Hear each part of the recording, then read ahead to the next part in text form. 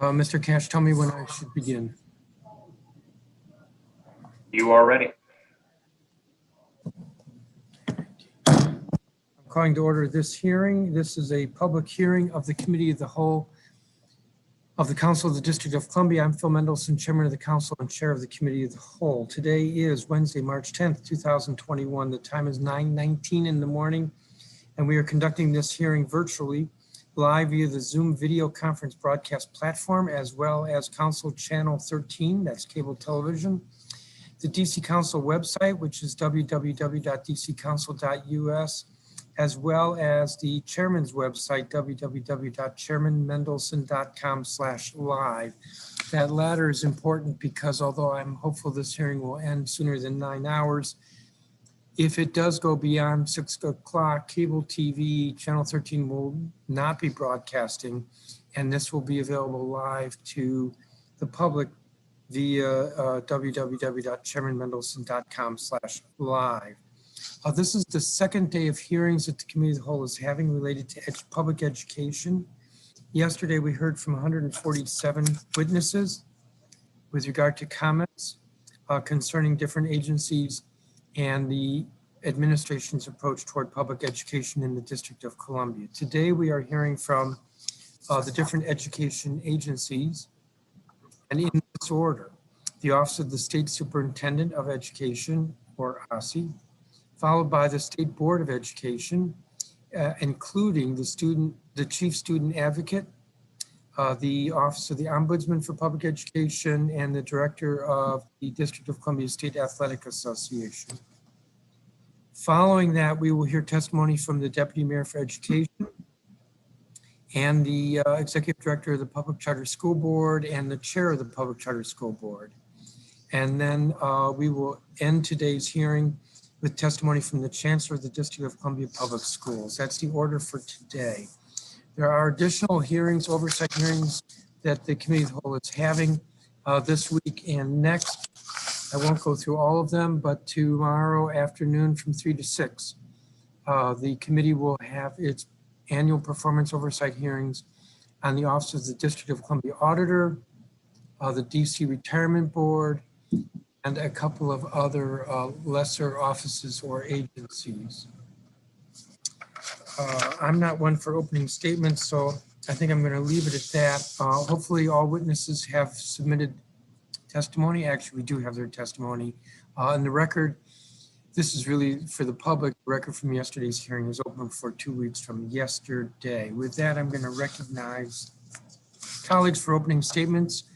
3 minutes each for opening statements. Councilmember Christina Henderson. Good morning, Chairman, and good morning to my colleagues and to the government witnesses and those who are watching today.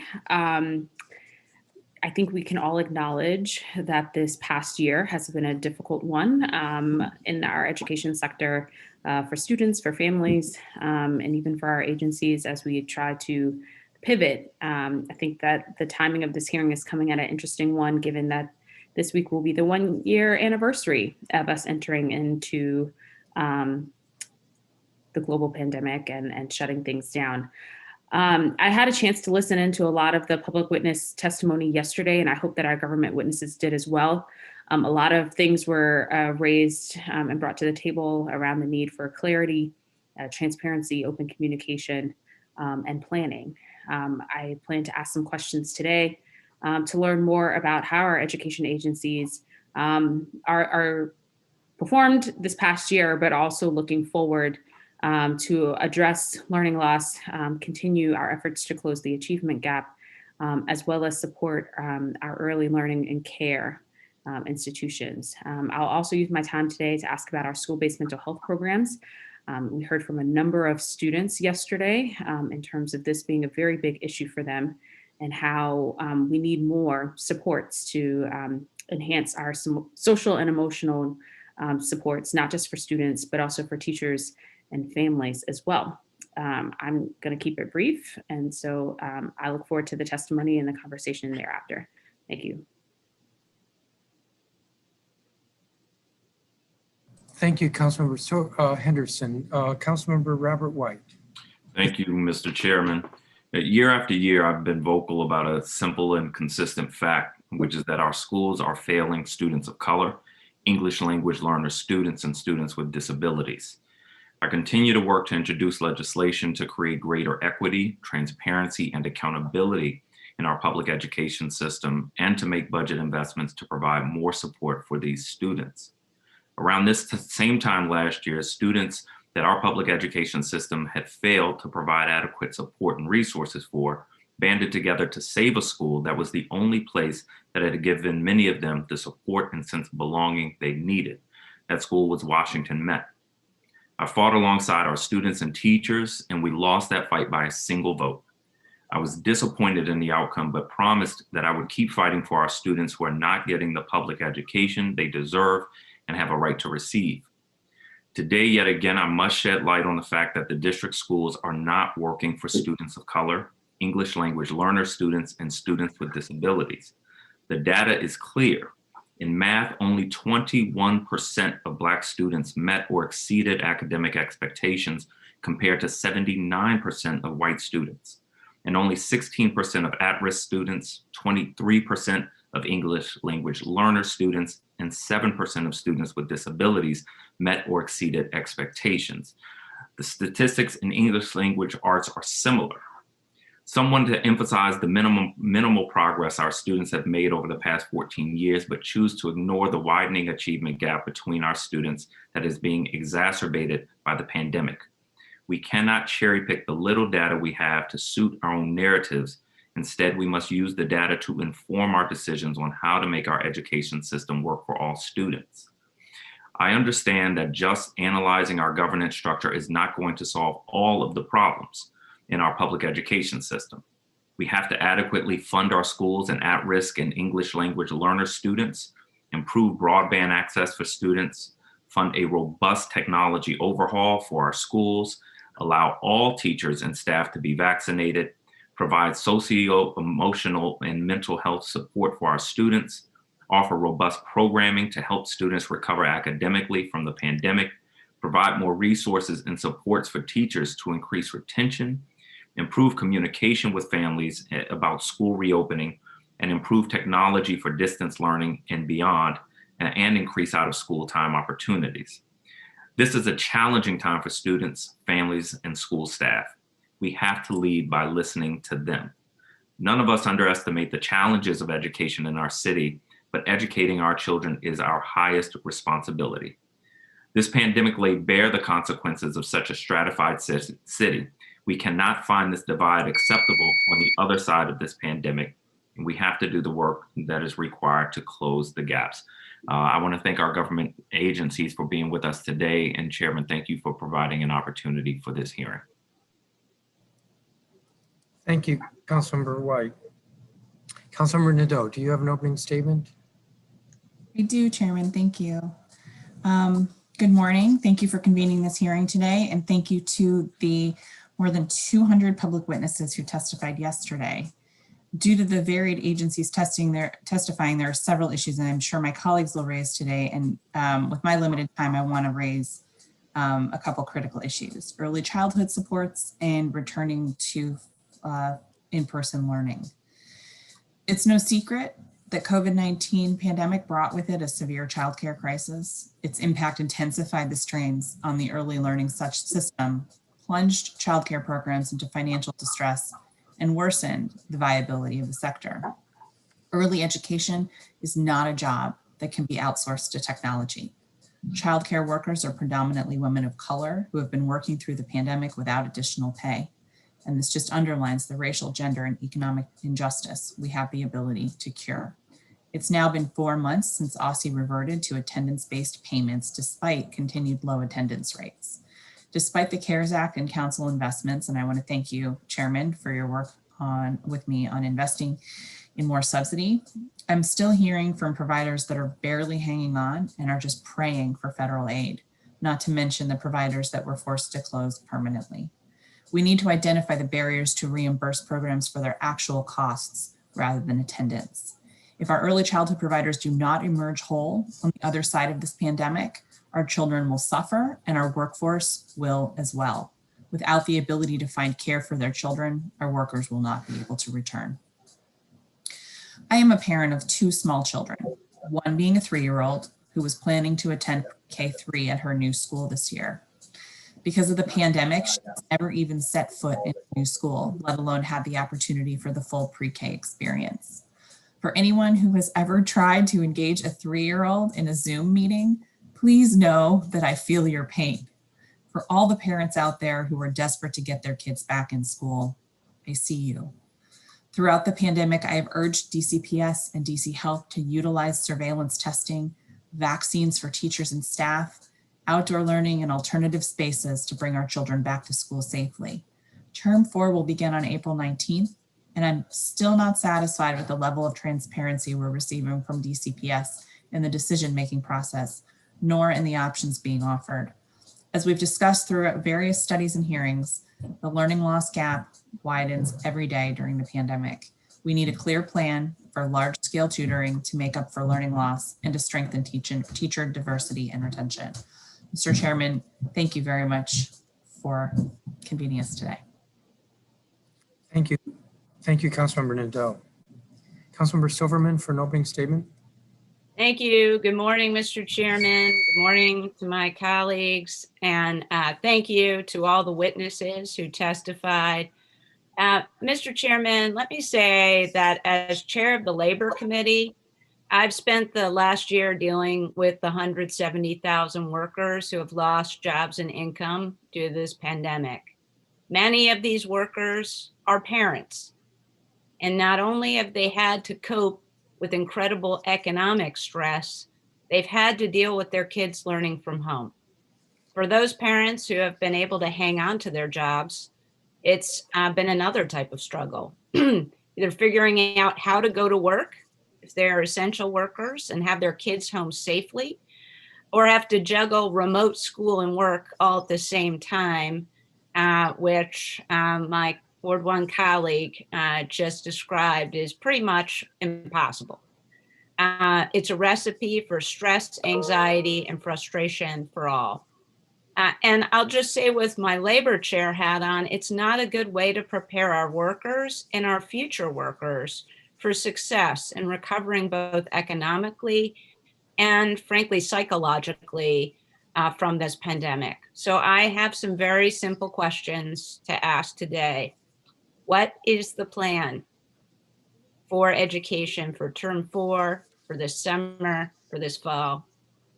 What are you doing to support student achievement during this pandemic? What additional supports have been put in place for our learners with medical, language, and economic barriers? How are we addressing the mental health issues that a year of isolation and remote learning has brought on our learners? How can we prioritize safety while bringing more students back to in-person learning and delivering more services in general in person? What are you doing now to advance equity for this school year and beyond? And finally, Mr. Chairman, as someone who was a good student, but pretty much who came to school looking forward to the afternoon of sports, I will make a pitch right now. I don't know why we can't have sports outdoors with masks on. I know the mayor has said that she'll make a final decision, but it is so important to many of our kids. I played sports with kids who the only reason they came to school was to play girls softball in the afternoon. So it's really important to our kids' health and mental health. So I hope we can get that done. Thank you, Mr. Chairman. Thank you, Councilmember Silverman. Chairman, I'm here. I'm not sure if you're skipping over me or what's happening. You were next. The order I have is that you follow Councilmember Silverman. Mr. Trayon White. Yes, thank you, Chairman, and thank you to my colleagues. I think yesterday's discussion was a fruitful conversation, very informative. As a Ward 8 council member, but also as a father, I have concerns about my children attending school during COVID-19 pandemic and just the community in general, whether the rigor of the curriculum is comparable to that my son would receive on a normal day in the classroom. I heard one lady saying that their child was in class all day and getting 40 minutes of instruction. I often wonder how DCPS can assure our children and their classmates will not be exposed to COVID-19. One DCPS teacher testified yesterday and told us that in one day, two students reported that the two students reported they had tested positive for COVID-19. She added that teachers feel tired and disregarded and are being stretched to the limit, as she said, end quote. I also have concerns that questions about public safety for our children and staff is critical. Is it safe for them to return now? Will teachers be obligated to return to class before they are fully vaccinated? Will their jobs be secure if they choose to teach from home instead? Is expecting teachers to manage both in-person and online classes at once the most effective means of facilitating daily lessons? Some people have proposed outdoor learning as an option. I heard Dr. Colleen Reed from the Ward 8 State Board of Education state in her testimony that some students in Ward 8 are scared to take classes outdoors because of the shootings that's currently in Ward 8. And can you blame them? And while there is safety concerns, there are still administrative matters that must be addressed. I even heard, I believe, was it Kathy Riley, talk about how much money we're spending in administration versus in the classroom, and how we can reallocate resources. I heard from the young people even talking about taking money from the police department, putting into more wraparound services and resources for the community, and they gave great testimony. There's been a lot of conversation about from the stakeholders for months, and the continual thing is that they don't feel like they're being heard by the government and by the school system. There were 192 public witnesses scheduled yesterday, and that speaks volumes of the magnitude of the issues that need to be addressed today. I think that we heard a lot of great information. It's about, I want to know today from the government witnesses, are they hearing what people are saying? Because we don't want their testimonies to fall on deaf ears and they again lose faith in the process and in government. And so I look forward to hearing from the continued witnesses today and the government witnesses to ensure there's equity and we're giving power to the voice of the people who really elect us and who we really work for. Thank you, Chairman. Thank you, Councilmember White. Councilmember Lewis George. Thank you, Chairman, and here, Councilmember Trayon White. You got me hyped up, but thank you, Chairperson, for holding today's hearing, and thanks to our government witnesses for speaking with us today about the status of educational system. Yesterday, we heard from nearly 200 public witnesses about the importance of public education system and how it's been a lifeline for families throughout the pandemic. We heard about the teachers going above and beyond the call of duty to shift their work online. We heard about investments that have been made to shore up our childcare system. And we heard about schools' efforts to reach out and connect with families amidst an incredibly stressful and challenging time. So I'm encouraged about what we heard yesterday. But I'm also worried that much of what was shared yesterday was also very concerning. Our students, particularly those who have lost someone from the virus or gun violence, need our help. Many have fallen behind and missed virtual learning, held back by the digital divide, which is very real in our city.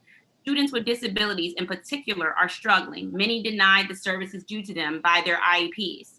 Many families felt left out in an opaque budget process that leaves them feeling confused about why their school is seeing staff cuts amidst a budget surplus. I want to understand today why English learner staff are being cut. We're losing over 20 EL staff in Ward 4 alone. When we know these are going to be essential to our recovery. I want to understand why 4 feeder schools, Brightwood, LaSalle, Whittier, and Tacoma are losing 17 general education staff as they 8th grade shifts to Wells Middle School, but they're only gaining 8 staff. I want to know why our schools aren't in compliance with the American with Disabilities Act, making it difficult for educators and staff to get their education.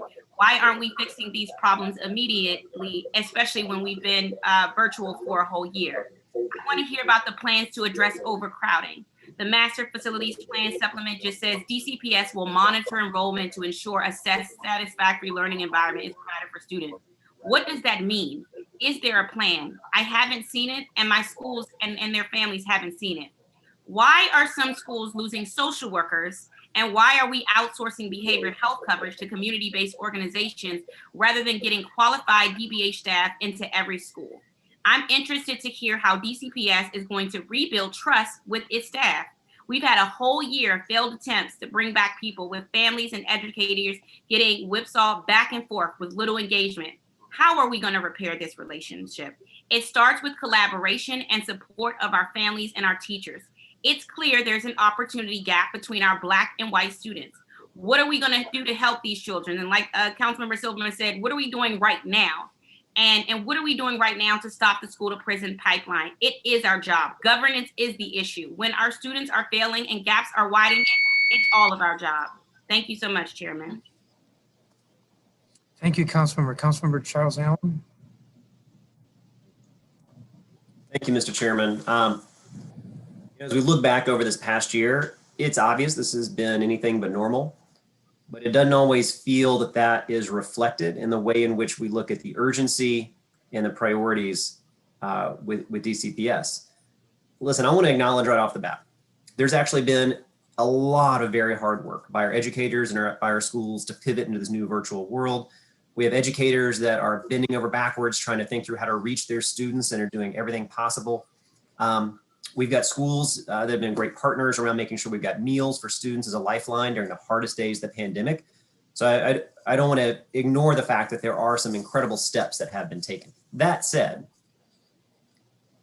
I am astounded and frustrated that in the work to reopen schools for in-person learning, to address learning loss and to address our students that are most in need, DCPS has fallen short. They have broken trust and they have failed families and their students.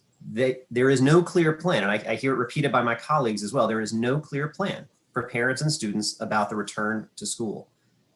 I kind of reflect back on the hearing yesterday, a lot of great testimony. I'll single out my own Ward 6 State Board of Education member, Jessica Sutter. She made some excellent points in her testimony. She said, quote, "There is a growing distrust between the public and our education agencies. Unclear communication further erodes this distrust. People feel like messages have been crafted specifically to obfuscate.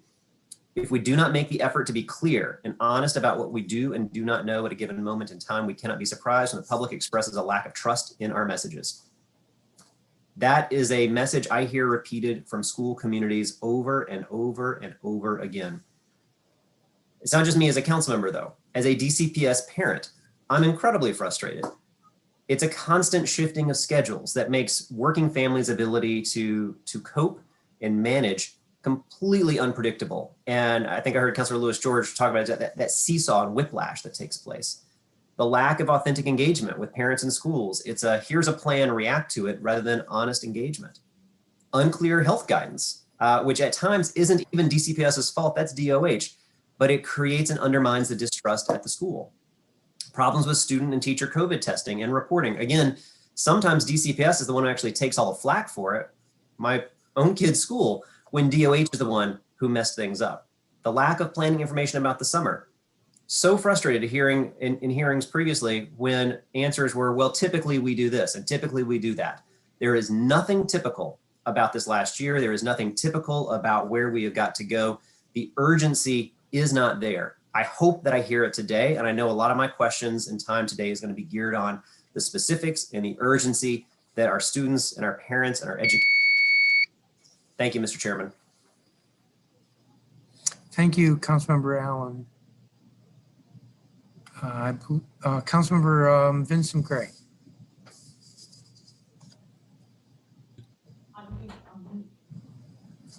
Am I unmuted, Mr. Chairman? Yes, we can hear you. Thank you very much. Well, good morning, Mr. Chairman. Thank you to you for convening today's performance oversight hearing on a variety of our education agencies. I want to thank also, as has been alluded to already, the nearly 200 public witnesses who provided testimony during yesterday's hearing. And I want to thank the government witnesses who are with us here today. With the public health emergency, the latter part of fiscal year 20 and the start of fiscal year 21 to date have been essentially unprecedented. I want to commend the education agencies for pivoting and making necessary adjustments and provisions to the situation that our children are experiencing. You have something. I'm getting feedback from some other voice members.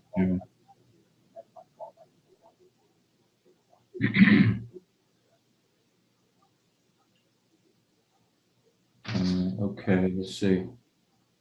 I don't want to take lightly, and certainly not the effort that has been involved in getting us to where we are today. Nevertheless, 1 year into the pandemic, we heard a full day's testimony yesterday of a host of concerns. And I'm especially interested in how those traditionally on the margins are faring, those students and of course their families as well who are at risk, experiencing housing instability from low-income households to those young people who have disabilities and find it especially challenging to be able to cope with where we are today. The families who don't have sufficient technology, those who receive government subsidies, those who are in need of mental health services, or otherwise historically overlooked and under-resourced. Many of whom are the constituents who I represent, Mr. Chairman, in Ward 7. So anyway, thank you very much for convening this hearing, and I look forward to the dialogue today. So thank you, Mr. Chairman, and I look forward to the exchange. Thank you. Thank you, Councilmember Gray. So we'll proceed to our witnesses. The first witness is Shauna Young, who's the interim state superintendent, office of the state superintendent of education. We will hear from her and then have at least one round of questions for her. Ms. Young, good morning.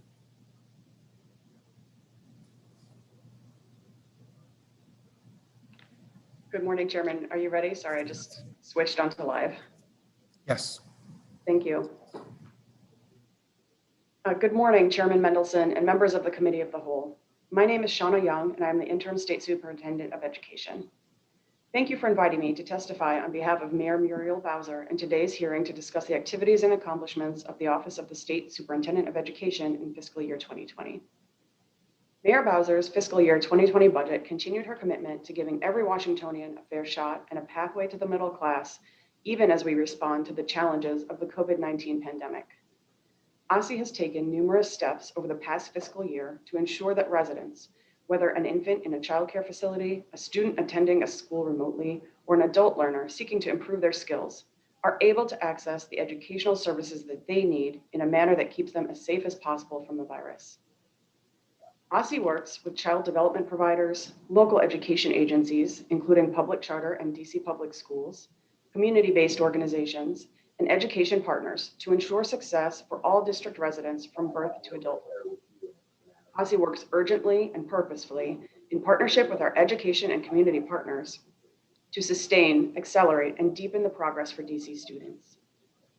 We face many difficult, unprecedented challenges at this moment, and our previous struggles, for example, an unjust opportunity gap and the high cost of childcare, persist. Our students have been learning mostly in a remote posture for over a year, and the costs placed on families, educators, and public servants in government are significant.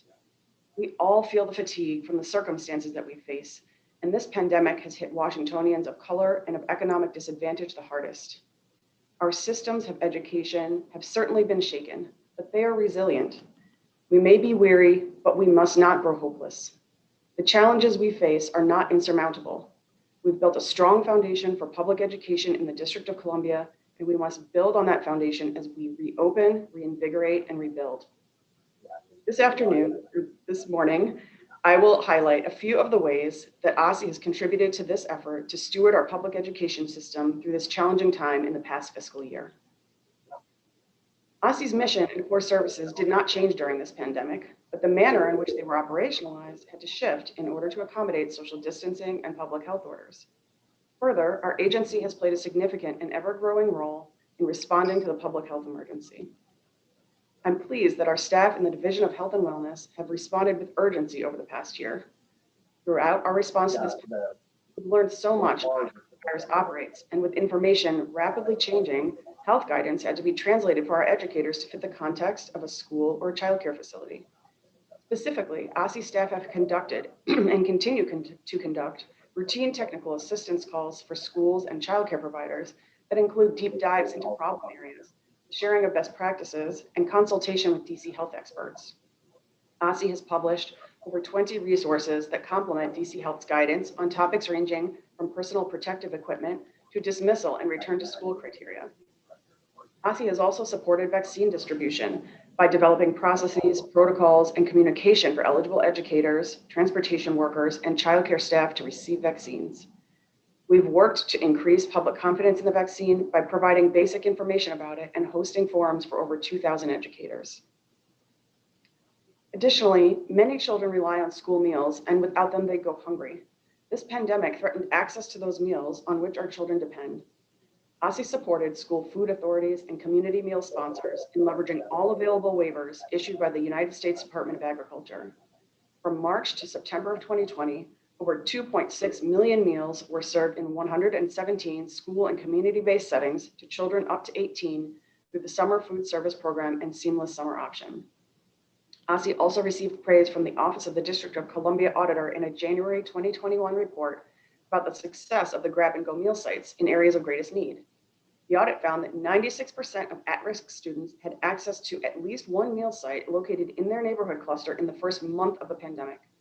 These efforts have been critical in softening the pain caused by this pandemic. The pandemic has also reaffirmed how vital it is for parents to have access to high-quality, affordable childcare, and the district has made significant efforts to expand access. We already lead the nation in pre-kindergarten access for 3 and 4-year-olds, and over the past several years, we have expanded the number of childcare seats in the district for infants and toddlers with prudent investment from the mayor and this council. We know that early intervention and high-quality early learning support readiness for school, and that moms and dads need the peace of mind that their child is safe and cared for while they work. Our economy cannot thrive without high-quality childcare. That's why we moved swiftly and decisively to ensure to the best of our abilities that our child development facilities remain financially solvent. To do that, we have worked within the bounds of the law to soften the economic shock by being flexible when we could and creative when necessary. From March to October 2020, OSSE stabilized payments to childcare providers receiving subsidies by paying based on prior enrollment based on attendance, rather than attendance. In December 2020, we implemented a public health emergency rate, which increased rates by 33% in recognition of the increased costs of providing care during the public health emergency. OSSE has either overseen or helped to support over $20 million of relief funding to directly support the childcare sector during the public health emergency, including a $5 million locally funded grant to licensed providers, a $400,000 investment in access to quality emergency grants in order to preserve the newly created infant toddler slots, and federal relief funding. Yet, financial investment is necessary but insufficient. A year ago, when the stay-at-home orders began, OSSE supported the childcare sector with guidance and opportunities to get their operational questions answered. We distributed over 628,000 pieces of personal protective equipment to all licensed childcare providers who wanted them. We implemented virtual inspections of facilities to ensure that facilities were compliant not only with existing safety requirements, but health and safety guidance as well. We provided grant funding to support DC Childcare Connections, which collects information from childcare providers weekly on childcare openings and vacancies, and uses this information to find care and help parents find a suitable provider for them. The financial health of the childcare sector depends on families feeling safe, that it is safe to send their children back for care. Remember that these private businesses depend on revenue from not just subsidized payments, but non-subsidized payments too. Our childcare facilities must meet rigorous requirements to open and to keep our children and their workforce safe. Our childcare facilities are open for business and are providing care with safety and love, and there are seats available. We encourage families to utilize My Childcare DC and DC Childcare Connections as resources to help them find the right center or home for them. In our most recent strategic plan, OSSE placed special emphasis on improving outcomes for students with disabilities. We know that every child, when provided with the proper individualized supports, can reach their fullest potential. As the state education agency, OSSE has the unique role to convene stakeholders and provide leadership across our education system, and we've taken steps to accomplish that objective over the past fiscal year. Previously, we published a comprehensive landscape analysis about students with disabilities to ensure that stakeholders were working from a common set of facts, and we have followed this up with a roadmap with specific commitments that we and other education agencies have made to make progress in this area. To respond to the pandemic, we published comprehensive guidance for LEAs and schools on how to comply with IDEA's requirements, reinforcing that a student's rights are unchanged despite the pandemic, and we provided technical assistance to support compliance. We also created a special education resource hub, which contains parent-friendly resources on how to best support their child and navigate what can be a complex system of special education services. We look forward to taking additional strides in this effort in the upcoming fiscal year. Our recovery efforts rely on high-quality instruction, and our educators have heroically and skillfully reimagined instruction to accommodate online learning this year. OSSE has played a key role in supporting the effective transition to distance learning. We published our continuous education guiding principles, which provided LEAs with clear and high expectations for all students. We provided guidance and support documents, including specific point-in-time trainings on topics such as providing targeted feedback on student writing remotely and addressing unfinished teaching and learning with an array of carefully created external resources for LEAs and educators. We also began our partnership with the State Board of Education to review and revise the district's social studies standards, and our technical working group has been formed and started their work. OSSE has also worked to administer grants funded through the Elementary and Secondary School Emergency Relief Fund, which has provided over $200 million to support COVID-19 response and recovery efforts in our LEAs and schools. Whether becoming the first in one's family to go to college or going back to school to pursue a GED, OSSE continues to support residents of all ages and backgrounds to be prepared in school and in life. And the pandemic did not stop our dedication to that mission. Since July, our GED office has been open to in-person GED testing twice a week. We modified procedures for the DC tag application with digital documentation submission and extended deadlines. And as of the end of February, applicants received $14.3 million in DC tag funds.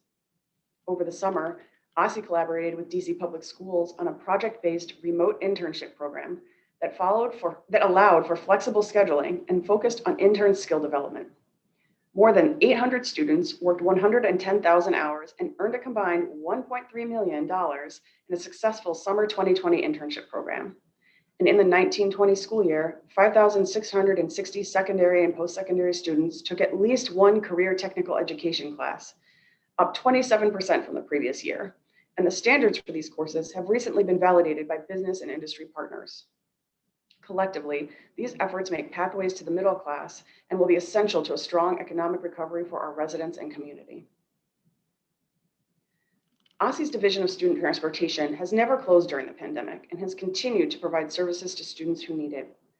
As outlined in our bus safety kit and reopening video, OSSE DOT has taken the necessary steps to make sure that our riders and personnel are safe on our buses, and we have updated our procedures in terminals, facilities, and on our fleet to adhere to local and federal guidance pertaining to the coronavirus. Even though our ridership has been down due to school closures, OSSE DOT delivered ongoing support to partner agencies to support critical services during the health emergency, including the delivery of food and essential supplies, transportation for essential workers, and even volunteers to support our elections. I would like to take a moment to recognize the amazing and dedicated staff at OSSE. I am proud to lead an agency of public servants that put all of our learners from birth through adulthood at the forefront of everything that they do. Sometimes working literally 7 days a week, our team has worked diligently and with integrity to serve the residents of the district. I am personally deeply grateful to work with each and every member of the OSSE team.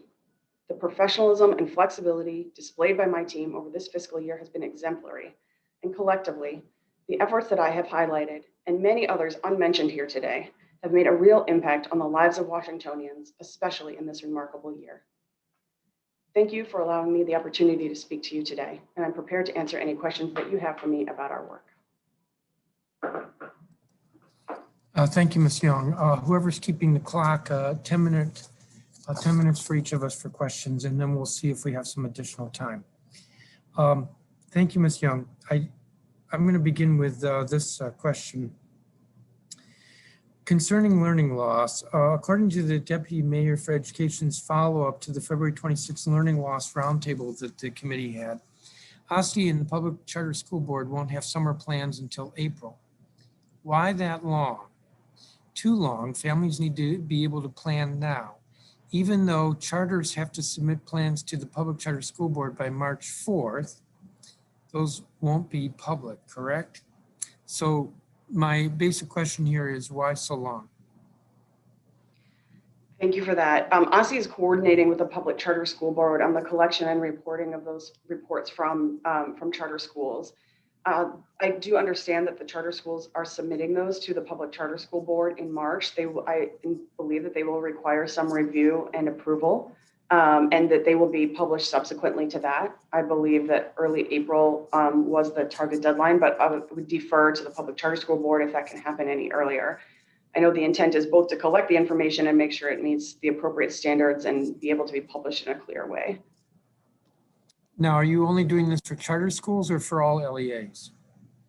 We will also be coordinating with DCPS to publish comparable information on the same timeline. And your deadline is April for going public?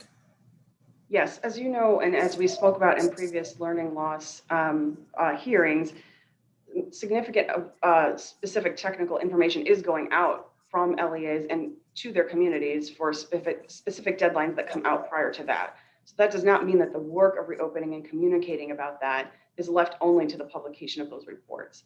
We know that our LEAs are working specifically to engage their communities and communicate specific deadlines prior to that, but the comprehensive publication of those joint reports should happen on that timeline. So are you saying that the parents will know from individual LEAs sooner than April? And it's just a compendium of all of them that will be April?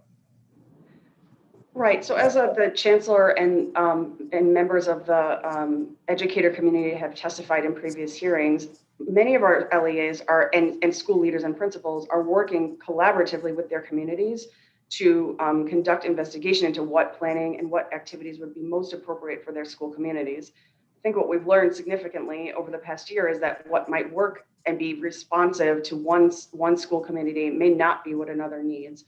So our schools and principals are doing some work to engage those communities and also to communicate if and when there are interim deadlines for opening up certain kind of programming and registration.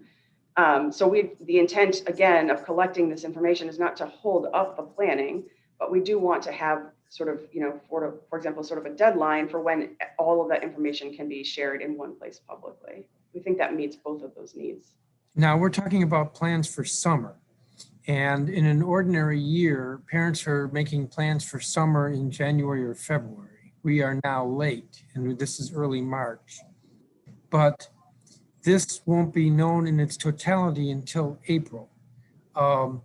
I'm not sure I can ask this question any differently than I've just asked it, but I suspect other council members will be pressing on this as well. But April is late for parents to know what the plans are. I get that schools should be individualized or customized. I think it's great that they're working with their parents. All the LEAs should be doing that. But April is late. Let me move on. Several witnesses at our hearing yesterday asked OSSE that OSSE and the Department of Health re-examine the cohorting limitation. This is for schools reopening and the cohorting of students. Cohorting. OSSE has taken the position that it cannot require private schools to abide by the cohorting limitation. I don't understand this because the authority to tell schools what to do is not just limited to mayoral control over DCPS. As I recall, the mayor has control over DCPS, but not over the charter schools. And yet somehow this applies to the charter schools, that is the cohorting requirement. But not over the private schools, and the private schools aren't cohorting. So we have a discrepancy between DCPS and the charter schools, between our DCPS and public charter schools on the one hand, and the private schools. And we have a discrepancy as well, it appears, between the OSSE or DOH requirements and what the CDC is recommending with regarding to schools.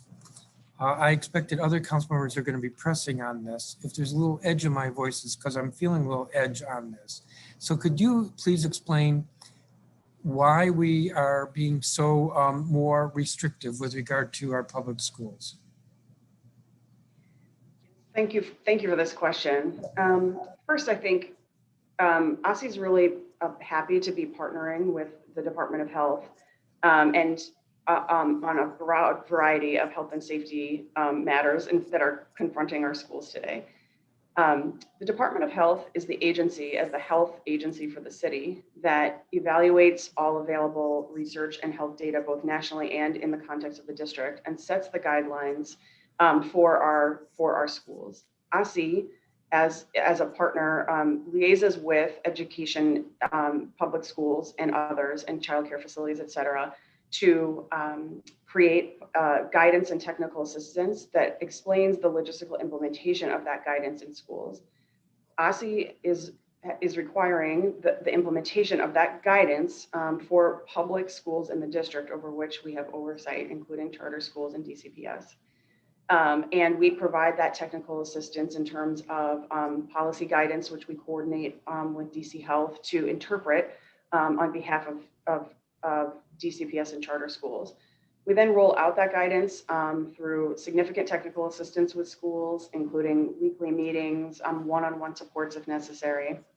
And that guidance is driven by the determination from DC Health on what is appropriate in terms of limitations and health guidance for our city. So we help implement that and play a liaison role with our DC public and public charter schools. That includes also our oversight of childcare facilities.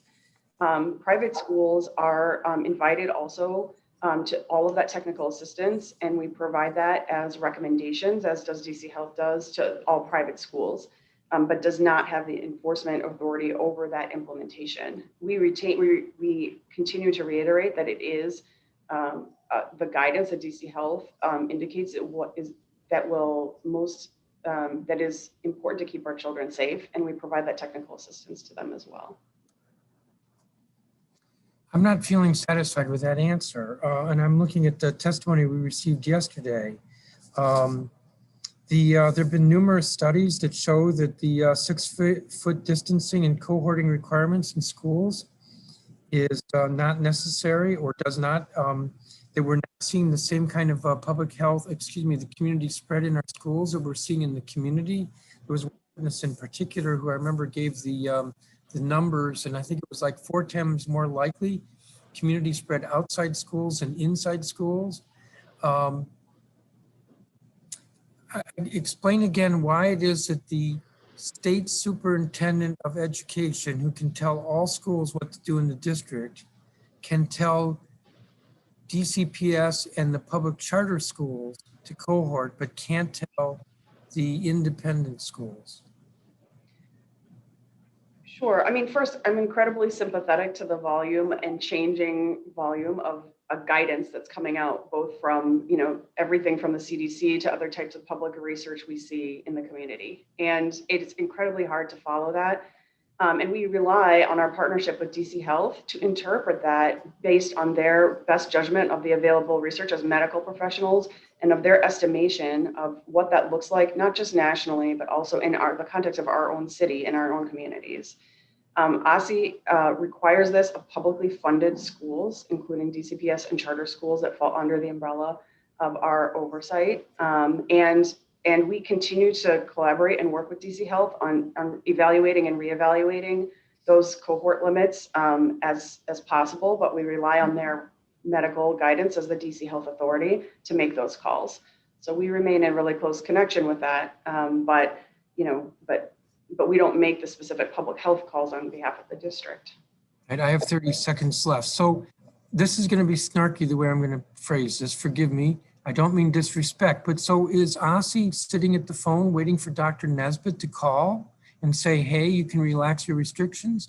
Or is OSSE picking up the phone and saying to Dr. Nesbitt, we need to sit down and talk about these restrictions, and in light of changing guidance, whether we can relax these? Which is it?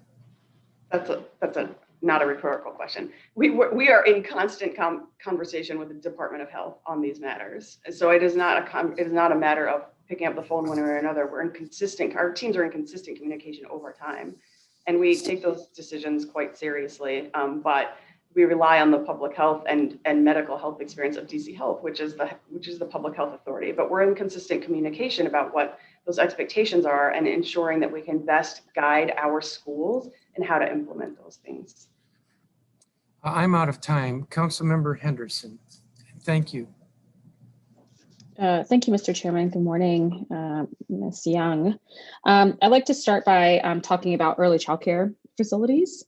In FY20, OSSE shifted its funding protocol for facilities to temporarily provide pay to providers based on enrollment, not based on attendance. And then it recently shifted back to an attendance pay model, even though many of our childcare centers and homes cannot operate at full capacity if they are, in fact, following the guidelines from DC Health in terms of cohorting and the number of people who are allowed in a room.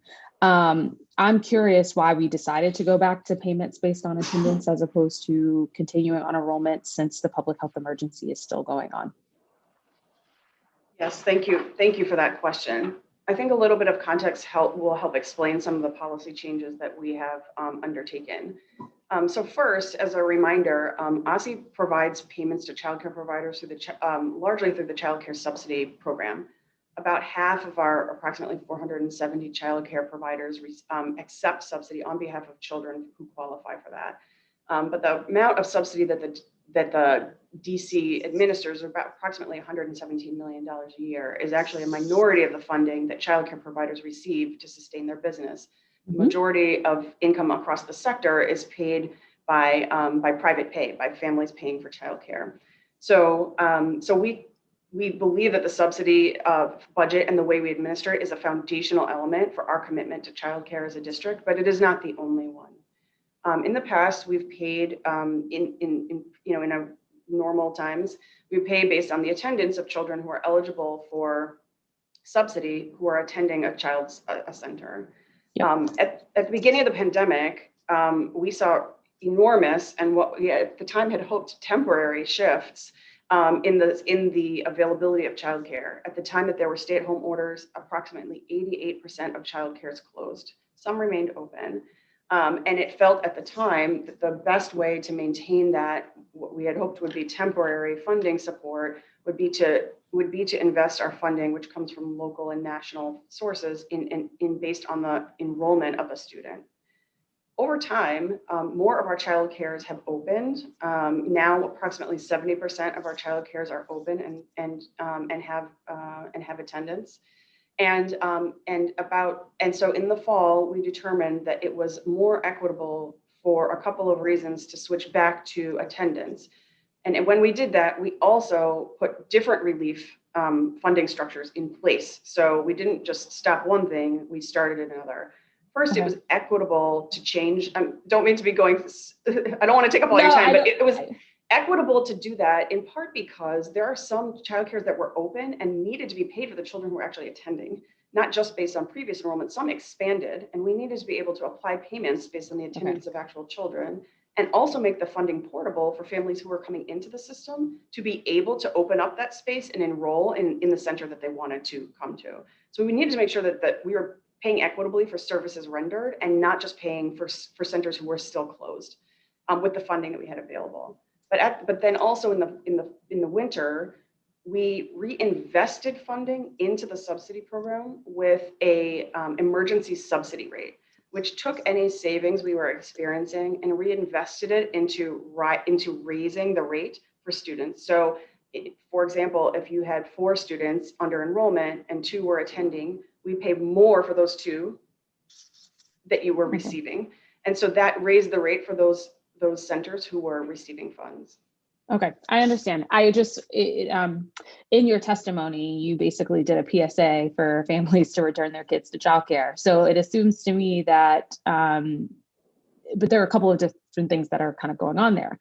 We have some centers who obviously still have wait lists because we're still capped at having 8 kids in a room with 2 adults. And then for some others, for older, kids, they have even more restrictions given the caps on sizes and cohort sizing. And so I don't know of a childcare facility that is operating at 100% capacity right now. And so that strikes me as, and they're not because of the government, and yet we are not providing them, not just those who are getting subsidy, but also the private pay centers as well. You said that 70% of the childcare facilities have opened. Have you all been tracking how many we have lost throughout this pandemic over the past year? Yes, and I also just want to add quickly, as I mentioned in the testimony, that we have actually invested a significant number of dollars, millions of dollars in recovery grants to all facilities, not just subsidy facilities that are not based on, particular attendance. We have seen, we have been tracking, we have not seen a significantly higher number of centers have closed over the past year or so compared to a regular year. Now, some may still be closed and are not giving up their licenses necessarily, but they've not declared themselves closed and turned their license in saying we're going out of business. So year to date in FY21, we have 7 closed facilities. In FY29, in FY20, we had 29. In the previous year, we had more.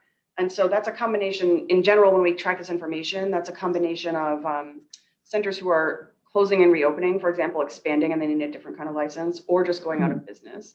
So we've not seen a ton that have, we don't see evidence that there is a mass closure permanently. Okay. That's not to undermine the challenges. I just want to be clear about the data. Right. No, I understand. But you just brought up something that just kind of, what does it mean to be closed but sitting on a license? Like you could just. It means that you're closed. You've decided that I'm not going to receive children right now, but I'm not deciding to close permanently. And that, again, the spectrum of licenses, there are some, for example, child care facilities that are licensed under OSSE that are specific kinds of after-school providers that are for school-age children, which we would not expect to be open. Or, for example, a child care center that's in a corporate building that serves largely that corporate staff, in which the facility itself is not open. They may intend to open back up when the marketing firm reopens, but there's some of that in there. I know the federal government has obviously provided a number of different supports available for childcare centers and an ability to try to stabilize the market, but also help us get the economy back going again. And there has been flexibility that has been provided in that funding, as you noted, to not just go for the traditional subsidy pay, but also for private pay centers to provide them with some additional relief as well. We have some childcare centers who serve pre-K3 and pre-K4 students, but my understanding is that they are not receiving any reimbursement or funding for those children in 3 and 4 who are participating in a virtual setting. Even though the federal funding allows for it, and even though we do continue to provide the UPSFF for pre-K3 and pre-K4 if you're in a DCPS and charter school. Can you explain what the discrepancy is there? Yeah, I think there may be some misunderstanding on that. We have in all of our emergency and relief funding, we have provided that essentially on a formula basis based on certain kinds of enrollment data, et cetera, that we have for an attendance data that we have for childcare. We are not excluding 3 and 4-year-old children from that relief effort. However, we do not pay a traditional subsidy rate if based on attendance. So this doesn't have to do with relief. We do not pay subsidy for virtual services if the child is only attending virtually. That is not that is not federally allowed by the funding that we have for subsidy. Subsidy has to do with in-person care, but our relief funding is available for all of those centers based on enrollment for the students that they serve. Okay, so how would someone access the funding for the virtual piece? Because I just had a meeting last week with a bunch of childcare centers who said, I'm providing virtual for 3 and 4, I'm not getting paid for that. even though the schools are getting paid for virtual 3 and 4.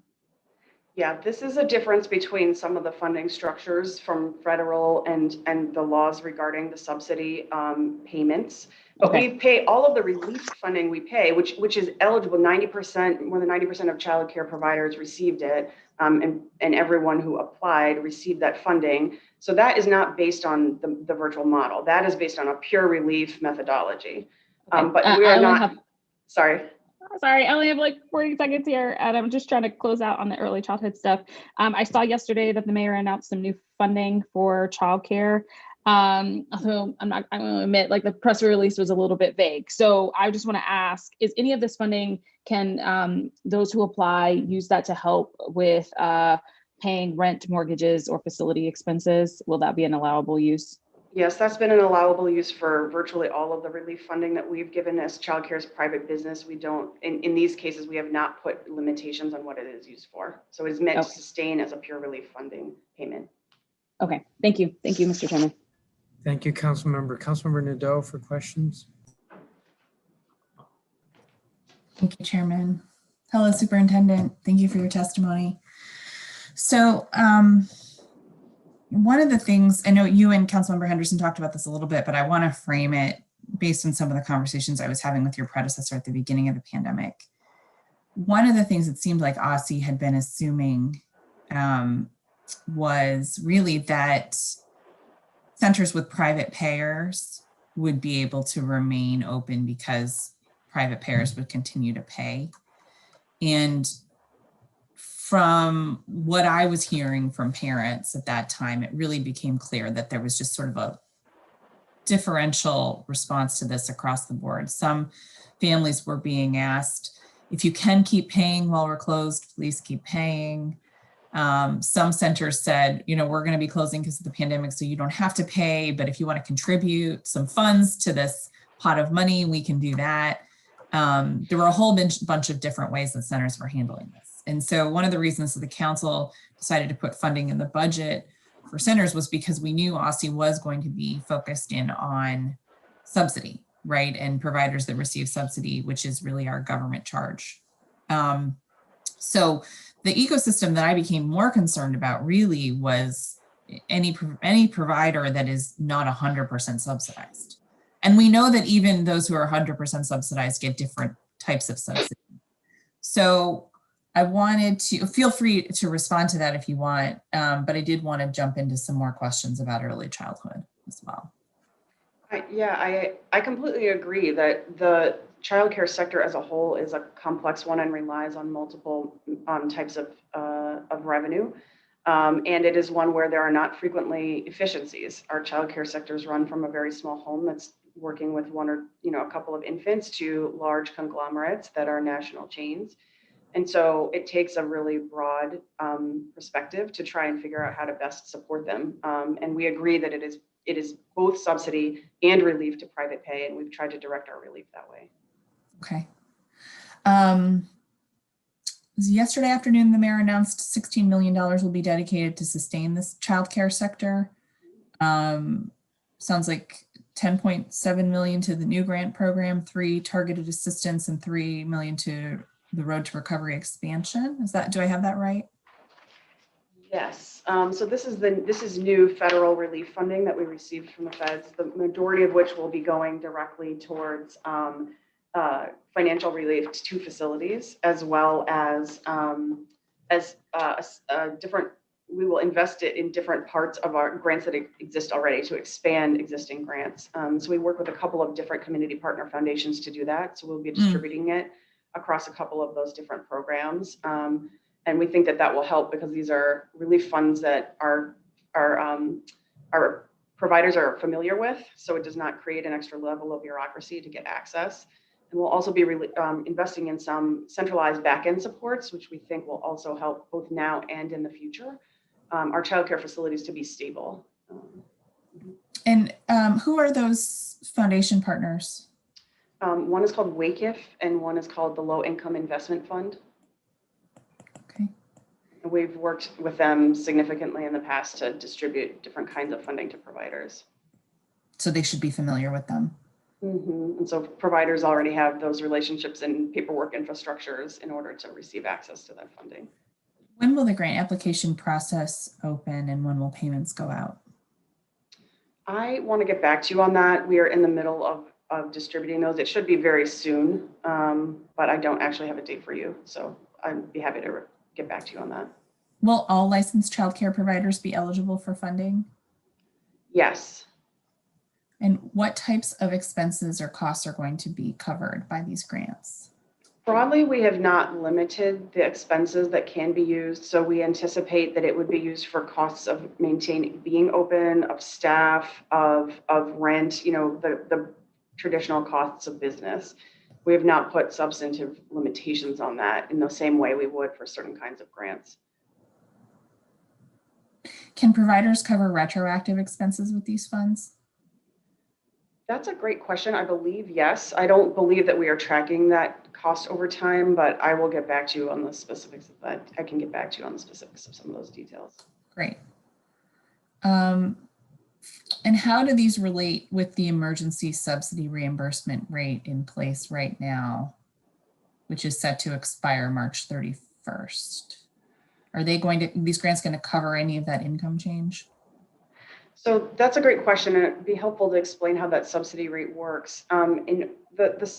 So on one hand, this relief funding is completely separate from the calculation and receipt of subsidy. Subsidy is based on the services provided, and it increases the amount we provide for services. So I just want to be clear that those things are not necessarily correlated, which I think is good because we want to make sure that relief is clear and how much we're investing.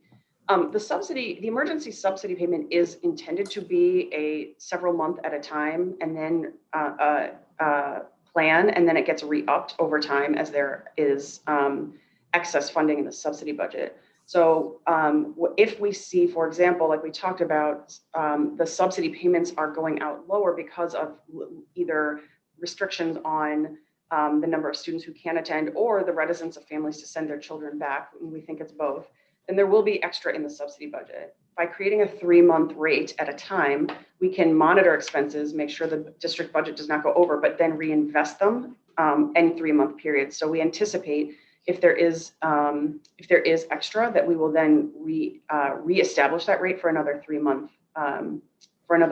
cycle.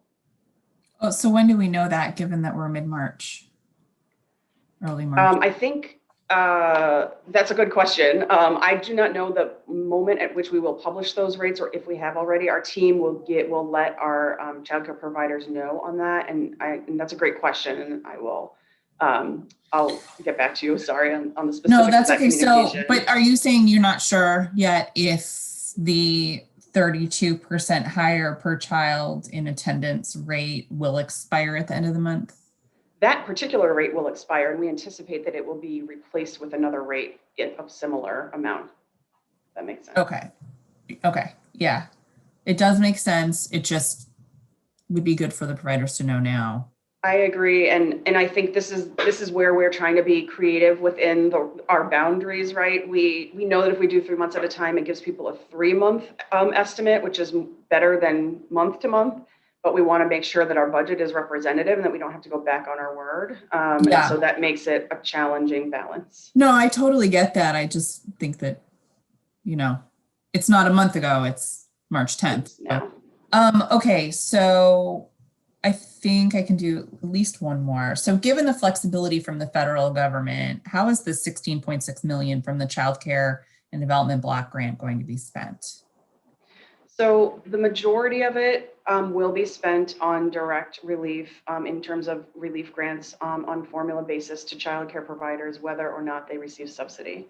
As we mentioned, there will be some that is directed towards things like investments in our shared services collaborative. These things help smaller centers with their business models and offloading like centralized things like cleaning or trash services or back-end services that help them be more effective and sustainable businesses. And we think that's an important investment now because it's not just like a now thing, that's a permanent thing. That's something they've been talking to me about since the day I got into office. So Exactly. And to weather future storms. So there are some other types of infrastructure costs for those and for like technical infrastructure in terms of data reporting to OSSE that we hope to invest in as well. Okay, that's good. Is that anywhere public? I know that you've already done the application. Is that somewhere, is it going to be posted so the public can look at it?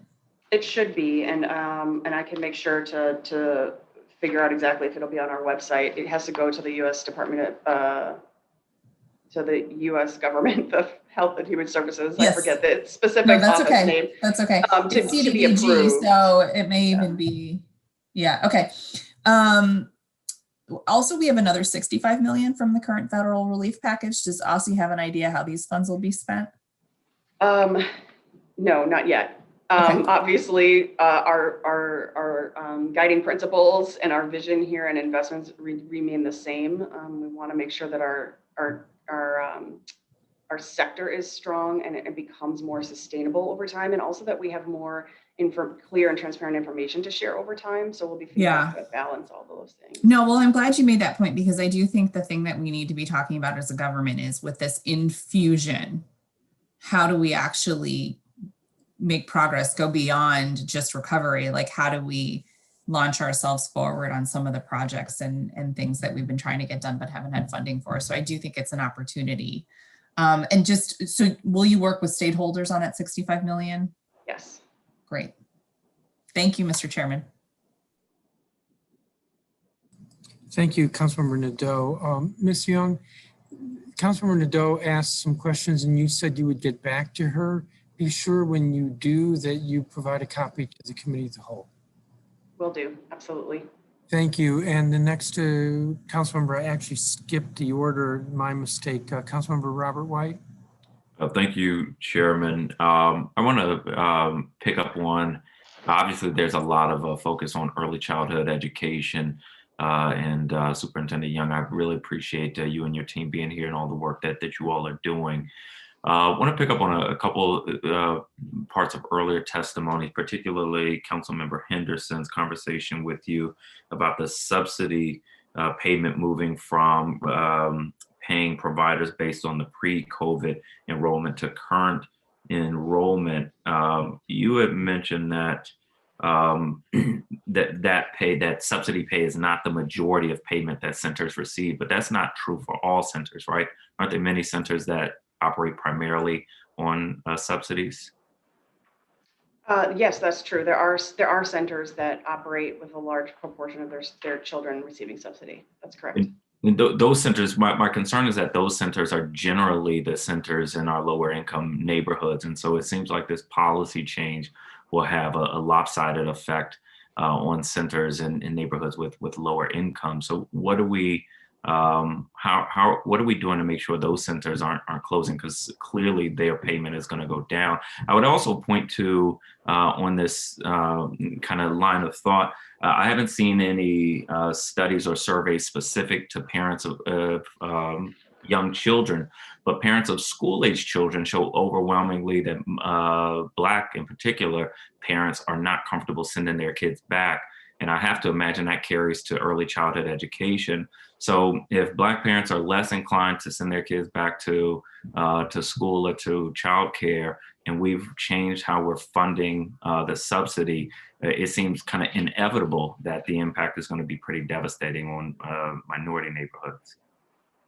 Yeah, that's a really great question. And I think about that in a couple of different ways. So I also am lacking some of the quantitative data that you talk about related to specific perceptions of families in returning to care in the early childhood sector specifically. Anecdotally, though, we see a couple of things happening in that space. And on one hand, you have folks who are essential workers who need to send children to care. On the other, there may be parts of community who are unemployed and therefore at home and don't need to send children to care. And there are people who have significant health concerns who are concerned about sending children back to group care settings. And so there are a lot of incoming factors, and it is sometimes hard to parse. On the impact to childcare centers and the disparity based on what communities they serve and or their income level, again, I think we see a spectrum on both sides. There are many centers who rely only on private pay, who have not been able to be open, or who have parents who are home working from home and can have their kids there that they feel is more safe and are just not receiving income at all. whereas some subsidy centers have been in receipt of government funding throughout this entire time, although the pathway of that funding has sometimes changed. So I think it's really exceedingly complex, but it's the right question to ask, Councilmember White, which is how are we making sure that those childcare providers who serve our neediest children and in communities where that care is most needed keep open. So I think the transfer from enrollment to attendance, we feel really did represent equity in terms of being able to pay providers who are open and expanding. We don't want to penalize someone for being open and increasing, or for opening up an after-school care program where we know our children and expanding to do that, right? We have had providers say, I'm serving these infants, but I'm also expanding to serve aftercare, and I need to be paid for that. So the increased subsidy rate plus the relief fund, we think does a good job of trying to balance both of those needs. But I agree, it's something we have to continue to monitor that impact.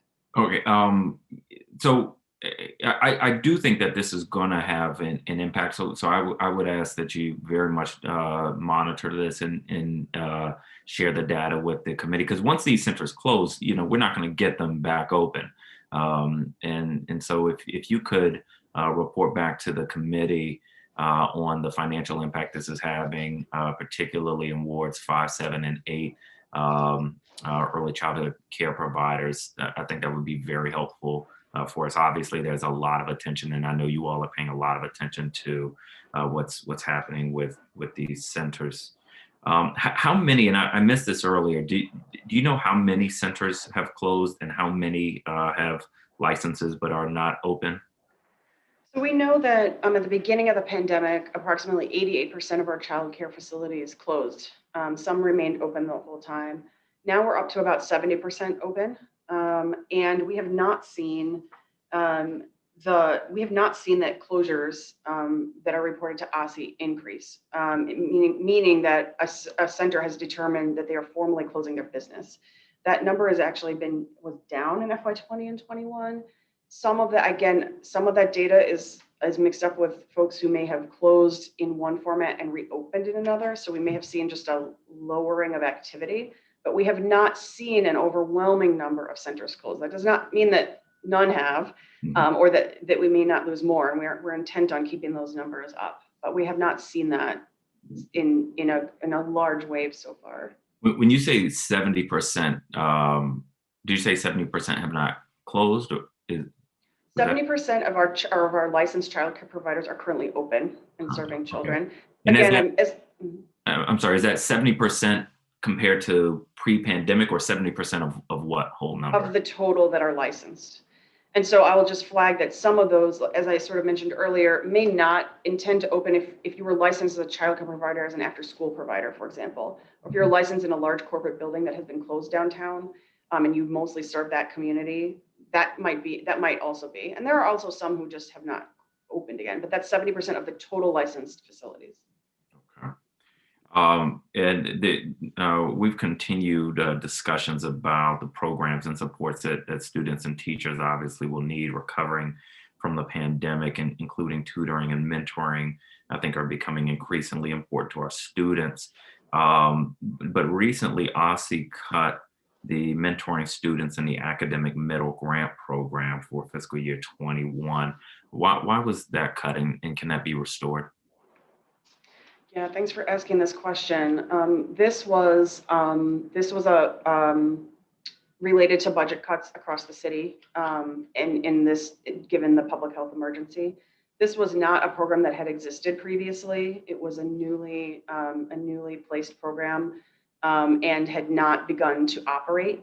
And so amongst the budget cuts that had been required at the time, it was determined that it would be more ideal to cut something that was not currently open and serving, and retract services from students who are experiencing them. That's obviously mentoring and tutoring, among all the things we're talking about now, retain importance, if not have grown importance. But that was just essentially the choice not to start a new program this year. And this is, I mean, do you remember how much funding that was? This was a relatively minuscule amount. Yes, I think it was a couple $100,000. I think that's right. I would ask that you take a look at that. It really is minuscule compared to what we do. And I think that this mentoring is going to be a very important part of academic recovery. And this grant, I think, may provide us an opportunity to see how that is working for a relatively small cost. So I would ask that OSSE take another look at that program. It was something that the council found important to fund. And it's something that I think increasingly is going to be important. What does this is going to require another round. One thing I want to mention, you mentioned career and technical education in your opening statement. I want to commend your team working on this. I've had a couple meetings with them. I think they are really engaged on the issue. But all of us, I think, hear all the time from constituents who say, we wish we had career and technical education in the city again. And so there's a large disconnect. What I think the disconnect is that it seems our career and technical education have moved to focuses on things that require advanced degrees afterwards, like engineering, things like that, where most of our residents who come to us with this issue want careers and technical education that they can use immediately upon graduation.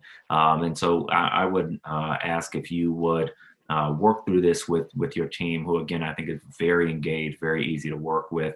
But I think that we have some work to kind of close the gap between all the work that you are doing to expand this program and what residents are seeing and needing right now. Is that something you'd be open to working with your team on?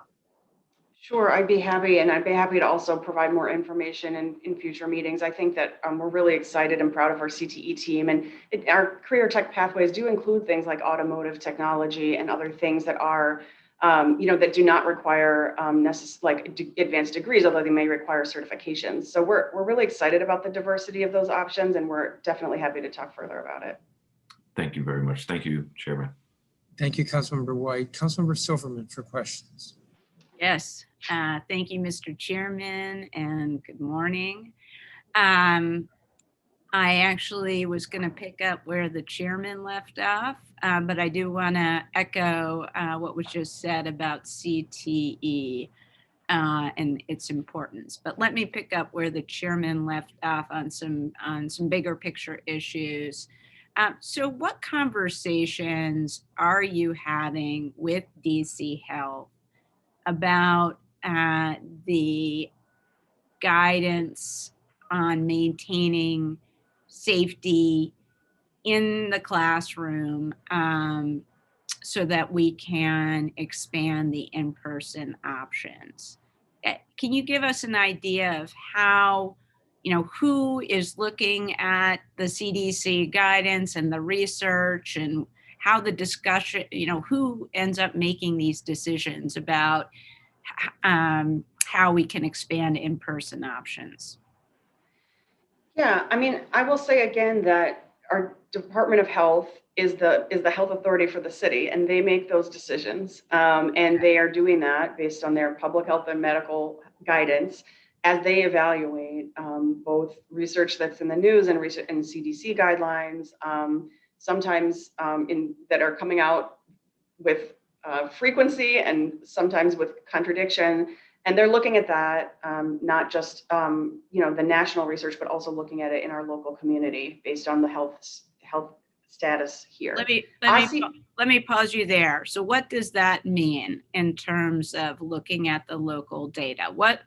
I think certainly many of us are engaged with DC Health on vaccine distribution. Is there a point person at DC Health on looking at in-person learning, and who is the point person at DC Health on in-person learning, and what data are we looking at in terms of what might be good for our community?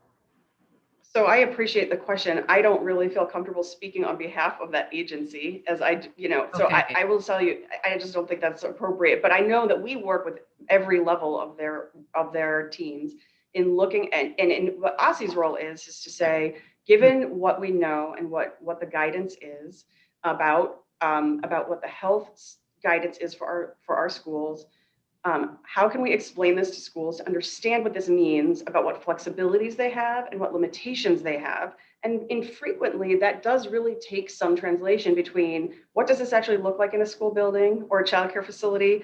You know, when we say this word, what does that practically mean in a building? And we give technical assistance to say, what does passing in a hallway mean? In what ways are for example, are schools allocating staff to maintaining, to helping students comply with masking rules? What does it look like on a playground? And what policies and procedures do schools have to have as a principal?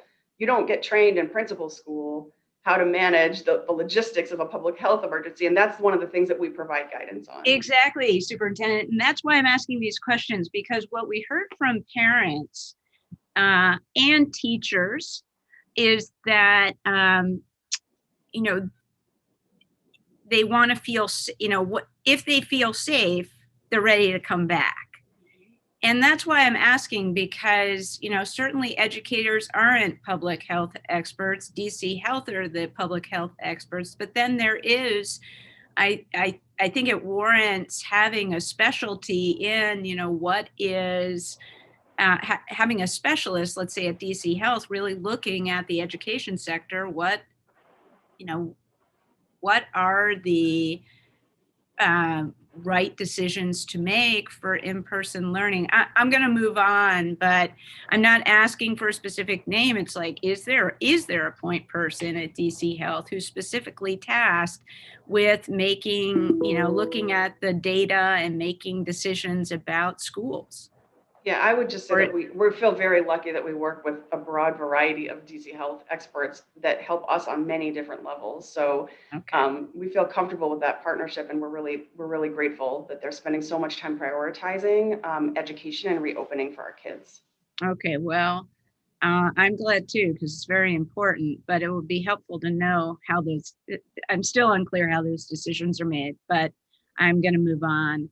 I wanted to ask about, as I said in my opening statement, some basic questions. So it looks like, according to the enrollment audit reports, about 700 students did not return to either DCPS or charter. What do we know about these 700 students? Sure, I think there's a couple of pieces of context there. One is that, as you mentioned, the enrollment audit showed that enrollment was a little bit down across a number of our grades. Every year, every year there's mobility in our district. Students come in and out. In fact, I think, and so that's a normal thing every year. And we saw actually a little bit less of that this year. But aren't we usually seeing an increase, not a decrease, over the past few years? I mean, I understand there's mobility, but there's usually been an increase in students, not a decrease. That's true. Yes, those are both true. We saw a slight decrease in enrollment, and we saw that that's the most significant numbers in grade 3 and in grades 3 and 4. And why in those grades? In pre-K grades. Pre-K 3-4. Yes, okay, I'm sorry. Pre-K 3 and 4. My apologies. And that's because those parents were either opting to keep kids home or stay in a private daycare. I think we can certainly imagine that. Yes, that's the largest number of decreased enrollment, and I can imagine it's for those reasons. Okay.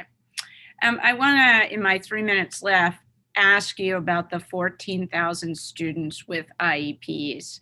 So we had prioritized students with IEPs for in-person learning. I mean, what's amazing about this is 1 in 6 of our public school students, basically. So this is not an insignificant number. This is a very big number. So what are we doing specifically to track how these students are doing during the pandemic? You know, we heard yesterday, I was surprised to hear from some parents that they said actually virtual learning has worked better. It might depend on the nature of the reason why the students have the IEP, but how are we tracking this? How do we know if some students are doing better virtually and how to improve their experience with learning? Yeah, thank you so much for asking this question. And as I mentioned, students with disabilities is a pillar of OSSE's strategic plan, particularly for this reason. And I've had a number of conversations about this with parent groups of students with disabilities, as well as with our educators to talk about what this is looking like. So there's a couple of things. One is we have reiterated to LEAs and provided, guidance, but also like very tactical plans and professional development to say, a student's rights for their services do not change. There is an acknowledgement that it may be very much harder to provide things in the same way when a student is at home. But there are many creative ways that a school can be providing those things virtually, online, and with telehealth services sometimes. And we have provided very clear guidance to schools and LEAs about how to do that and professional development on how to think creatively about what that looks like. Our schools are the ones monitoring our student outcomes every day, and they should be changing an IEP if they find that the services or needs according to the family or the student change. And we're continuing to reinforce that. We put forward a resource hub for parents of students with disabilities to help try and provide a sort of like playbook on how to talk through those things with schools. May I stop you, Superintendent? So Yes, you may. I only have a little bit of time. What's worked Yeah. with students with IEPs? What do we know works?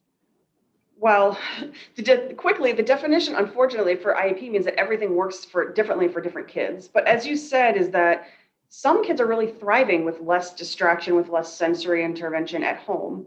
Some kids really need more support, and we anticipate that schools are going to have to invest significant funding in recovery and unfinished learning. So what helps is the individual is these services that are defined as what the individual child needs, and our schools should be prioritizing that. Okay, I'll make in my 8 seconds. I'll make the pitch for outdoor athletics again. It's so important to many kids. Thank you. I'm out of time. Thank you, Superintendent. Thank you, Councilmember Silverman. Councilmember Tran White. Yes, thank you. And good morning, Superintendent Young.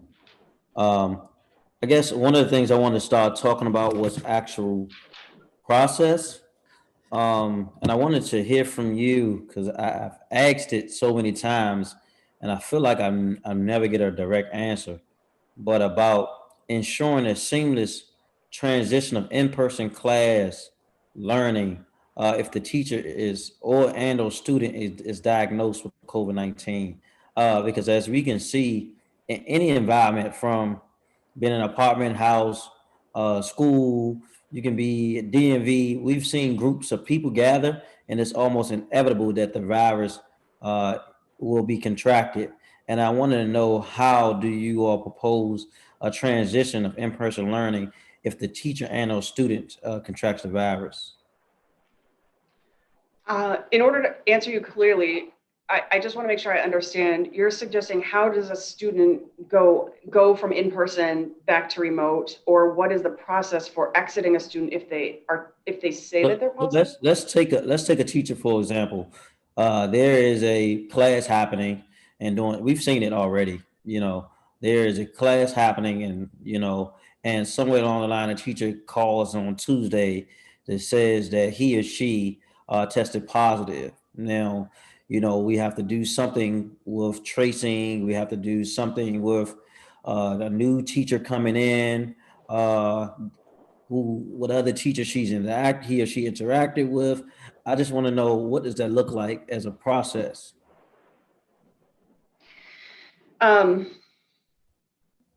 So there's a couple of different things there. One, there are specific guidelines that OSSE has shared with schools related to what to do when there is an exposure.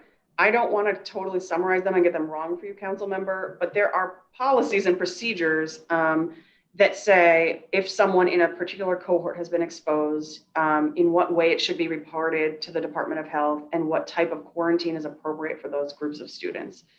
Our schools and principals should be familiar with those and should be,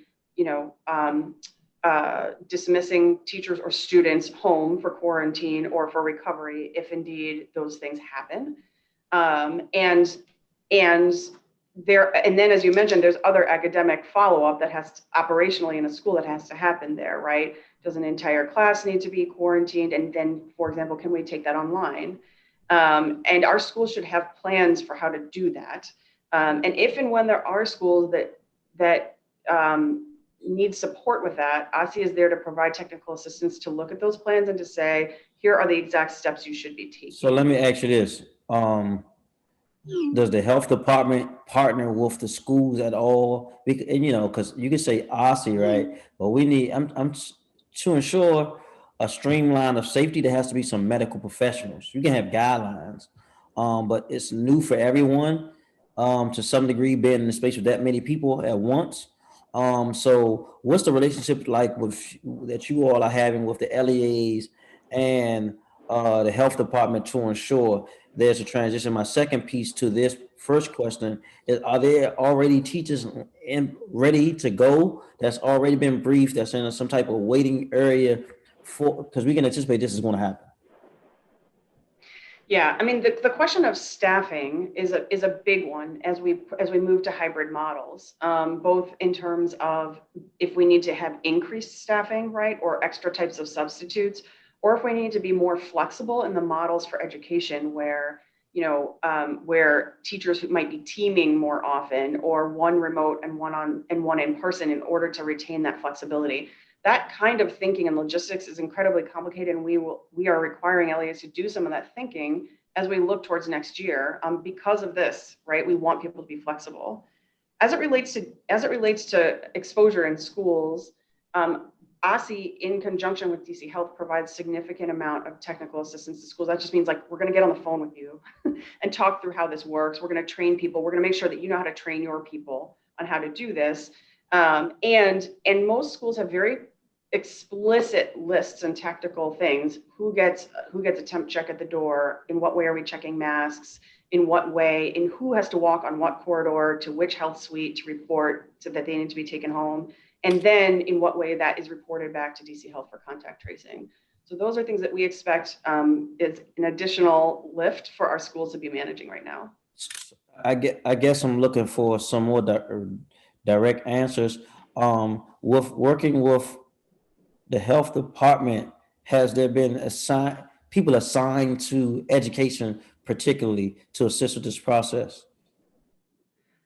We have DC Health staff regularly join us on calls, and that includes line staff and doctors and epidemiology support and public health officials from DC Health working with schools. And also, as we at OSSE have our content experts writing this guidance, then we have the authority to work with their schools to review and implement those plans.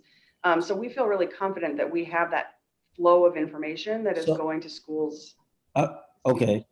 So one of the things I'm still not clear on the process. So we've had situations where several teachers contracted the virus. Can you walk me through what happened, when that happened, so I can get some clarity on an actual situation?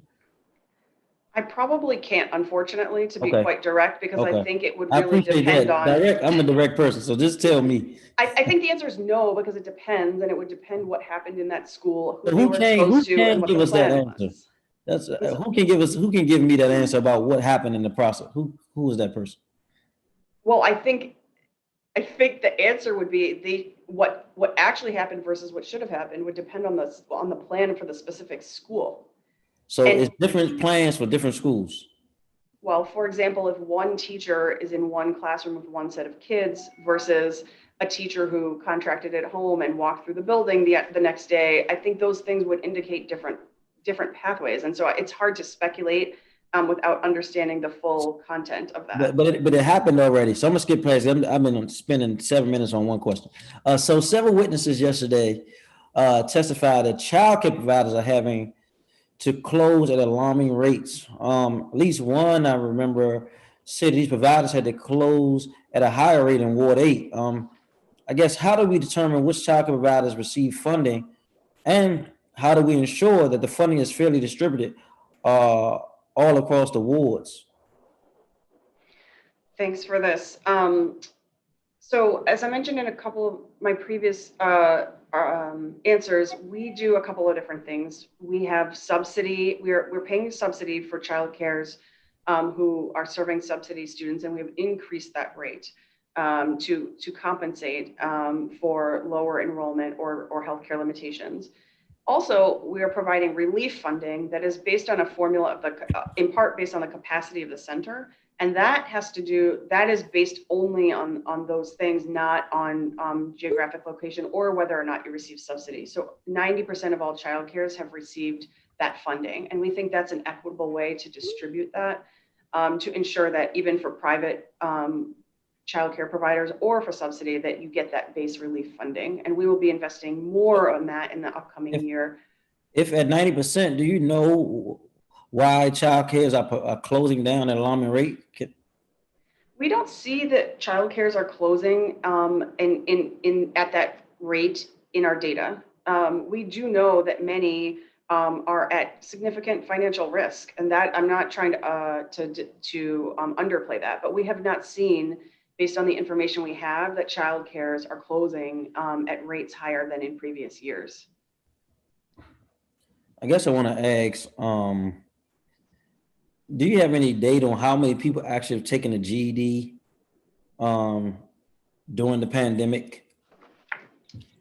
I can try and look that up for you. I do not have it at my fingertips. Our GED office has stayed open. We know that there have been lower uptake than potentially in a future year, but we prioritized reopening the GED office for our community in July, and we have made that available. So if I can find that quickly, I will share it. If not, I can send it back in a response to the council.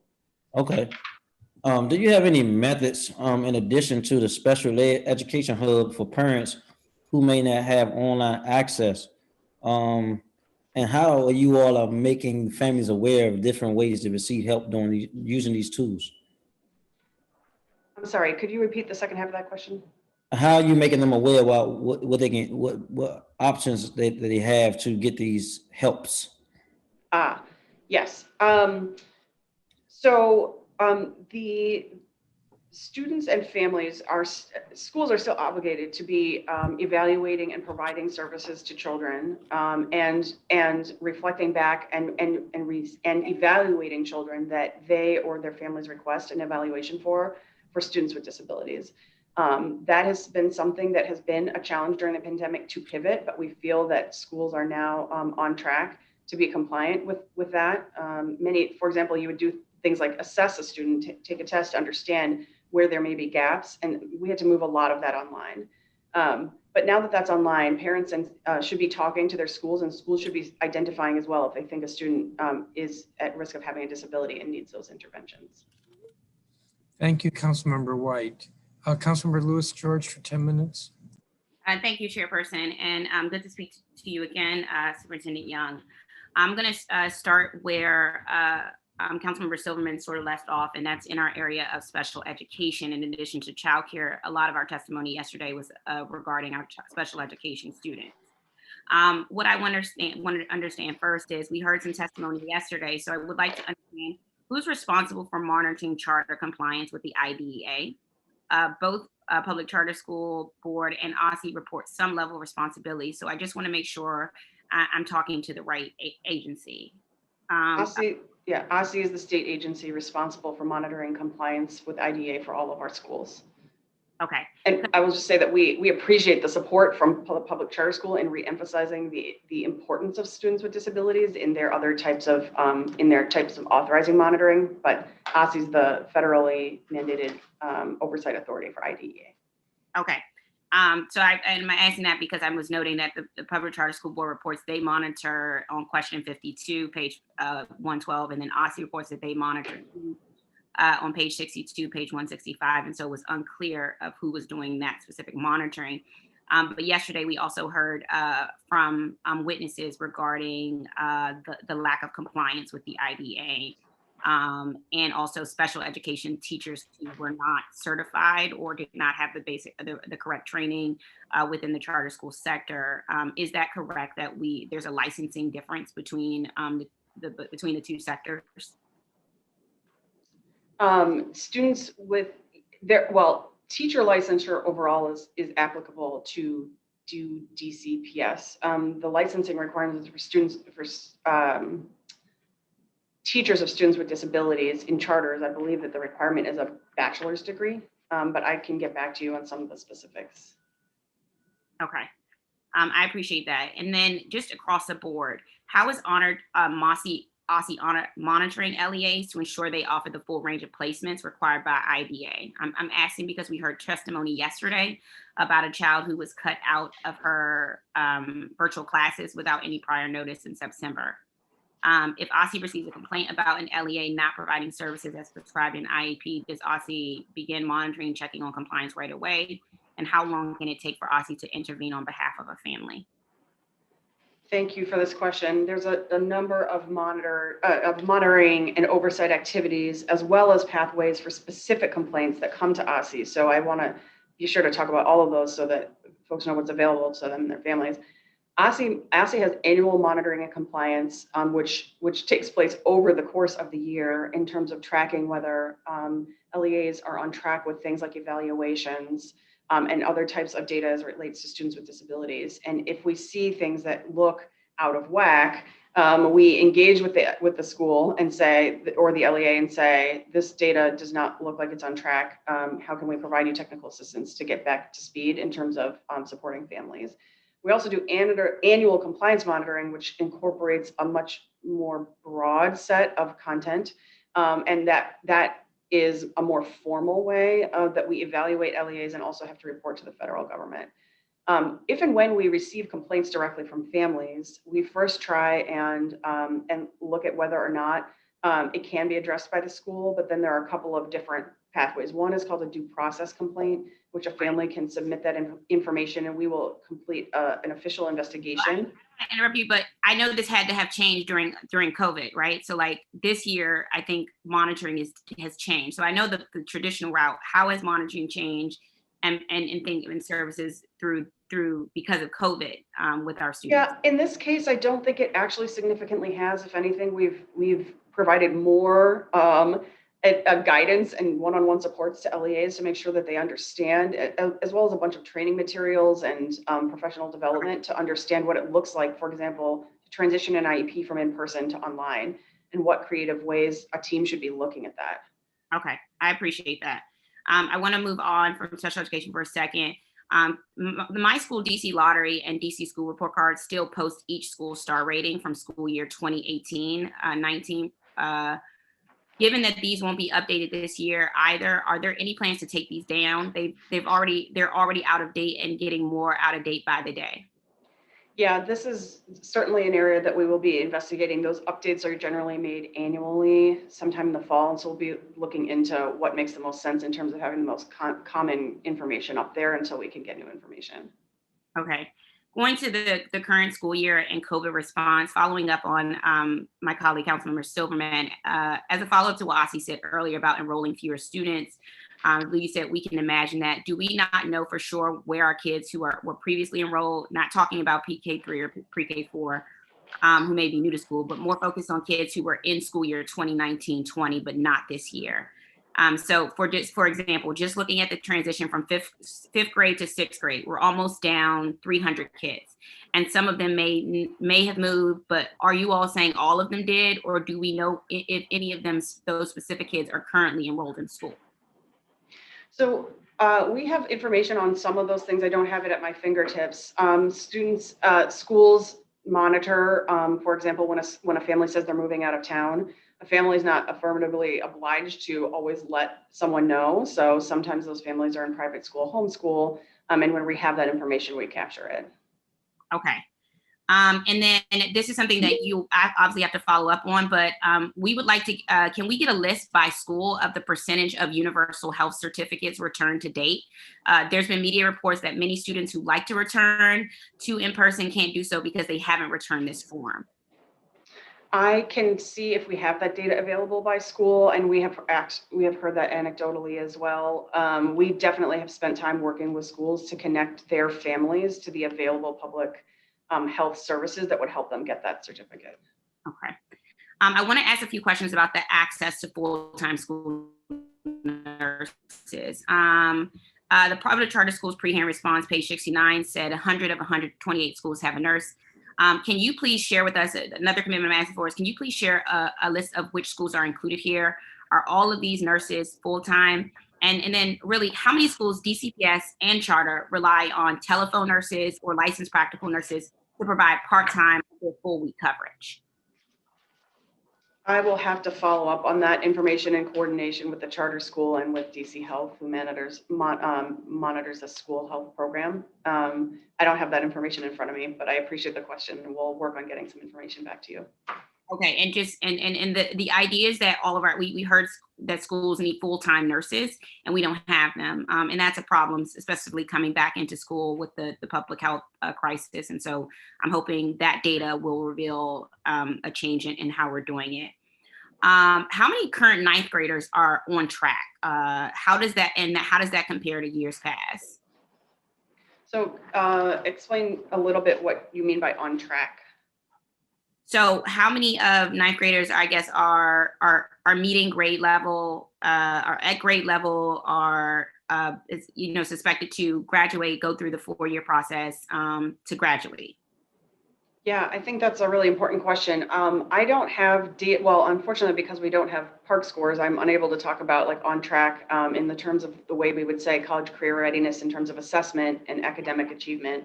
I think that those metrics have to do with credit accumulation as well as other things like attendance and discipline in combination. And so that may depend broadly on what is going on at the individual LEA or school. So I don't have that information in front of me. But we do know that ninth grade is a very significant year in terms of persistence. And we think it does deserve that attention. Okay, I appreciate that. Want to get to the elementary and school secondary emergency relief funds for fiscal year 2020. Fiscal year 2020 expenditure reports were due back from LEAs in January. Is that correct? And if so, did all LEAs that received the ESSER allocations report by the deadline? And has OSSE reviewed the documents that have been submitted? Yes, so we have the financial reporting for that previous fiscal year was due. It's been submitted to the U.S. Department of Education, and I believe that there is a link on our website for the amount of funding that our LEAs spent on in the past fiscal year. And we anticipate even more spending in FY21 and then obviously in the future with new rounds of recovery. For example, I think about $2.5 million was spent purchasing educational technology, and about, I would say, about $1 million was spent on sanitation and summer learning and after school supplemental programs. When will all fiscal year reporting documents be posted on OSSE's website? And I'm asking because OSSE website says 5.3 million of the 37.8 million allocated to LEAs from the ESSER 1 was spent in fiscal year 20. And so how much of the remaining 32.5 million funds have been spent? Councilmember. Yes. Your time is up. You can answer the question. Okay. Yes, thank you. This is an annual report in terms of the way that LEAs are required to report and submit back to us. So it will be annual. And if there are ways that we can make that more transparent over time in an interim, we will, without trying to overburden LEAs in terms of the kind of financial accounting requirements. Okay. Thank you so much. I appreciate that. Thank you, Councilmember. Councilmember Allen for 10 minutes.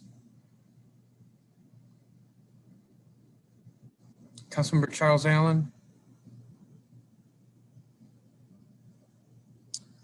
We'll go to Councilmember Gray, and if Councilmember Allen comes back, we will go to him. Councilmember Gray for 10 minutes. You're muted. I think I'm unmuted now. Yes. Thank you very much. Thank you very much, Ms. Young, for your testimony and the answers to the questions that you've already given. I appreciate that. As I'm sure you know, we heard a great deal of testimony yesterday from the many witnesses that we had. in support of the Birth to Three Act that I was very involved in, as well as others. The issues that I have at this point will revolve around that, and specifically around early childhood development. One of the things that the Act requires is a salary and wage scale study, which requires that it be done. I want to find out, can you tell me what the status is of the wage and salary scale study that is mandated by the law? One of the things that we've seen over time, and I've spent a lot of time looking at early childhood development over the years, is that we have such a large turnover of people who work in that arena. They oftentimes use this as an opportunity to gain the experience that they need, or what additional credentials that they may want to develop to be able to move into the public sector. And what we were hoping is that this would not simply become a mechanism for people being able to prepare themselves to move on to something more lucrative financially than might be available at the time. So that was the purpose, or is the purpose, of the salary and wage scale study. So can you tell me what the status is of that having been conducted, and share with us the results that you've seen thus far? Thank you, Councilmember. Yes, as you mentioned, the salary scale was part of the Birth to Three Act, which was intended to identify what it would look like and cost out if childcare providers were required as private businesses to pay salaries commensurate with a DCPS or a public school teacher counterpart. The report has not yet been published. It was due around the time that COVID was hitting, and so has not been published since then. We think it makes sense to publish with more up-to-date numbers, but the intent of the report is to identify what that salary scale would look like if it were going to be required by childcare providers, and then subsequently what that cost would be. So you have the results. That's what I'm trying to understand now. You have the results from the study that was conducted, and can you talk about how you are planning to contemporize that information so it becomes even more useful? Yeah. Thank you. Yeah, I do not have the results. We would plan on rerunning it with more up-to-date compensation information from our DCPS counterparts for both teachers and paralegals to be comparable. I think what we would likely see is that it would is to compare what average salaries look like in childcare facilities with comparably educated or credentialed teachers in DCPS. And as you know, that in childcare, we have staff that run from working with the CDA, which is not a degree; it's a credential all the way through a bachelor's degree. And similarly, in DCPS, we would have to crosswalk that with salary scales for things like paraprofessionals all the way to licensed teachers. So, what are your plans for being able to update that information? Again, as you referenced, I referenced, it was required by the Birth to Three Act in the first place. That was a while ago when that was passed by this council. So what are the plans for updating the information and making that information then available to the early childhood development? Yeah, I mean, as I mentioned, this was happening at the same time that we were pivoting to COVID relief and recovery, but I'm happy to get back to you on some more details on that timing of when we would be able to update it based on current information. Yeah, I would appreciate that very much if you give it to the committee, and they'll get it to us on the committee, from the committee chairman and the staff. That information, as you know, was referenced more than once in the testimony yesterday. And I think we need to move forward more expeditiously to try to gather the information and then to see what use we're going to put it to, you know, in the future with the folks who are serving these very young children. How is OSSE working to advance pay equity among people who work in the early childhood development field? That's a great question too. I think there's a couple of things. One is related to our continued efforts to support and the ongoing financial stability of the childcare sector overall. And that is both a COVID issue and it is also an ongoing issue in terms of, as you know, our increased investments over the past several years in childcare, and increasing our subsidy rates even higher. And in, you know, looking to the future, investing in some baseline supports that all childcare can be part of in exchange for complying or with pay scales or other things.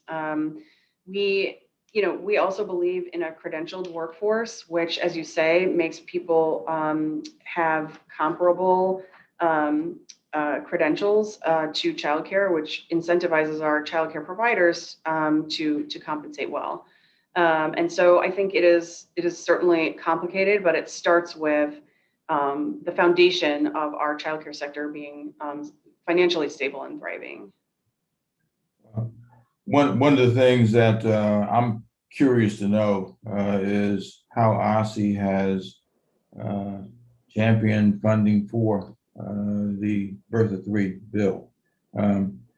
We've continued to look at it. Others in the advocacy field continue to look at it. And we certainly want to know how we're moving along to be able to generate additional resources for that. And I guess a parallel question or an accompanying question is, do you expect in this upcoming budget to be able to address that question as well?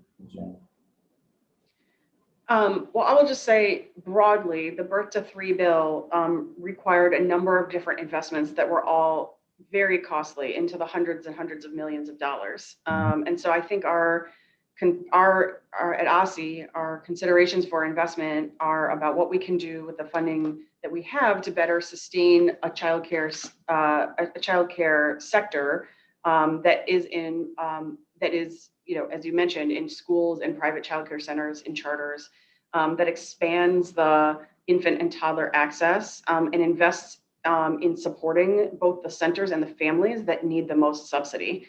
And so we think that taking a responsible approach to how we invest in those types of subsidies over time in sustainable ways is very important. You know, we've mentioned a significant amount of federal relief that's on its way.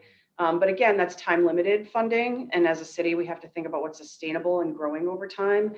So we want to be very strategic in how we think about using that to leverage success and infrastructure for those over time, but not overpromise something that's going to have a funding cliff in a couple of years. Good. And I'll follow up, you know, we'll continue to follow up with you on this. Going back to children who have IEPs, how many students do we have now in private placements who have IEPs? Let me find that number for you. It has been declining over time, and it's in the several hundreds, I believe. But let me pull the number for you, Councilmember. One of the things that we do know in DC is that we have a larger number of students in non-public placements than in most other jurisdictions, as you know. And so one of the things that we are looking at is the way to reduce placements into external private placements as much as possible. Mm-hmm. Sorry? No, I was just saying that was one of the goals too, to reduce the number of children that we have in private placements. Yes, and we continue to have that goal, and we have been making progress towards that. And that also requires us working very closely with our schools to make sure our children can have the education they need in their classroom. Okay, my time is up on this round, so thank you, Mr. Chairman. Thank you, Mr. Gray. Councilmember Charles Allen.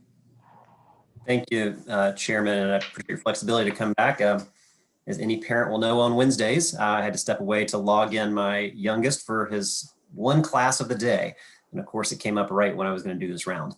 So Superintendent, thank you so much for being here. Let me just jump straight in. One of the things I heard, I think Councilmember Lewis George talking about this, but I wanted to keep the conversation going, and that has to do with certificates and oral health assessments, and where we stand with being able to move this to an electronic submission.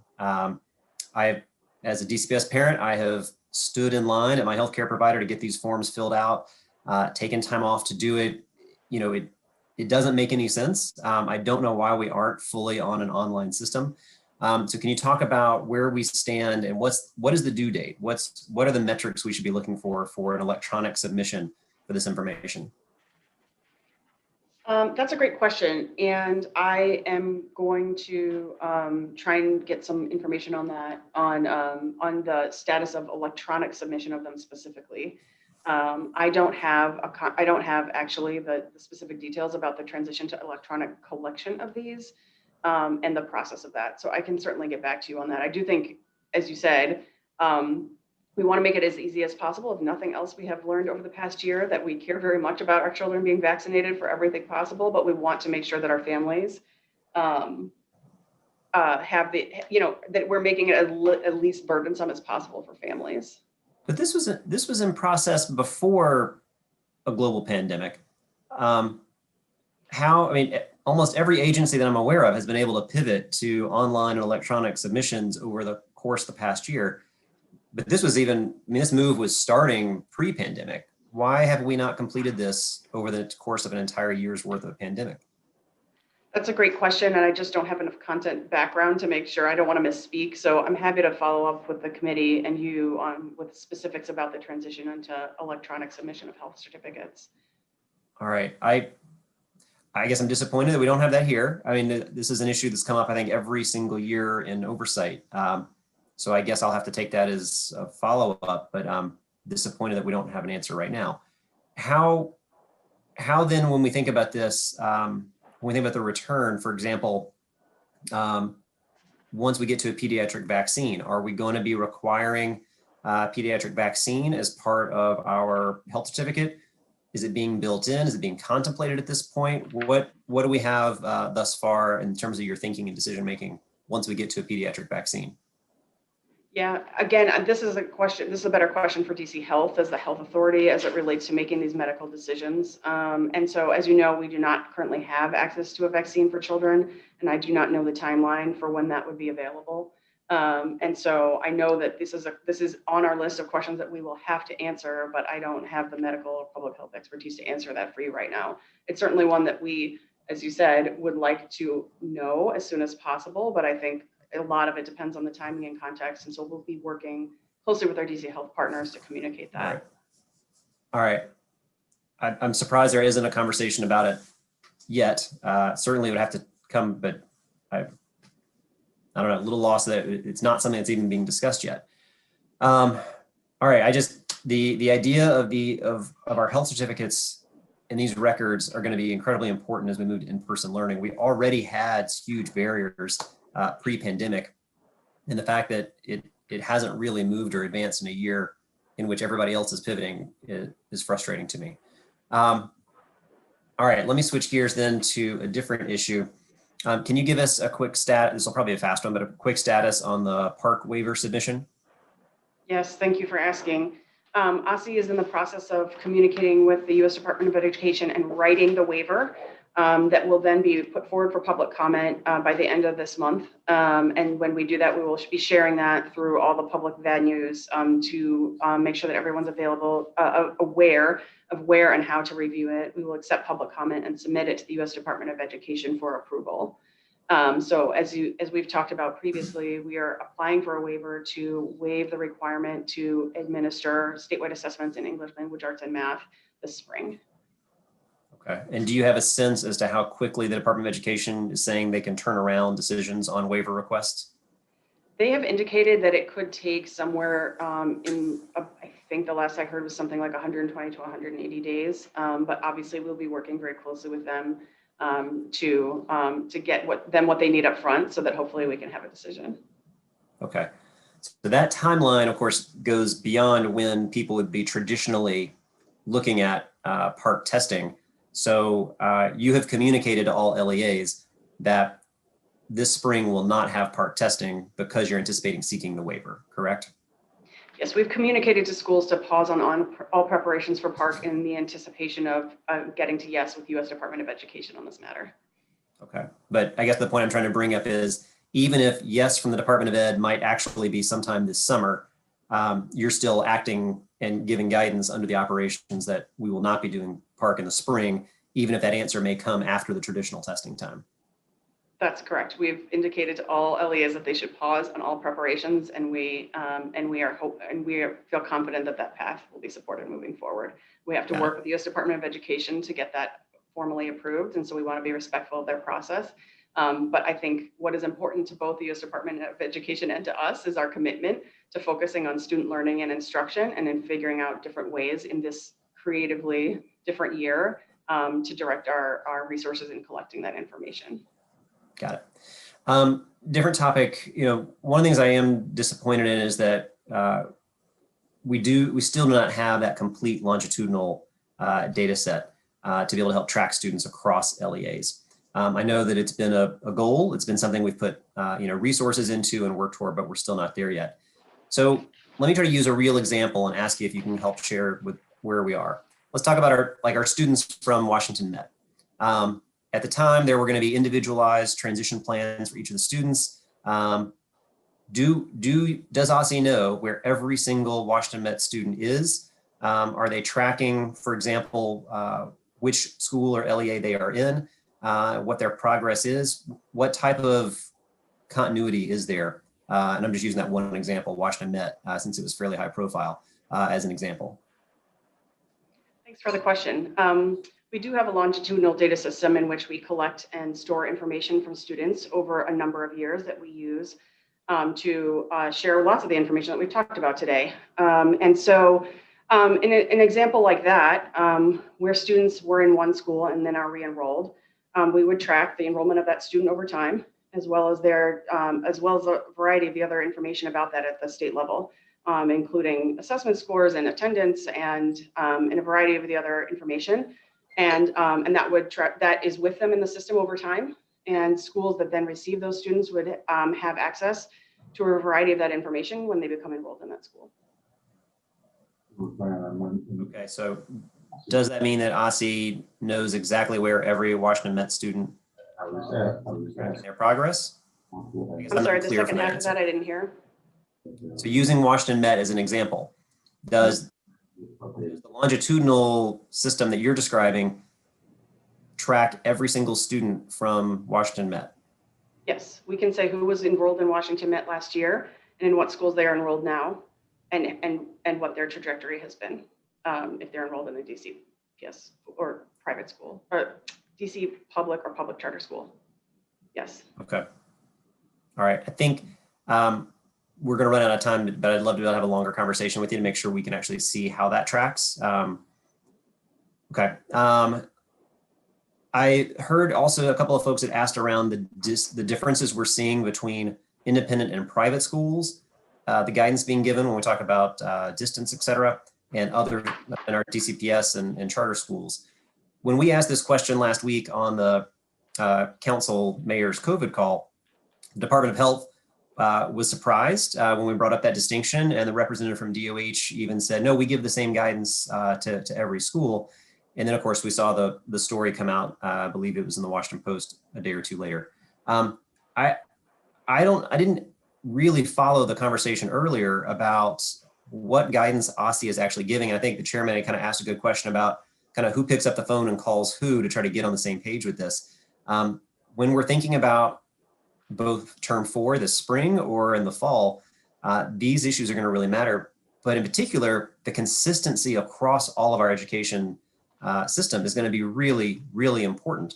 So can you give me a better definition of exactly where we are and what OSSE's guidance is in terms of giving guidance to our independent and our public schools? Yes. So DC Health is the health authority for the district that sets the requirements for things like cohort size and other types of specific health requirements. That is the guidance that DC Health sets out. OSSE then takes that guidance and distributes it. We require all publicly funded schools in DCPS and charter to comply with that. We also engage, and we have different engagements with childcare providers. We also engage very closely and invite our private school colleagues and provide this guidance and say, this is the guidance that DC Health puts forward. And we provide specific kinds of technical assistance, which in this case, technical assistance means literally phone calls, pieces of paper, guidelines, walkthrough, more explanation of what this means to look like in a school. Here's a couple of ways to do it. Here's frequently asked questions, et cetera, to all of our school partners in how to implement those things. So OSSE does not make health determinations independent of DC Health.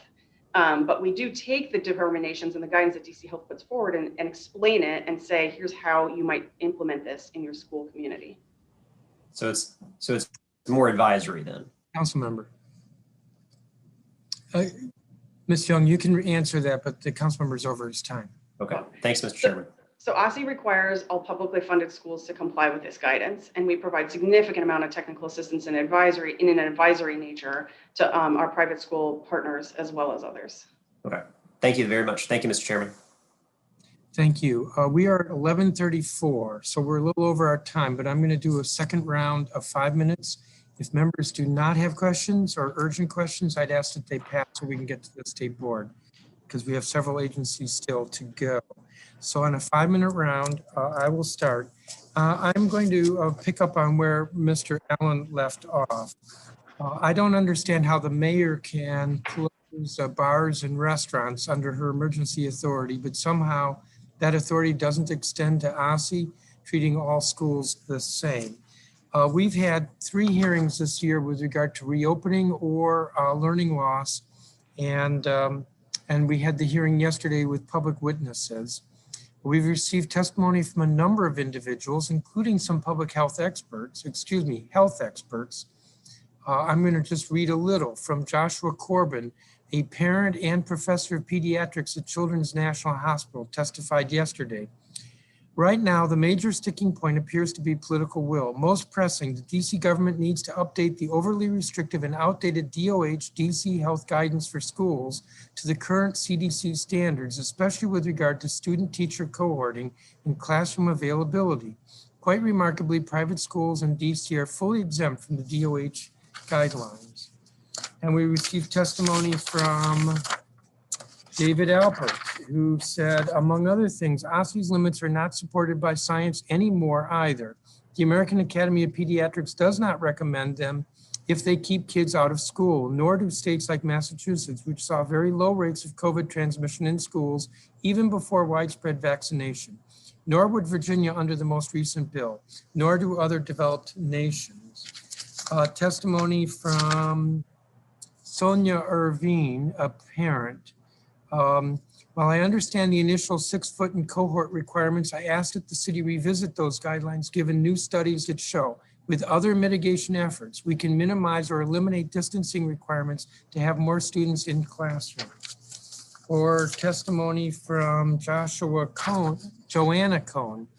I'm a pediatric emergency medicine physician at Children's National Hospital in Washington, DC. My husband is an emergency room physician at GW Hospital. Schools around the country have been in person since last fall with minimal issues. How did they do this? They made adjustments, they changed regulations, they did whatever they needed to do to get students back in buildings. Testimony from Deborah Raviv, a parent, 2 students. DC has also exempted private schools from the DOH guidelines that apply to all DC public and charter schools. So there's one set of rules for the wealthy and another set of rules for everyone else. This has a disparate impact on DCPS students, 84% of whom are minorities.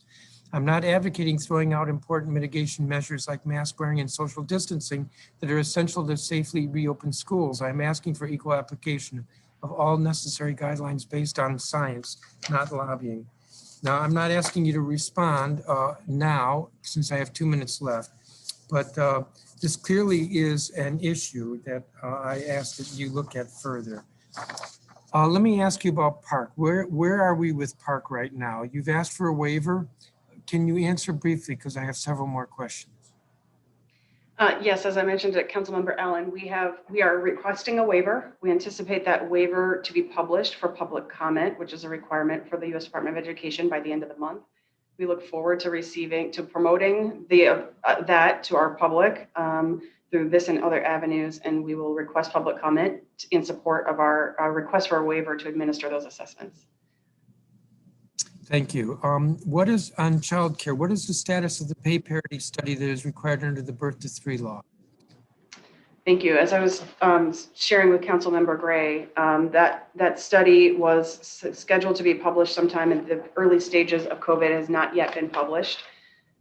We will be looking at reevaluating that with more updated data in the future, and can report back more to future date on the timeline of that. So you don't have a timeline right now? No, but I'm happy to share back with you. I know you spoke about this with Councilmember Robert White. Capital Partners for Education were notified that the funds that we budgeted had been pulled back. Why were they pulled back? I'm sorry, is this related to the academic middle mentoring grant? Yes. Yes, unfortunately, this was a new program that was funded for the first time this year, had not yet been implemented. This was a casualty of budget constraints during the public health emergency. And it was determined that this project there was no further funding for this project. Why does it take 90 days to review educator licensing applications, and why is the rate of reapplication lower right now compared to last year? Our education licensing providers, staff, do their very best to review as quickly as possible. Frequently, they have to review multiple different documents and ensure that there's compliance and there's back and forth with educators to make sure that they have the right information. But we consistently work to make that as fast and as smooth as possible. One reason that there may not be reevaluation is that during COVID emergency, reapplication is that during COVID emergency, we extended the length of a credential until the end of a COVID emergency so that they would not expire during COVID. Thank you. I may follow up in writing. Councilmember Henderson, if you have questions. I do have questions, and I'm going to go really quickly on sort of the other side of the spectrum, but in advance, I do have questions for OSSE DOT. So I don't know if Gretchen is on the line. But I want to start sort of in how we're helping in terms of post-secondary success. So, back in the day, let me say 4 or 5 years ago when I used to work for the council, we used to have funding for SAT prep courses. Has this funding gone away? We still pay for SAT day. I know we pay for SAT day, but we used to pay for prep because I looked at how our numbers are going and we haven't moved. No one has improved. That's right. Also, if I may, to ask the chairman's staff to ask that Gretchen is on. Very good. Thank you. Yes, that grant for SAT prep was discontinued in part because we did not necessarily see it driving in a comprehensive way improvement in SAT performance, and the administration of it frequently was not the programming from it was not necessarily we thought being administered in a comprehensive way to drive results. So we encourage our LEAs to use different avenues for that type of prep. Okay. Last year, DC tag applications were down. How are things going this year? Yeah, thank you for this. We are seeing, we did see, along with many other scholarship trends in the country, that applications were down last year. We are seeing them trend upward this year, although we don't have year-to-date information to share. And we have done a lot of work to move things online and to extend deadlines. So we're really encouraged that our students appear to be tracking back into the program. Okay. Is dual enrollment started again, the program for this spring? Yes. Yes. Mm-hmm. Okay. In terms of monitoring mobility, so like OSSE kind of sits in this interesting place because you're getting mobility information. But in question 46 for last school year, in terms of monitoring mobility, the data just stopped at February. Did we stop checking, or was the data spreadsheet just cut off? No, first I would say that we report mobility every year in the way that we publicly on our website and through these other pathways. We stopped last year reporting mobility due to COVID. Okay, but in a normal year, we report it through the end of the year. Okay, so what about now? Are we checking mobility now? Because we've had a lot of new charter schools open, and I'm just curious how things are happening. Yeah, we will be continuing to report that now, but I don't have up-to-date information per se. Okay, I have 2 minutes. But yes, it is being collected. Okay, 2 minutes. I'll go to OSSE. Hi, Gretchen. How are you? Hi, Councilmember Henderson. How are you? Good. Were there students going to non-public schools in person this past school year? Yes, we actually started transporting students in October of 2020. Okay, and how are we doing in terms of on-time arrivals, complaints, et cetera? So, of course, our complaints are lower than usual because there are fewer student riders. This year, in terms of on-time arrival, we're about on par with where we were at the same time last year. And yeah. Okay. Now, obviously, you weren't using all of your employees this particular year. About what percentage were actually driving versus other activities? Yeah, so right now, I would say in terms of the percentage that are actually driving, we're actually at about 80%.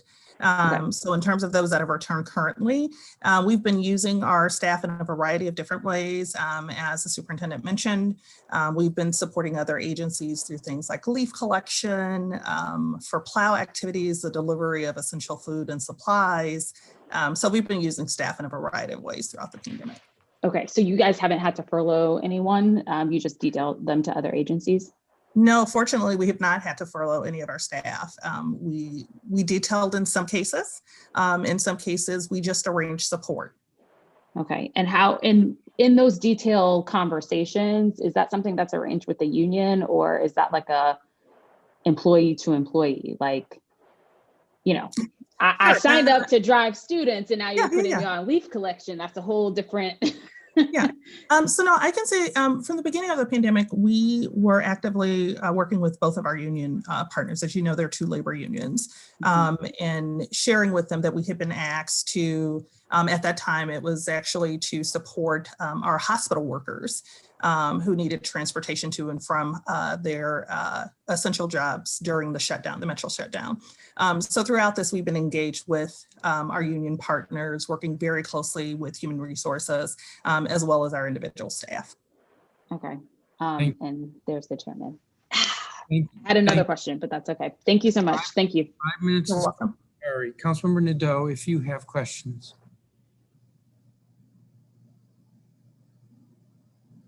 Councilmember, I'll go to Councilmember Silverman if you have questions. I don't see her.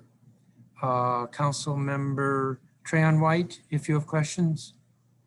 I just have a follow-up question. Your reception. Heard they got rid of the T-prep in the last conversation. Check 1, 2. Jim? Yes, we can hear you now. Okay, I heard in the last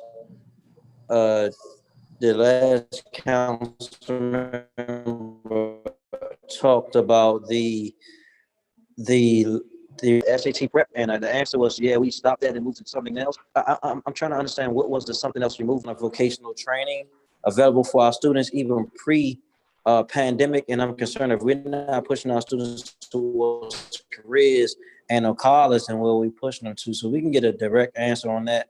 I'll be happy to get. Thank you, Councilmember. I understand the question to be twofold. One is the supports in lieu of the SAT prep grants, as well as career tech and vocational education.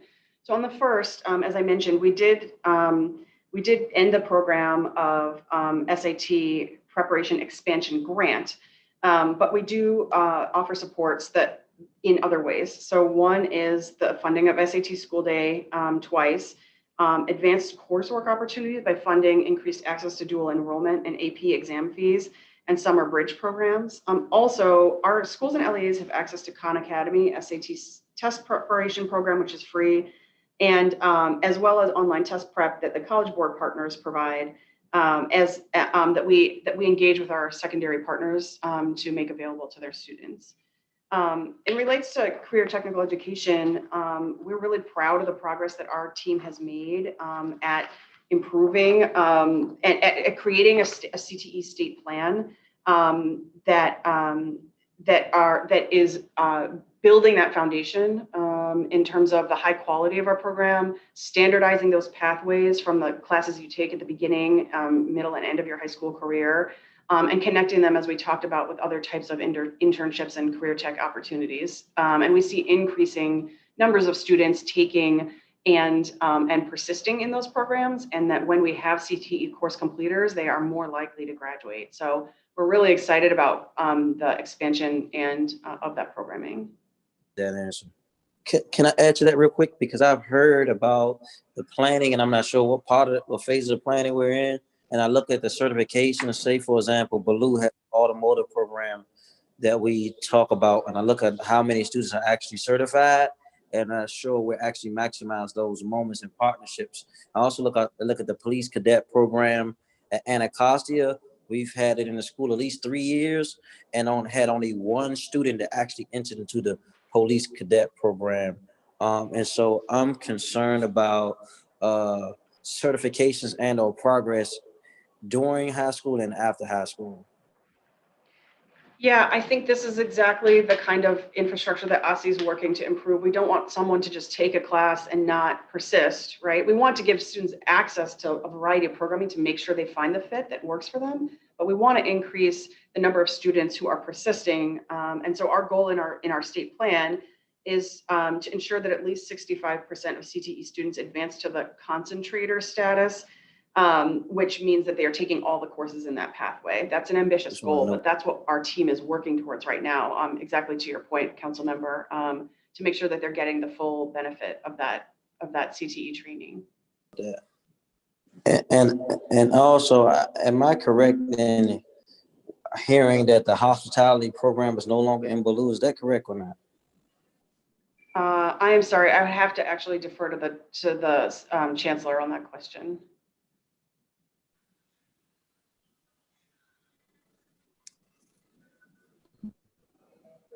Okay, we'll come back to that. Thank you, Chairman. Thank you, Councilmember White. Councilmember Nadeau, for 5 minutes, if you have questions. I do. Thank you very much for coming back to me. Just picking up on education, I know Superintendent, by December 2023, teachers will be required to have an associate's degree in early childhood education. Will OSSE be replenishing the funds that provide scholarships at UDC for this? Thanks for asking that question. And actually, yes, teachers are required to have an associate's degree by December 2023, and we are working on this in a number of different ways. So we have pathways through UDC as well as through other private CDA and associate's degree pathways. I can't speak to specifically the investments in one program over another, but we are committed to fully funding our education pathways for our childcare workers so that they can have supported scholarships and training to meet those requirements for credentialing. Will we have to wait till FY22 when we see more funds for those programs? This is one thing that we'll be thinking about significantly through our budget process this year, next year, as well as with relief funding. And I think, and so it's an ongoing conversation about how we make sure that those opportunities are available. COVID, as you know, changed the format of many of this programming, sometimes for the better, because we can make it more accessible online. That's what I was just going to say. So folks should be able to take advantage of that now if they can. Yeah, I mean, I think we're looking forward to actually using the things that we've learned in the past year to try and make investments to make this more accessible moving forward. How many childcare workers are currently vaccinated?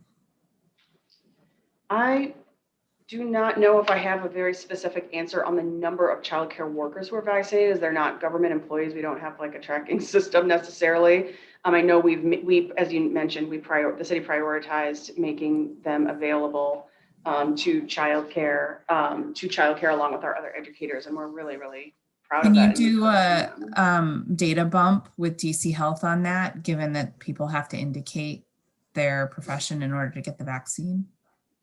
I don't know the status of in what way that data is collected, but I'm certainly happy to investigate it. Okay. I mean, so you had the original system where there were set asides through One Medical, and now there's the open registration for people.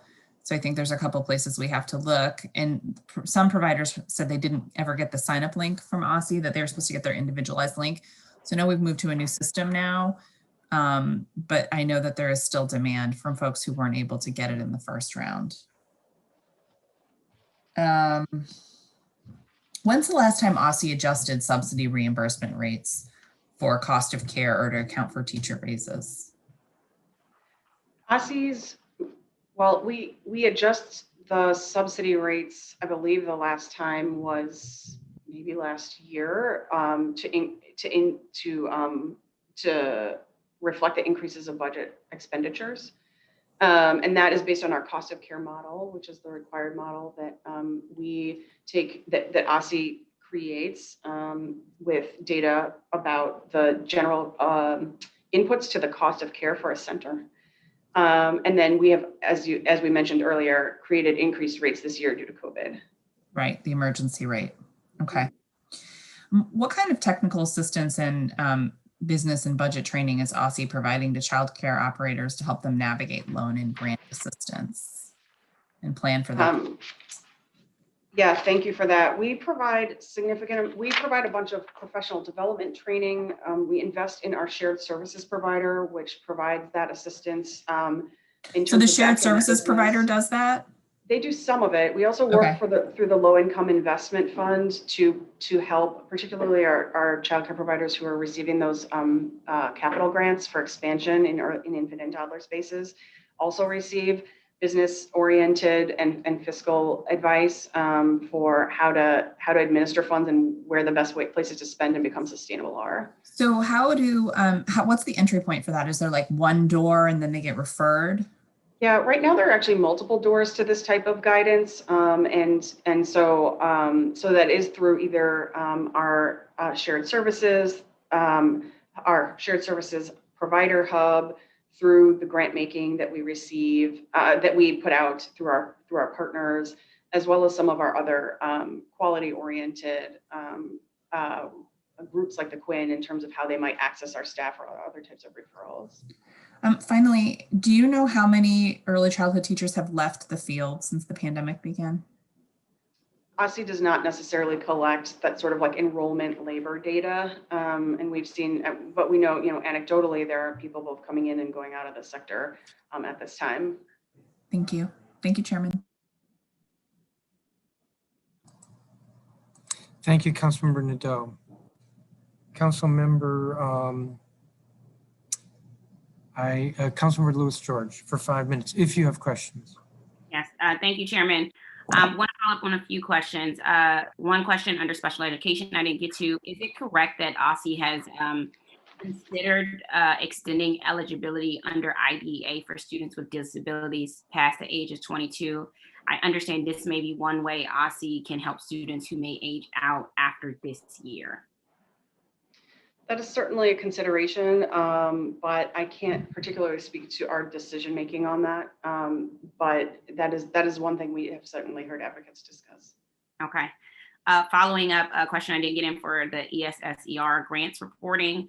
On OSSE's website, the preliminary allocations table for ESSER 1 says 3.2 million is being set aside as a reserve for school year 21 and 22, new and significantly expanding charter schools. The CARES Act says these funds are to be allocated based on the proportion of funds received under Title 1A in school year 2021. So why are we setting aside so much money for schools that don't exist yet?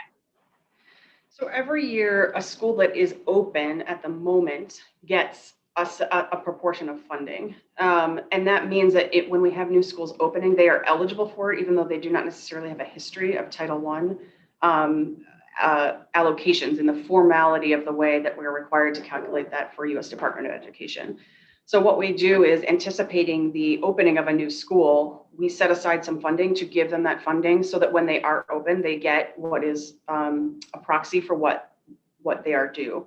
And so we know that frequently there are new schools open, and we want to make sure that they also have access to those funding to support their children. And so there we set aside a little bit because we know that those new schools will be opening. Okay.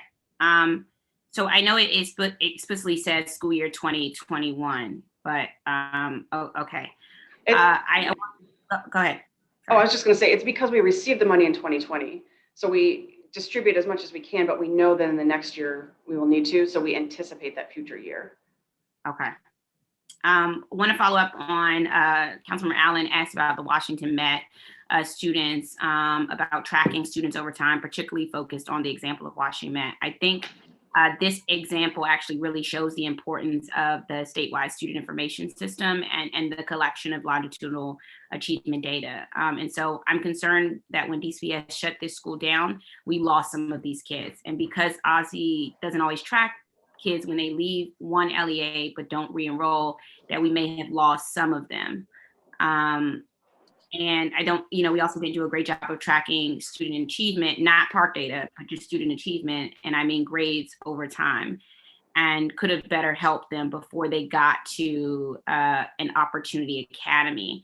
And this need for longitudinal achievement data also goes directly to our school to prison pipeline and our ability to identify students early as they leave to make sure that we are ending that pipeline as well as addressing our students' needs. And so I'm hopeful that we talked about a few data requests, and that was one of the data requests that you confirmed, which was an update on where all former Washington Met students are, including where they enrolled this year and whether anyone dropped out. And so that's something that you've confirmed we can receive. I guess we'll come back to the committee of the whole or to the council. So as it relates to to sharing enrollment data, I can refer that to our data team to figure out what the best way to share the future state enrollment of a student is, with regards to other types of student privacy, et cetera. We do keep longitudinal data on our students, as well as academic and the full suite of the information that we carry on students. When a student from one school transfers to another, they would solicit the transcript from their previous school that would come with them.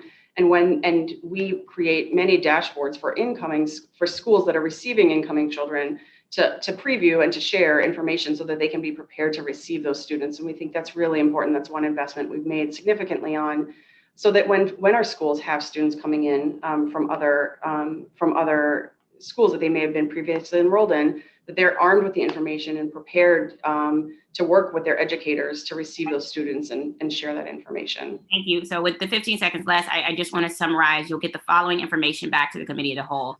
List by percentage of universal health certificates returned to date. A list from DC Health of public schools without full-time registered nurses. An update on where all former Washington Metropolitan students, including where they are enrolled this year and whether anyone dropped out, and reporting on fiscal year 2020 SER expenditures. That's a confirmed of what we'll get back to the committee of the whole? Those are certainly things that I will work on. Not all of those things are things that OSSE specifically owns. So we will certainly work with our agency partners to do the best we can to respond to those questions. Thank you. Thank you so much. I appreciate that. Thank you, Councilmember. Councilmember Allen, if you have questions, 5 minutes.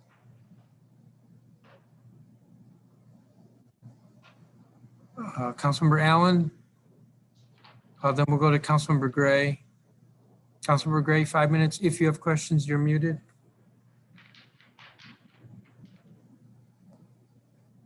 How's that, Mr. Chairman? Yes, we can hear you. Thank you very much. Thank you very much. I appreciate that. When we are on the last round, when you were looking for the number of students that you have in, I guess, private placements at this stage, excuse me, did you get that number? Yes, it's approximately 800. 800, okay. And how does that compare to, say, a year ago? It is comparable. It is a little bit higher this year than last year, I think, is our trend. But over the long, over a longer look, we see a downward trend. This year is trending slightly higher. Okay. Do you have any particular reasons why you'd be trending higher this year? I think the COVID reasons or what? I'm hesitant to speculate there because so many of these placements are specific. It is, I mean, I'm sure that is possible, but I don't have any particular data to support it. So I'm hesitant to speculate on that. Can you share the cost data for serving those students, whatever, 800 and some students? How much does that roughly cost to serve those students, Ms. Young? Our non-public tuition budget that OSSE administers to pay for placements of all students with disabilities and other students who are placed in private care settings is approximately $60 million a year. 60 million a year? Yes. And do you have data, I'm sure you do, longitudinal data on how that compares, let's say, over the last 5 years for serving students in private placements? That cost has been declining significantly every year over the past several years. We think that the amount in that budget is very accurate to the amount that is spent on an average year. It has declined over time, but that is, we believe, the true cost of the expense to serve the students that are required to be served there.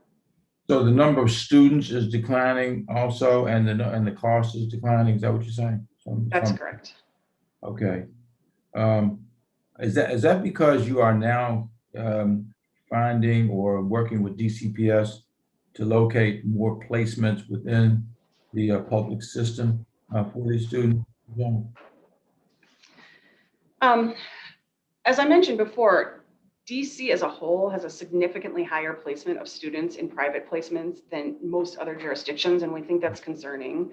So the reason why it's concerning is because we know that students are best served when they're in the general education setting as much as possible. This is something that is on our strategic plan to work with DCPS and charter schools to make sure that they're able to provide a full continuum and to do it with quality in a way that's communicative with parents so that parents don't necessarily advocate for a private placement when we can provide a high quality education for them in the city. And that also does things like, limit the amount of time students are on buses to have to travel to these placements as well. There's a broad spectrum of students who are in those placements, many of whom really need to be there, but broadly, we want to see that number being as small as is reasonable. Have the changes in placements coming back to the public system, have they promoted inclusion more so in the public system? Yeah, I don't have specific data related to changes in placement that return students from non-public settings back, but that would be the goal, that as much inclusion as is possible is happening in the students' home school with their peers and with educators that can push in to help them learn in the greatest possible way in that setting. Okay, and last question I have is, do you track these students coming back or leaving the system, leaving the private placement, to the extent to which they actually get jobs and move from public support into a more lucrative opportunity for them personally? We track post-secondary and types of graduation and post-secondary enrollment data, but I do not know the extent to which we track employment data specifically for that subgroup compared to others. So I can certainly get back on that, but I don't know that I have specific disaggregated data for that group of students. Okay, I would appreciate if you could provide that data to the. I really would like to see that. That hopefully the young people are moving from these private placements then into remunerative job opportunities. So if you could give that to the committee, I'd appreciate it. Thank you, Councilmember.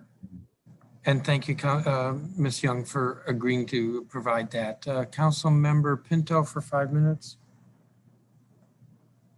Thank you, Chairman. And thank you very much, Superintendent, and for all of our witnesses. I just want to highlight 5 additional priorities briefly. I wasn't able to give an opening statement earlier. So one is around mental health support and other wraparound services. I think as we saw many of the medical professionals testify yesterday, distance learning has led to a pediatric psychiatric crisis, and we must be prepared to dramatically increase mental health supports in our schools this year to address the harm that's been done throughout the pandemic. 2, around a new Shaw Middle School. Families and neighbors in wards 2, 1, 5, and 6 have been advocating for a new Shaw Middle School for years, and we've seen the current co-location model of a middle school at Cardozo High School is not best serving families. This will continue to be a top priority for me until it happens, and so today I want to better understand where DCPS, OSSE, and the Office of the Deputy Mayor for Education stand on this and what needs to happen to provide families and neighbors with a high quality standalone Shaw Middle School. 3rd, around field space. This continues to be a serious problem for students across the city and especially in Ward 2 and the most dense areas, and want to better understand how we can do better to ensure schools have access to the field space they need. 4, around teacher pay disparities that we've seen at Duke Ellington School of the Arts. We're so lucky to have a school like Ellington in the district, which serves students from across the city. And we've seen at-risk students at Ellington excel with their peers in traditional academics and the arts. And I'm very concerned that we're not doing enough to support Ellington. And as a result, their teachers are significantly underpaid and students are losing out. I want to discuss with DCPS the plans to renegotiate the MOU with Ellington and better support their teachers.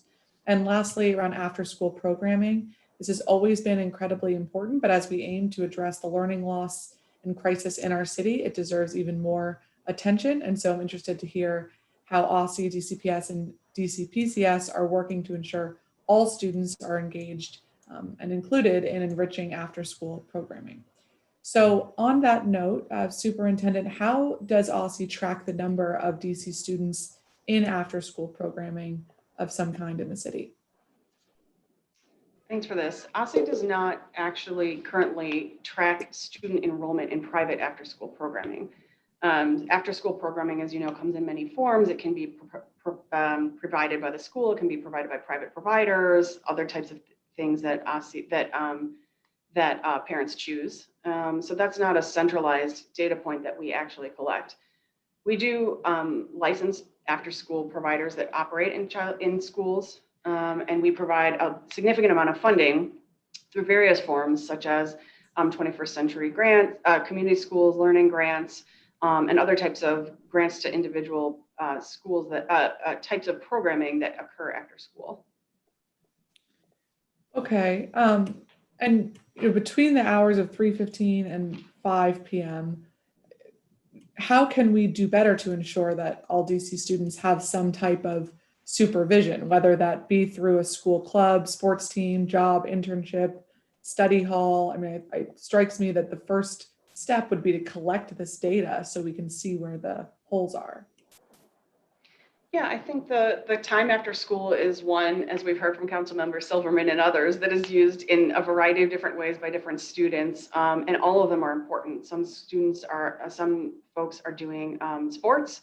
Some folks go home and do homework at home, play with their friends, participate in art camp, karate, etc. One of the things that we're really excited about with the upcoming relief as we focus on learning loss is the ability that our schools have a significant amount of funding and to pay for more opportunities, more kinds of diverse opportunities for their students. That includes learning as well as social activities, which help, as we know, student mental health to be engaged in social activities with their peers, have time to play and run, as well as time to learn different activities. So we think that's all important, and we're really excited for the opportunity that we have to invest more in that across the city moving forward. Okay, well, thank you. And I would just ask if OSSE can put an additional focus on collecting this data, even if it does, of course, it comes in many different forms of the type of activities our students are engaged with after school, but for us to best determine which programs require additional funding, we have to know what the habits and holes are for our students. Well, I am out of time, but thank you, Superintendent. Thank you, Chairman. Thank you, Councilmember Pinto. Thank you, Ms. Young, Superintendent Young. We're going to move on to the next agency now. I'm hopeful that somebody took notes on all the things that we asked that you follow up with. And again, if you would send to the committee of the whole as well as to the member who asked. Thank you. So we'll turn now to the State Board of Education. Zachary Parker, who's the president, as well the Chief Student Advocate, Dan Davis, Office of the Student Advocate, and the Ombudsman, Serena Hayes, who's with the Office of the Ombudsman for Public Education. And we're going to include in this panel the Director of the District of Columbia State Athletic Association, Clark Ray. So hopefully you all are here, and I will ask you to speak in the order I mentioned you, and then we will have one round, 10-minute round of questions from members. So Zachary Parker, if you would start us off, and good afternoon. It's good to see you again. Likewise. Good afternoon, Chairman Mendelson and members of the Council, Committee of the Whole. My name is Zachary Parker, and I have the honor to serve as the Ward 5 representative and president of the State Board of Education. I am pleased to provide testimony today on behalf of the 9 elected members, 2 student representatives, and 6 staff members of the State Board about our performance as an agency over the past year. The State Board is comprised of 3 separate independent offices: the State Board, the Office of the Ombudsman for Public Education, and the Office of the Student Advocate. Ombudsman Serena Hayes and Chief Student Advocate Dan Davis will provide their own testimony, so I will largely restrict my remarks to the State Board's work. Like the rest of the district government, our agency has been changed remarkably due to the global pandemic. I am proud to report that the State Board pivoted to the new virtual landscape with aplomb, altering our activities rapidly to ensure that we continue to serve district families. We could not have done this without the incredible State Board staff who made this transition feel seamless from the board's perspective. This includes moving swiftly to virtual platforms for our official meetings, enabling many more residents to interact with the State Board, coordinating a phone response system where staff are able to speak with families from the safety of their own homes, and launching a new social media-based platform to host town halls and informational sessions. Mr. Chairman, in short, the State Board has taken on this new challenging environment, and we intend to continue many of these efforts moving forward as we return to our physical office. As outlined in our responses to the questions provided prior to this hearing, the State Board has experienced a 288% increase in public witness testimony since 2019.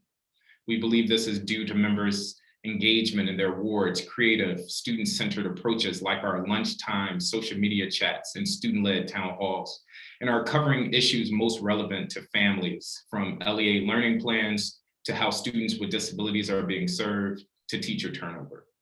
The State Board is charged with being the conduit for constituent voice. Over the past year, members have made it a priority to engage voices that are much less likely to be heard in policy conversations. At least in part, as a result of these efforts, I am pleased to report that 75% of our public witnesses were first-time commenters in 2020. The State Board has also amplified these voices by compiling testimony with summaries for other agencies, including the Council, to consider in their own work, and we plan to continue doing this in the future. The State Board has made a number of sacrifices over the past year to assist with pandemic-related budget restrictions. In total, the mayor has requested over $100,000 in mid-year reductions from the agency's fiscal year 21 budget, and over $600,000 in reductions in our fiscal 22 year budget, and our approved need for appropriations. It may seem small in the overall district budget, but their approved fiscal year 21 budget for non-personnel services is less than $360,000 total for all 3 offices. These funds are vital to the continuation of the State Board's functions and activities. In fiscal year 21, we asked our staff to forego salary adjustments despite the new challenges imposed on them by the pandemic. And this level of sacrifice is unsustainable if we expect to retain our essential staff who make it possible to effectively serve our constituents. We are aware that the State Board is not alone in making sacrifices this past year.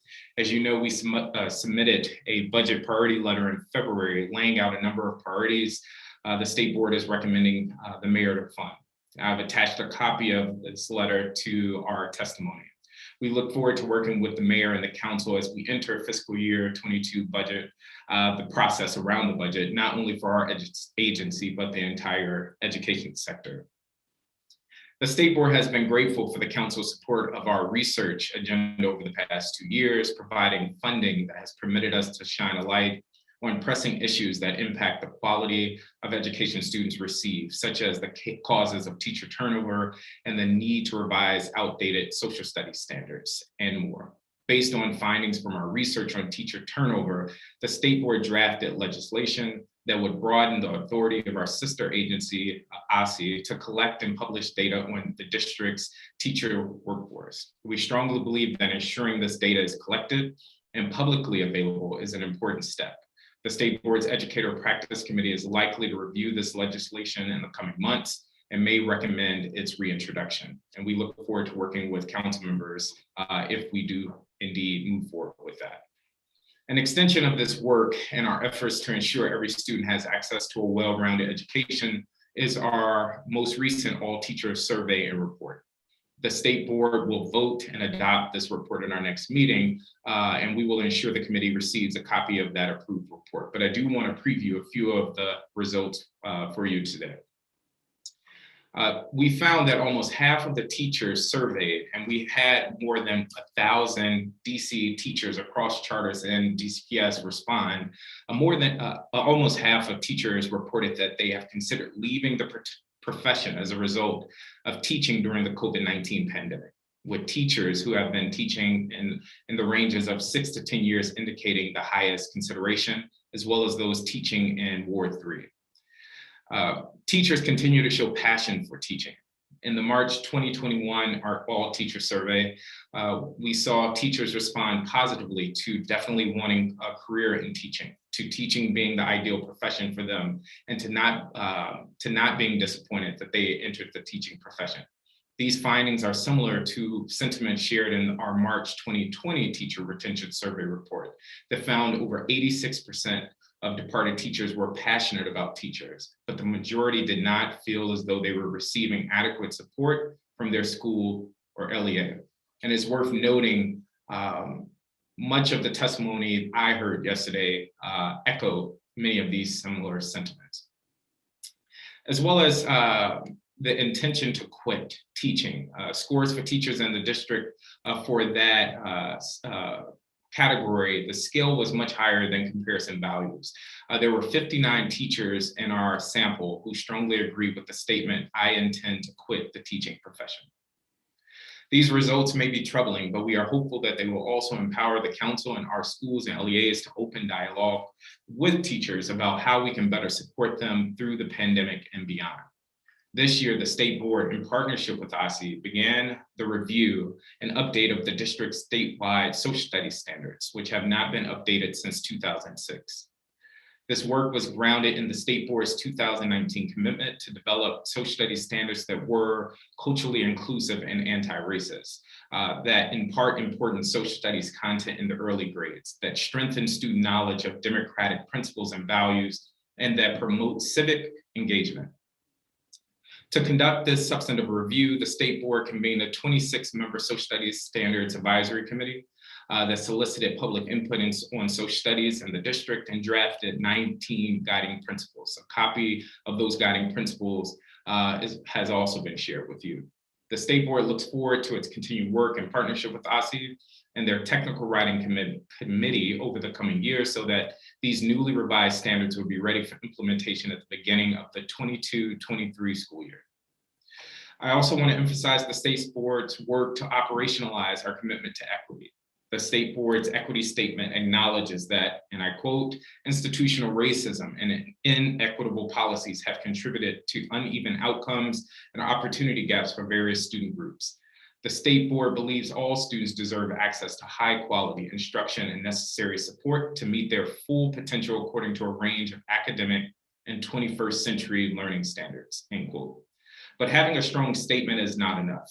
The state board also developed and adopted an equity framework to inform our work in advocacy. This framework focuses on three particular areas. One is improving outcomes for students designated as at risk through high quality instruction and necessary support. Secondly, increasing the representation of groups that have been historically marginalized in the district's teacher and administrative workforce and through the functions of the state board. For example, the panels that we regularly hear from at our monthly meetings. And then thirdly, expanding access to culturally relevant pedagogy within DC schools and anti-racist professional development opportunities for DC educators and state board staff. In practice, the state board now requires the creation of an equity impact statement for each of its proposed resolutions that explains how that resolution will advance equity in the District of Columbia prior to consideration. Part of this commitment also includes correcting imbalances between the three offices that comprise the state board. All three of our offices are underfunded and under-resourced for the scope of our work, but this lack is felt particularly within the offices of the Ombudsman and Student Advocate. These offices provide vital resources to families and students in the district, and we believe they will be critical levers moving forward as the city moves to reopen schools safely. We strongly urge the council to identify additional full-time employee positions for each office so that they can serve more families, especially during this time of increased need for support for students and families. Mr. Chairman, as you can see, the State Board has had a busy year and we are not slowing our pace. So far in 2021, we have overhauled our committee structure, adding new standing committees and focusing our efforts where they are most needed. Our committees focus on assessments and accountability that is chaired by Representative Ruth Wattenberg and Representative Jack Patterson. Education standards that is chaired by Representative Jessica Sutter. Educator practice, which is chaired by Representative Fraser O'Leary. And the variety of issues members choose to advocate that will bolster student learning. And that advocacy committee is chaired by Representative Carleen Reed. Each committee has been tasked to develop a work plan for consideration by the state board by the end of the month. Once completed, we are happy to share that consolidated work plan with the committee as well as the public. We have also established a task force focused on conducting a needs assessment of schools amid reopening and elevating what is actually working that we might recommend scaling citywide. That task force is chaired by myself as well as my colleague, Representative Alistair Chang. Additionally, we have established an ad hoc committee focused on DC's governance structure, which will, one, produce research about how our system compares to other cities and states, and two, engage the broader community for input. That ad hoc committee is chaired by Representative Ebony Rose Thompson. Not to be forgotten, our administrative committee is chaired by Representative Emily Gasoy, who also serves as our vice president. Finally, we have also partnered with Johns Hopkins University's DEI collective to help improve access to the state board fellowship opportunities to students from underserved and underrepresented communities. Much more about our activities can be found in the response we submitted to the committee and in our annual report. So I will close with a few additional thoughts. The world has been in turmoil for the last year because of the pandemic, but for many of our students, trauma is an all too normal experience, unfortunately. Generational racism, poverty, and violence leaves lasting scars on our children. We must do more to provide for their social, emotional, and mental health. And it's been great to hear so many constituents advocate for those areas. SEL cannot be a minor part of schooling. We must weave it throughout the education system, ensuring that every child feels loved and welcomed in their schools and that they have the tools they need to succeed. Further, no student should fear the walk to school. Violence is on the increase in our city, and it is preventing students from even walking into the school building. And when they do make it through the doors, they are unable to fully participate in their education. We must do better now to provide safe access to schools, including expanding safe passage, but also taking a comprehensive look at how to reform our public safety agencies and their presence in our schools. We urge the council to refer to the state board's resolution on this subject, a copy of which has also been shared with our testimony. Finally, I want to thank the staff and of the state board on the record for their dedication and hard work. Alex Jew, Darren Fleischer, Caitlin Payne, Malaya Olufemi, Roma Battle, and John Paul Hayworth are without a doubt one of the best teams in the district government, and the state board is indebted to them for their work on our behalf. We have also been able to amplify our staff with our part-time paid fellowship program.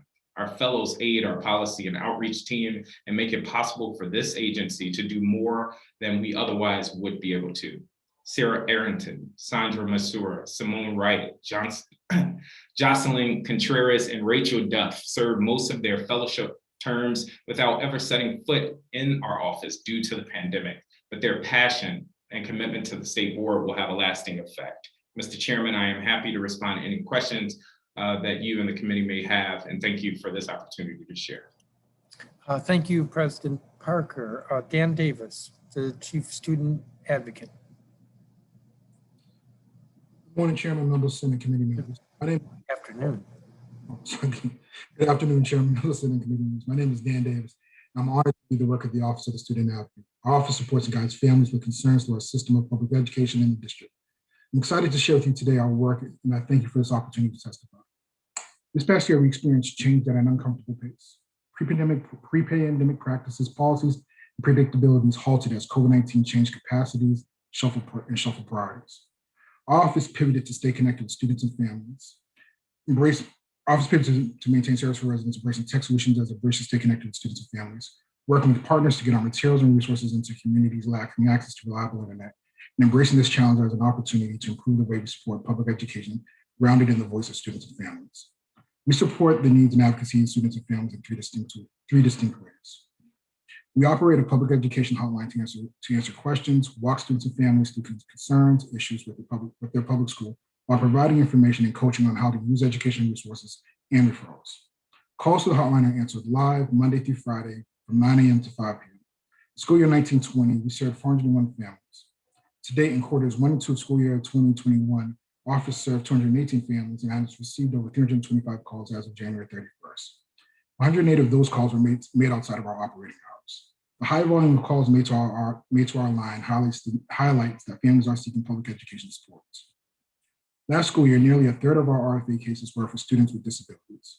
In school year 2021, families seeking support for students with disabilities still drove the volume of our calls. Although the needs have shifted, families are concerned about the quality of service, the effectiveness of interventions and accommodation, and how COVID-related delays to the IDA process is a barrier to a free and appropriate education.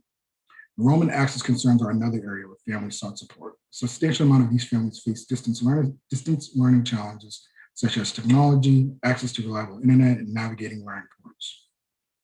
Families raised questions about academics and school communication this year as well. Rating policies, GPAs, and duties to notify parents were primarily their concerns. As we process data from our RFA line and collect feedback from stakeholders, we've reduced resources that reduce barriers and demystify the process for families. Our online education and community resource guide, information resources and advocacy tools, and our parent and family go-to guide, all housed on our website, are evidence of our effort to streamline information that help families better understand the public education system and its policies and procedures. As we move to a virtual environment, we strove to increase traffic at our online and social media sites. In school year 1920, more than 4,500 unique users accessed our online information via our websites, and more than 3,500 unique users engaged our social media pages. So far in school year 2021, more than 1,100 unique users have accessed our online information advocacy tools, and nearly 900 people have engaged with us on our social media pages. Students, families, and community members are at the heart of our work. In school year 1920, we engaged over 3,200 students, families, and stakeholders at more than 120 events. Distributed more than 4,800 resources in English, Spanish, and Amharic to communities in every ward. With school closure due to COVID-19, we shifted engagement efforts to ensure families receive the resources and support they needed. We connected with more than 1,500 students and families and stakeholders virtually. Our office continues to be committed to supporting students and families who need specialized instruction. Our office collaborated with parents and community leaders from Decode Dyslexia DC to develop a district-centric dyslexia guidebook. This handbook was created to inform families and education stakeholders about dyslexia. This school year, we adapted our Know Your Rights workshop to be more responsive to the current distance learning environment and are hosting sessions virtually for families who have a student with disability. The workshops cover IDA regulations in regards to distance learning, evaluation and assessment changes, updated school roles and responsibilities, and procedural safeguards. Relying on student voice to inform policy and shape initiatives is a principle that navigates our work. In school year 1920, we facilitated small focus group discussions speaking to over 450 students from 27 schools about how and what safe looks like while traveling to and from school. More than a third of students reported feeling uncomfortable or in danger. When asked more specifically about their level of safety, over half of the respondents reported feeling either uncomfortable, concerned, or afraid, or in danger while traveling to and from school. The full report with the recommendations can be found on our website. Our office recognizes the need for additional conversations and awareness on topics regarding mental health in students. As a result, we created a podcast discussing topics related to the intersection of mental health and student success. In response to the physical closure of schools, we decided to pivot our existing mental health-based podcast to meet the needs of students and families. In partnership with DME, we repurposed the podcast to host Instagram live conversations around mental wellness for students at home that provided guidance on accessing school-based behavioral health services. While we hope that we can scale to meet demand, capacity restraints prevent us from serving all the families needing support with accessing a high-quality public education. We must meet the demand for equity that students and families are bringing forward. Pre-pandemic practices will not suffice as we shift towards recovery. Solutions not centered on the experience of students and families will produce pre-pandemic outcomes. The work I highlighted today speaks to the office's commitment to center student and family voices in the policymaking process. This pandemic has continued to underscore the need for families to have direct access to resources to allow them to make informed decisions regarding their students' education. We continue to look forward to serving families and students in more direct, comprehensive, and collaborative ways. Finally, if there's any person interested in contacting our office, they can do so by calling us at 202-741-4692 or emailing us at student.advocate@dc.gov. Thank you all for the opportunity to testify today, and I welcome any questions that you might have. Thank you, Mr. Davis. Serena Hayes, who's the Ombudsman. Good afternoon, Chairman Mendelson and members of the Committee of the Whole. I am Serena Hayes, Ombudsman for Public Education. Thank you for the opportunity to testify before you today. The purpose of the Office of the Ombudsman is to serve as an external neutral resource for families in the resolution of complaints regarding public education in a way that furthers the student's best interest. Day to day, we talk with families and schools discussing concerns and deliberating about choices that were made, whether their choices were correct, assessing the impact of that choice on children, and providing information. We coach families on how to advocate for their children by providing information, helping them organize their thoughts before conversing with school administrators, helping them draft letters, informing them of possible solutions, and supporting them through the various options available. We schedule and attend meetings. We facilitate meetings, sometimes unexpectedly, after realizing that a parent, guardian, or educator was triggered, and the only way to move the conversation forward is to allow space to process emotion. Under ordinary circumstances, the office's work is challenging, and as we all know, the last year has been extraordinary. Like other agencies throughout the district, the Office of the Ombudsman transitioned to full-time telework in mid-March. We continue to offer high-quality conflict resolution services in a virtual posture. Many of the complaints we received during distance learning involved special education services. Families requested additional IEP supports, dedicated aides, increased service hours, tutoring, increased one-to-one support from schools as they watched their students regress. There was also a subset of students that had been waiting an initial evaluation or sometimes a reevaluation. At the beginning of the pandemic, most LEAs were not conducting virtual evaluations. Students who would have otherwise qualified for special education services at that time did not receive an IEP. Despite challenges during distance learning, we've also experienced some positive outcomes in our casework. In my written testimony, I've given a more elaborate description, but one example is where we were able to connect a school and a family with wraparound services to support that student needs during distance learning. As schools prepare for in-person instruction, our office is preparing too. Our primary concern is whether we'll have the capacity to meet growing demand for our services. For the past 2 years, we've reported growth in our call volume as well as with the cases handled. During school year 2019-2020, before the pandemic, our call volume was about 40% higher than the previous year. We also continue to experience high volume for special education cases during distance learning. The challenge, however, was that for too many students, there were no viable solutions that would remedy their concerns. Some of the solutions applied during distance learning were just Band-Aid fixes to try to get the family through this difficult time. And as schools reopen, we want to reconnect with some of those families to ensure that their students do receive the supports that were not available during distance learning. This is something that we won't necessarily have the capacity to do if we start to see the sort of surge in calls that we're expecting in the fall once schools reopen for in-person learning. I want to thank the council again for giving me the opportunity to testify before you all today. So thank you, and I welcome any questions that you may have. Thank you, Ms. Hayes. Clark Ray, who is the Executive Director of the District of Columbia State Athletic Association. Good afternoon. Good afternoon, Mr. Chairman and members of the committee. For the record, my name is Clark Ray, and I'm the Director of the DC State Athletic Association, more commonly known as the DCSAA. Thank you for the opportunity to participate in today's hearing. I have submitted written testimony for the record. However, with respect for everyone's time, I would like to summarize my testimony and verbally highlight some of the key points we feel are important to the work we do. First, today marks 1 year that high school sports in the District of Columbia have been sidelined. High school sports in the district remain in a state of suspension per Mayor's Order 2020-123. During the Mayor's March 4th situational update, she announced March 15th as a tentative date for high school sports to restart. And if all of that goes well and we move forward with a restart, we hope to offer state-level championship events for our spring sports student athletes. We feel this is important because our spring sports student athletes lost their season last year. Prior to the shutdown, we felt good about the state of high school athletics in the district. We were having what we would consider to be a normal good year, and we felt our annual participation number would and should continue to grow. And then COVID. The pandemic-induced suspension of high school sports has been devastating to our student athletes, especially to those who believe that athletics are their only way out. High school sports, we all know, play a vital role in student athletes' lives. Involvement in high school sports have been closely tied to improved test scores, higher grade point averages, and less truancy. But we are not only concerned about our student athletes' physical health, we're also concerned about their mental health.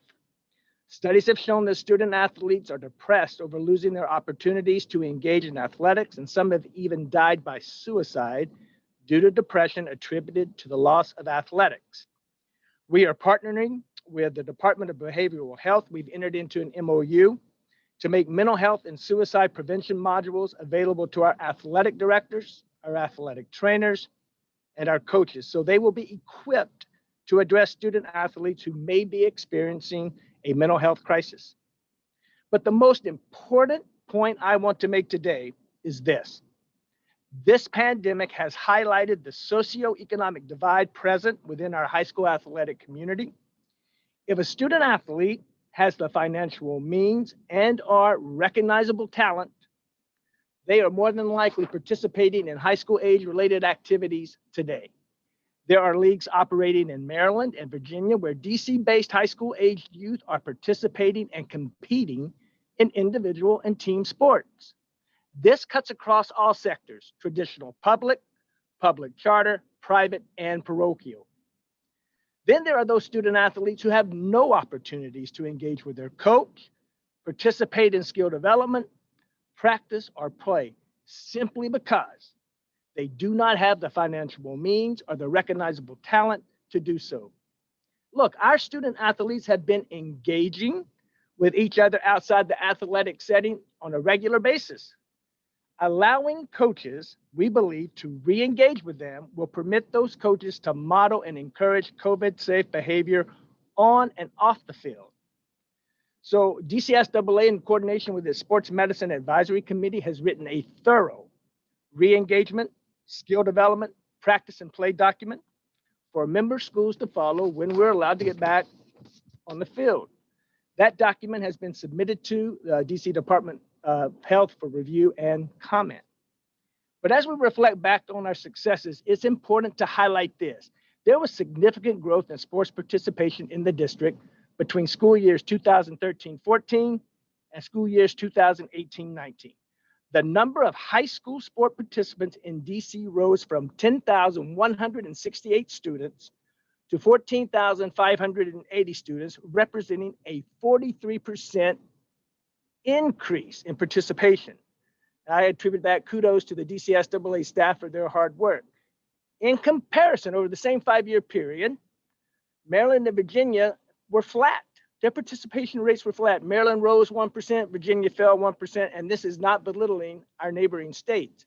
But what it is showing is that the district is growing and we got more students to participate in sports. So due to the pandemic, we don't have numbers for participation for 2019-20, but we believe our participation should and could continue to increase. We're looking to add additional state championship offerings in swimming, wrestling, golf, and lacrosse. These are scholarship sports. Our surrounding jurisdiction offer these sports, and we believe that if we offer them on a state level, that other member schools would indeed offer these sports. In a normal year, we conduct 31 championship events covering 14 sports. In addition to sports, we've created an academic scholarship that's fully funded by our partner, United Bank. We've created an all-state designation program for our student athletes, giving them an opportunity to be honored, just like their high-performing student athletes in other states. We've created a DC High School Hall of Fame to honor the men and women who were great coaches, players, and administrators. Again, I want to thank you guys for allowing me the opportunity to testify today about the status of interscholastic athletics in DC, and I am available to answer any questions you or other committee members may have. Thank you. Thank you, Mr. Ray. Members will have a 10-minute round, one 10-minute round for questions. Please, if members don't have questions, don't volunteer. I'm going to start with a couple for Mr. Ray. One of them is, did I understand you correctly that high school sports are about to reopen? Well, I think at the mayor's situation report last Thursday, she made an announcement, a tentative date for March 15th. And she alluded to the fact that the Department of Health and the DCSAA would be providing guidance. As I mentioned in my comments, we did provide DOH with a very thorough document of return to play. So we have not heard back from them, but we have been in contact with them. So today's the 10th. The tentative date is 5 days from now, but you've not heard back from the Department of Health. Not in terms of any comments on the document that we provided. That is correct. All right. In your testimony, you also said, and I'm reading, studies have shown that student athletes are depressed over losing their opportunities to engage in athletics, and some have even died by suicide due to depression attributed to the loss of athletics. Have there been suicides attributed to the loss of athletics in the district, or is that referring to national figures? That's a national study, sir. That, to my knowledge, there has not been a suicide related to athletics or not playing sports in the district. And you are working with the Department of Behavioral Health in this regard? Yes, sir, we are. Great. Let me turn to the student advocate. A couple of things. Given your proximity to students, what are you hearing regarding their mental health? I think all of the students, as we discuss with students and talk with students, all students are expressing a desire to get back to normalcy. So there are genuine concerns and genuine fears about what normalcy will mean when they get back to the school building. There's concerns around what's going to happen with COVID, in addition to their concerns and the trauma that they've experienced since being home. A lot of students, there have been, I don't want to miscount the number, but there have been several fatalities or homicides that involve young people, and those young people aren't able to grieve through those normal processes. School serves as another vehicle for those young people to kind of share that grief, connect with one another, and support one another. By not having school, they're not able to do that. They're not able to kind of connect with friends, build in person, and kind of share and get connected into services for the times when they're experiencing the trauma, experiencing grief at a level that needs some more attention. Have you developed recommendations, or are your recommendations pretty much consistent with a lot of the testimony we've been getting. Maybe what I'm saying is, do you have recommendations that are different from a lot of the testimony we've been getting? No, I don't have recommendations that are different from a lot of the testimonies that's already been provided through the public and in some of our other agencies. We do have some recommendations specifically around safe passage. Particularly, creating a uniform definition for what safety means for students, especially during those times of to and from school. We've also added some recommendations for safe passage around street harassment. The part of the survey and studies that we've had in conversations that we have with students around safe passage and to and from school, there was a high level incidence of experiencing street harassment, and that's a conversation that needs to be elevated and kind of had and joined with some of our other sister agencies and partners.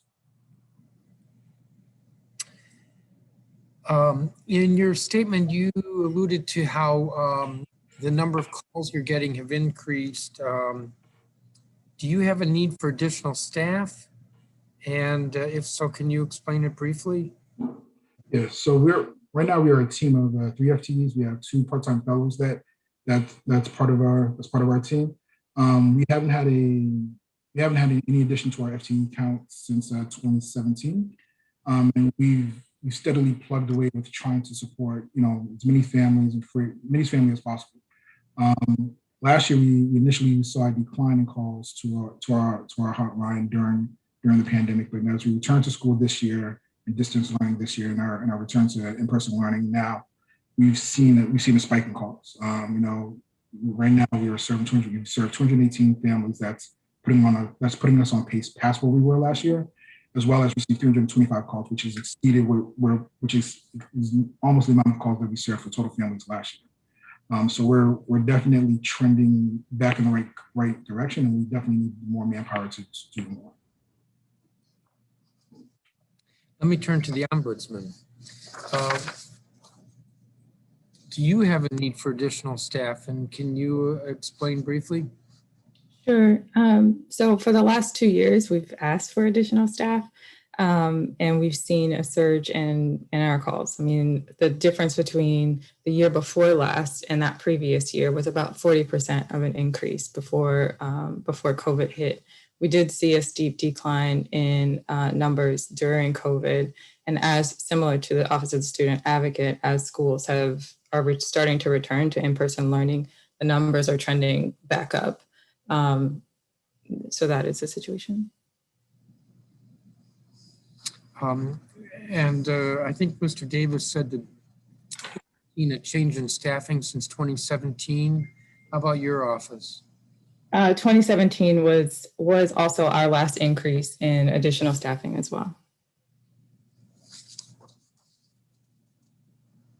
What are you hearing, Ms. Hayes, what are you hearing about the provision of special education services during the pandemic? 2 things. One is that compared to the way things were in spring, there has been a drastic improvement in terms of making sure that students, at least on the DCPS side, to make sure, can you hear me okay? I'm sorry. Yes. Yeah. Okay, just to make sure that DCPS is doing the individualized distance learning plans for each student. Overall, many of the families that we did speak with did receive those plans. The problem has been more so in the delivery of the services, and that they haven't really been effective for a lot of the students. I'm going to move on to the board. The state board talked about the teacher survey. I was going to ask you to give the highlights, but Mr. Parker, you put that in your testimony. I appreciate that. And you're going to be releasing that next week, I believe? That is correct. How will the feedback you've gotten from the teachers, and I kind of did a back of the envelope calculation. You had over 1,500 teachers who responded, is that correct? That is correct. How will you meaning the state board, how will you be using the feedback from the survey in your continuing work, or your next iteration of the teacher turnover and retention work? We plan to share the information with our sister agencies as well as members of the council Our Educator Practice Committee will also reflect on the findings to determine what should happen next. And as you recall, that will be part of that work plan that they'll generate later this month. I think I blanked for a moment while you were answering. Your Educator Practice, is that the name of the committee? That is correct. And that's Mr. O'Leary. That is correct. But did you say there's another committee that is working on this issue of turnover and retention? No, the Educator Practice Committee will oversee all matters of teacher retention that we've been focusing on. They are also reflecting on how to advance an area of our equity framework, which is, as I mentioned earlier, focused on the retention of educators of color specifically. They will take the all teacher survey responses and consider how they will incorporate that in their work plan, which they will produce by the end of the month. Oh, produced by the end of the month. That's correct. All the committees are doing that. We're planning on having a hearing, although we haven't scheduled it, and it probably will be after the budget, on turnover and retention. I view it as one of the fundamental issues with regard to educational quality in our city. Let me turn to colleagues. I may have one more question, but I'm going to turn to colleagues, beginning with Councilmember Henderson, 10 minutes. Thank you, Mr. Chairman. I'm going to start with the State Board. Good afternoon, Mr. Parker. I missed a little bit of your testimony, so forgive me in advance if some of these questions are redundant. I understand that the State Board has launched a special committee to review governance, education governance in the district. Can you tell us a little bit about that, as well as the timeline for completing the work? Yes, the State Board unanimously approved all of our committees, including this ad hoc committee chaired by Representative Ebony Rose Thompson, that will run from now until December of this year. That committee has flexibility to produce reports and engage community members before December, but that is the timeline, the guardrails that we've set as a board. That ad hoc committee has two focuses. One is to research how our governance structure compares to other cities and states. And then two, to engage the community, get out to the public to hear what their views are about our education governance structure. Great, thank you. We heard from the superintendent that they're currently looking at the social studies standards for review that you guys worked on. I know that it all sort of happens on a rotating basis, but what's the next bulk of standards that you guys will be looking at? We have not yet determined the next set of standards that we will review in terms of— Wait, so there's an opportunity for influence? That is an opportunity for influence, yes. Okay. If I could say on the social studies standards, we've greatly appreciated the partnership of OSSE in reviewing our social studies standards. Representative Jessica Sutter has done a tremendous job of leading the board and the community at large through this revision process. Right now, OSSE is in the technical writing phase of the standards. They have agreed to bring back drafts in the fall, and in between now and then, Representative Sutter is engaging the Social Studies Advisory Committee, which will reflect on the draft standards that are sent back, and ultimately the board will vote to approve the standards when the time comes. Okay. In terms of the recommendations that you all sent over, and forgive me, I haven't had an opportunity to look at it, but based on some of the testimony that came up yesterday, there were students who raised a desire to have a more robust history around the Holocaust, to handle some of the hate crime incidents that have been happening in schools. And then I've also heard about students wanting or believing that we need to have more incorporation of LGBTQ history as well. Are those things that were taken into consideration by the board? Absolutely. I would say through the social studies standards work, we are ensuring that they cover a broader range of histories and topics so that they are more inclusive in nature. And in relation to our students, our student advisory committee has hosted several student-led town halls, and we continue to amplify student voice. And so those topics that you're referencing, we would encourage and welcome our student advisory committee to join us to host events on them, and look forward to sharing more information moving forward. Okay, great. I want to switch to the ombudsman. Ms. Hayes, if you're still on the line. And again, apologies if I'm asking a redundant question, but you said that prior to the COVID pandemic, you had already seen a 40% increase in your calls. I'm curious, what have things looked like this particular school year? No, things have still overall been pretty slow. And we've reached out and talked to all of sort of the service education agencies within the district, including the other ombuds offices. And most of us has still, for the first half of the year, had seen a still steady decline in calls. Once schools started to reopen gradually, that's where we started to see that traction come back up. And if you think about like some of the issues that we deal with, like transportation issues, like if kids aren't on transportation, then they're not calling about that, right? So in a lot of ways, it makes sense that sort of as these schools start to reopen, that's when the issues are going to sort of resurface. And sort of in the meantime, people who call us are calling us about issues on the academic progress issues and special education for needing support services sort of right now in the immediate time. How have you found LEAs in terms of their responsiveness during the pandemic? Honestly, we have a really positive relationships with most of the LEAs. And I have found that they have been very open to listening to families, communicating with families, particularly on the teacher and special education coordinator level, right? They're very open. I think that the challenge has really been not really being sure like what resources will actually meet students' needs during distance learning. Yeah. So, I mean, are you concerned at all? So we know that we have more LEAs that are planning to open this month. We have more LEAs that are planning to open for term 4. I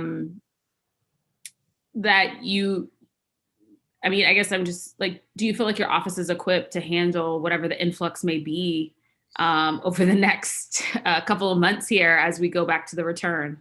No, we were scared about this. We were scared. And we are scared about what the surge is going to look like and how we're going to be able to sort of hit the ground running to support all the families who need this level of support. The special education cases in particular are incredibly time consuming and difficult because we're not talking about sort of a one conversation and done. We're talking about sometimes going to 3 and 4 different meetings for one family.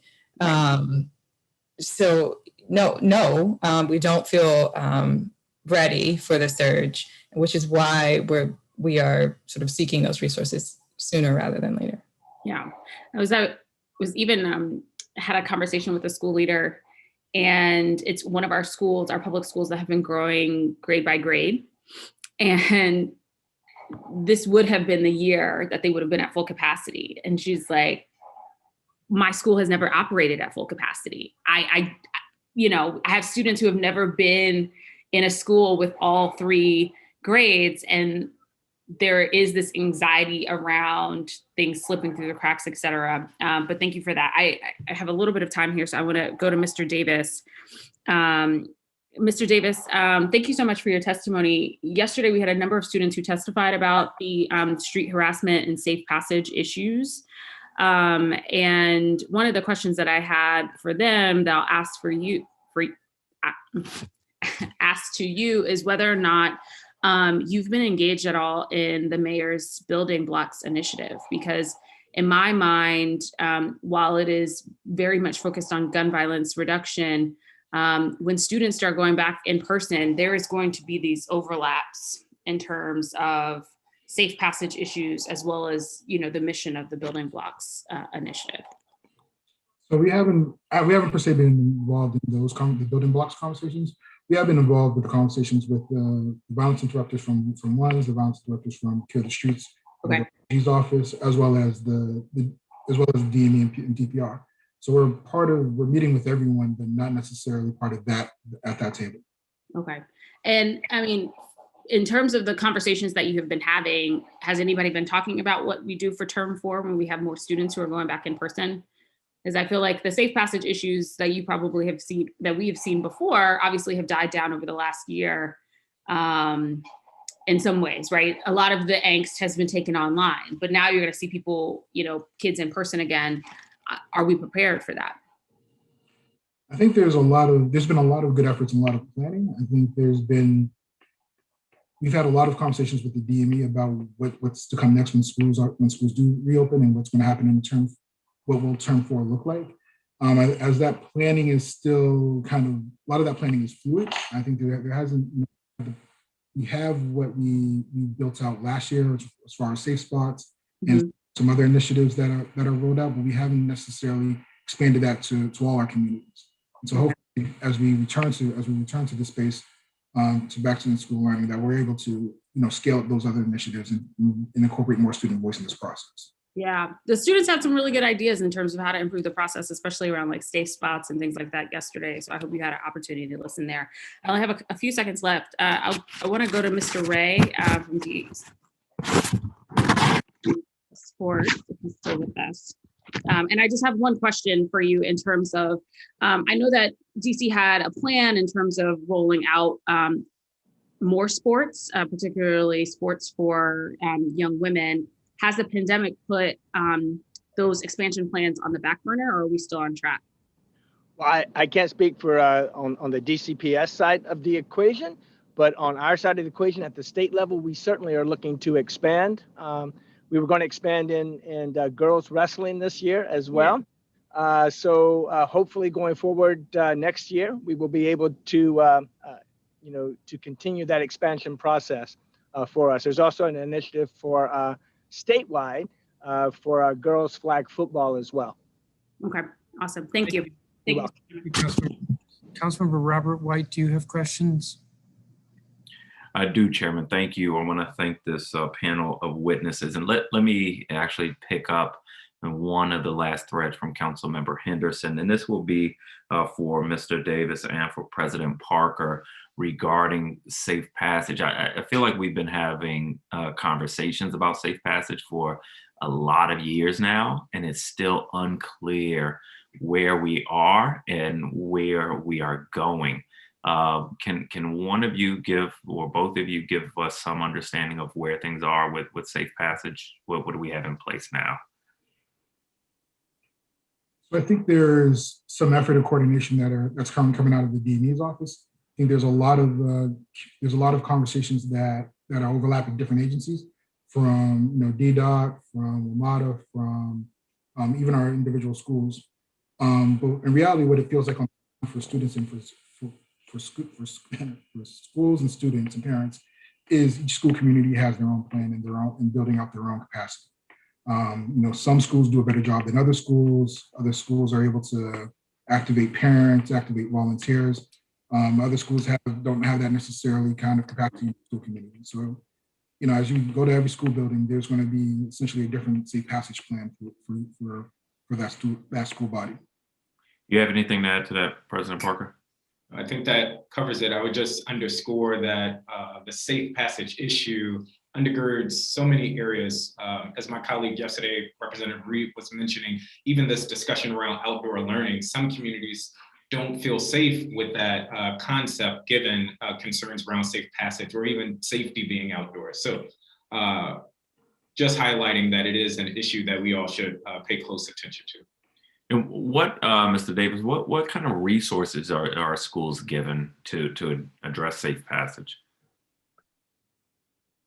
Outside of the resources that they're able to kind of muster from their traditional budget formula and, dedicating staff to that support, that's essentially it. I'm not aware of any outside funding sources to provide safe passage. I know a lot of schools will partner with other agencies, crossing guards from DDOT, partner with other agencies from the violence interrupters to increase some presence, partner with officers from MPD, or partner from officers from WMATA to kind of create more presence. But outside of partnering, there are no kind of extra funds dedicated for safe passage.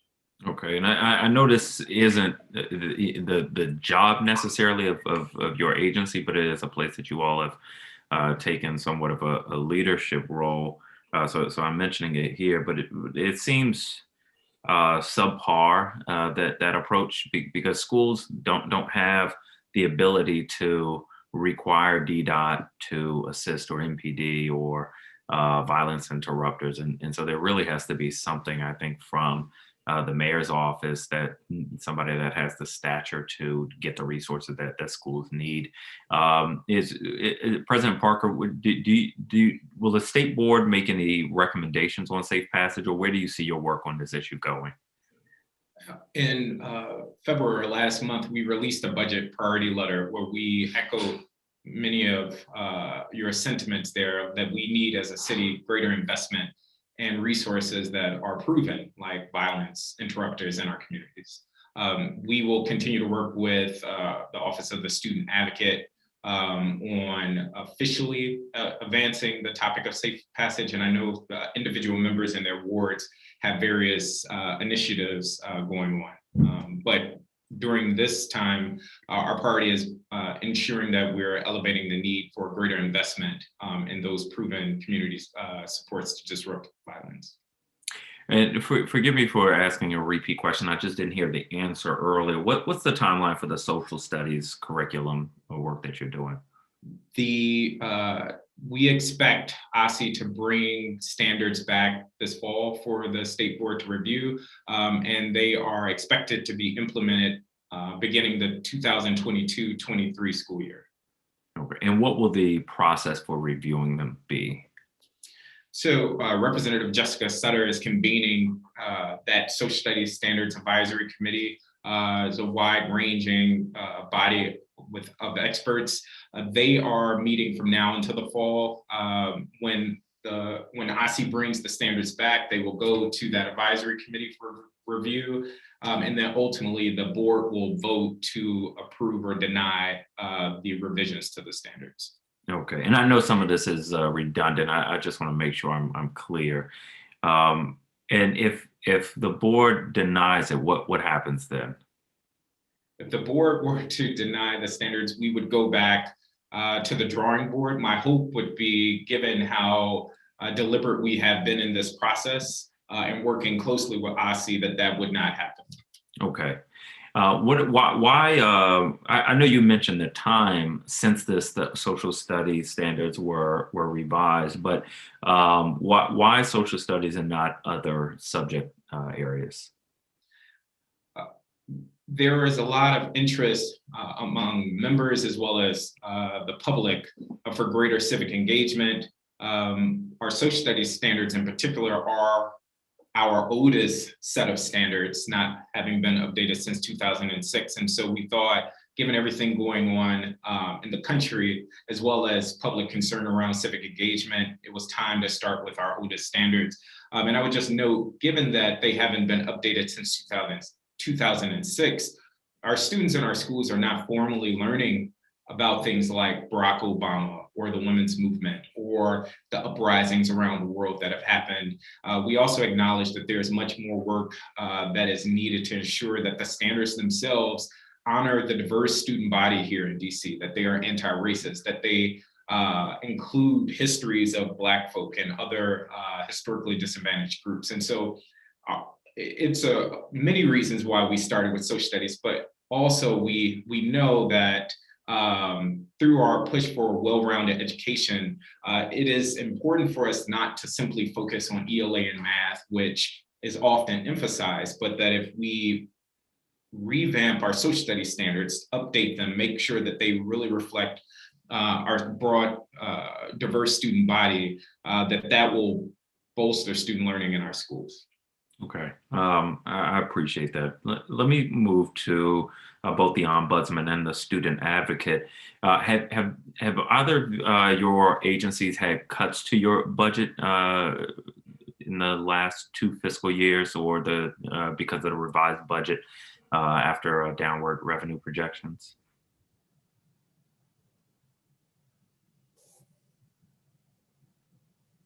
Anybody?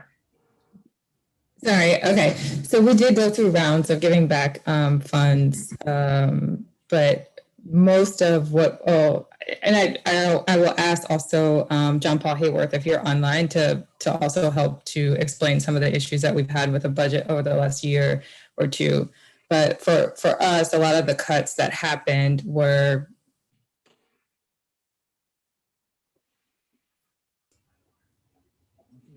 That was a cliffhanger. Mr. Hayworth, where have the cuts been?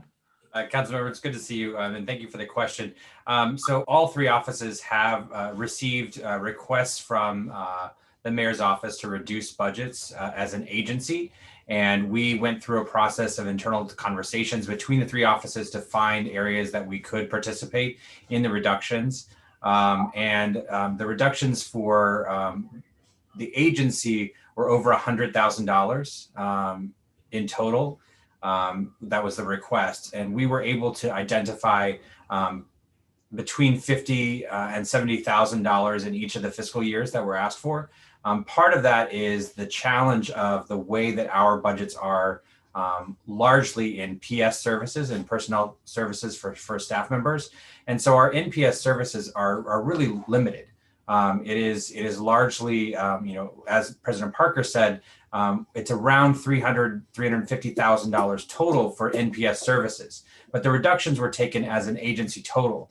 And so finding $100,000 in that budget is very challenging for us.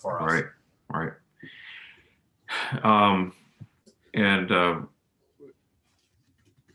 Okay. So you didn't have to cut any programs, is that right? We didn't cut full programs in any of the offices, but we did have to restrict a lot of the other activities that we normally would have participated in, including things like providing translated materials to schools.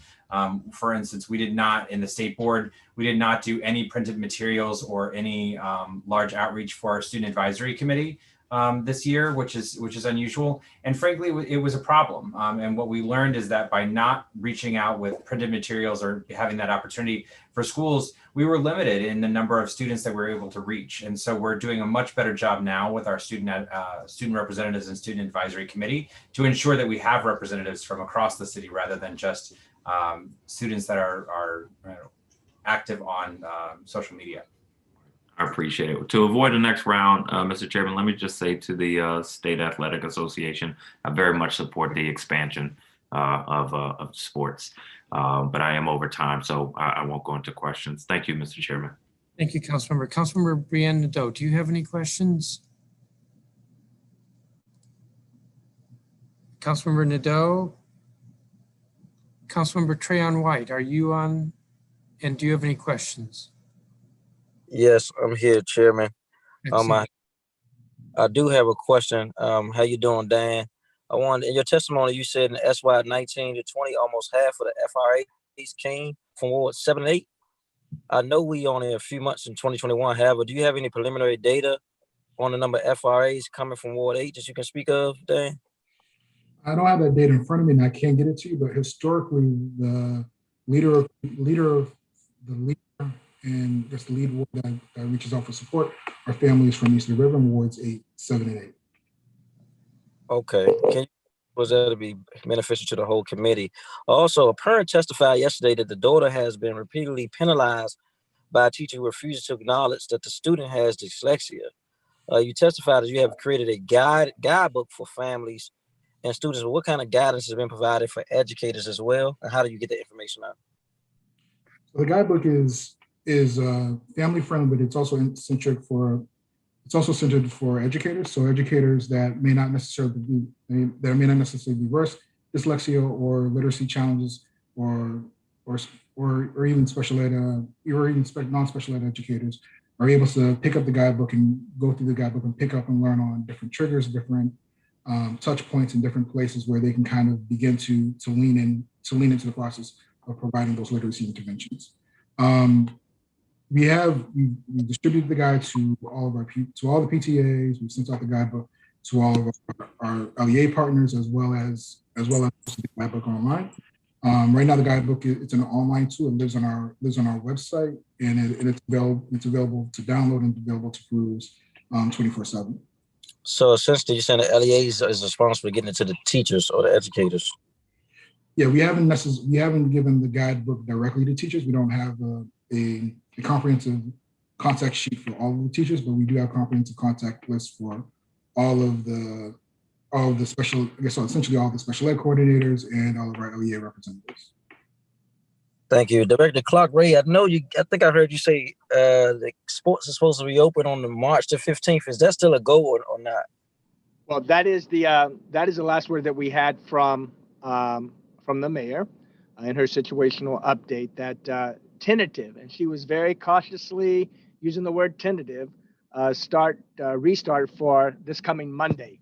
So we have not heard from anyone whether that is taking place or not. There is still a mayor's order in place that will have to either be rescinded or modified in order for us to engage in any activity, high school age related activity.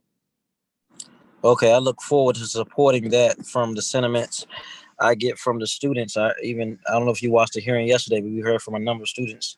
They need to be active out.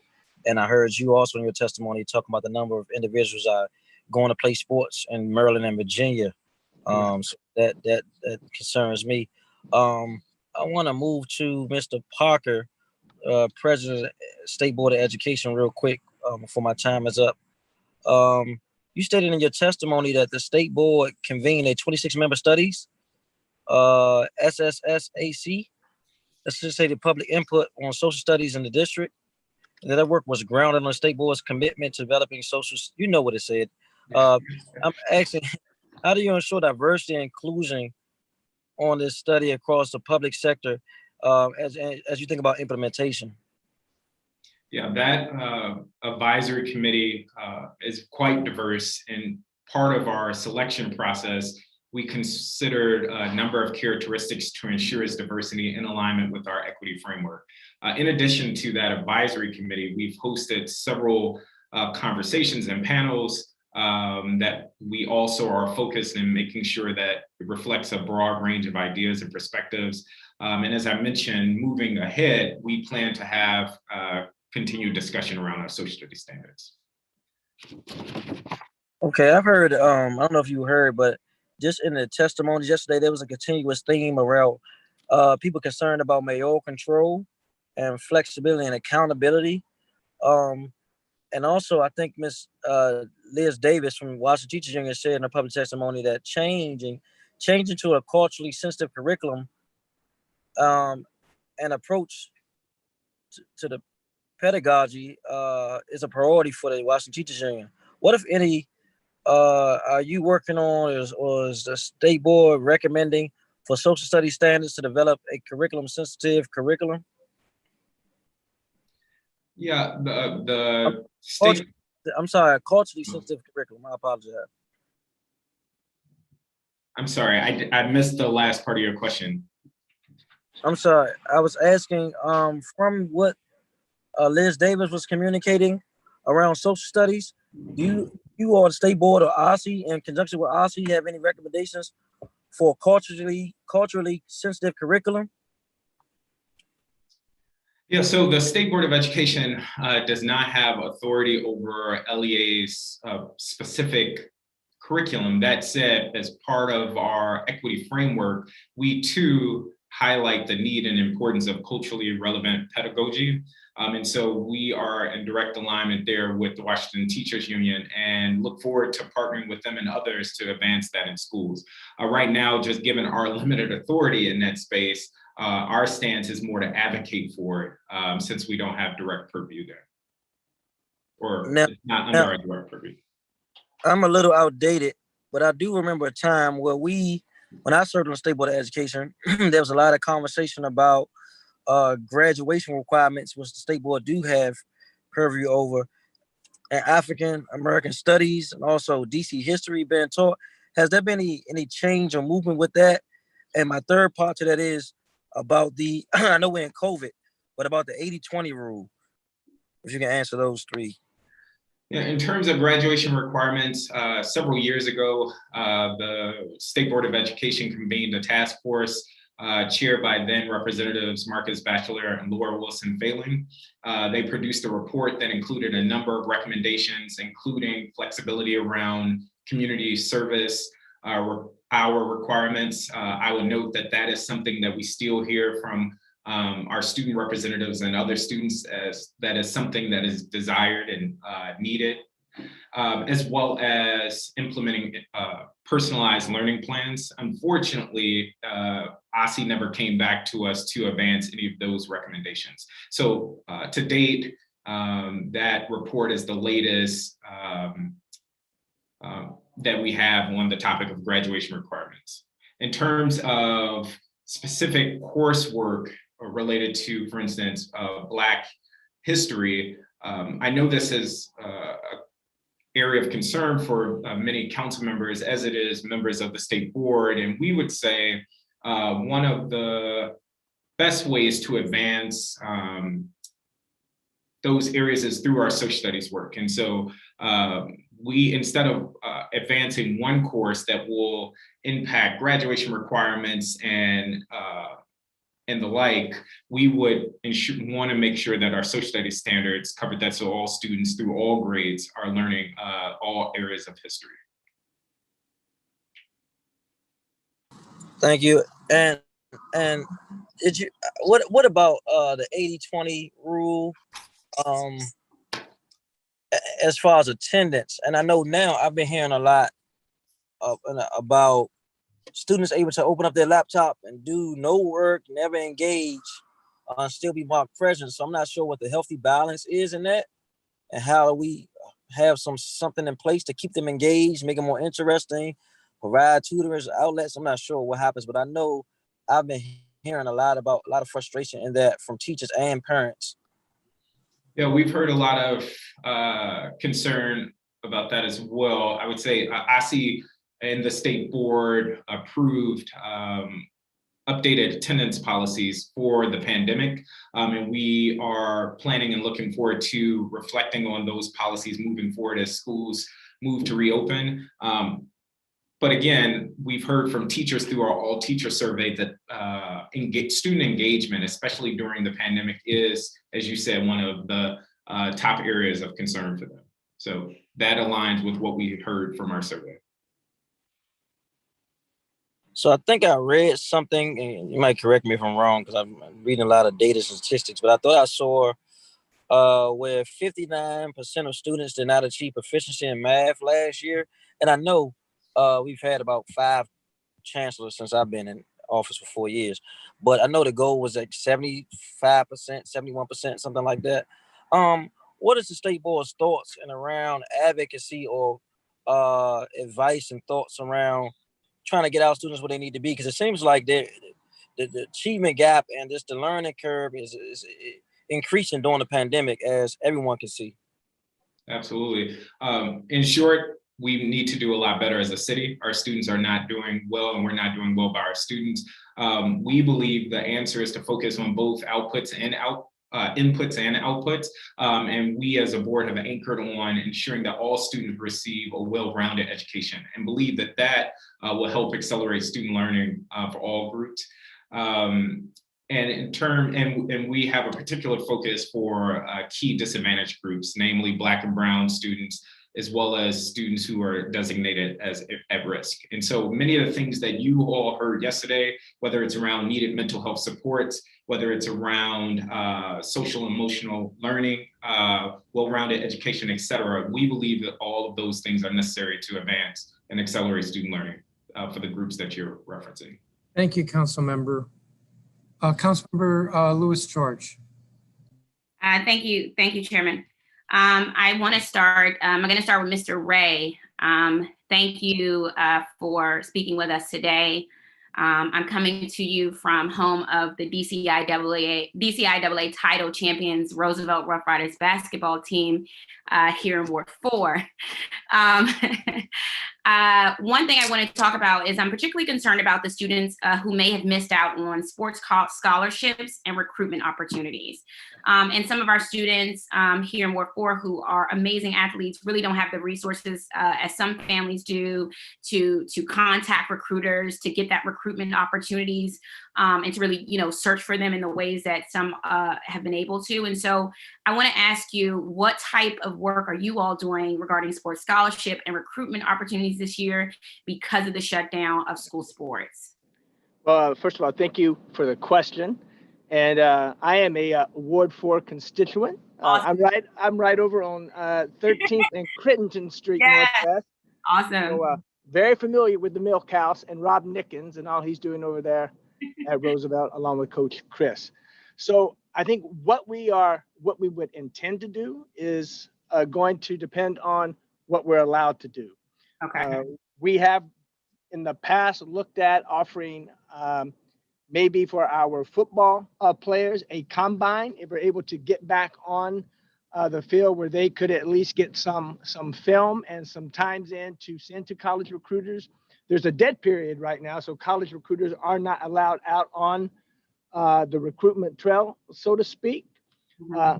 Every June, the NCAA allows us to do a live event for basketball, where we have, prior to the shutdown, we were conducting a team event for high school recruitment for college coaches to come in and assess our basketball players. If we're allowed to get back in a spring sport atmosphere, I think most people probably don't realize, but track and field, the district is deep and steep in track and field athletes that are being recruited at the college level right there at Roosevelt.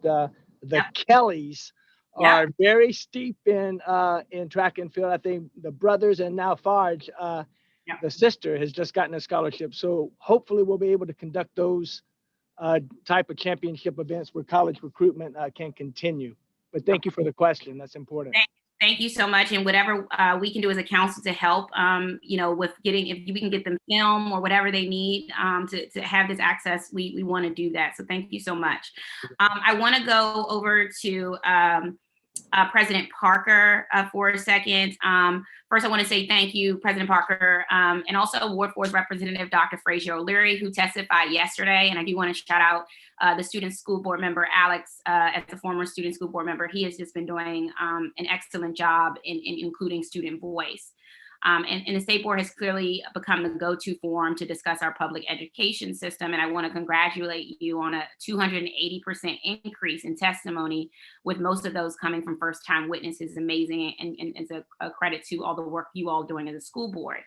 I want to get to that governance piece for a little bit that some of my colleagues started on. Is it correct that the state board can only vote on matters brought to you by OSSE? And for example, the star rating system is one of those examples. Has OSSE worked with you on bringing the ESSA plan back up for vote? And what are some of the changes you've heard discussed as ways to update the star rating system? Thank you for that shout out, Councilmember.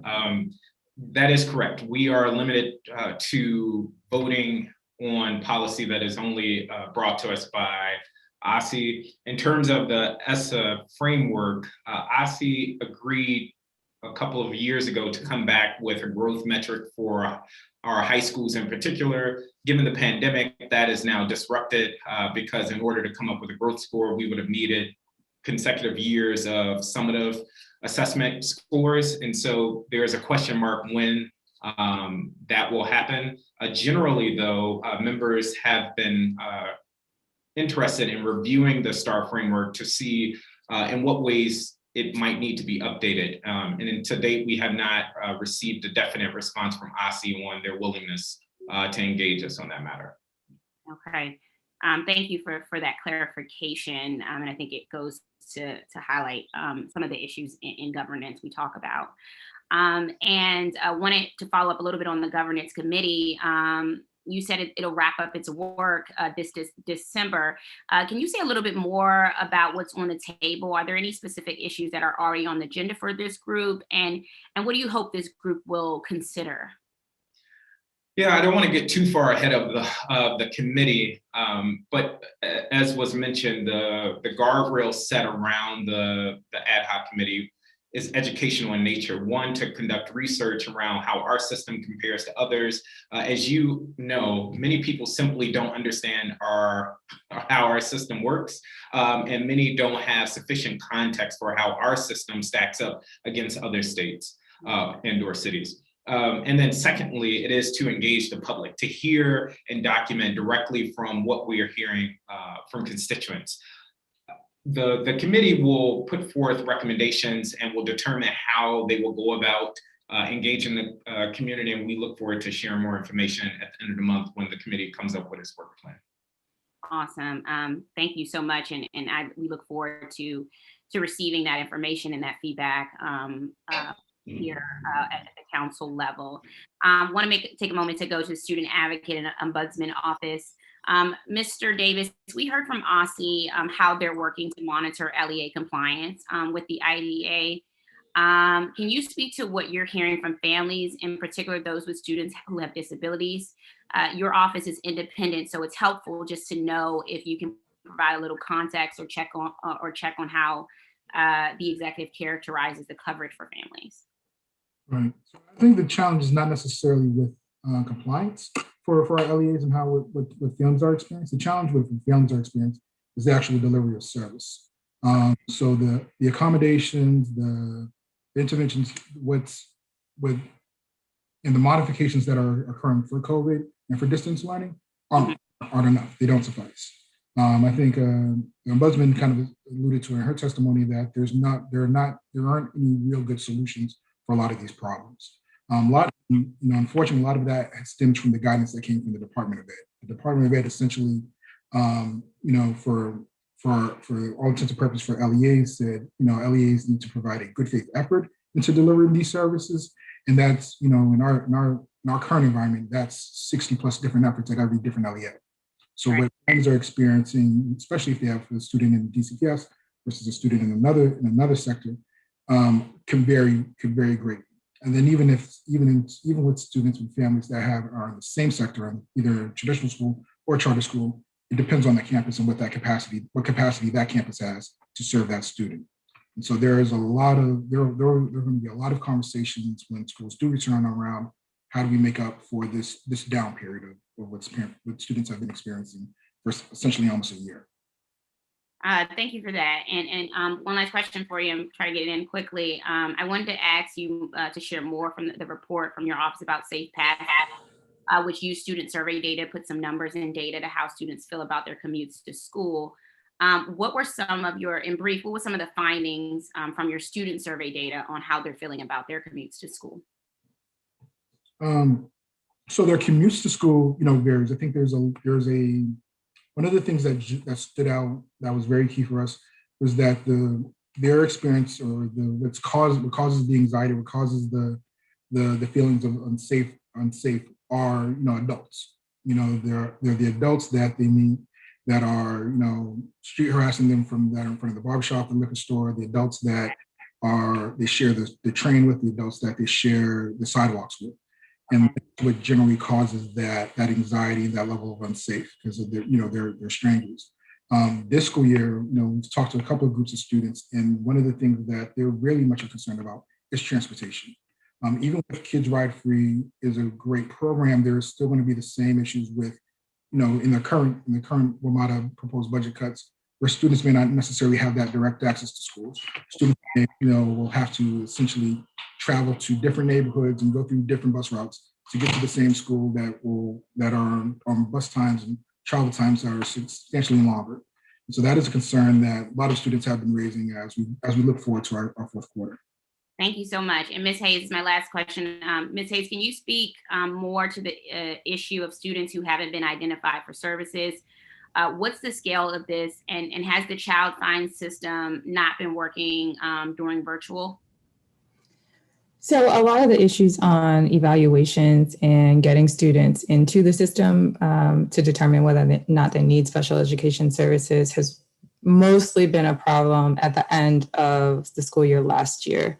I will say from around August or so of this current school year, we've seen a lot of traction in connecting the kids to virtual evaluations, although we have seen some sort of hesitation on the part of parents to necessarily trust that the virtual evaluations are valid. But we are seeing more LEAs using virtual evaluations during this time. And we are getting fewer, although still some complaints around not even getting access to a virtual evaluation. Okay. Can schools suspend students during virtual learning? Councilmember, your time has expired. Okay. Thank you. Councilmember Gray, do you have any questions? And you're on mute. I think I'm unmuted now, Mr. Chairman. Is that correct? Correct. Thank you so much. I want to turn to Clark Ray. I want to, first of all, tell him how much I appreciate the work that he's done with the State Athletic Association, and I'm pleased to have had a role in helping to do that. So, Clark, thank you so much for the work that you've done.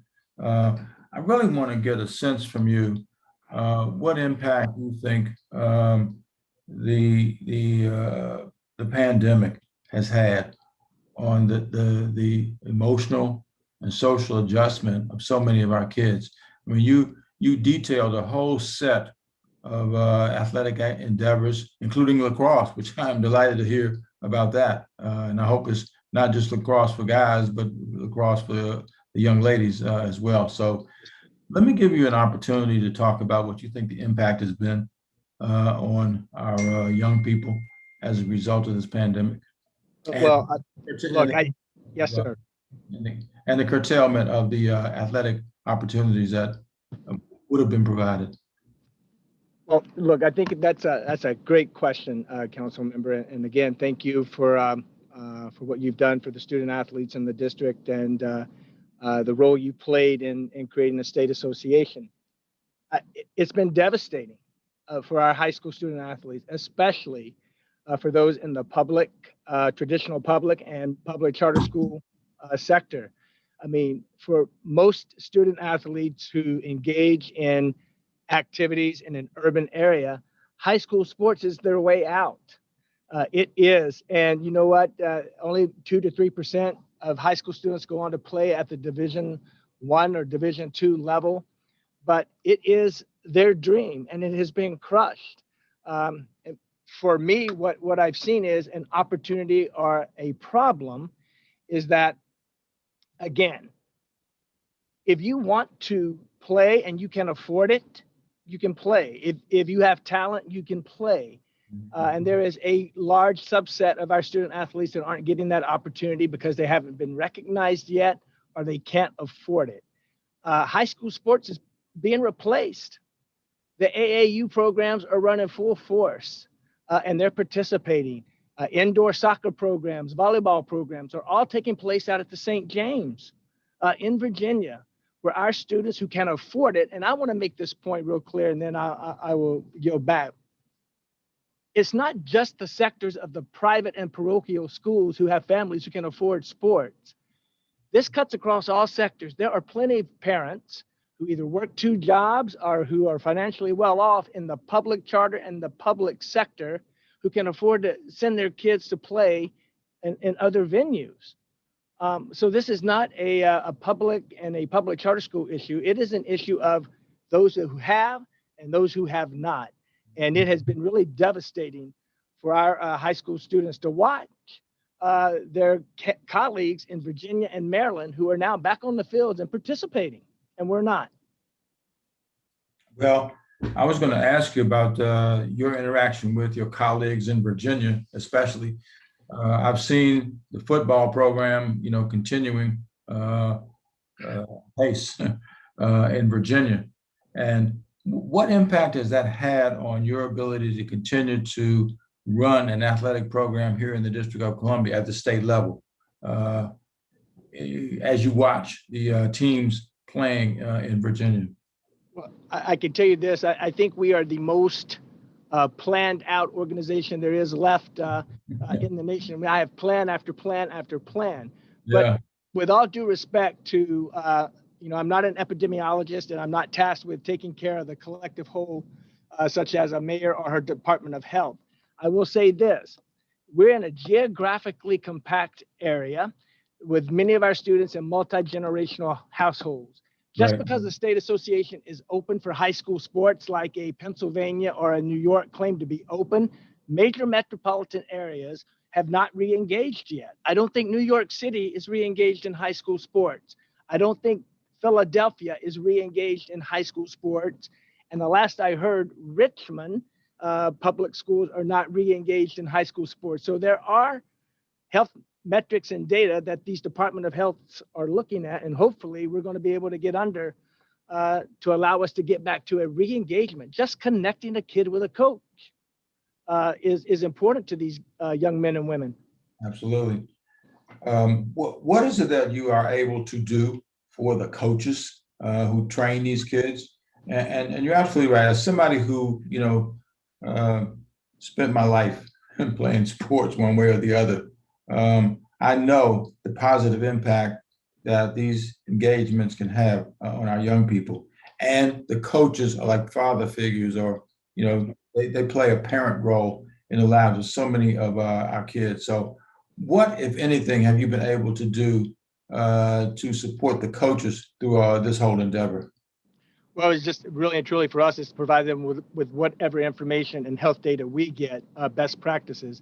Up until December the 7th, we were allowing coaches to re-engage with their student athletes. They were in pods of 10 or less indoors. They were in groups of pods of 25 people or 50 people or less outdoors. And that stopped, December 7th. But during this re-engagement process, the traditional public schools were not re-engaging yet. Our charter schools were re-engaging. I think KIPP and Friendship Collegiate actually got students back, and our parochials and privates had a re-engagement. To this date, due to concerns and issues in the traditional public sector, those coaches have not even been able to re-engage in over a year with their student athletes. And that is key, as you just said, for many of these students, a coach is their primary caregiver or the primary adult in their life. Absolutely, absolutely correct. I know that from my own personal experience many moons ago. So I know the role that the coaches can play in the lives of our kids. Are you able to stay connected with, I think about the Super Bowl champion this year, whose offensive coordinator was a great athlete in the DC public schools. He was a quarterback for H.D. Woodson. Are you able to stay connected, especially through this pandemic, with some of these folks who have had such storied opportunities in our city and have had great relationships with our kids in the schools? So are you able to stay connected with them and keep them involved with the lives of the kids? So yeah, so interesting. Bobby Richards called me yesterday from Roosevelt talking about, hey, we got to get the kids back in a flag football opportunity. I've got a plan on paper. I'll send it to you. 2 minutes later, I got it. Lucille Hester. Byron was inducted into our high school Hall of Fame last year. We weren't able to have that ceremony, but we are blessed to have such a deep bench of folks who have contributed and who have my phone number and use it quite often. Well, you're absolutely right. We have a rich group of people who have influenced the lives of our kids along the way. And Byron Leftwich, of course, is a wonderful example. It's amazing to me. He's the offensive coordinator for Brady. Look at that. Yeah. So we're all very proud of Byron and the work that he's done. But you got other coaches like Bob Hedden and folks like that, yes, sir, who've done such a phenomenal job influencing the lives of our kids. So I'm hopeful that come next week that you can be back on the field and starting to get our kids back engaged in the ways that they were before this pandemic hit. It's just shameful. I mean, it's understandable, but it's a terrible situation that so many of our kids have been deprived of these opportunities because of the pandemic. So I hope that you will be back out there with them too, Clark. Yes, sir. I'm very proud of the work that you've done. And I hope to be able to continue to be as much of a supporter as I possibly can. I'm looking forward to some of the sports that you named earlier being, and kids are engaged in them. Again, lacrosse, that was once a sport that our kids had no opportunity to be engaged with. But I assume that has changed now because we now have coaches who've been trained to be able to teach kids the sport itself. It has, and I think even UDC has a lacrosse program. So there's no reason why we aren't offering scholarship sports for our students to play when scholarships are right here in our backyard to have. Absolutely. Well, we'll look forward to you being back out there, and we'll look forward to our kids being back out there as well, Clark. So thank you for what you do every day. Thank you, sir. Thank you, Councilmember Gray. And that's going to conclude questions for this round. I want to thank President Parker of the State Board of Education, as well as the Chief Student Advocate, Dan Davis, the Ombudsman, Serena Hayes, and the Director of DCSAA, Clark Ray. We're going to move now to the next panel, which is the Deputy Mayor for Education, Paul Kine, and the Public Charter School Board, represented by Dr. Michelle Walker Davis, who's the Executive Director, and Rick Cruz, who's the Chair of the Public Charter School Board. I'll pause for a second so that everybody gets here. I know folks had to travel far to get to the witness table. We'll begin with you, Deputy Mayor Kine, and then proceed to Mr. Walker Davis and Mr. Cruz. Good afternoon. Good afternoon, Chairman Mendelson. Shall I begin, or are we going to wait for the others? You're gonna begin. Okay, thank you, sir. Thank you. Good afternoon again, and good afternoon to you, members, staff, and community stakeholders. My name is Paul Kine, and I am the Deputy Mayor for Education. Thank you for this opportunity to testify on the performance of my office, the Office of the Deputy Mayor for Education, during fiscal years 20 and 21 to date. The past year has presented the district with an unprecedented set of challenges. As the leader of the education cluster, I am proud of our agency's immediate, ongoing, and tireless response to the global pandemic and resulting local health emergency, and our transition to recovery, planning, and execution. While we continue to have hope and look ahead to a post-coronavirus future, I plan to spend my time today highlighting that response and providing an update about our recovery work. First, let me begin by describing the role of the Office of the Deputy Mayor for Education over this period. DME leads all agencies within the education cluster, which includes the district's education, recreation, and workforce agencies. From that vantage, DME provides strategic direction, coordination, oversight, and support for each of these agencies, aligned with the mayor's vision to give district residents in all 8 wards a fair shot. Further, DME also serves as an agency of broader strategic work, housing the Workforce Investment Council, the Office of Out-of-School Time Grants and Youth Outcomes, and new in fiscal 20, the Office for Students in the Care of DC. From the beginning of the public health emergency, the education cluster's agencies were engaged in critical and necessary response work on behalf of DC residents. DME's strategic direction and coordination of education stakeholders allowed us to be responsive to the emerging and specific needs of students and families. Within weeks, DME stood up 9 response work groups focused on the digital divide, youth safety, family support, and contingency budget planning, among others. Through this work, we formed diverse coalitions to craft data-driven, creative solutions to meet the challenges of a rapidly developing and unpredictable global health crisis. Further, DME led over 60 virtual meetings alongside the DC Public Charter School Board, DC Public Schools, and the Office of the State Superintendent of Education, and other agencies for all LEA leaders through fiscal 20, covering varied topics of urgent interest to school communities like building closure protocols, virtual learning best practice, meal distribution, district resources, and hybrid reopening planning. Over the last year, agencies within our cluster have made truly remarkable pivots in service, launched innovative new programs, and kept major projects on track. I am proud that our work resulted in tangible resources, actions, and impact for our residents.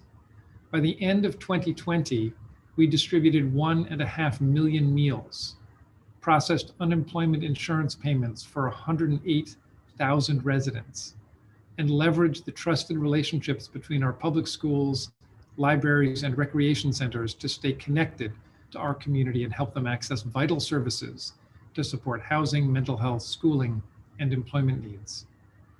Additionally, OSSE provided immediate financial assistance to all licensed childcare facilities by maintaining the subsidy payment and offering $5 million in locally funded emergency relief grants for childcare through the DC Child Care Relief Fund, which reached nearly all licensed providers. As a result, 70% of all child care centers are open for in-person care and learning, and we have seen lower rates of permanent center closures this year than in non-pandemic years. Despite the pandemic, DCPS also opened Thaddeus Stevens Early Child Care Center for our youngest learners from 0 to pre-K 4, importantly offering preferential seats for students designated at risk. Our partners at DCPS and public charter LEAs moved their entire educational program to a virtual platform, providing almost no break in instructional delivery and creating strong online communities for students, families, and staff. Through our partnership with the Office of the Chief Technology Officer, OCTO, and our innovative public-private partnership through the Education Equity Fund and LEAs prioritizing one-to-one devices for students, we have been able to bridge the digital divide, providing as many as 74,000 learning devices to public school students at the start of school year 2021, and supporting as many as 63,400 students with assistance getting access to the internet through the purchase of MiFi hotspots and launching the Internet for All program initiative, which is providing free internet access to 9,000 low-income students and families. DCPS's parent university moved to the virtual format in the spring of 2020 and brought thousands more parents into dozens of critical discussions, including conversations about health and safety, virtual learning, and how to talk to children about race. While we saw slightly lower enrollment citywide than in the prior school year, we had stronger than expected re-enrollment. Just over 1,000 fewer students left the public school system between school year 1920 and school year 2021 compared to previous years. We are also proud of the work the Out of School Time Office did to support community-based organizations and OST providers with their own transition to virtual program delivery, and the continued professional development support they offered dozens of nonprofits for the full fiscal 20 year. We also launched the Students in the Care of DC office, which immediately set to work partnering with CFSA, DYRS, and the Department of Corrections to support our youth in foster care and under juvenile justice supervision. DME's response work extended beyond the pre-K 12 education space, utilizing DPR and their critical and robust network of public facilities. We worked to stand up recreation centers as meal distribution sites, public testing centers, and even shelter. In normal times, DPR proudly provides our residents with a wide array of opportunities to play and explore. Faced with safety restrictions, DPR went online, offering hundreds of virtual classes and workshops. In addition to offering their very popular Camp at Home in the summer of 2020 to 4,000 youth, they also offered in-person summer camp for 1,000 campers and piloted the launch of learning hubs with our partners at the DC Public Library. And during a very busy, non-traditional year, DC Public Library continued its work connecting residents with information and services and saw record online engagement with ebook checkout. We also completed the Martin Luther King Jr. Memorial Library modernization on time and on budget, cutting the ribbon on a world-class facility that embodies the renaissance of our library system. While there were moments for celebration, we also saw the devastating impact of the economic recession caused by the pandemic. A record number of residents in the district faced unemployment, and the district experienced an unprecedented number of unemployment insurance claims in the first 2 quarters of 2020. Navigating these uncharted waters, the Department of Employment Services processed 176,840 claims over an 11-month period, including the incorporation of additional federal dollars into regular payments, providing necessary relief to district residents and their families. DME also worked hand in hand with DOS to facilitate Mayor Bowser's bold action to distribute one-time $1,200 stimulus payments to approximately 20,000 DC residents. While immediate and ongoing relief is critical to keeping residents afloat and able to provide for themselves and their families, we also know that the road to full recovery will be long. We will need to reimagine many of our traditional workforce services. This is why, during the response phase, DME and our workforce agencies assessed the impact of the pandemic on job seekers, identified the industries and occupations likely to see growth in the future, and outlined a plan to help job seekers hit the hardest, recover, and transition into family-sustaining careers. As we continue to closely monitor the district's health metrics, public education agencies have similarly begun the transition from response to recovery. The DME has continued to drive collaborative planning efforts as we adopt a whole city approach to such important work as re-engaging all of our students, providing much needed mental health supports to children and families, ensuring virtual schooling is strong, and attending to the needs of our teachers and our educators. We have established innovative partnerships among our public schools, DPR, and DOES to make academic acceleration available to families in non-traditional ways. We also recognize the ongoing challenges facing our schools and have taken additional steps to stabilize our schools and support their reopening efforts, which I have consistently highlighted as the most essential element of our long-term recovery work. I have heard it consistently at community listening sessions with teachers and families, Ed Council representatives, and school board members. Students are happier and more successful socializing and learning alongside their peers. We have worked tirelessly across both sectors to get students safely back into school buildings through months of planning and significant investments. In DCPS, this included over $33 million in safety measures for schools, including $3.6 million for additional PPE, $5.5 million for building readiness initiatives, and $24 million for HVAC enhancements. A comprehensive safety MOA negotiated with our partners in the Washington Teachers Union. The launch of a community reopening corps at every school to guide planning for term 3. Comparable work has gone on across the charter sector to prepare buildings and deeply engage communities, as well as the city's $10 million reopening fund to support our charter schools. And it includes ongoing investments in our schools for the future, including targeting federal stimulus dollars for DCPS schools to support dramatic system-wide recovery efforts, with $33 million in student learning acceleration and social emotional supports, $27 million for student and educator technology, and $9 million to initiate in-person learning innovations such as outdoor learning. As we continue into 2021, DME and the education cluster agencies look forward to engaging with the community to make the targeted investments necessary to move beyond the pandemic together. Thank you for the opportunity to share our accomplishments from the past year, and I look forward to answering any questions you may have. Thank you, Deputy Mayor Kynan. There will be some questions, but let's hear next from Dr. Walker Davis. Great. I'm going to start, if you will, Chairman Mendelson.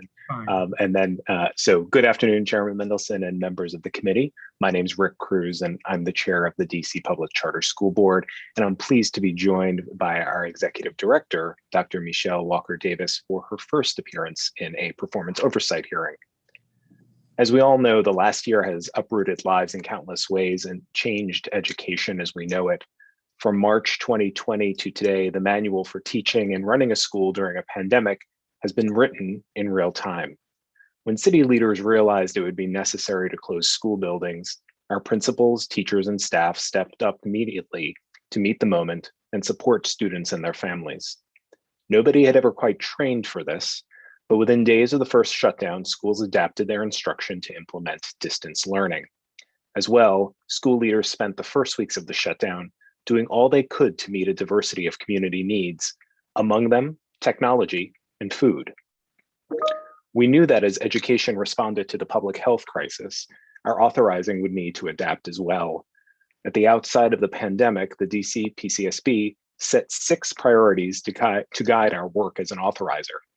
These priorities included collaborating with government partners to organize an effective response, facilitating learning and experience sharing, and conducting appropriate oversight of distance learning.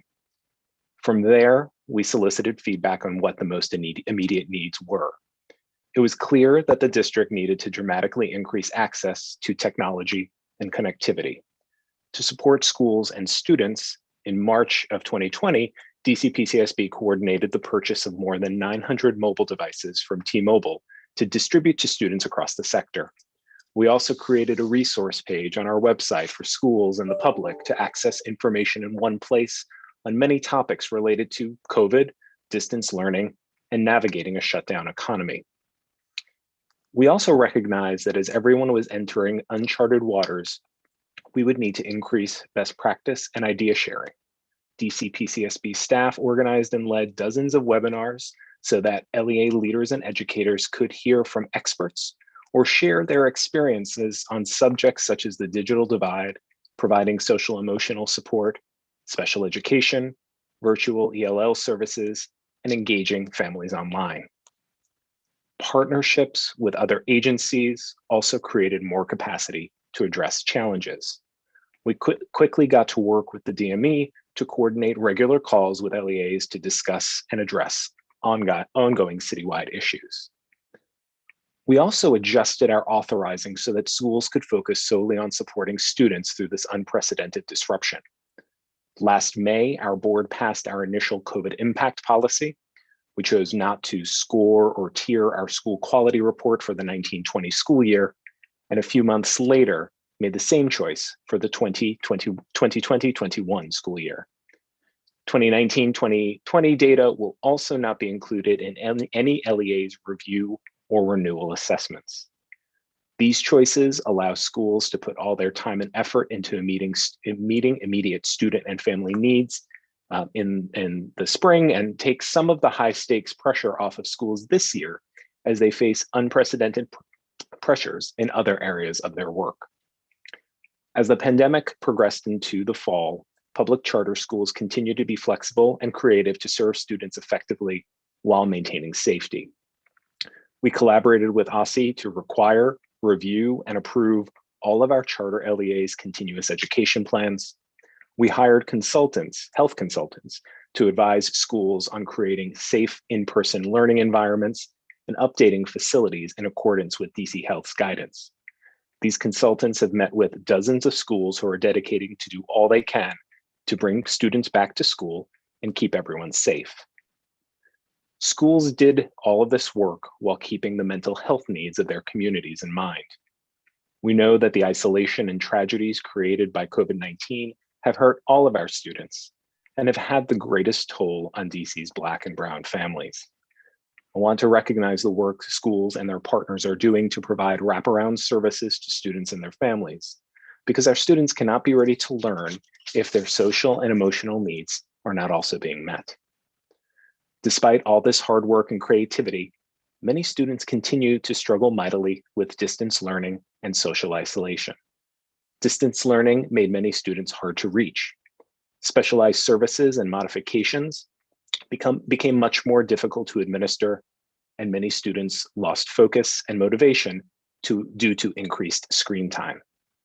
Many schools have been able to provide those students who need it most, with a variety of in-person supports or instruction, including outdoor and hybrid learning, learning hubs, tutoring, and social emotional supports. Many more public charter schools have spent their months since the fall working to bring more students back in Q4. Our board has made time and space over the last year to hear from the people most impacted by these educational changes. Many of our LEAs have testified at our monthly meetings to update us on their work and inform us of the challenges they are facing. Families also provided comment on their experiences, their frustrations, and their concerns for their children. We will continue to keep the experience of these groups at the center of our work to reopen and recover. To close, I want to again recognize the effort and creativity of everyone working in education. It is this constant support of students, their families, and the larger communities that will get us through the pandemic into a more equitable era in DC public education. While we are not done, and there is much work to do, we need to acknowledge the incredible way our city and the public charter school sector has handled the problems in comparison to other cities.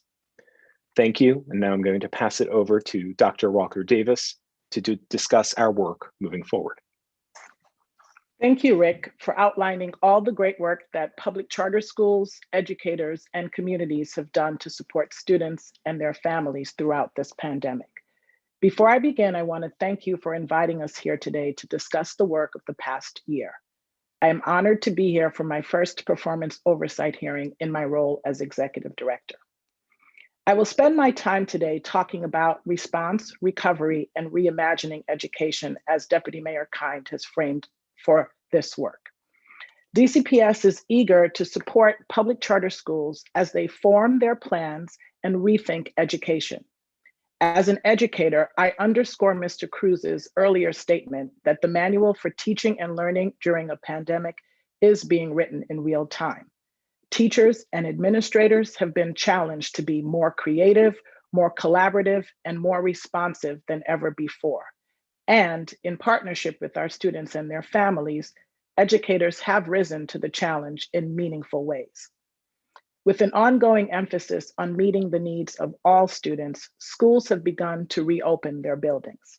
To date, more than 60 schools are providing select in-person services or hybrid learning, and even more schools are planning to welcome more students into their buildings for Q4. Throughout all of these processes, school leaders are collaborating with staff and families to ensure that everyone's voices are heard, everyone feels safe with their plans, and equity is at the center of their decisions. Currently, teachers are receiving vaccines, and we are thankful to Mayor Bowser and DC Health for making them a priority. There is positive momentum in the public outlook, but we know that health conditions could also deteriorate quickly as variants become more dominant later this year, and we are already planning for this reality. We do not want the coming months to present as much uncertainty as the summer months presented last year. We and public charter LEAs are thinking about what school looks like when social distancing restricts the number of students in a building, a teacher has a child at home quarantining, and students wait for the vaccine. But ingenuity can only go so far. For schools to enhance the number of students able to access in-person instruction, DC Health will need to update some of the guidance schools receive. We have heard that the major barriers to reopening include cohort size, the ability to mix cohorts in the upper grades, and the amount of space needed to properly adhere to 6 feet of distance. Without greater flexibility and/or significant reconfiguring in and around facilities, it will be nearly impossible to meaningfully return to an in-person instruction stance. These are some of the many challenges that lay ahead. We believe in our school leaders and educators' abilities to meet the moment and bring creative solutions to the table, but they will need our help. Many schools have announced plans to support their students this summer with fun and engaging programming to boost academic and social skills. Some schools plan to provide what will essentially be a 5th quarter of the school year. That quarter will allow students to access a variety of services depending on what they need. Schools are partnering to provide accelerated and specialized courses for students who are still on track and ahead, and have reported that there will be some one-to-one or small group tutoring for students with disabilities and struggling students. Summer will not purely be academic work. Multiple LEAs plan to host both virtual and in-person summer camps in addition to academic offerings, so students can reintroduce themselves to their peers, get outside, and have fun in ways that have been restricted up until now. Summer programming is not the sole responsibility of individual schools, though. We need an all hands on deck effort to address all of our student needs. We look forward to collaborating with other education agencies, Department of Parks and Recreation, and the DC Public Library to provide a variety of opportunities for students in the coming months. We are excited that high school students will have the opportunity to learn while also building valuable work skills and receiving pay through the Marion Barry Summer Youth Employment Program. The work DPR is doing to provide elementary and middle school students with engaging and safe summer opportunities will also help the district begin to recover. Recovery is a district-wide goal, so it is a job which requires help beyond government. We plan to work with community-based organizations, out-of-school time organizations, and anyone in the private sector who has the capacity and innovative solutions to support students. Hopefully, there are opportunities to involve our college and adult students in this work. We are so fortunate to have many universities and a unique set of public adult schools, and we should explore the role they can play in recovery. There are so many assets in our city, and we need to leverage all of them and expect that everyone in DC is dedicated to helping our youngest residents recover. We need to challenge ourselves to think beyond learning loss. Overall, students, their families, and educators have struggled with their mental health this past year more than in previous years. Our approaches to recovery need to consider the whole child. Agencies, outside organizations, and schools must coordinate regularly so that the district can provide wraparound services for families, and each organization can focus on the pieces they do best.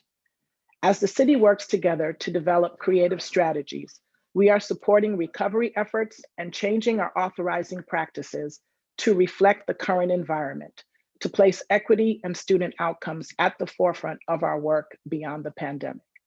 We will work with schools in the coming weeks and months to issue guidance for reopening this school year, the summer, and fall. We will continue to create opportunities for charter LEAs to share best practices on reopening, just as the sector did on distance learning, family engagement, and more. Long-term, we plan to reevaluate our processes through a racial equity and inclusion lens to guide our decisions, policies, and practices.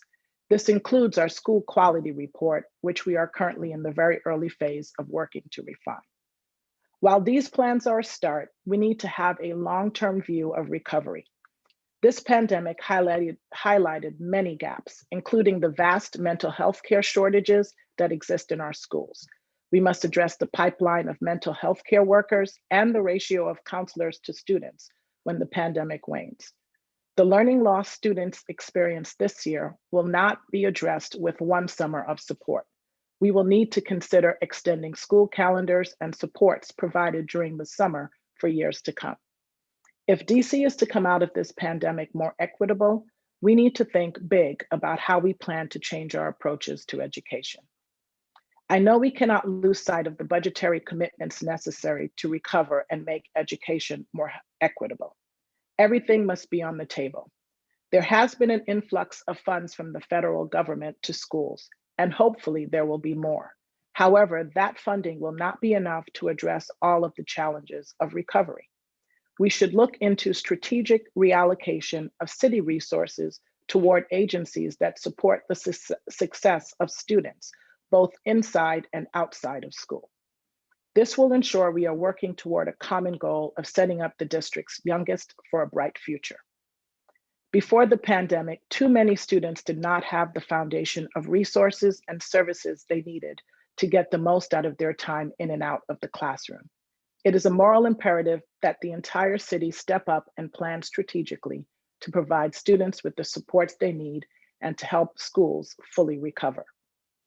Creativity and agility are foundational to the charter sector. We continue to lean into these strengths. Our schools are ready to serve students equitably and reimagine education. Thank you, Chairman Mendelson and the rest of the council for your commitment to improving student opportunities and achievement. We are excited about what the new decade will bring for public education in the District of Columbia. I look forward to working with each of you to make it a reality. Thank you, and we're ready to answer questions. Thank you, Dr. Walker Davis and Deputy Mayor Kine and Mr. Cruz, Chair of the Board. So I do have some questions. We're going to have a 10-minute round, and depending upon how long that takes, we may have a second 10-minute round. I'm going to ask some questions. Councilmember Christina Henderson will be next, and I'm going to step out for a few minutes, so she will preside in my absence. Let me begin with some questions for you, Deputy Mayor. First, with regard to internet for distance learning, you testified about the number of devices and the steps that the executive has taken. But families have reported that the internet provided through Comcast Basic Essentials program is not sufficient to support the distance learning platforms that students need in order to participate. So I have sort of a three-part question here. The first part is, do you understand how pervasive that problem is, that the internet access is not adequate, the broadband is not sufficient? Second, what is the status of citywide broadband and Wi-Fi? And third, how do you plan to address access issues? Maybe that's part of number one. Thank you, Chairman, for the question. I think it's extremely important. And as I testified, we have seen ensuring digital access during this time as being a foundational priority for us. And we were thrilled to partner with OCTO on the Internet for All. You heard from my colleague, Mr. Cruz and Dr. Walker Davis about the work in the charter sector. And of course, DCPS provided Internet access devices as well. Specific to the Internet for All program, this is a partnership with RCN and Comcast. And this is where we are providing broadband free of charge to residents who qualify for TANF or SNAP. We think we can provide this for up to 25,000 public school students. Currently, the number's hovering around 9,000 who are getting access. And we did hear early on that there were some connectivity issues. Comcast has recently upped its bandwidth from, I believe, 15 megabits to 25 megabits, which we believe has actually addressed a lot of that concern. And so we're hopeful that the increased capacity by Comcast will actually allow for that. I would say, secondly, students that continue to experience challenges with internet access are contacting their schools to let them know so we can provide alternative solutions. So it should not be the case that a student is given some internet access, is not working for them, and then they have no other alternatives, because we have continued to provide devices with internet capabilities for those families that need them. Yeah, no, I get that you've been providing devices and that you've been providing connectivity. The question is whether it's sufficient.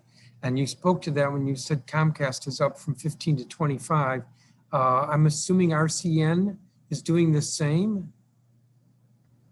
I actually am not clear about whether RCN has increased its bandwidth. I don't know if they were experiencing any of the relevant low levels of bandwidth that we think Comcast had. But in general, I guess what I'm sharing also is that we are committed to providing internet access to families. We've got this program that we think is a very strong program in partnership with OCTO. And if for some reason a family is experiencing some challenge with the program, we have other ways of providing internet access, and those families should be in touch with their schools so we can do that. Well, but the complaints, I mean, we got complaints yesterday from folks. And although this is not the same, it's related, and that is, I remember there was one witness who testified about 4 attempts with the hotline to get help. So, I mean, it's to be expected that there are going to be some problems, but they seem to be more pervasive. And when I say problems, I'm talking about bandwidth or the helpline not being responsive quickly enough.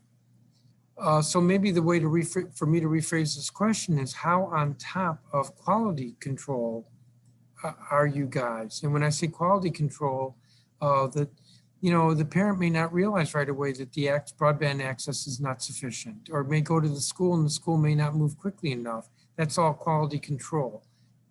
How on top of quality control are you all? I think that we're actually very on top of quality control in the sense that we have our teachers engaging with our students every single day. And when students are having trouble with their internet or not showing up, we are reaching out to them across all of our LEAs to understand what the reasons are. And as I shared before, we have several different ways that we can actually provide internet access to families. And we're excited about this particular program because it's free, it's broadband to the home, it doesn't rely on a device. We've heard from a number of families in LEAs that it's actually working very well for students. If there are some cases, as you're describing, where families are experiencing the broadband as not being sufficient, again, we have other ways of resolving those. So we are working with those families. Let me change the subject. How are current out-of-school time grantees being utilized to support students this summer and next school year? So this summer we will have our usual number of out-of-school time grants that will go out to out-of-school time providers. In fact, we've just run through the competition.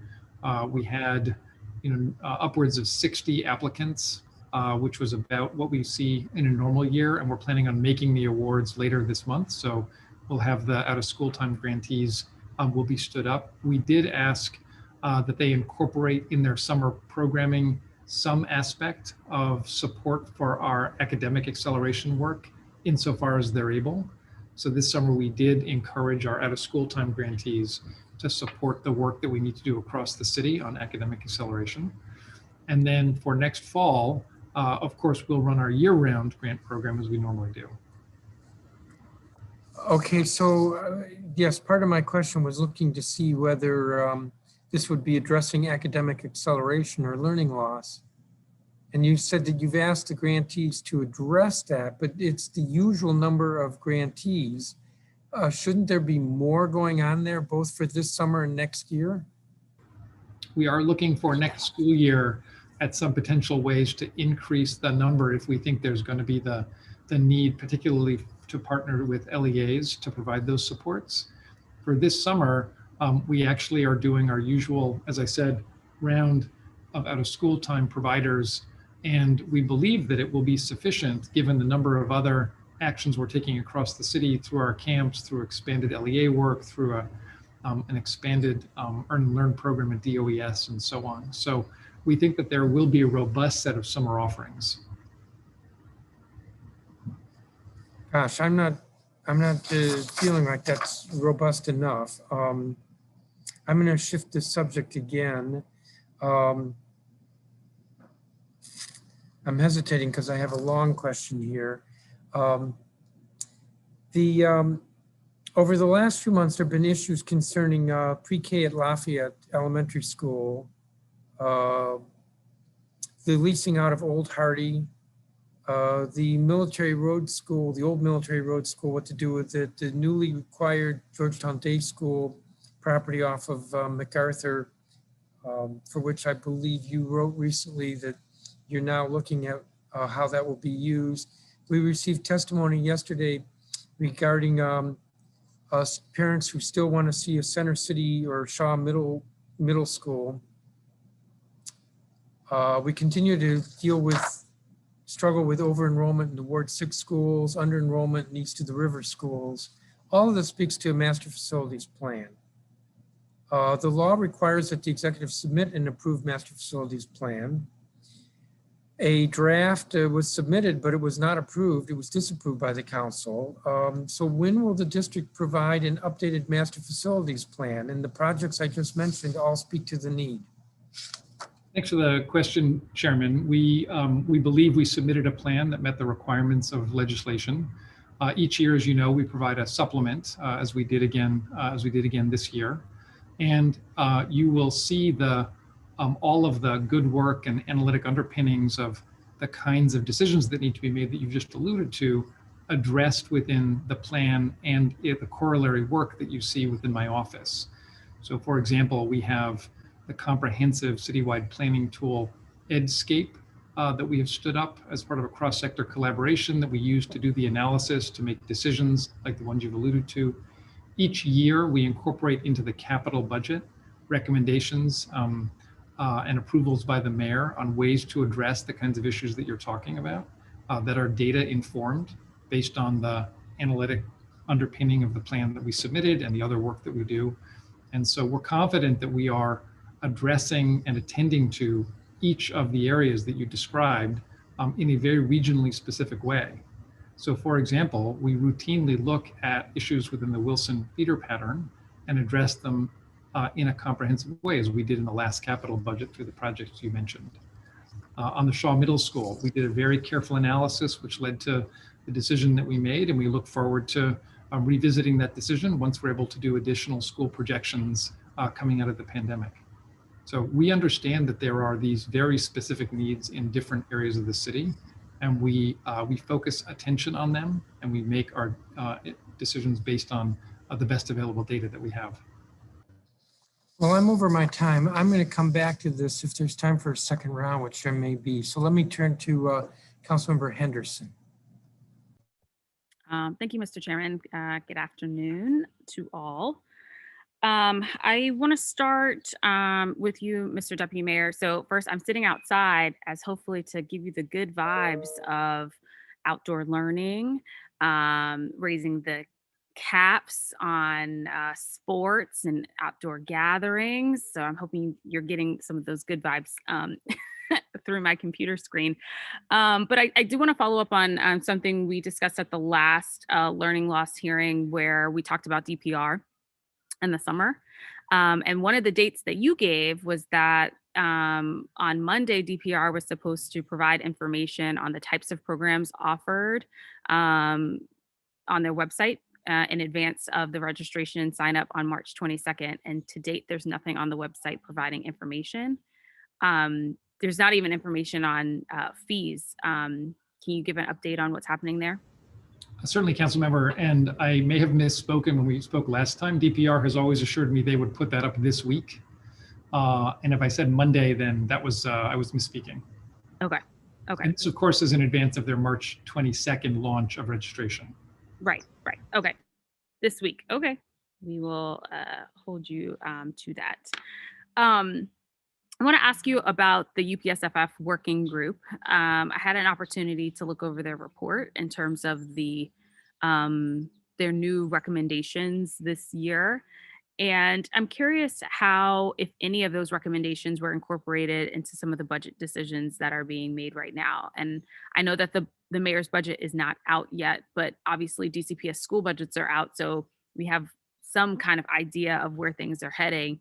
And I just wanted to give you a moment to speak to that.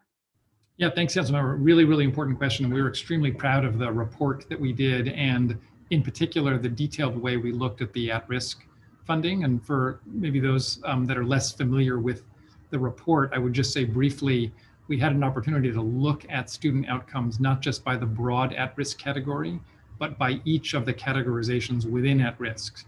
So students in the care of CFSA, students that have experienced homelessness, those receiving TANF or SNAP, overage, undergraduate high school students. And we did that analysis on an individual basis. We also looked at outcomes if you combine different versions of those factors. So not looking at all of them together, but if you clustered one or two of them together to think about how you might adjust at-risk funding in those ways. In addition, we looked at English language learners, and we looked at differences among secondary English language learners versus elementary, and consider different recommendations there. So it's a really, I think, strong and positive contribution to the discussion. We are still actually in the process of considering each of those recommendations as we develop the mayor's budget. So I will be able to share more once the mayor's budget is finalized and delivered to council, and I look forward to doing that.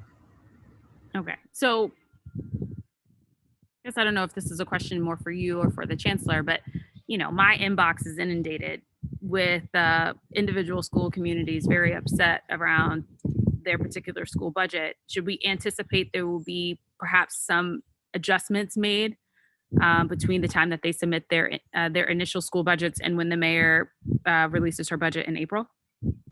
I think that the way to think about the DCPS school budgets, and I do, of course, Councilmember, encourage you to ask the chancellor this question, but I think the way to think about their budgets is the process we anticipate with them will be much like prior years, where they've received initial budgets. There's a waiver and approval process. The chancellor has some additional funding that he's held back to provide potential additional supports. And then there's the federal money, which has come through in ESSER, in the ESSER 2, and now I think there will be some additional potentially in the new recovery package. And we remain committed, of course, to passing almost most of it as we are required to through to schools. So I do think there will be additional school-based funding, and we'll look forward to figuring out with DCPS the best ways in which to ensure that's spent well. Okay, all right. I want to move to the PCSB. Good to see you, Dr. Walker-Davis and Mr. Cruz. And let me preface this by saying I'm going to ask DCPS the exact same questions. But in the conversation we had earlier this morning with OSSE, I was surprised to learn that OSSE stopped tracking mobility data in February of last year. I'm curious whether or not the PCSB also stopped its particular reporting requirements for LEAs during the pandemic, or have you all been continuously tracking? Thank you for the question, Councilmember Henderson. Are you speaking specifically about mobility data? Not just on mobility. I'm curious about mobility, attendance, school discipline, all the various things that you all have traditionally requested and at a periodic basis. Did that continue throughout last school year, or did that also stop? Okay, so if I understand your question, for attendance and discipline, those are actually reported to OSSE. We do draw down that information as well, and that has continued during the pandemic. Schools are responsible for doing daily attendance, and also there are protocols around discipline reporting. So that has continued, and we do have access to that information and are looking at that as well. Okay, because the OSSE data on school discipline stopped in March of last year. So now I'm curious, who has been looking at what over the last little chunk here? Okay, well, I will have to get back to you about if there's a specific report that we did that we are no longer doing. Okay. But schools are responsible for reporting, and those two areas are areas that OSSE is ultimately responsible for collecting, not the PCSB. And does the PCSB also receive mobility data or no? I would have to get back to you. My school performance officer is on the line, and I will just make sure she can give me an answer to mobility. Okay. Mr. Cruz, how many new charter schools opened last school year? In the fall of, so in August, September of this year, we had 5 new LEAs open during the pandemic. Okay, and how many of those were able to reach their enrollment targets?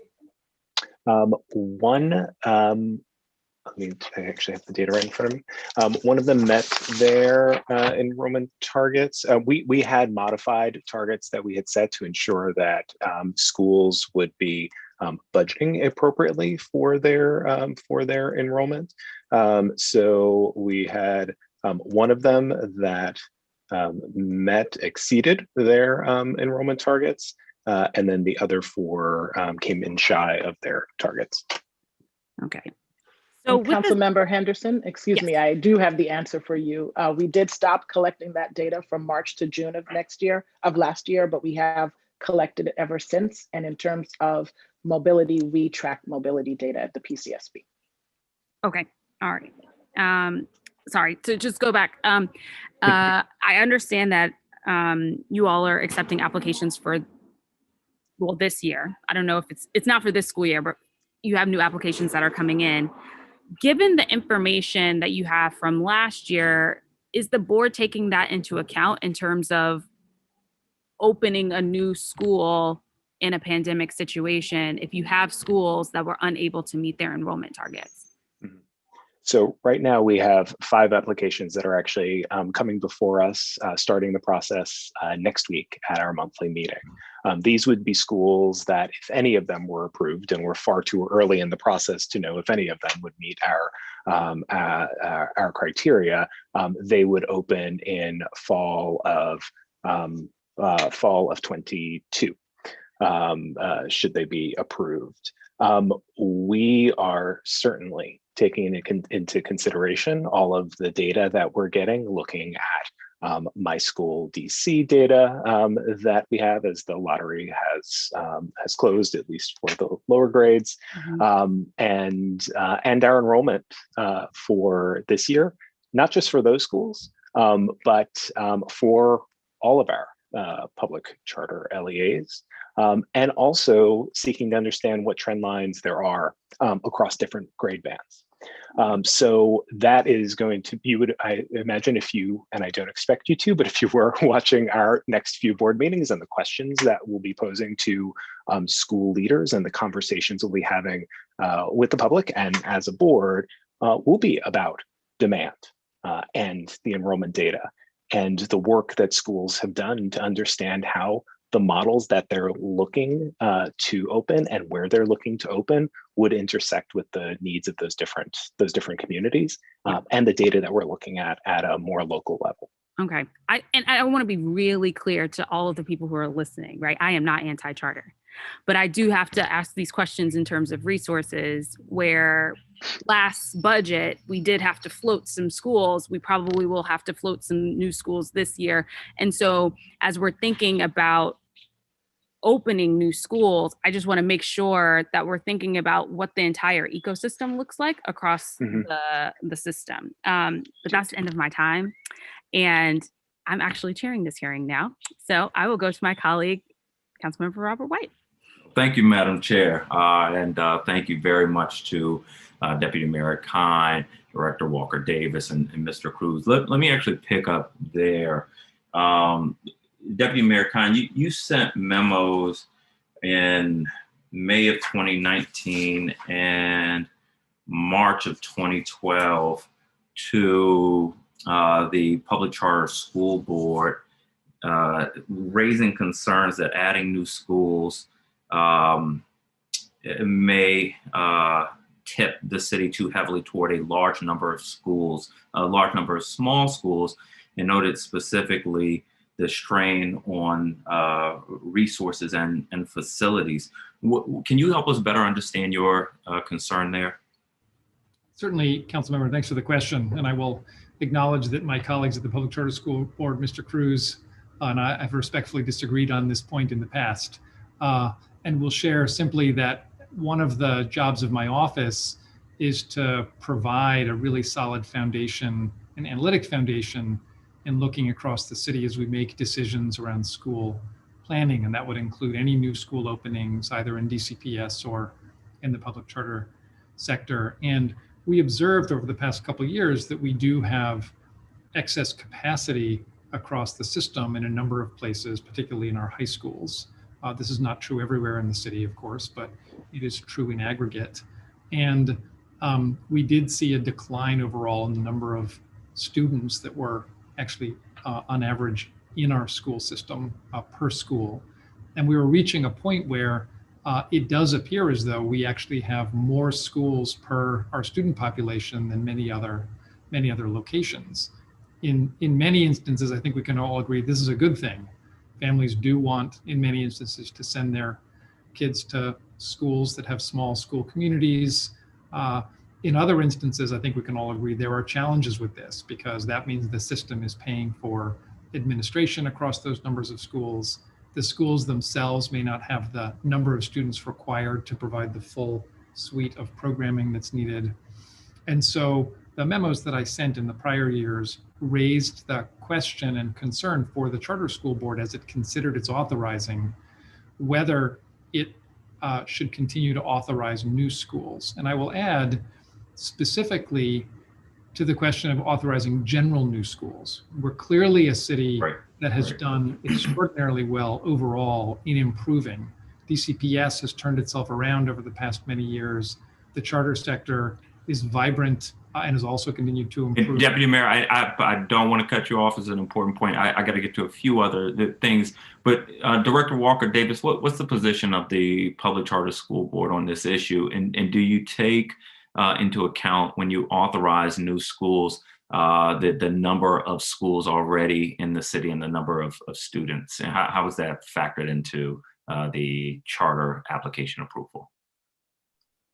Sure, thank you for the question, Councilmember White. Chair, and Rick Cruz just answered around sort of the considerations that the board takes when looking at applications. In terms of our application process, it does ask for the applicants to demonstrate demand, to also talk about where they intend to locate their facilities. And we look at the data that we have around enrollment and need and assess that in making a recommendation to our board. So those broader factors around where there is a need in the city, where is the demand for a program, do factor into our decision making.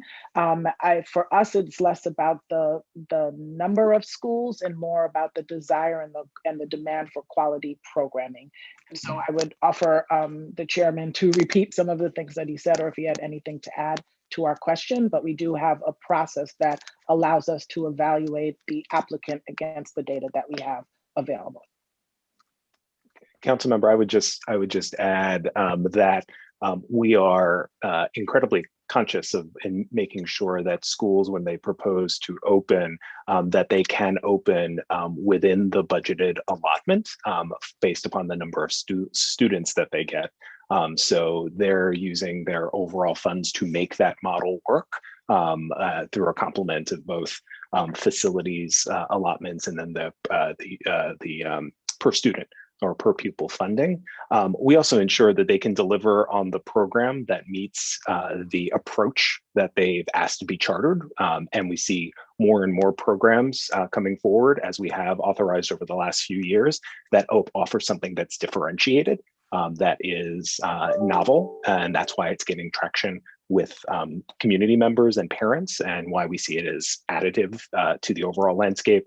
And then finally, we're making sure that they can meet the demands of our requirements as a city, whether that's at the elementary, middle school, early childhood, or high school level. Or let me move on. I have a lot more questions there because I'm still very unclear about the weight and how you evaluate after the fact. And I do want to understand that better. So I hope there'll be another round of questioning. For Director Walker Davis or Mr. Cruz, the Inspector General conducts investigative oversights over DC agencies, including DC public charter schools. These investigations have identified problems with internal controls with respect to grading, attendance, and graduation rates, procurement issues with DCPS food services, a number of other issues, fraudulent billing. But I found out recently that the Inspector General lacks statutory authority to conduct routine oversight engagements with the district's public charter schools. Is that something you think is appropriate, or is that something you would be open to fixing?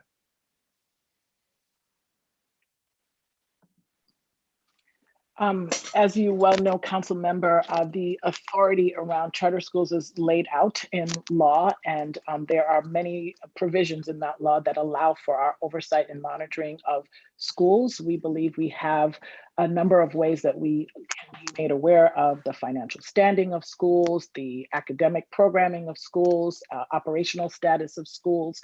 And we have been asked by the IG to investigate some of those things as well. And so I believe we have the processes and protocols in place to do that investigation.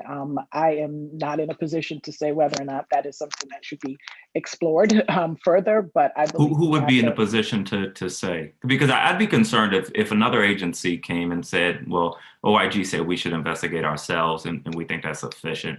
I think the council would be challenged with that answer. And so I gotta push you on this. Well, as you know, we are an independent agency of the district, and we have statutory authority to provide oversight to charter schools. So I believe we have the protocols in place to do that, and we do that work. So you are your own Inspector General? I would not characterize it as Inspector General. We are delivering on our monitoring oversight responsibilities to public charter schools. All right, I'm concerned with that answer. We can talk about it more, and I hope we'll have the opportunity to do that. Deputy Mayor, is Duke Ellington being considered as a comprehensive high school for Ward 2 or otherwise? Councilmember, I have to admit, I don't quite follow your question. Do you mean converting it into a comprehensive high school that would be a neighborhood or feeder pattern school? I guess so, but the details have been a little vague. There was an article, I think in the Georgetown or maybe last week, that said that DCPS had been floating this idea in a community meeting, but there's concern about engagement on it. So I'm trying to, I honestly don't know more details. Yeah, I think that'll be a very good question for you to raise with the chancellor when you talk with him. It is certainly not my understanding that there is any consideration now that Duke Ellington, which is of course our flagship arts program, widely regarded across the city, was going to be converted into a comprehensive high school to serve a feeder pattern in a neighborhood. I have not heard that at all, but that's worth asking the chancellor. I appreciate it. I guess my last question for this round for Director Walker Davis and Mr. Cruz, the DC Auditor report that was released today, Measuring What Matters, states that students struggling in early high school grades were transferred out of the public charter high schools at disproportionately high rates. How many students, high school students, have been transferred out of charter schools over the past 2 school years? And is this a concern of yours? Councilmember White, we would have to get back to you with those detailed numbers. I don't have them in front of me. Of course, we are concerned if there is undue mobility of students. And so we share that concern, but I would have to get back to you with the specific numbers. Would you report back for the last 2 school years, the number of students and the reason for their being transferred out? And this would be at the high school, and I would also ask the junior high school level. Sure. Thank you very much. Thank you all. Hopefully there'll be another round. Thank you, Councilmember Henderson. Thank you, Councilmember White. Okay, so according to the list, Councilmember Lewis George is next. Thank you. I want to go to, I'll go to Director. I'll go to Ms. Dr. Davis. My office compiled the Paycheck Protection Program loan amount received by DC charter schools and reported out by the Treasury Department. And apparently, I think it's 37 public charter LEAs received approximately $36.7 million in small business loans to help them weather the pandemic. Can the Public Charter School Board confirm these figures? And did your office track who applied for and received PPP loans? And is there a separate accounting available, I guess, for expenditures paid for with the funds? Thank you for the question, Councilmember Lewis George. So all of our financial reporting is on our Transparency Hub on our website. And so there is where you can find the annual reports for schools, their budgets and their expenditures. It is my understanding if those are resources for this past fiscal year, that will be reported, months after the end of the fiscal year. So I'm not certain if those are currently reported yet, but I will certainly check with my chief financial officer. In terms of, I believe you asked whether or not we organized the collection of those resources, and those were solicited individually by the charter LEA. So we were not involved in the soliciting of those dollars, but we do get financial reports from each of our schools, and that is posted on our website under the Transparency Hub. Awesome. Thank you so much. And Dr. Davis, I wanted to ask a few questions just about access to full-time school nurses. I noticed in the public charter schools pre-hearing response on page 69 said 100 of 128 schools have a nurse. Is it possible, are all of these nurses full-time? Could you share like which schools are included in there? And I also asked OSSE for this, just want your help on this too. Sure, thank you for the question. We can certainly provide you a list of the schools and the percentage of time that the nurses are available at each of those sites. I don't have that list in front of me now, but I can certainly get that to you. Okay, I appreciate that. And I know we were also adding to that, we want to see how many schools rely on like telephone nurses or licensed practice nurses to provide part of their full week coverage, just to get a sense of what we're seeing as far as disparity. So I would appreciate that. Had a question just about COVID response.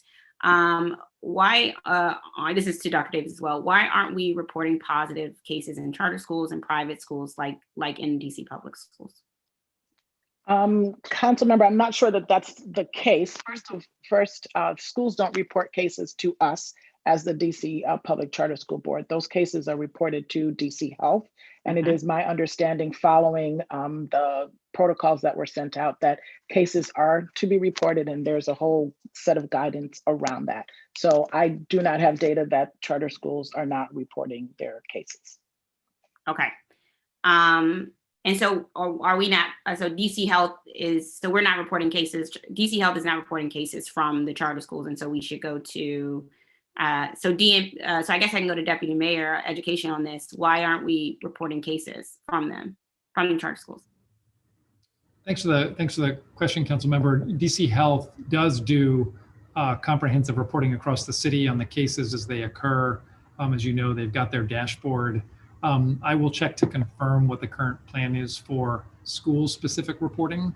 I will also add that in my conversations with charter LEA executive directors, many of them do report their own because the communities actually insist upon it. So it is the case that there is a lot of public reporting of individual cases at schools by the LEAs. And I will just confirm with DC Health what the current planning is around on that and the reporting protocols that we're following. So we'll get back to your office on that. Thank you so much. To Deputy Mayor Kine, in December, the mayor announced 10 million in grants to support, I guess, public charter school reopening efforts. How much has gone out already? And is there a list available of grants by LEA? To date, none of the money has gone out. In fact, this week, I believe, we're releasing the formal application because we've got all the approvals. We did have a letter of intent that went out. We got lots of response from charter LEAs indicating what it is they would want and what they might use it for. So we do have that. Importantly, for the purposes of that grant, they can backdate the expenses. So this will be reimbursable, I think, from October of last year. So charter schools that have spent money on reopening in terms of their level will be able to reimburse themselves using the grant dollars that they do receive. I think the money is scheduled to flow out technically in April. Okay, that's good to know. And so wanted to understand a little bit also the technology piece. The Internet for All initiative was financed with 3.3 million of the GER funding to Octo. And the original goal of the program was to reach approximately 25,000 students, but we've only had about 9,000 students sign up.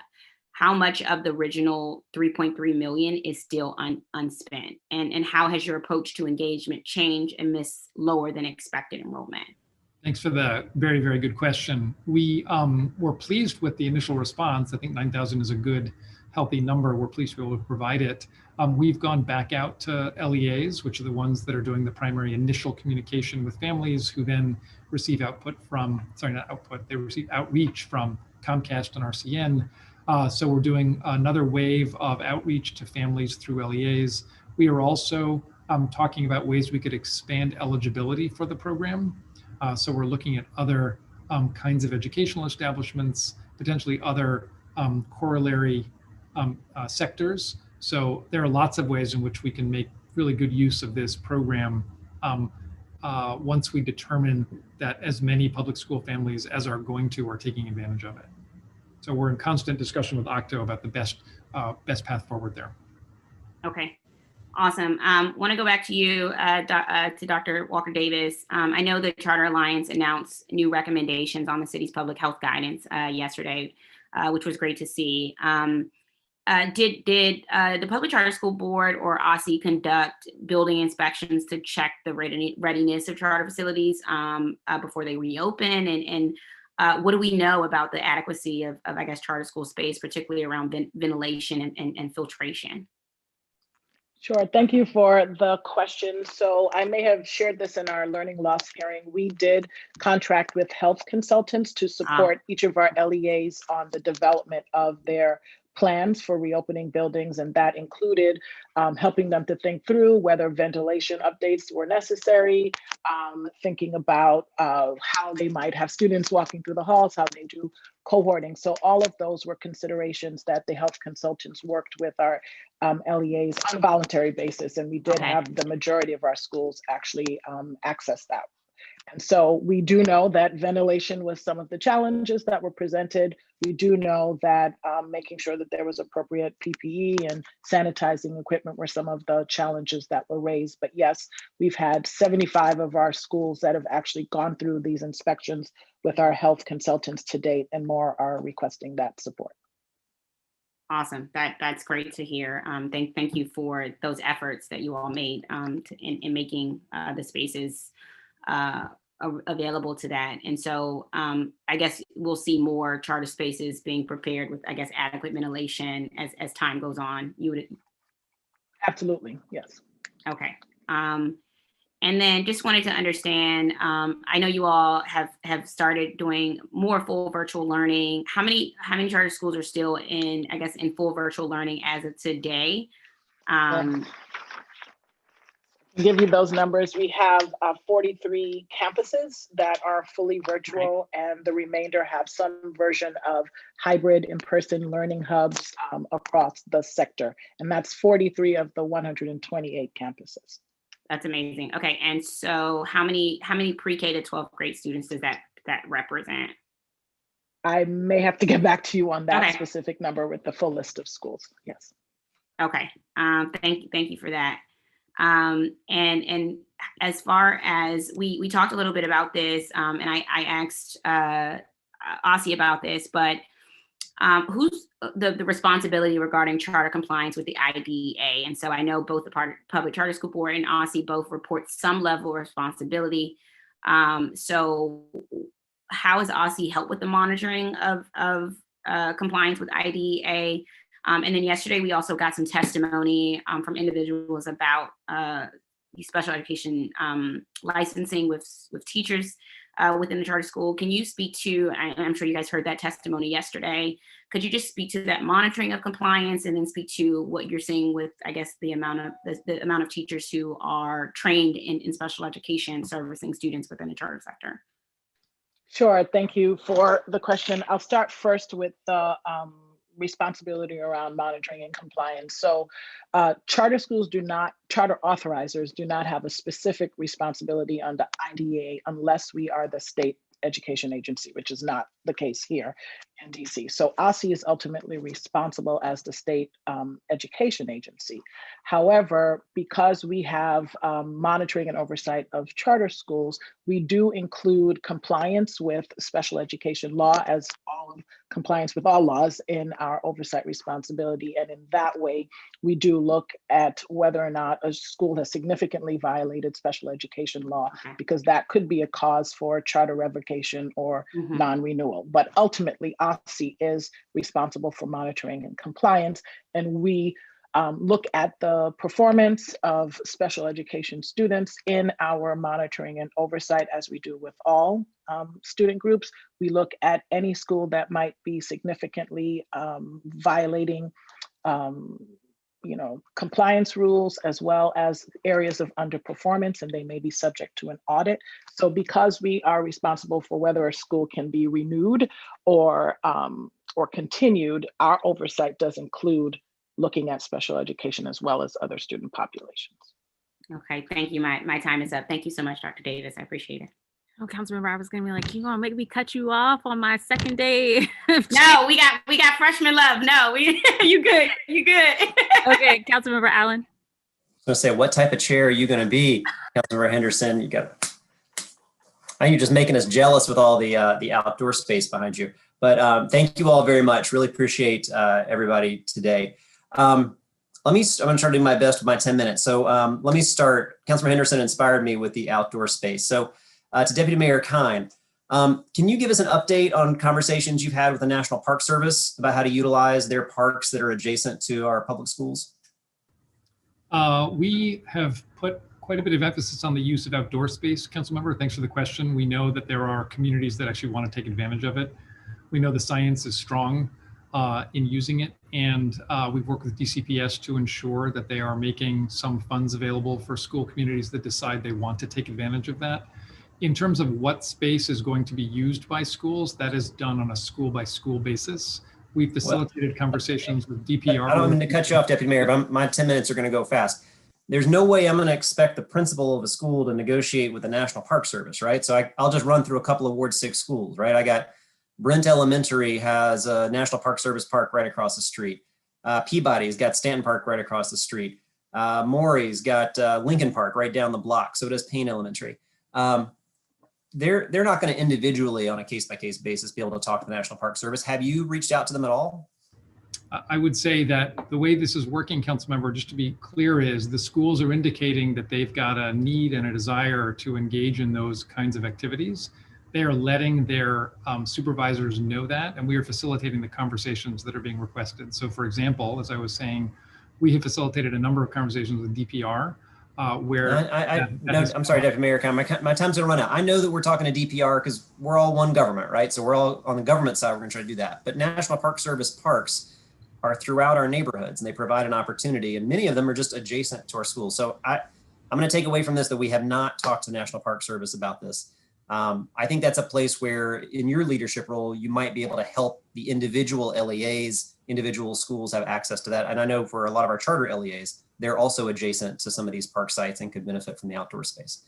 Let me move to a different topic. One, I appreciated Councilor Lewis George's conversation around the Internet for All. And I want to ask you from an unspent funds perspective. So we obviously have unspent funds and unreached families and households. Are we only restricting this to LEAs? What I mean by that is, have we looked at how we can partner with or make eligible for grants organizations that are creating community-based learning hubs? We've got several in Ward 6 where students that are both DCPS students and charter students are all working together, learning virtually together, but then also have the social emotional supports, food access, treating the whole family. And that seems like a great opportunity to expand that reach. And I definitely heard you saying that's what you're actively seeking to do. And that's great. Do we allow beyond LEAs to be able to have access to those funds to try to help get those Internet for All resources to households? Yeah, thanks, Councilmember. And let me try to clarify also what I said earlier. Right now, every single pre-K through 12th grade student in the city does have access through this program. So regardless of where they're actually currently getting services and learning hubs and so on, they all have access and they all have received outreach through their LEA. But that means this broadband is going to their household. So even if they're receiving their services somewhere else, they still get access because it's coming to their household.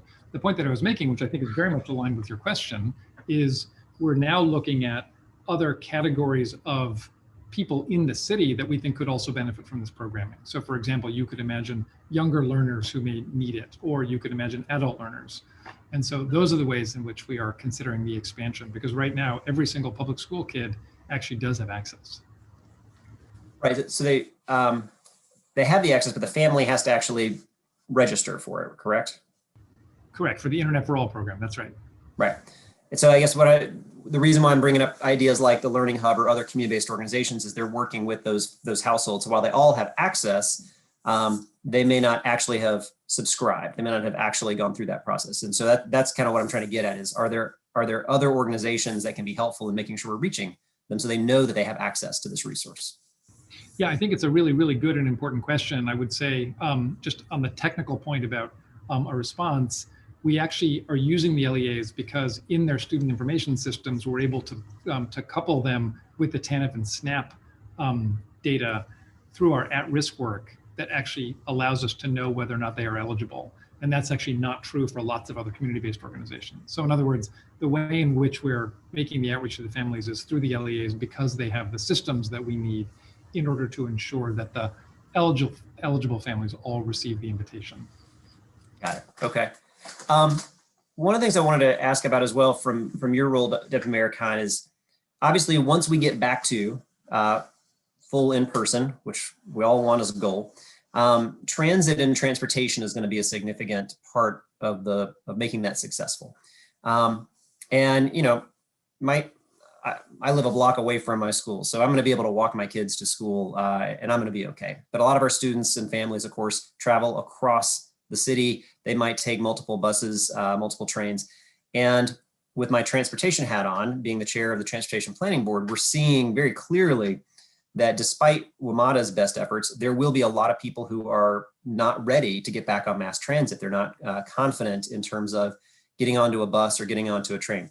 Of course, that's not a choice for other folks, right? Like that's just an essential part of being able to get around. And for many students, that is an essential way, perhaps the only way sometimes, to get to school. How are you helping think through how we meet those transit challenges and then help give that guidance out to our LEAs? Again, no matter who the LEA is, be it DCPS or charters, of how we're going to meet that need for students with transit.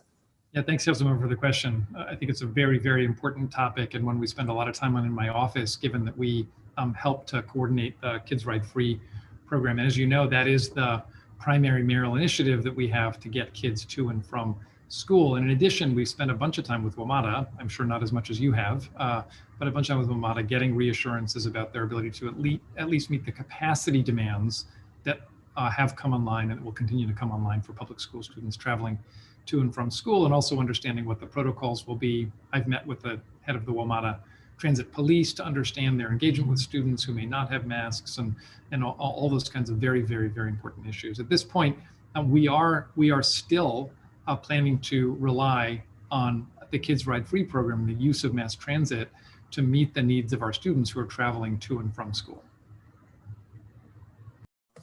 Okay, I'd like to work with you and your team on this a little bit. Again, this could be an intersection with my role with the Transportation Planning Board as well, is to help try to think through that, because I understand why that would continue to be the priority. I think that we're going to find that it could also become a significant barrier and hurdle for many families around being able to go back in person. So we can follow up after the hearing, obviously, but we'd like to work with you to try to think through other ways that we're helping support folks on that. Yeah, we'd welcome the discussion. Thank you, Councilmember. Yeah, you got it. Absolutely. I only have about 2 minutes left, so I'm gonna try to get to 2 more questions. One is very quickly on our out of school time providers. When we've had some of the learning loss hearings, I bristled when I heard some testimony that was saying, well, typically this is what we do. Typically we'll do this. Typically this is when it'll start and types of programs. And this is anything but typical, right? So can you briefly give us some specifics about how we are providing specific OST providers support? And then in what ways are we actually engaging the families to help us think through what would be the most effective way for that type of support to be successful for families, both to address learning loss, but also social, emotional, and wellness of the child and family? Yeah, thanks, Councilmember, for the question. I know we're running out of time. The Executive Director of OST is also on the line if you want to ask her the specific question as well. I can share with you, we've worked extensively with our out-of-school time providers to provide them support as they themselves, in many instances, needed to go virtual in ways that they weren't able to do. So we did provide funding for them to ensure that their families and they themselves could have access to the internet. So we worked to solve the digital divide in that way. We work with them in good techniques and ways to sort of transition their programs online. So we provided them with a bunch of technical assistance on that. And if you wanted me to have the Executive Director speak for a minute, I'm sure she'd be happy to. I'll tell you what, why don't I do this since I'm gonna run out of time. I'd love to follow up with the Executive Director and yourself so that I can have a better understanding of that, because it'll certainly be more than a 40-second conversation, but I really appreciate that. Lastly, I appreciated the comment, and kind of it sounded like there was a little bit of a conflict, frankly, when I heard around the questions related to trying to open even additional charter applications in schools when we had, I think it was 4 that didn't meet their enrollment needs. We're in the middle of a pandemic. And I think I heard you saying that you're very concerned about it from a capacity standpoint. We have excess and unused seats. Anything you want to elaborate on that? Because it seems like that's a pretty pivotal decision point this year. Yeah, thanks, Councilmember, for the opportunity to speak briefly on this again. I would say all of us are staring at the same set of numbers and have to take these numbers into account as we make these kinds of consequential decisions. So one thing we didn't mention earlier that I found interesting is that while the overall enrollment in the charter sector went up by a few hundred, the enrollment in charter LEAs that saw no growth and were not new themselves actually went down by about 900 students. So the kind of stable charter LEAs, their overall enrollment declined. And there were lots of new students that then went into some of these new schools, but also we had a number of expansions, a couple in DCPS, just as schools grew a grade, and a few across the charter sector as well. And so I think we have to look at the nuance of what's happening and how our families are making choices across the sectors we make these decisions. And the final point I didn't get a chance to make earlier is, I think we're all agreed we need to make these decisions based on need. What does the city need? What do our families need in terms of the kinds of special programmings, but also ability to serve certain populations of students?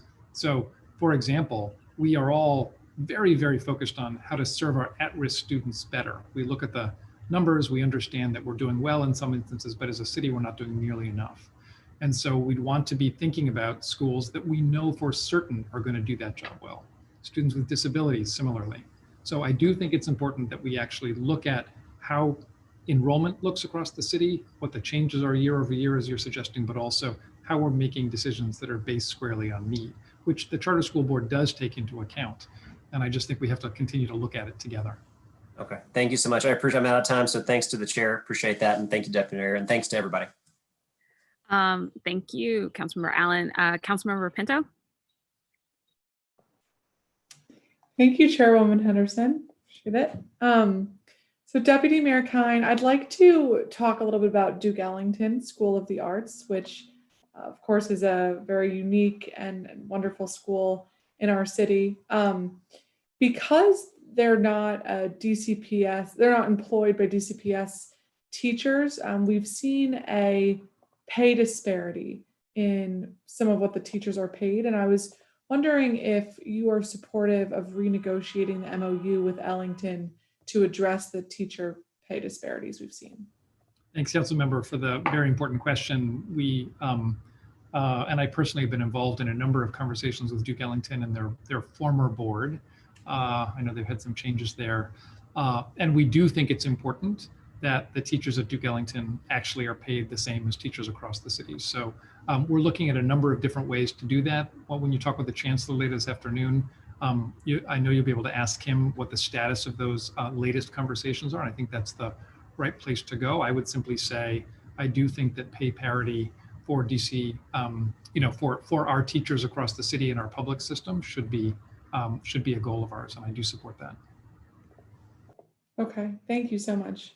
And I can certainly follow up with the chancellor, but do you think that the best way to do so is to have the teachers become DCPS employees, or that there's a more unique arrangement to ensure that the specialized curriculum can be maintained while achieving parity?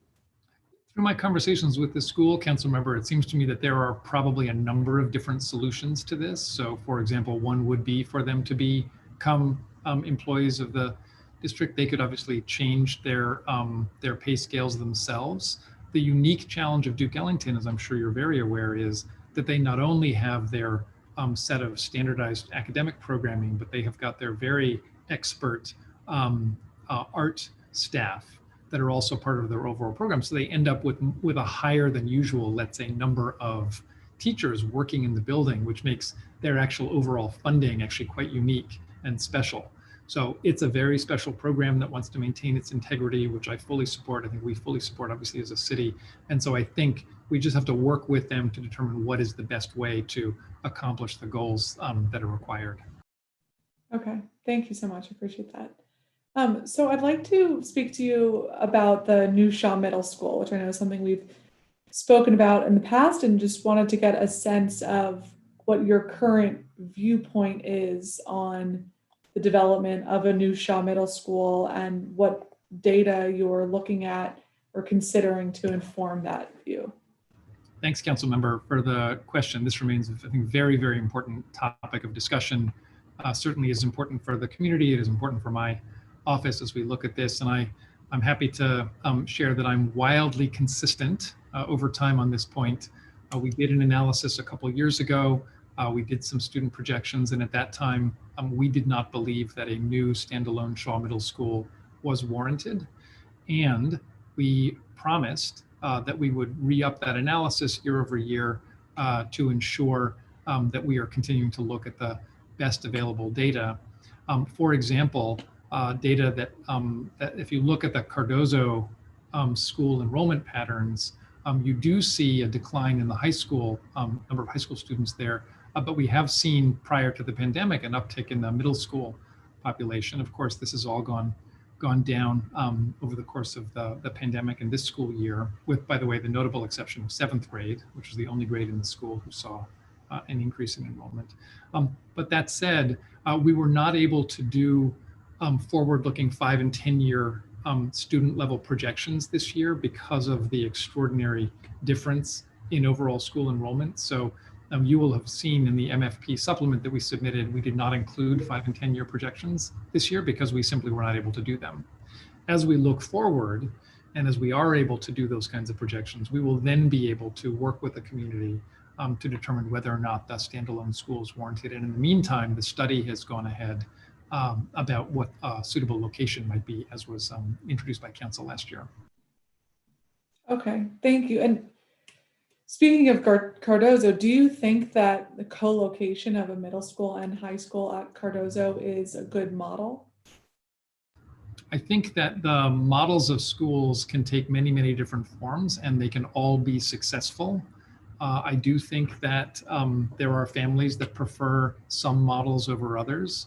I certainly have worked in systems where everything was being converted to K-8s, so they had no more elementary or middle, but they decided the K-8 was the best. I've worked in systems or worked with systems where this kind of middle school and high school combination was considered to be the best, and then others where they're all separate. I do believe that there are pros and cons to each, and a lot of them are kind of locally specific. And so in this case, that it's a good facility. I think it is possible, certainly possible, to have a very strong middle school and high school program in the same building. I think these are models they're well tested. Okay, and we've seen this trend in overcrowding in our Ward 3 schools, and Ward 2 is following a similar trajectory. And it's my understanding that the charter school, development of new charter schools are not just determined based upon demand. And so it sounds like when you say you've been consistent on this, you're considering the demand for a new school. And I'm wondering, why is DCPS held to a different standard on that front than charter schools? Councilmember, I would just respectfully suggest that they're not held to a different standard by me and by my office, in the sense that I've been very consistent. In fact, as we were doing the work with the Shaw community and doing that analysis, we were also detailing and sending over the memos that Councilmember White referred to earlier to the Public Charter School Board, making the same point, which is I think in the first instance, have an obligation to ensure that we are creating new schools in locations that need them, where there is demand for them by families because of their programming, because of their location, and also that we are collectively ensuring that any schools that we build and create meet very specific needs that we have, and we have many needs in the city. So we're no longer in a position where we need, in my opinion, to be creating generalist new schools that look a lot like the schools that we have. But we are in a position where we do have specific needs. And I hope that through some of the innovative programming that DCPS and the public charter sector continue to stand up, we will continue to improve as a city. We just have to be very, very judicious, given the overall number of schools we have and what we're seeing in terms of enrollment trends. And I think there's not a person in public education leadership in this city who would disagree with that. Okay, thank you very much. So Ms. Walker-Davis, Dr. Walker-Davis, excuse me, we spoke earlier with Superintendent Young about the need to collect data for the myriad of different types of after-school programming that our students are engaged in. Is the Public Charter School Board collecting this type of data, or do you have a sense of the different types of activities and the numbers and rates at which our students are engaged in those after-school activities? Thank you for the question, Councilmember Pinto. We do not formally collect after-school data. However, a number of our charter LEAs do offer their own after-school programming, and so that is something that is known to us, but we do not collect after-school data. Summer programming is another area where we know how charter LEAs are participating in out-of-school time, but no, that is not an area of consistent data collection for us. I do agree with you that it is an important service that our community-based organizations provide and some of our LEAs directly provide, and it's essential to children's growth and development, but it's not an area of our collection and reporting. Okay, well, I'll say the same thing to you that I said to the superintendent, which is, I think we all are in agreement that it's an incredibly important piece of holistic education, supervision, community building. And if we don't collect the data, then we're not going to be able to determine where the holes are and which organizations need additional funding. And so I would ask that that be something that you consider moving forward, to collect more specific data so that we can all be on the same page of who and where needs additional support. Thank you. All right, I will save some of my questions about term 4 for Chancellor Farabee, but just wanted to see, Dr. Walker-Davis, if you have additional information around students who have been chronically absent. Only a couple seconds, so if you just have them. Sure. I'll just quickly say that we are a participant on the Everyday Counts Task Force, and we are, one of our staff members is a part of the data committee, and so we have actively been a part of looking at the attendance and chronically absent data, providing information on some of our schools that have the best attendance so that we can share best practices on how they've done that, and then also looking at the fact that we know chronic absenteeism is up this year by about 5%. And so that is a consistent area of concern for us. We know the pandemic is hitting many of our families in different ways. And so that is an area that we continue to monitor. It's an area where we see, if we see disturbing trends, we do reach out to schools with notices of concern and possibly following up with audits if it is a real egregious pattern. And so we share your concern around that, and we're actively participating with the deputy mayor and other agencies around this issue. Okay, well, thank you very much. Thank you all. And Deputy Mayor Kine, I'm sure we will have continued discussions around the New Shaw Middle School throughout the year. So thank you. Thank you, Councilmember Pinto. Councilmember Silverman, you're next, and then Councilmember Gray will follow. Is Councilmember Silverman there? All right, Councilmember Gray, you're up. Councilmember, you're on mute. How's that? Yep, I can hear you. You're good. Thank you very much, Councilmember Henderson. Appreciate it very much. Deputy Mayor Khan, in your responses, and forgive me if this is being redundant because we're all bouncing around and I may wind up asking some questions that already have been asked and answered. So if so, I apologize for that. In your responses to the performance oversight questions, you mentioned that DME has begun to form an internal racial justice and equity team to address systemic inequities. Can you tell me how the students and their parents are being included in that effort? And I think it's a great idea, by the way. Thank you, Councilmember. It's something that we're extremely enthusiastic about and are excited to stand up. The moment of evolution of this work now is that we have internal to my office a team that is empowered to take this work in whatever direction they deem will be necessary for us to become more of an anti-racist focused office. It's staffed by 2 leaders in my office, and they have begun the work of establishing both professional development for us as an office and also to consider the kinds of deep reading and reflection that's required for each of us as we engage in this work. For example, much of my team participated in a 2-day professional development on racial biases in the past couple of weeks. And so the moment of evolution that we're in now is they are establishing themselves, we are establishing the work as an office, and as part of that, they are considering the ways and have set as a priority ways in which we can engage the voices more fully of students, families, other stakeholders. So I anticipate as we move forward, particularly into the summer, that an explicit part of our racial justice and equity focus will be that kind of deep engagement with the community. At the same time, of course, we continue to do community engagement on other topics, but specific to the RJE work, that is coming. Mhm. Can you tell me how the team that you're assembling, the team that you're putting together, how the team's efficacy will be measured?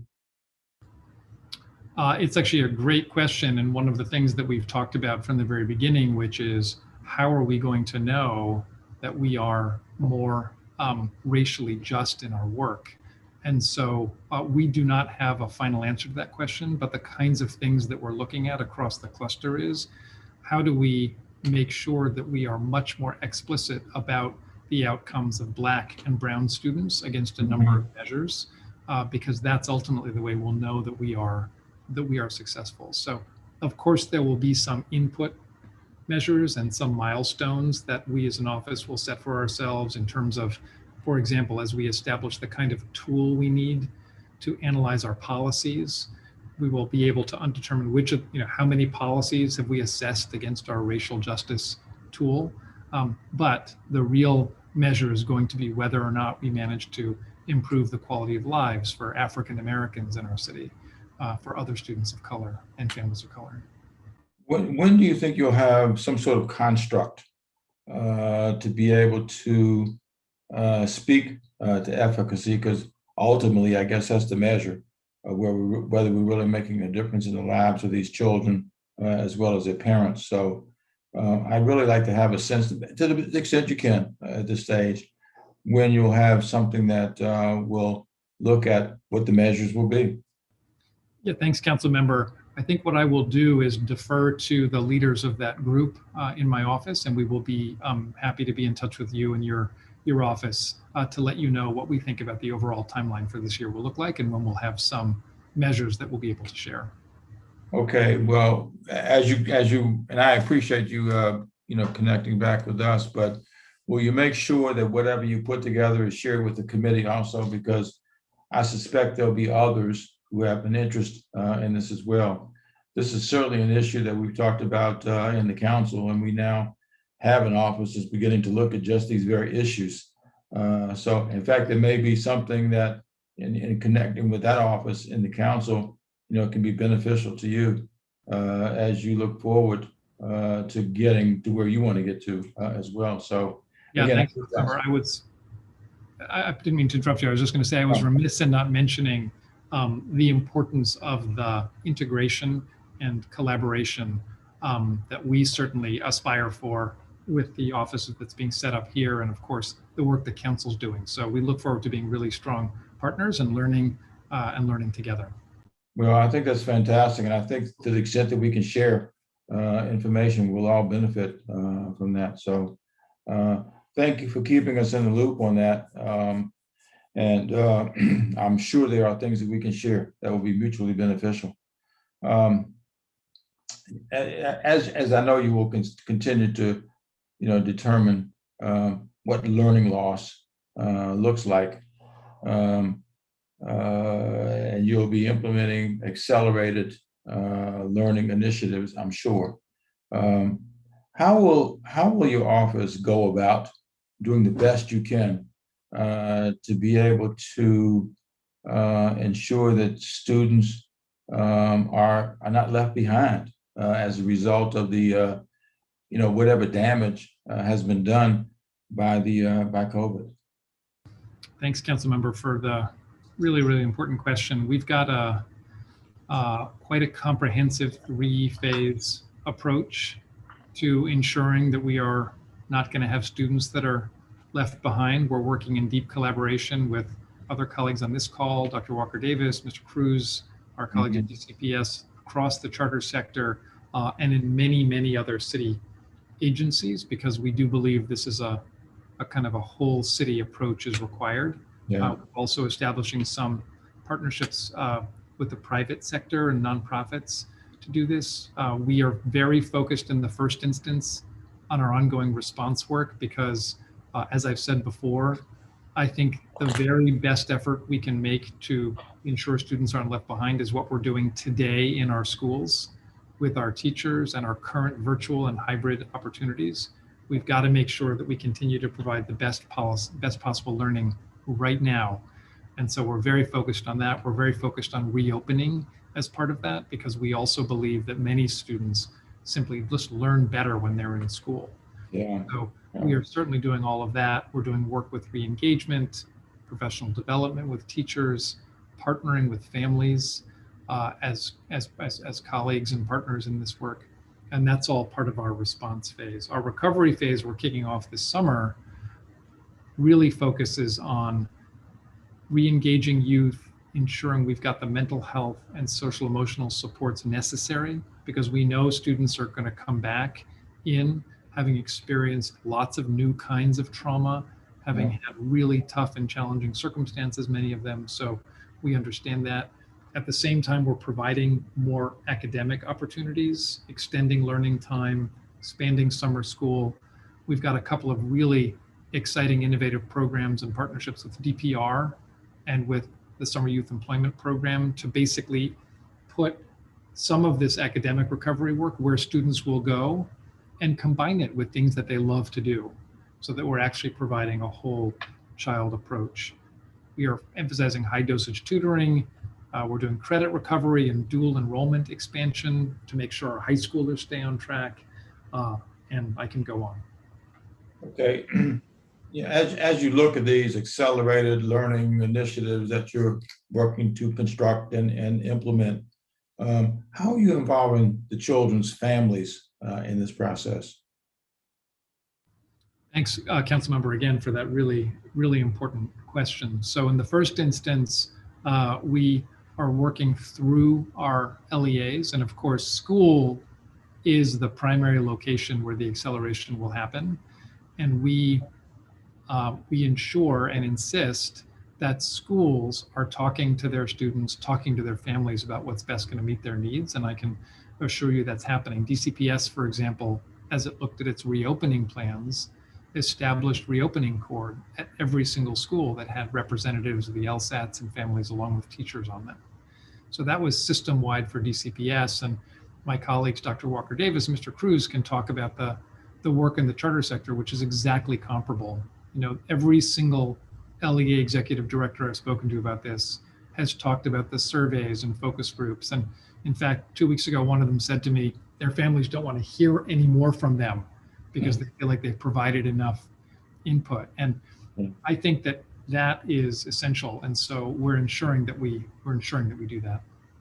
Okay, well, my time is up on this round, Deputy Mayor. So I'll turn back to Councilmember Henderson. Thank you, Councilmember Gray. Just for those who are watching, the chairman had an emergency, so you have me for a little while longer. But I was given instructions to wrap up this round, unfortunately. Well, fortunately for the Deputy Mayor, Dr. Walker Davis and Mr. Cruz. But we do need to move on to DCPS. So thank you all for your testimony. For all of the follow-ups, if you could just follow up with the committee, and I'll just encourage my colleagues to reach out if they have additional questions. But thank you.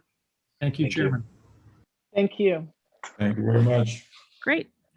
So we're just going to do a switch out here really quickly, and then we will bring on the Chancellor for his testimony.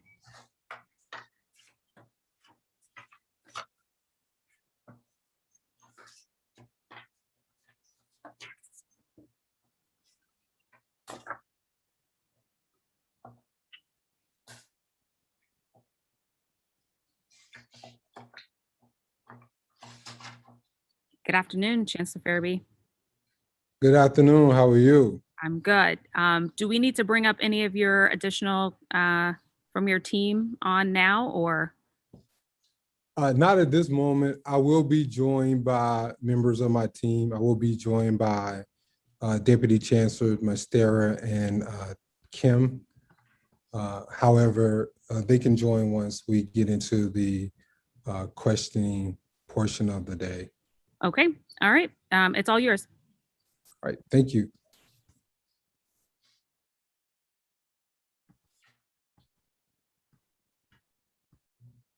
Good afternoon, members of the council and staff. I am Dr. Louis D. Fairby, Chancellor for the District of Columbia Public Schools.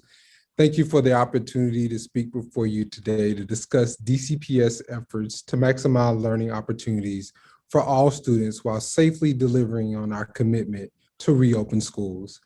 And while our focus over the last few years has been centering on adapting our services to meet the demands of the pandemic, we plan to accelerate and reimagine supports for our students furthest from opportunity by placing recovery at the forefront of our work.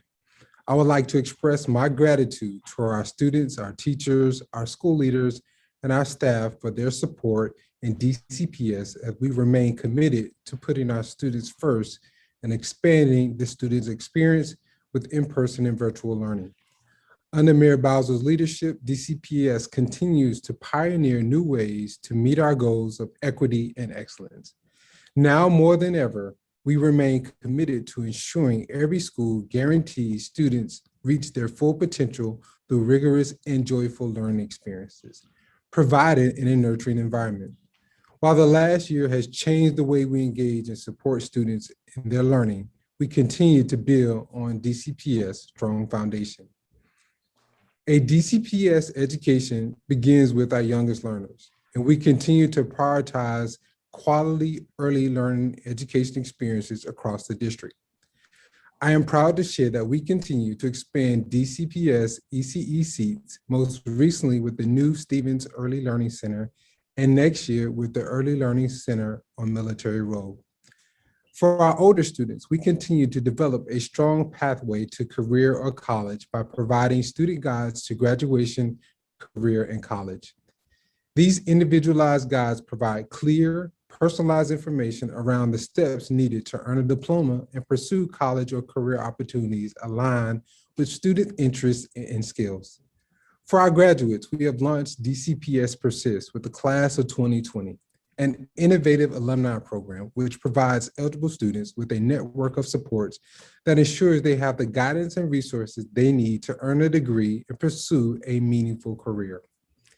We also continue to facilitate a love of learning and joyful experience for all of our students. In response to the pandemic, the needs of teaching and learning have evolved rapidly, and I'm proud to say that DCPS continues to rise to the challenge. DCPS has leveraged Canvas as a critical interface for virtual learning. Last spring, all students began learning at home with digital access to quality instructional materials aligned to the DCPS scope and sequence. By the start of the school year, DCPS mapped out over 10,000 courses to their virtual equivalent on campus. We also provided professional development to over 6,000 instructional staff members that covered virtual topics such as learning platforms, Microsoft Teams, and other virtual tools. We are committed to ensuring continuous improvement within the virtual experience and space. For example, on February 25th, DCPS hosted a virtual learning conference for our instructional leaders. This included over 60 sessions devoted to concrete suggestions for increasing student engagement, maximizing technology tools for increased learning in specific content areas, providing quality feedback and coaching in the virtual space, and more. All of these sessions featured DCPS schools showcasing their best practices they developed and giving practical tips about how they can implement in other schools. Even with our commitment to facilitate quality learning at home, DCPS has remained grounded in the firm belief that a safe and healthy in-person learning opportunity is the best way to teach and reach students who are facing significant barriers to success with virtual learning. From the launch of our student support centers and opening care classrooms to now reopening all of our schools in term 3, we have continued to meet our goal to provide opportunities for students to return to school and receive the critical supports they deserve. We know this is particularly important for our youngest learners, as gaps in early literacy, social emotional development, and access to quality learning experiences have long-term impacts on student success. We also know with layered safety protections and protocols like those now in place in our buildings, schools can safely reopen. Through Mayor Bowser's leadership, DCPS has invested over $33 million in safety measures for our schools, including $3.6 million for PPE, $5.5 million to building readiness initiatives, and $24 million to HVAC enhancement.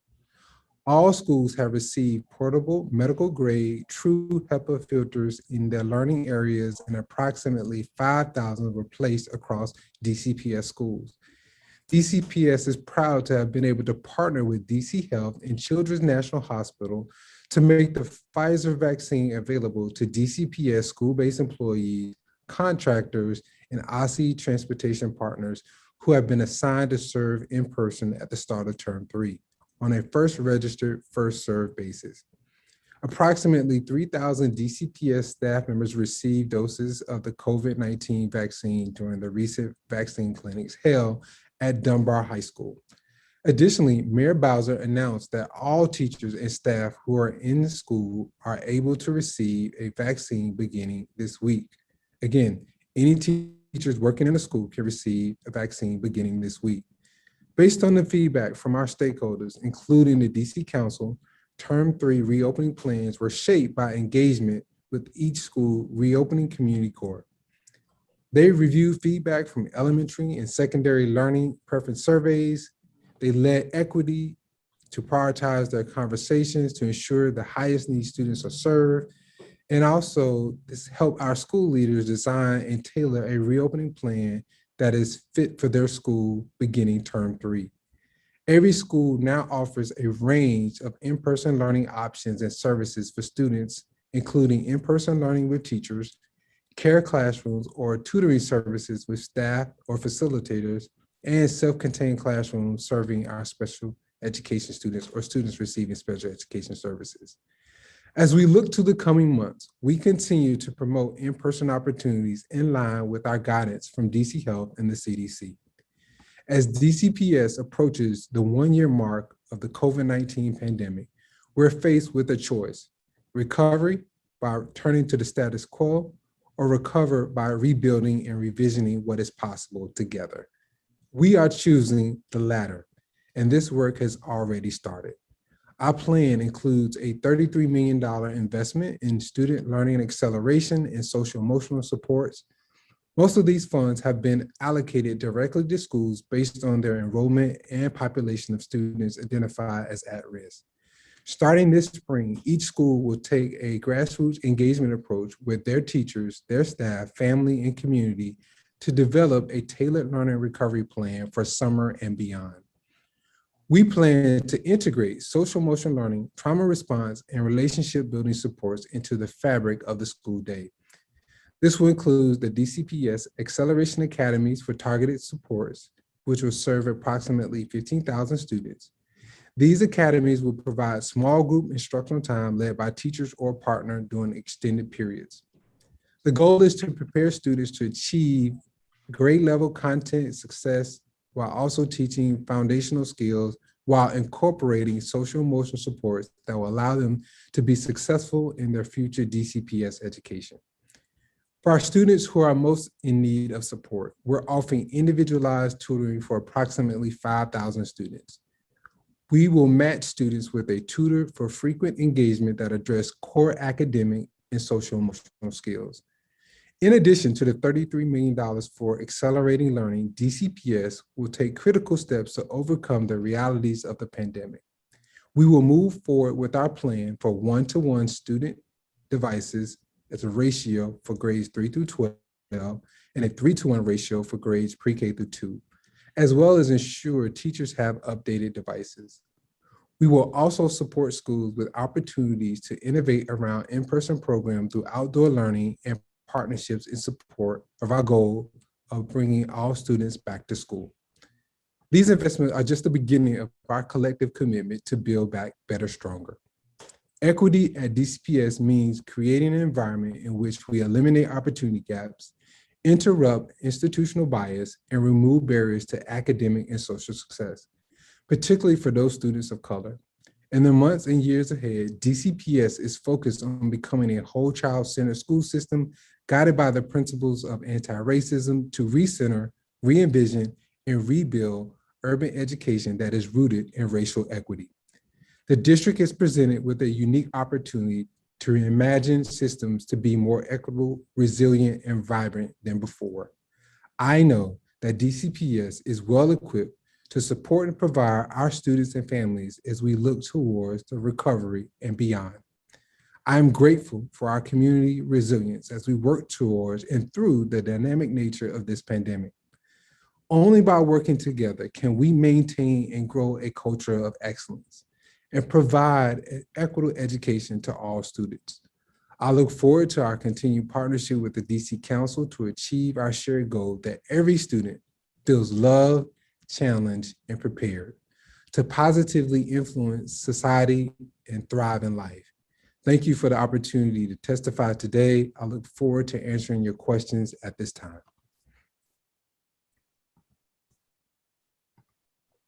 All right. Thank you, Chancellor. So we'll be on 10-minute rounds. And I guess since I'm the chair, I get to go first. I wanted to follow up on a couple of things that we've been having ongoing conversations about.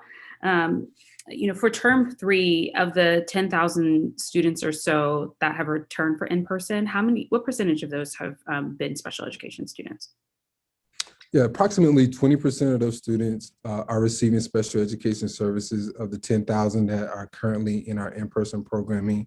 You'll recall that one of our priorities was to ensure that students receiving special education services, language learners, or students identified as at risk or experiencing homelessness were prioritized. And so we asked schools to make offers according to the prioritization that I just referenced. Okay. Okay. I was like, they weren't running the clock. For the students who have returned in person, have we adjusted any of those IEPs? Yeah, so the IEP development and review process, as you know, is ongoing. It is ongoing because the needs of our students change and the services associated with those needs are also adjusted. So there are cases in which the services have been modified and we have an addendum that supports the implementation of our IEP, but we do not adjust IEPs for the sole purpose of in-person learning or in-person programming. Okay. So, we've talked about this before in terms of the various models that are being offered at each school. We heard a lot of testimony yesterday from students who were basically saying, families actually, who have been saying, for special education students in particular, there's a strong concern that they are being left behind in this pandemic. And so has DCPS done an analysis of this 20% of students who have come back, who have IEPs? What percentage of them are actually getting hands-on in-person instruction with a teacher in front of you versus in-person instruction in a CARES classroom environment? Yeah, it will certainly look different based on the student's IEP. And it's important to note that the IEP teams continue to conduct annual reviews of IEPs and provide additional adjustments accordingly. The numbers that I provided to you earlier, the 20%, represent in-person learning. So these are students that are in our inclusion in-person learning classroom or are in self-contained classrooms during this time period. So okay, so when you say in-person learning, you are not referring to CARES classrooms? Correct. I am not referring to CARE when I say in-person learning. Okay, I think that is a good thing for us to clarify. Okay. I wanted to ask about attendance and how things have been going in terms of not just in-person instruction, but also for virtual. Yeah, so DCPS continuing to monitor attendance. This is something that we value and know that is an indicator of student success and also engagement. So we are proud that we're tracking towards a 90% attendance rate for this school year thus far, which is a 0.6 percentage point increase of where we were last year this time. We do see a high level of engagement for our in-person programming, specifically for in-person learning. Our attendance rate for the CARE classroom is slightly lower, and we believe one of the reasons for that is that the flexible nature of the care model, which allows students to be fluid between in-person and remote learning. Okay. We do see our largest gaps compared to we were last year in pre-K 3 and pre-K 4. We believe that is due to the challenge that families are experiencing with in-person and remote programming in the pandemic for our 3-year-olds and 4-year-olds. Okay, but let me ask you this, because there's a difference between attendance and engagement. And from what I understand, a student is counted on the virtual platform as present so long as they sign into Canvas. Is that accurate? Yeah, so that is one of the many ways that we track attendance. So we look at students in their ability to log in, logged in, how often each day, and then we also continue to monitor their course assignments, their participation as well. So if a student is logging in each day, but the teacher is not hearing from the student, they're not submitting assignments, there's additional follow-up with the student and the family to understand why there's gaps in active participation. Okay. Okay. So something kind of came to my attention today that I want to ask you about. I didn't realize that we still have the ability to suspend students in a virtual environment. What does that mean, to suspend me from virtual school? Yeah, good question. We continue to implement our discipline policies in this virtual and in-person environment that we're in right now. We don't see a large number of exclusions related to suspensions or exposures during this time period. I'm sorry, Chancellor, to interrupt you, but I only have 3 minutes. But and I'm struggling here because OSSE wasn't collecting the student discipline data beginning of March of last year. And so, like, how many students did we do some type of discipline exclusionary practice with last school year? Yeah, so we've only had 2 suspension this year. Okay. And so it is, again, like I said, a last resort in this environment that we're in now, but there are times where there are infractions that warrant those types of responses from the administration at the school level. Okay. I want to talk a little bit about health and DCPS relationship with school nurses. So I had an opportunity to talk to the school nurses, and I've been an advocate for us having a school nurse in every building, and I know that's not your decision. That's a DC Health contract that's run there. But one of the things that was surprising to me is that school nurses are not looped in on the internal DCPS communications. So they don't actually receive the notices if someone in the school community has tested positive for COVID. They have to get it secondhand. Is there a way that we can adjust that? I know, and I mean, whether it's sending out a communication to principals, but I feel like your school nurse should know if somebody in the building has tested positive for COVID, and that communication is not happening right now. Yeah, that was one of the concerns that was raised from the labor union for the school nurses in our bi-weekly labor union meetings. We've established a protocol where they receive direct communication from the principal whenever there's a positive COVID case within the school. So we believe confidently that that particular issue that was raised has been addressed. Okay.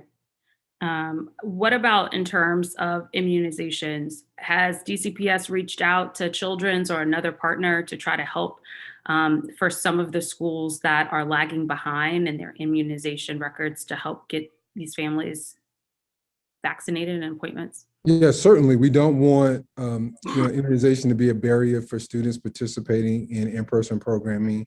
We are definitely engaged in partnering with Children's in the coordination of immunizations for students. We have seen an increase in the number of students that will get that complete, and we continue to work with DC Health on expanding school health clinics, which is another option to support students with their immunizations.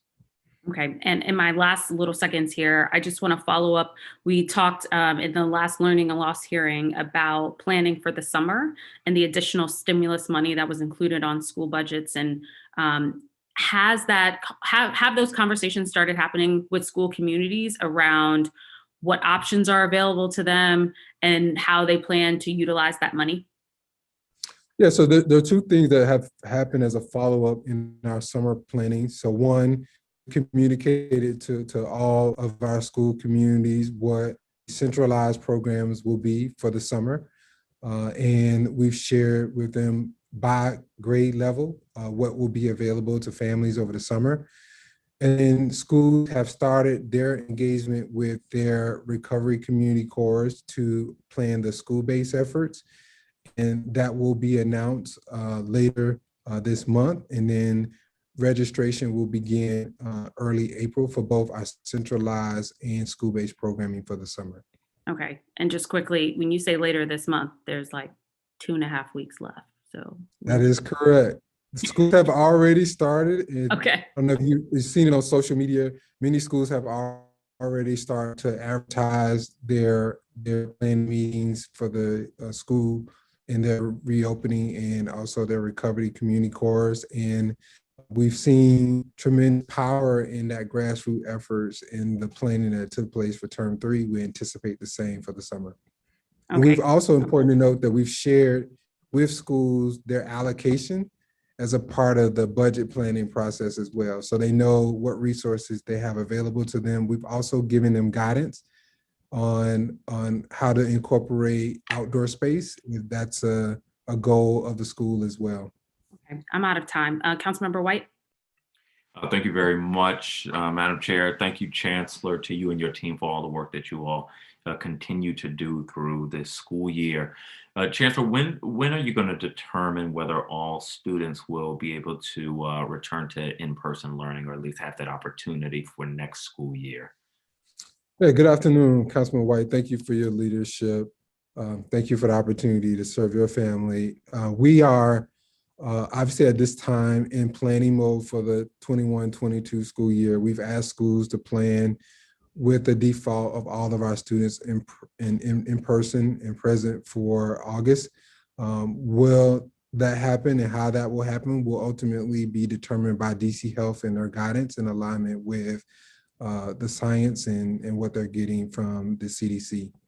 So I guess what I'm worried about is the timeline.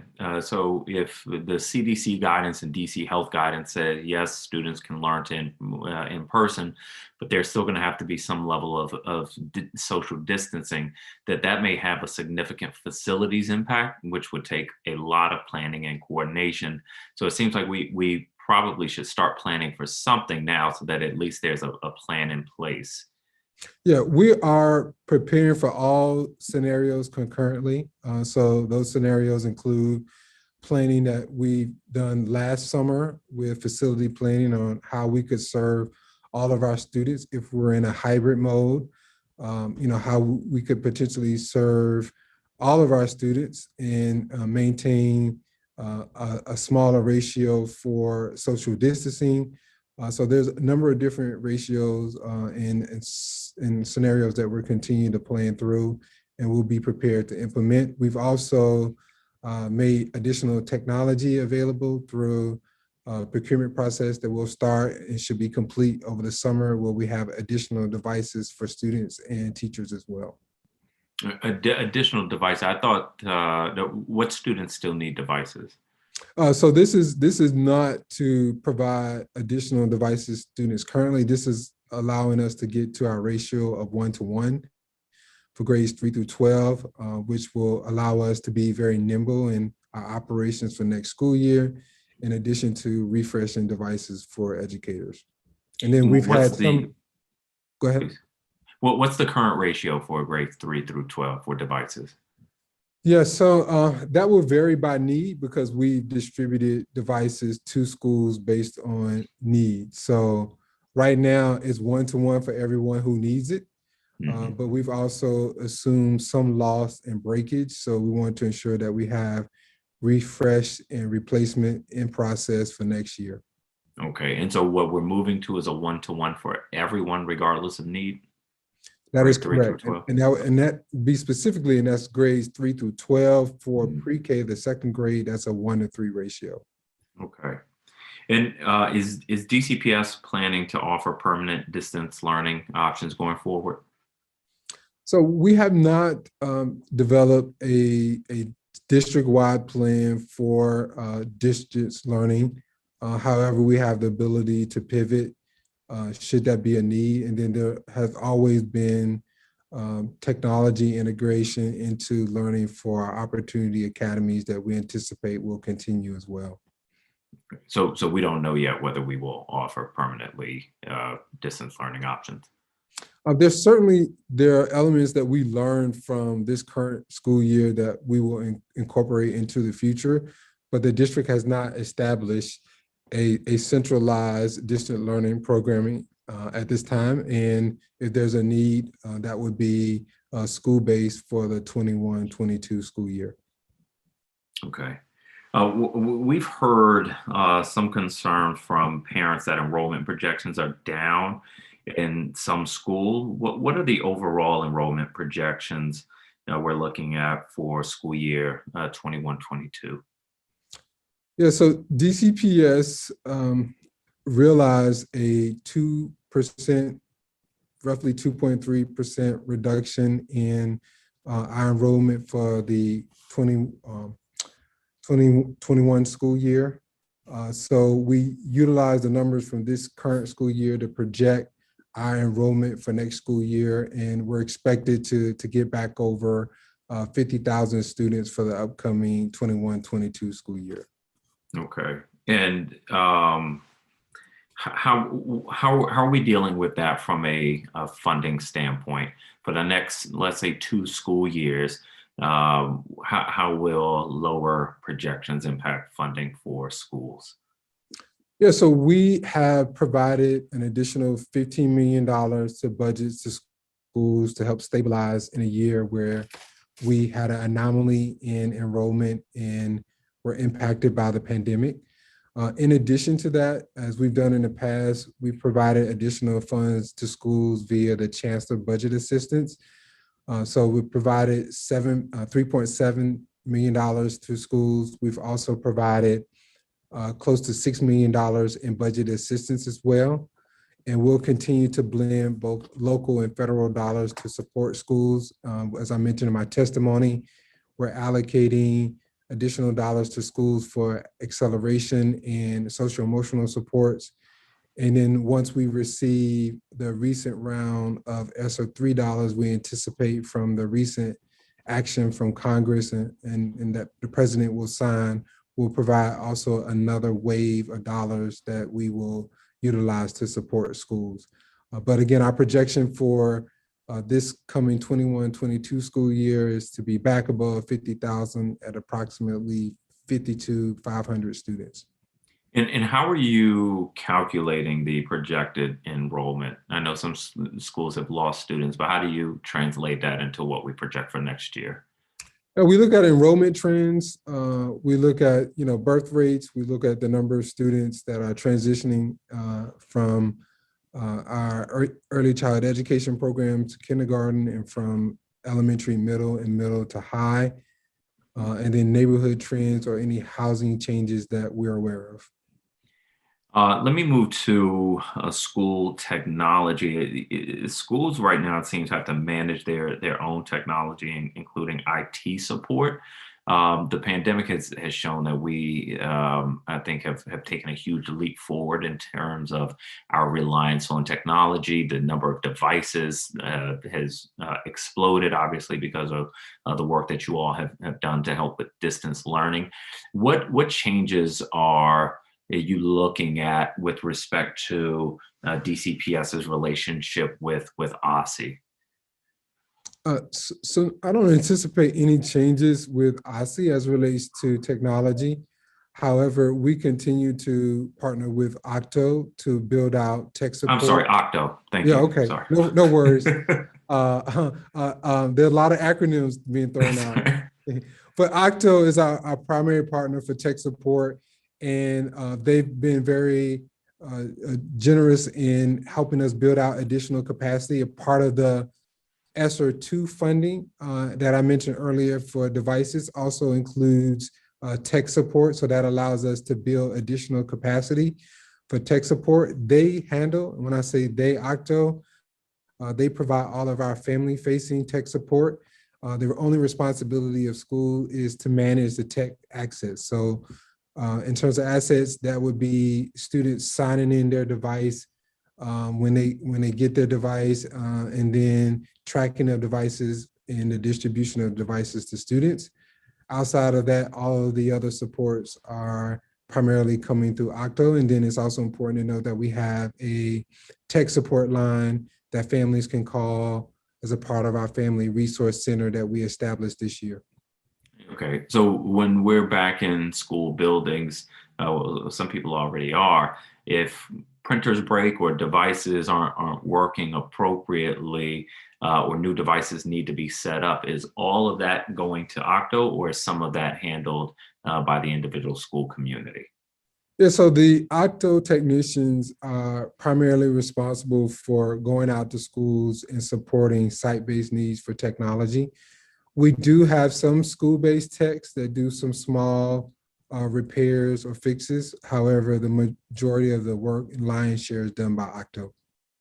Okay, that's different than what we generally hear during hearings from parents who continue to feel that they are sort of on their own, including raising money for technology, but also trying to hire IT people. They seem to have some significant issues with IT assistance, and to the extent that those issues exist now, that they're going to be exacerbated pretty significantly because of the pandemic and efforts to increase devices and technology to schools.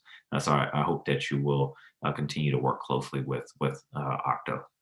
Yes, we will continue to work closely with Octo. We recognize that more devices that we put into our ecosystem requires additional support, and we are ramping up the ratio of tech support to schools to ensure that we have the appropriate support, and we continue to work closely with Octo on these issues.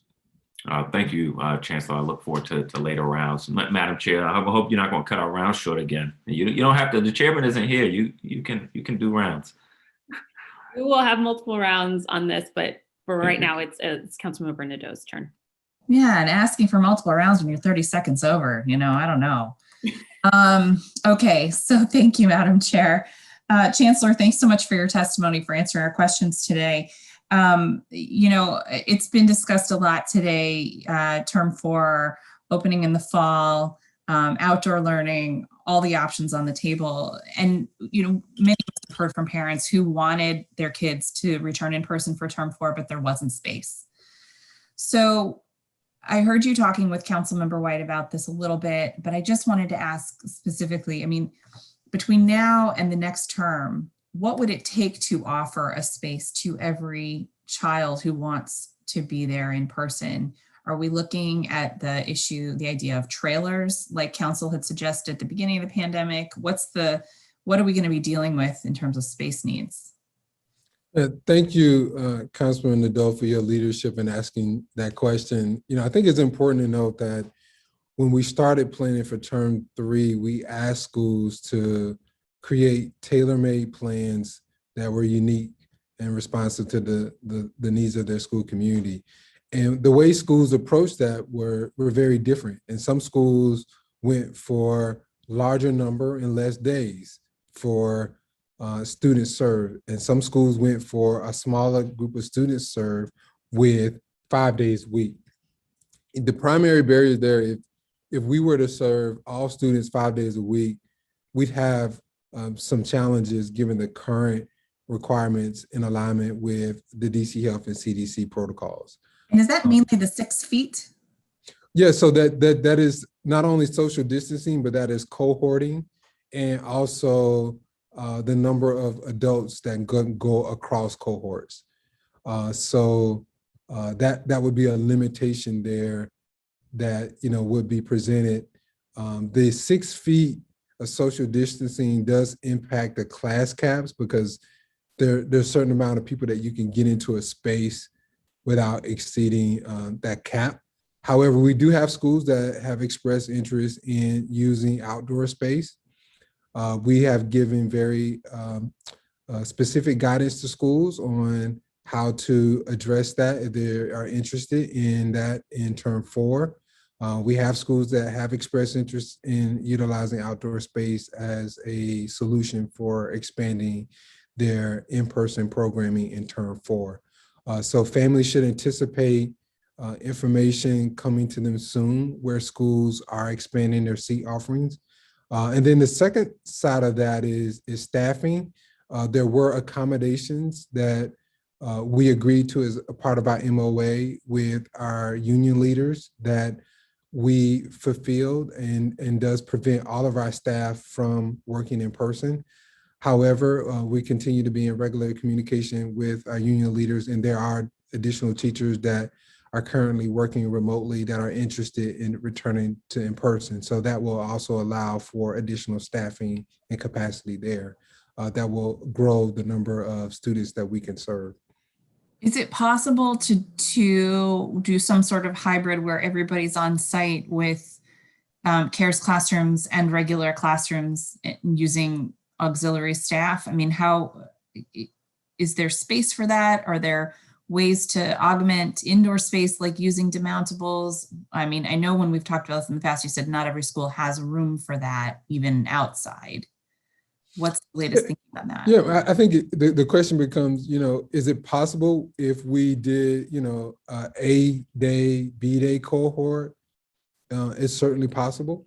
But if we were expecting to have all students 5 days a week or 4.5 days a week, that is not possible at this time. Because of the current CDC and DC health guidelines. Correct. Okay. I don't want to beat a dead horse, so thank you for answering that question. Unrelated to COVID. So I know that schools were given the opportunity to rework their security plans recently in the context of the discussion about removing police from schools, coming up with alternative plans, community-centered approaches. We heard concerns that there was a really short turnaround time. What I heard was schools received the information on the 18th and were given until the 26th of February to turn it around. Do I have that right? What were the dates that you gave? The 18th to the 26th was the time for deliberation of February. Yeah, I mean, that sounds about right. I know as soon as we were able to issue budgets to schools, we gave them time to plan, and we shared with schools that if there was a need to have additional time, we would try to be flexible, but the window that was given to school is in alignment with the budget development window. And that's the way that we had to plan for that because they were utilizing funds that would be- That was part of the LSAT budgeting process? Correct. Was that the entire length of was that the entire time they had to do their whole budget, or was that added on later? So we started those processes around the same time. Okay. And again, if schools needed additional time, we asked them to raise the flag and we would work with them accordingly. But we're pleased though that we had 18 schools that submitted applications and were approved. And of those 18 applications, we had 9 middle schools. And then we had 7 high schools and 2 education campuses. And we're thrilled that schools have been thinking creatively about how to reallocate their resources. And we believe that this is a pilot that could serve well in a long-term strategy of rethinking how those resources are distributed and utilized. That's very positive. Speaking of reallocating resources, is it correct that there are 49 schools that are experiencing cuts to their administrative staff and other support staff? There are changes across schools. So one of the shifts that we see is as a part of the social emotional focus. We are seeing schools that have less, let's say, ISS coordinators or other discipline positions that they may have had in their budgets previously. So we do see that shift taking place as schools are starting to think through different ways of serving their schools. However, though, we are still continue to work with schools on their budgets and their petitions and our budget assistance. So yeah, so now's the time where they're saying to you, we don't have enough staff, we need more, we don't want to be cutting. I mean, reallocating within their budget is one thing, but cutting staff is something we've heard the past couple of years. Yeah, well, I think we need to be really careful when we talk about cutting, we use that terminology, because schools oftentimes move resources around. We've given them additional flexibility. So they may be shifting focus from one area to another, which will result in a reduction of resources or positions in that area. Yeah, but that's not really what I'm talking about when we're hearing from principals who are saying we don't have enough staff, right? So I get it. And I know you're going to say that they get to make the choices in their budget about who they move where. But if the funding levels are not enough, I mean, where should council be focused in? Is that just the universal per pupil funding at this point? Yeah, well, I think it's premature at this point to zero in on mass reduction in the budgets to schools. But the reality, though, transparently, is that we did realize a decrease in enrollment, and that has implication for school budgets. Because the reality is, yeah, inflationary costs operating costs are continue to rise. So that does shift the landscape a bit. But again, I think it's premature at this time to set in stone, what's happening with school budgets. And we can talk about it again during budget season. Sure. Okay. We can do that. Thank you for entertaining the question. Okay. So now, before COVID, we had requirements for students and their vaccination records having to be up to date, right? Their MMR, all of those things. And I assume that was also true for people working in the building, teachers, administrators. Is that right? Do I have that right? You said immunizations are still required for students. That is correct. And staff, right? I'm just trying to make sure I understand the existing policy pre-COVID. Staff. Yes. So have to have up-to-date immunization records. Yeah, all of our health requirements for staff are the same. And they're also the same for our partners as well. So that has not shifted. So once the vaccine is available to children, we're going to be having deeper conversations about what's required to return to school in person. And I just wonder if DC Health has started those conversations with you at all yet, or when you expect those to begin. Yeah, well, DCPS and DC Health has regular conversation around our response in the health emergency. We have not had any significant conversation around any requirements for vaccine for staff or students, just given the limited supply of vaccine at this time. Right. And we don't know the future on booster vaccine shots that would be needed for variants. So I think there's still a lot to be learned. There are some equity questions and concerns that we have that we need to think through. Because, you and I have talked about those. We just don't agree on them. But all right, we'll get back into it. I'm putting you on notice, so I'm going to keep asking about this. Thank you. Thank you so much. Thank you, Councilmember Nadeau. I don't see Councilmember Silverman. I don't see Councilmember Trayon White. The next person is Councilmember Lewis George. She's there.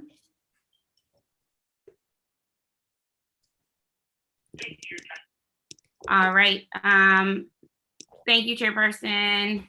I want to get started. How you doing, Chancellor Farabee? Good to see you. Good to see you, Councilmember.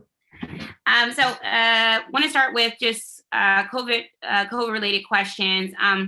It was announced earlier this week that DCPS would test, I guess, a random sample of 10% of students in person starting next week. And it's been reported that so far the district, including charter schools, has completed about 3,856 student coronavirus tests with a positivity rate of about 1.15%.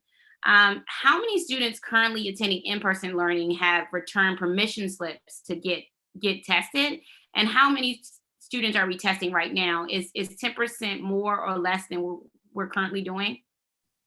Yeah, so let me start with how we are shifting to testing, and then I can give you some numbers on who's participating in testing, and I'll refer to our team on that. So we were testing approximately every 10 days at schools where there were students who completed a consent form for our asymptomatic testing protocol. I want to be really clear though, there are two separate forms. So there is symptomatic testing approval for families, and then there's another form for asymptomatic testing. Right. And then we recently received additional guidance from the CDC, and we also wanted to shift to a model where the school has greater influence on the time and the structure and scheduling of the asymptomatic testing. So we shifted to a model where the school nurses will be administering the asymptomatic testing. And as a part of that model, it becomes school-based, and every student who has a completed form, consent form on file, will be eligible to participate, and they will be randomly selected based on each school's population to ensure that 10% is tested. We have approximately 3,851 consent forms currently for asymptomatic testing. Okay, that's great. I appreciate that. I got a few questions just specific to Ward 4. And I talked about this in my opening statement. So I want to understand why English learner staff are being cut. We're losing over 20 English language learner staff in Ward 4 alone, when we know these are going to be essential to our recovery, and we've seen our English language learners making progress. So I don't want us to take away the progress they've been making. So why are my Ward 4 schools losing English language learner staff? Yeah, there hasn't been any concerted effort to reduce English language learning staff, and that would be district-wide. But I'll turn to Deputy Chancellor Kim. She can speak to all of our supports for English language learner and how we're supporting that student population. Okay, but so I guess, and I appreciate that. I just want to understand why. So you're saying none of our Ward 4 schools are having EL cuts right now, and that's something that's not true, because that's what I'm hearing from my schools. And so I just want to understand specifically why we're losing 20 EL staff. I don't necessarily need to understand the system. I just want to know why we're losing our 20 staff. Yeah, so the budget process is still fluid. Okay. I think the important note to call out is that we have fewer English language learner students. So we have about 900 fewer students than we've had previously. And as a result, the staffing associated with those positions would be reduced. So that may be one of the reasons why schools are seeing that decrease, is because the services and staffing is associated with students. Okay. And so I'm just going to advocate, since we're still awaiting some of our budget and it is fluid, that English language learner staff in our Ward 4 schools, and I mean in schools across the city, but I'm specific to Ward 4, would not be cut. I have 4 feeder schools: Brightwood, LaSalle, Bacchus, Whittier, and Tacoma are losing 17 general education staff as they 8th grade shifts to Ida B. Wells Middle School. But they're only gaining 8 staff. So we're losing general education staff. Could you speak to why my feeder schools and the shift over, there's a discrepancy between the 17 general education staff we have now and the only gaining of 8 staff? Yeah, so there have been shifts in education campuses as we've been removing the middle grades from those schools. So for example, Brightwood, LaSalle, Bacchus, Whittier are all removing their 8th grades in the 21-22 school year. So as a result, we're anticipating about 75 to 99 student reduction and a direct impact to those schools and their budgets. Okay. And so one of the things we want to do is make sure that we're not losing, the schools that we're servicing are not losing staff, especially our feeder schools. And so I'm going to advocate for our Ward 4 schools for the staff to transition over in that case. The other issue that's come up a number of times in our Ward 4 schools specifically are compliance with the American with Disabilities Act, making it difficult for educators and staff to get their education. Why aren't we fixing these problems immediately? Yeah, which issues are you referring to? So at Truesdale, they've been waiting for renovation to have, well, I guess not even just modernization, but to have that. And that's been for a number of years. I visited Whittier as well and did a walkthrough, and they still don't have ADA compliance. And so those are two schools that I'm speaking of. My staff will let me know if there's additional two, but just those two, those have been complaints for the last 4 years. And I've heard that from my Ward 4 School Board of Education, as well as seeing these issues in person. Gotcha. Yeah, we continue to evaluate all of our small caps projects to ensure we're in alignment with ADA compliance. I do know that there are some ADA work in process at Truesdale, and we'll continue to reevaluate other campuses as well. Okay. As you know, Ward 4 also deals with overcrowding, some overcrowding issues, and even west of the park, and a number of our feeder patterns right now. And so the Master Facilities Plan supplement just says DCPS will monitor enrollment to ensure a satisfactory learning environment is provided for student. What's the exact plan to address overcrowding, especially in schools we know are at a certain percentage level of reaching overcapacity right now, who are literally bursting at the seams? Yeah, so we continue to look at enrollment trends year over year and determine ultimately there needs to be any additional capacity added to a school. We're also in a phase where we also determine whether or not there are any enhancements where there could be capacity added within the building. A good example of that is we've added additional capacity at Barnard to provide additional space for students based on their enrollment. And we continue to partner with DGS to do an annual review, and it's a part of our capital planning process. Okay. For some reason, DCPS doesn't show local school advisory teams their school's budget when asking them to make recommendations for next year. And I understand that budgets are based on enrollment projections, but schools are also, living things. So I think it's pretty irresponsible to not give them context for what they have now as you ask them to think about what they can offer next year. That doesn't necessarily seem like, budget transparency. And the dashboards and pocket budget guide don't provide that context either. What can be done to fix the situation?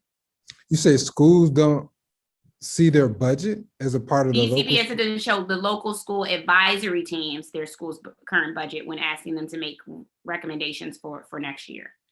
So yeah, the school should have access to their budget. The principal has access to their budget to be shared with the local school advisory team. So I'm not sure why LSAT would be saying that they don't have access to our school budget. Okay, well, I will follow up and see, but we heard from and it's important to note that all the school budgets are also posted online. So if there are schools that are saying that they don't have the details on their budget, we're happy to connect with those community members or the school community where that concern exists, but all of that information is housed online at the DCPS data center. And further on that point, so what's happening is the question is why aren't they showing the fiscal year 21 budget shown side by side with proposed fiscal year 22 budgets, which means the LSAT, like a side by side comparison. The only way to see the two is to go line by line, and I've seen LSATs having to do this. Only way to do this is to go line by line comparing, and DCPS could easily just show them next to each other to make the local school advisory teams process easier. Yeah, schools are able to do an easy year-over-year comparison of their budget. So if you're saying the school is trying to do a comparison of fiscal year 21 and 22, they have the data available to do that analysis. And we also do a year-over-year narrative for the school as well, as an easy way for families in the community to track the school budget. Okay, I think my time is almost up. I don't want to get in trouble by the chairperson. My last point is, it's not clear to me looking at the initial budget, what's paid for with at-risk funds. I know twice in recent years, the auditor's office has recommended that DCPS clearly differentiate for schools what's funded with at-risk funds and what's funded from other sources. Yet we're not seeing it here. And so are at-risk funds included in the initial budgets? If they're baked into these budgets, why aren't they shown separately? Thank you, Chair. Yeah, the at-risk funding is baked into our comprehensive staffing model, which is what we utilize to allocate dollars to schools. Okay, thanks. All right, thank you, Councilwoman Lewis George. Councilmember Allen? Going once, going twice. All right, Councilmember Gray, you're up. You're on mute, Councilmember. Frequently get into trouble doing that, so I apologize. We can hear you now. Go ahead. Okay, thank you. How are you today, Dr. Farabee? I'm well, Councilmember Gray. Good to see you, sir. You too, man. Thank you so much for what you do. I want to ask you a few questions. I want to start with to what extent, and I'm asking you to talk about your interaction with students, which is this has been a very difficult year, to say the least, for anybody to be able to keep their finger on the pulse of exactly what's going on in our schools around the city. Can you tell me, just from your perspective, what is your sense of the emotional and social well-being of our students at this stage? Now, I'm asking you to generalize on a set of feelings, of course, but it's dependent upon your, the relationship that you've acquired, with the students and their families, and then being able to articulate, what that, what that means for you in your role as the chancellor. Yeah, certainly can do that. I meet with students and families regularly in my advisory boards. Also, I can put on my parent hat as a DCPS parent. Mm-hmm. And, I think, Councilmember Gray, the thing that we should all keep in mind is none of us have experienced not having school for almost a year, right? As the adults trying to figure out solutions for our young people. And I always try to keep that in context. And what I hear from students is, yes, we lost some time in person in, our academic offerings, but more importantly, we lost our sense of belonging in our relationships with our adults and peers. Mm-hmm. And for me, I think that's real critical to our next step of supporting our young people, mm-hmm. is to be really mindful of the trauma response needed. We had lots of conversation about trauma before, but that is multiplied exponentially right now. And the reality is we've seen young people who've lost their grandparents and aunts and uncles, and they've even had COVID themselves. And so I think it's really important that our mental health supports are strong. And when we invite students back to school, whether they're in school now, their academic supports to be just as important as all the social emotional supports they need. And for schools, just to give you a flavor of that, we've said to schools, when you plan for the summer, it's okay if you just plan play dates. For young people, just to play on the playground, or to grow vegetables in the garden, or to bring back the step team or the yoga club, because there's a real sense of belonging in nurturing and reestablishing and reconnecting with people that needs to occur before learning can occur. And so deep and strong relationship is a critical part of our recovery and resiliency for students. And we just got to make a time to do that really well. My fear is we're going to be so focused on, math and reading and science and social studies and miss the critical need of relationships, which is needed to advance academics. Well, I appreciate that very much. As someone who's a trained psychologist, I take to heart exactly what you're saying at this stage. How are you working to try to build and retain the trust of the students and of their families? And can you state what some of the evidence of that, to whatever extent that's been successful or not successful from your perspective? What's some of the evidence of those feelings having already being addressed, and then how are you going to continue to address that? You talked about, getting outside and doing things and, engaging the students in ways that are really, from a feeling perspective, which I think is hugely important, for all of our kids and all of our families. So can you address how you're going to imbue the environment of our schools in the future, especially now that people are coming back to be instructed in person in our schools? So I can start with what didn't go well. So when we were planning for reopening, we established a plan where every school, had to do it the same way. Mm-hmm. And what we heard from families and communities that work in this community may not work in another. And so the reopening community cores were a critical step in the process of building trust and ensuring community engagement and voice.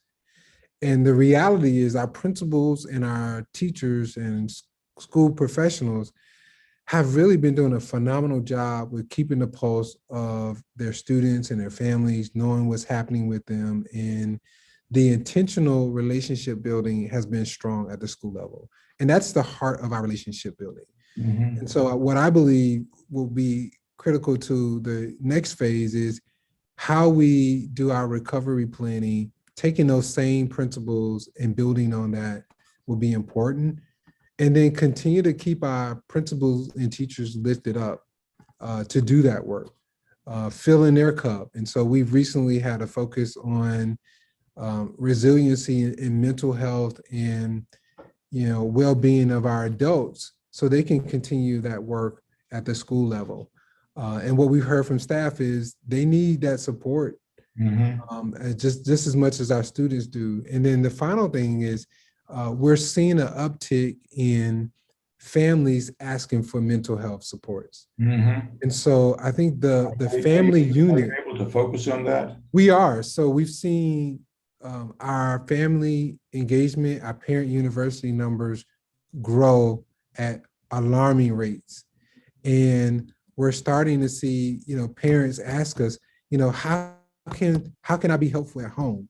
And so our investments in this relationship building is not just with the student, it's with the entire family, the family unit. Parents and guardians are spending more time with their young people probably than they have ever before.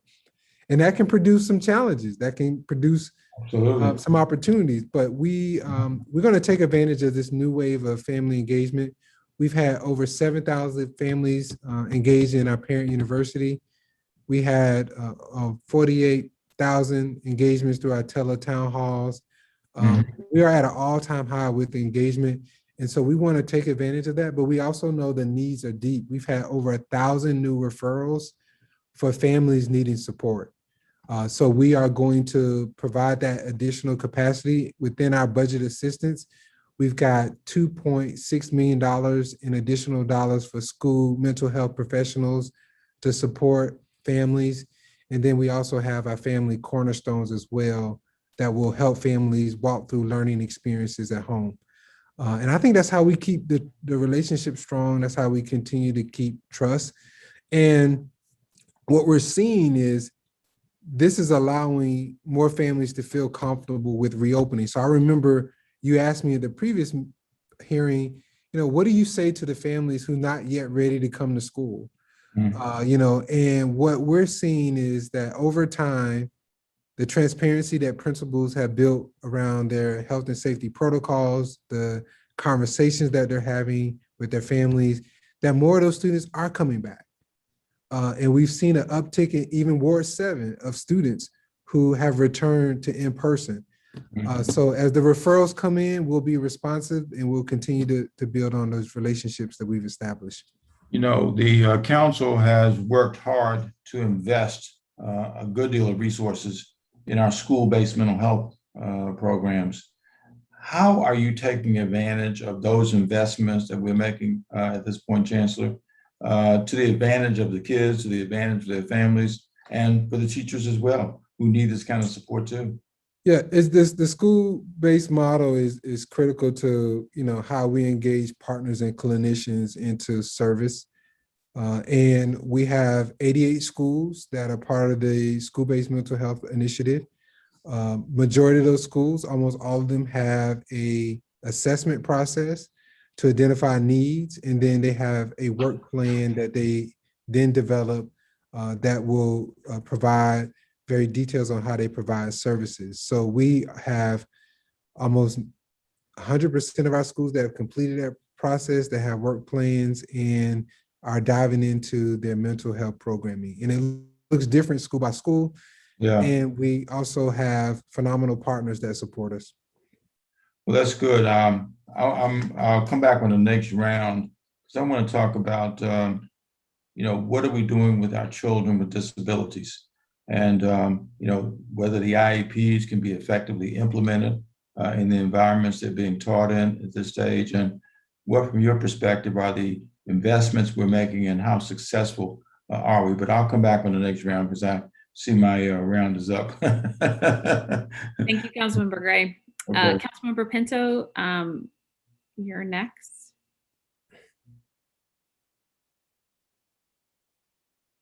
Okay, I know she's coming. So I'll go to Councilmember Silverman for a round.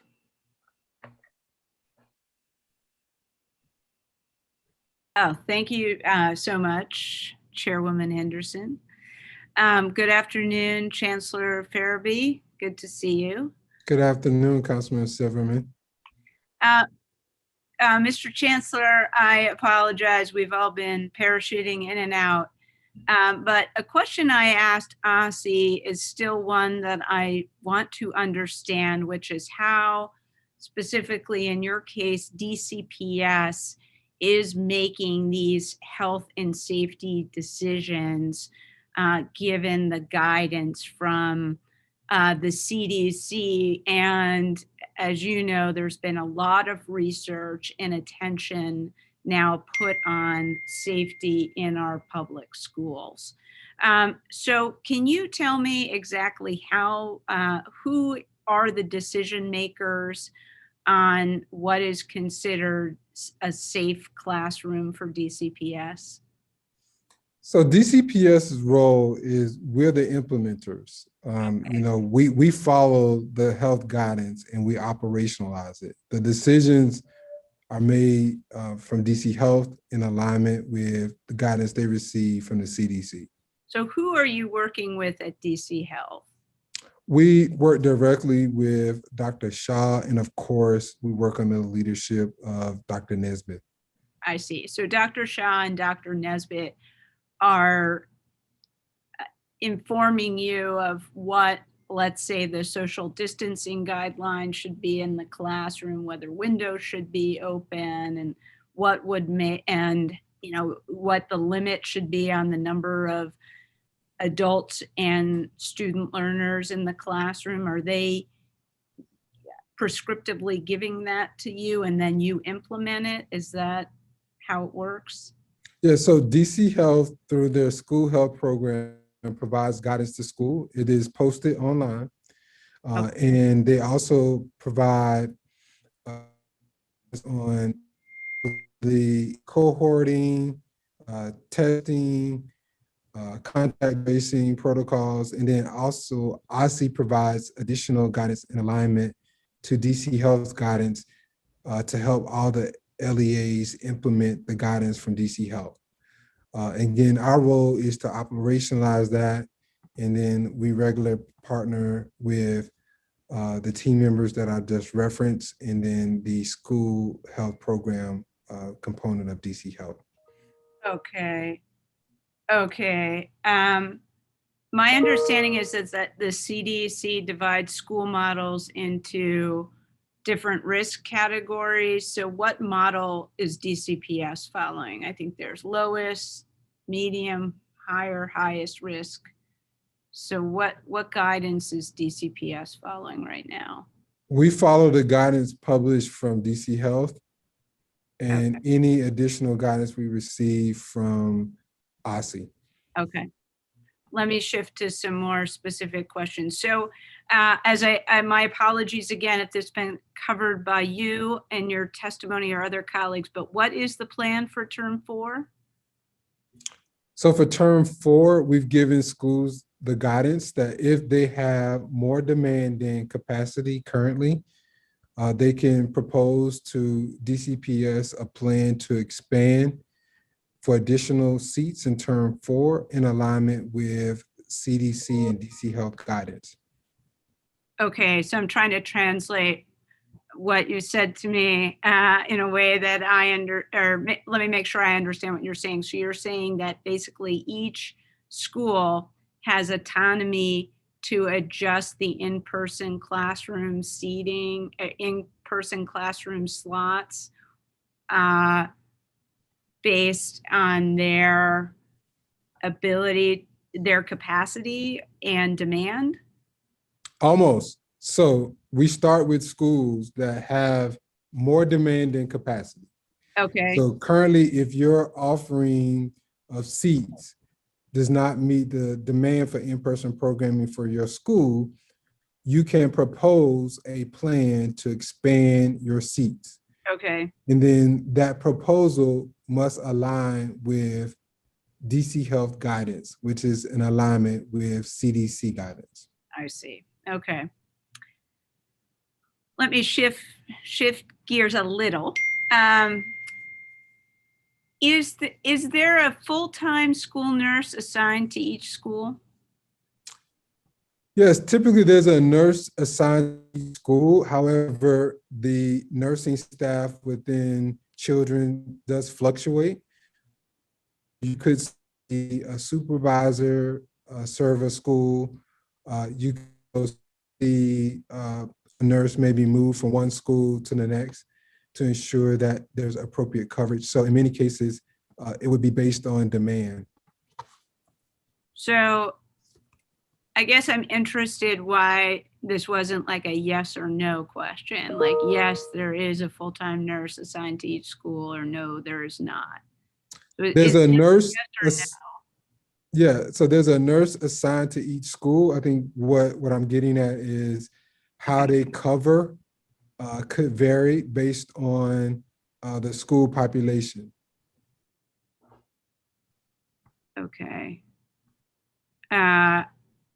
So if I'm still unclear what that means.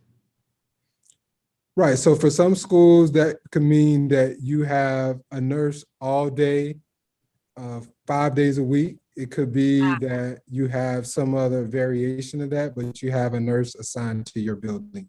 So there, I'll interject for clarity. So what you're saying, Chancellor, is that the nurse might not be there at all hours that students are there? So in alignment with our agreement with the WTU, we always ensure that there's appropriate coverage. However, there may be nurses that have split time across schools. There may be times where there's a nurse supervisor instead of a school nurse serving a school. So it can vary on a day-to-day basis. Okay. So the reason I'm asking a lot of these questions is what I heard from parents is most parents want to return to school. There are some cases where some parents said, and this was a memorable exchange for me, some of the IEP students with disabilities, some of them actually have had a better experience virtual, but I think by and large, most students and parents want to get back to the building. The issue for some is just hesitancy with safety. So I'm asking these questions because I want us to have policies that will give the comfort to our students and parents that it will be safe and that we have safe procedures in place. That's a setup for my next question, which is, I'm concerned about some COVID notices that have COVID contact notices that have come delayed. The McKinley Tech case, for example, was concerning to me, and I want to ask you what happened there. I think the community got notice on March 5th that a person who was last present February 22nd had tested positive for COVID. So why was there such a long delay in notifying the community? Yeah, so DC, in the McKinley Tech situation that you're referencing, DCPS received notification of the positive test result on March the 4th. And then as a part of our protocol, we typically within 24 hours notify the community, and the community was notified on March 5th. And the student's last, individual last day in the building was February 22nd. So did the person, I guess I'm just trying to understand the lag in time. So did the person in question take a COVID test that then came up positive, and DC Health was only alerted like March 3rd or 4th? Like why was there such a lag of time? Yeah, so we can only respond when we get alert of a positive result. And as I mentioned earlier, we got the alert on March 4th. And that alert was from DC Health? We can receive an alert from DC Health. We can receive it from a family, parent, or guardian. It comes in various ways, but once we receive the alert, within 24 hours, we then issue the communication to the school community. Okay. I'm out of time, and I see the chairwoman is closely watching the clock. So thank you, Mr. Chancellor, and I hope there's another round. Thank you, Chairwoman Henderson. Thank you. Okay, so I would just want to give everyone a situational update. So we are going to have at least another round. I am going to ask my round, and then Councilmember Brooke Pinto will take over. Oh, wait, hold on. Councilmember Allen just popped back up. Okay. Okay. So I won't get to ask my round. I'm actually going to turn to Councilmember Allen for his first round of questions. Then we'll go to Councilmember Pinto for her round of questions, and then she will take over the chairing at that point. Work for everybody? I guess that works for me. Okay, Councilmember Allen, go ahead. All right. Thank you, Madam Chair, and you're doing a fantastic job. Thank you for stepping in. Chancellor, good to see you. Good to see you. I'm glad that I jumped in right at the right time. I mentioned earlier as I asked earlier about out of school time, it's a Wednesday, so you know what that's like. I had a little out of school time myself that I just had to take care of and jump right back in time. So good to see you, and I appreciate it. You know, one of the things that I guess we've talked a little bit about today that I'm certainly trying to think through is, and I'll try to use my 10 minutes as best I can here. One is around summer and fall and how we're preparing for that. But one of the things I keep hearing from a lot of our school communities, I wanted to ask you to see if we can address some of this specifically, is that as schools are managing their school level budgets that they've gotten, I'm continuing to hear from a lot of our school communities that are seeing the budgets not as an increase, not as a holding firm, but as a reduction. I've got, for example, and I'll specifically call out Amadon Bowen Elementary School because I've been talking to and hearing from a lot of that parents in that school community, that within their first draft, they were going to be losing multiple staff, in particular, social workers, reading specialists, math interventionists, who of course are going to be helping our most at-risk students. And then of course we layer on top of that all the hard work that we know is going to take place in the months and years to come, frankly, to recover from this year. And it's really disappointing, and people are very confused and understandably frustrated. I am as well.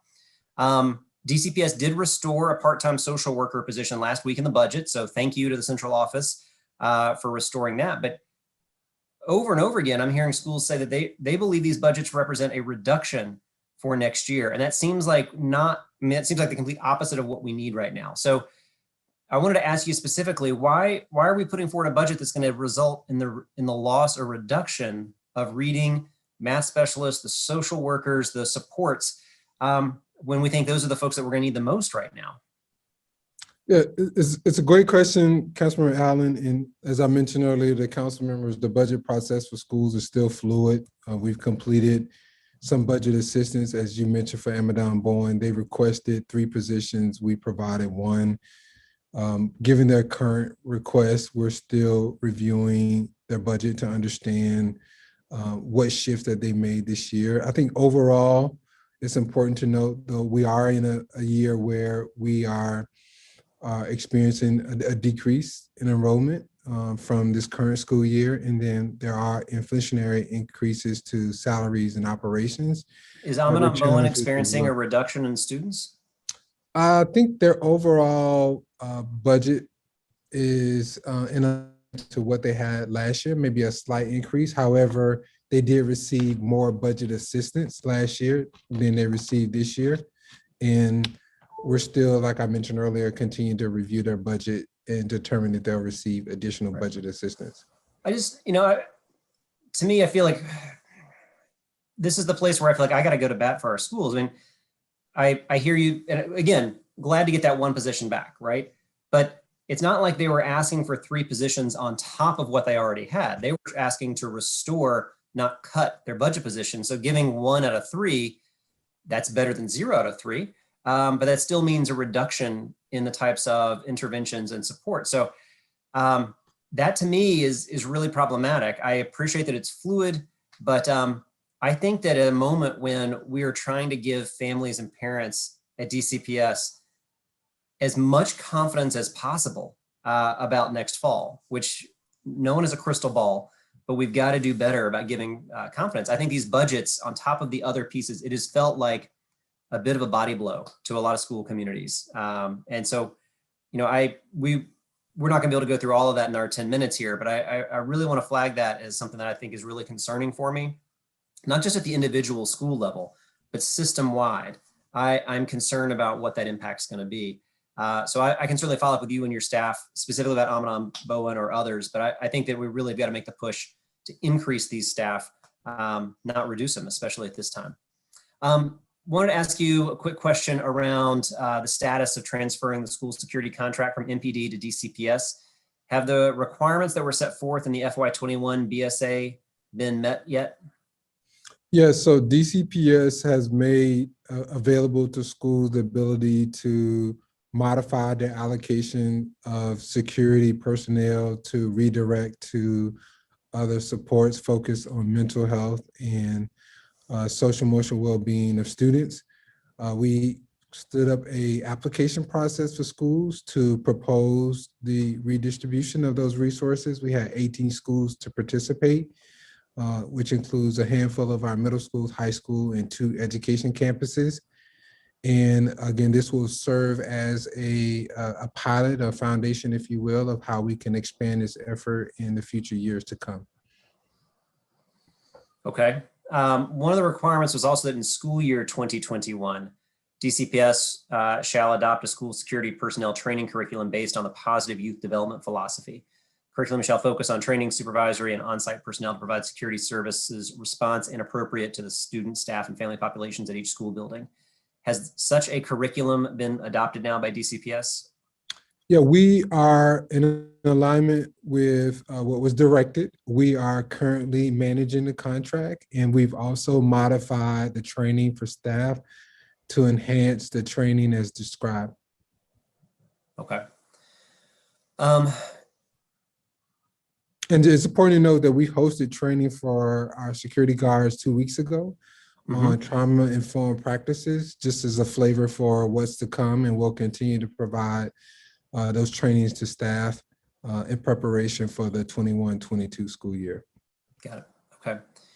I think we're gonna have more conversation about that in the months to come, just around overall how we work with security and safety, obviously, in our schools. One question I wanted to ask you is there, I've heard from a lot of families around concerns with the asymptomatic COVID testing in the schools, and in particular, the fact that it's opt-in. Is there a legal reason? Is there a policy or a legal reason why you don't just have asymptomatic testing be mandatory? Why does it have to be opt-in? Well, first of all, CDC does not recommend required COVID testing for students. They noted some equity concerns and different perceptions from communities around COVID testing for young people. So that's one of the drivers. I haven't seen any indication that they changed that guidance. And even in our participation right now, we do see various levels of interest, and we believe that it would be a barrier to participation in in-person programming should that be some type of requirement. A requirement of having the asymptomatic test would be a barrier for students to return in person? Correct. So we believe that it could reduce the number of students that will participate in in-person programming. Okay. I'll be open to that and would love to learn more about it. Obviously having students test positive and have community spread would also create a barrier to in-person learning. So there's two sides of that, I guess. So certainly would love to learn more about where you're seeing that so I can better understand that issue. With my time remaining, let me just run through a couple of quick kind of lightning round issues. The Peabody restoration, we had a huge flood at Peabody Elementary School. Is the building on track to reopen in August? Yeah, we continue to work with DGS on all the repairs to be made. We're on track for those repairs to be completed this summer in preparation for next school year. Okay. Kettle Hill Montessori at Logan and Banneker, both also on track to open in August? Yes, they're on track to open in August. They look great. I'm extending to you an opportunity. They do look great, absolutely. Yeah, I'm extending to you an opportunity to go visit. Would love to host you on those campuses, but yes, they look amazing. They're on track for opening. All right, great. The school within school swing space, has that, I know there have been delays in that. Are there any outstanding decision points left on SWS modernization swing space? Yeah, we are working on SWS swing space. We don't anticipate any barriers at this time. And okay. My understanding that everyone who's need to be in the building is in the building, and we're open for operations. Got it. I'll flag three last things just quickly. Don't have to respond, just to make sure it's on your front burner, hopefully. We've got to have a swing space solution for the modernization at Tyler Elementary. Stuart Hobson Middle School is going to continue to have crowding unless we come up with a solution for how we're going to be addressing that. And Brent Elementary School continues to have huge challenges with the crowding and with the enrollment at Brent Elementary. And so we have yet to have a permanent solution there. And then the last thing, I know that we don't get to have very many ribbon cuttings right now, but Jefferson Middle School, Elliott Hine Middle School, both fantastic middle schools at DCPS that have had wonderful modernizations. And I really hope we can do as many virtual and real ribbon cuttings on those as well, so the community really, we can show the pride and great work that's been taking place there, because those are just two fantastic looking and really high quality middle school projects that have taken place there in Ward 6. Thank you, Councilmember Allen. Thanks, Chancellor. Let me am I turning back down to Councilmember Pinto? That's right. Thank you, Councilmember Pinto. Thank you. All right. Well, thank you, everyone. And thank you, Chancellor Farabee. I'm going to be standing in to chair the rest of this hearing. We will continue to be broadcast live on cable television until 6 p.m. And then if we're still going, it'll be able to be broadcast on the chairman's YouTube channel, which we will put in the chat box. So just so everybody has a frame of reference for our ordering, I'm going to do a round of questioning, and then we'll go next to Councilmember Gray, Councilmember Henderson, and then Councilmember Robert White, if you are all here. So we will do another 10-minute round.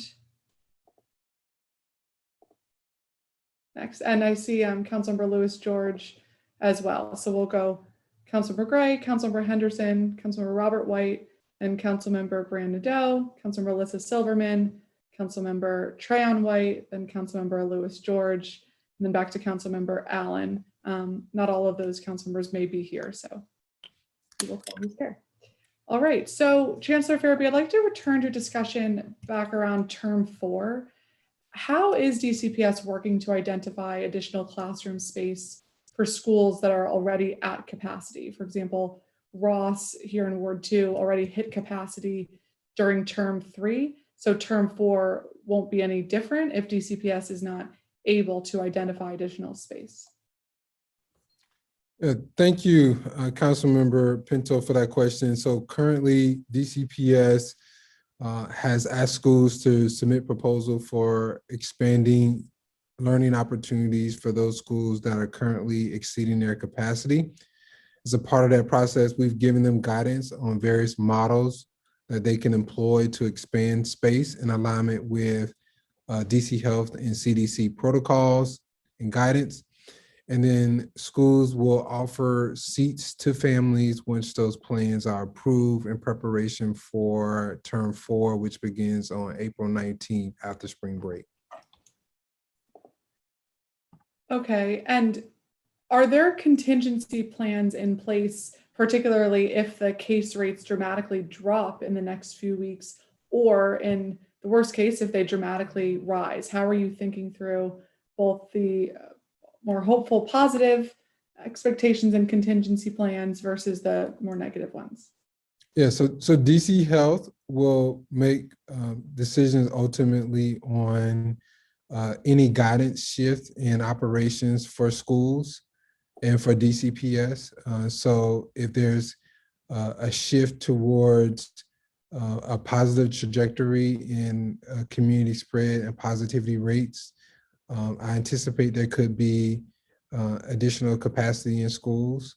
I do know that the mayor's been extremely clear that there's priority in schools reopening in as much in-person programming as we can offer. So I would anticipate if there would be a downward trend in results and we start to see more positive cases or community spread, that other programming or services for in-person would be dialed back before schools are dialed back.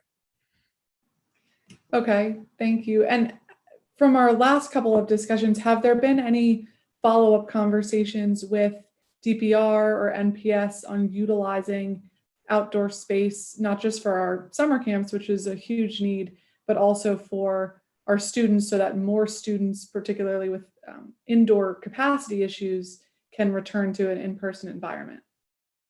Yeah, so we've had conversations with schools that are planning to expand. So we have close to 40 schools that have expressed interest in expanding in term 4. Of those schools, we have a number of them that would like to utilize outdoor space, and DCPS is supporting them with those plans. Okay, thank you. So I want to speak to you about Duke Ellington, which I was speaking to the Deputy Mayor for Education about last round. Are you supportive of renegotiating the MOU with Ellington to address the teacher pay parity issues we've seen? And if so, how are you thinking through the most effective ways to combat that issue? Yeah, happy to talk about Duke Ellington, but I do want to close a loop on the expansion of in-person programming. So there's the space limitation with council members, that there are staff accommodations that we have agreed to with our union leaders that also provide some limitation on staff that is available to serve in person. So I want to be really clear on that point. Moving to Duke Ellington, we've had a number of recent conversations with Duke Ellington leadership, their new board president. I think there is mutual interest in finding a path for pay parity for employees of Duke Ellington. However, there are a number of challenges that we need to work through. I think that the current contract that we have with Duke Ellington reflects a time period where there was more fundraising and anticipated fundraising that has not materialized in recent years.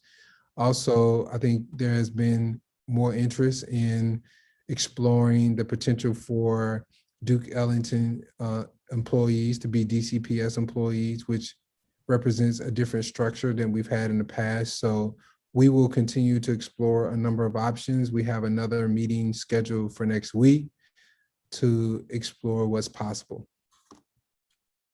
Okay, great. Thank you so much. I'm glad to hear you all are focused on that issue.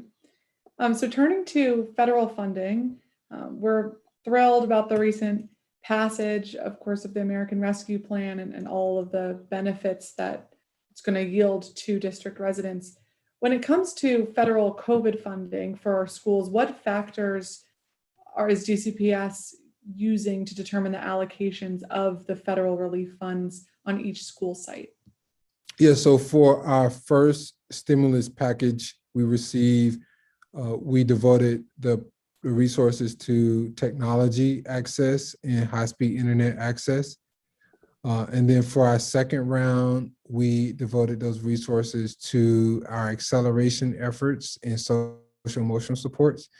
Those dollars that were allocated to schools were based on the level, knowing that our elementary age and pre-K students have been more challenged in the health emergency than our older students. And then we also considered the number of students that were identified at risk in those buildings to determine the number of funds the schools would receive. Our formula and methodology for that allocation is posted on our website, so family in the community can track that allocation. And then other portions are dedicated to technology and also our other recovery efforts, such as the outdoor spaces that we just discussed. Okay, well, thank you, Chancellor. And, you know, it's something that's been really consistent in all of our community meetings, meetings with family and school staff, is school leaders wanting to have engagement and flexibility to spend the funds as they see fit for their school communities. And so is there any flexibility included in those formulas to allow each school community to disperse the funds as they need? Yes, the intent is for the plans to be empowering for the school communities and to be as flexible as possible. However, there are guardrails that we've applied to ensure equity across the district. But as I mentioned earlier, there's a weight of 1.3 given to our elementary schools. And we also provide additional resources to our Inspiring Youth program, our Youth Services Center, and our Opportunity Academies, given their population. And then we provide a minimum of $50,000 to schools for social emotional support. So again, we are creating those guardrails around getting schools to serving their school communities. They're not intended to be prohibitive. And we are asking schools to use our multi-tier system of supports to identify students who need supports for our most high need supports, and then our supports associated with our acceleration academies. Okay, thank you very much. So regarding school security, as you know, in October, the school security contract was shifted from the Metropolitan Police Department to DCPS, and the budget called for DCPS to reimagine school security. And so how has DCPS done that, and what types of progress have you made on this work? Yeah, thank you again for that question. I know there's been lots of interest on the school security contract. So DCPS has taken over the contract. We now manage the contract in lieu of the Metropolitan Police Department. We've also started professional development for security staff, which includes training for guards on trauma-informed practices, which will take place throughout the coming weeks and months. We've also included our security staff in our vaccination efforts. And then we've allowed schools to submit proposals to redistribute resources that were associated with the security contract for their schools. We had 18 schools submit proposals, and that included a handful of high school and middle schools and 2 of our education campuses, and they will serve as a blueprint for us to determine how we would go forward in revisioning resources associated with our school security contract. Okay. Well, thank you very much, Chancellor. Just so everybody knows, this will be the last full 10-minute round for members. And then if council members need additional time, we may do an additional 5-minute round. So with that, Councilmember Gray.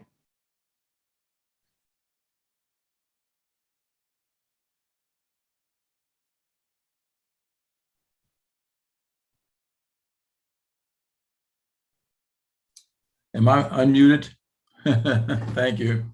And thank you for taking on this weighty responsibility. I certainly appreciate it. And Chancellor, I want to go back, if you don't mind, to the question that Councilmember Silverman raised. It was around nurses.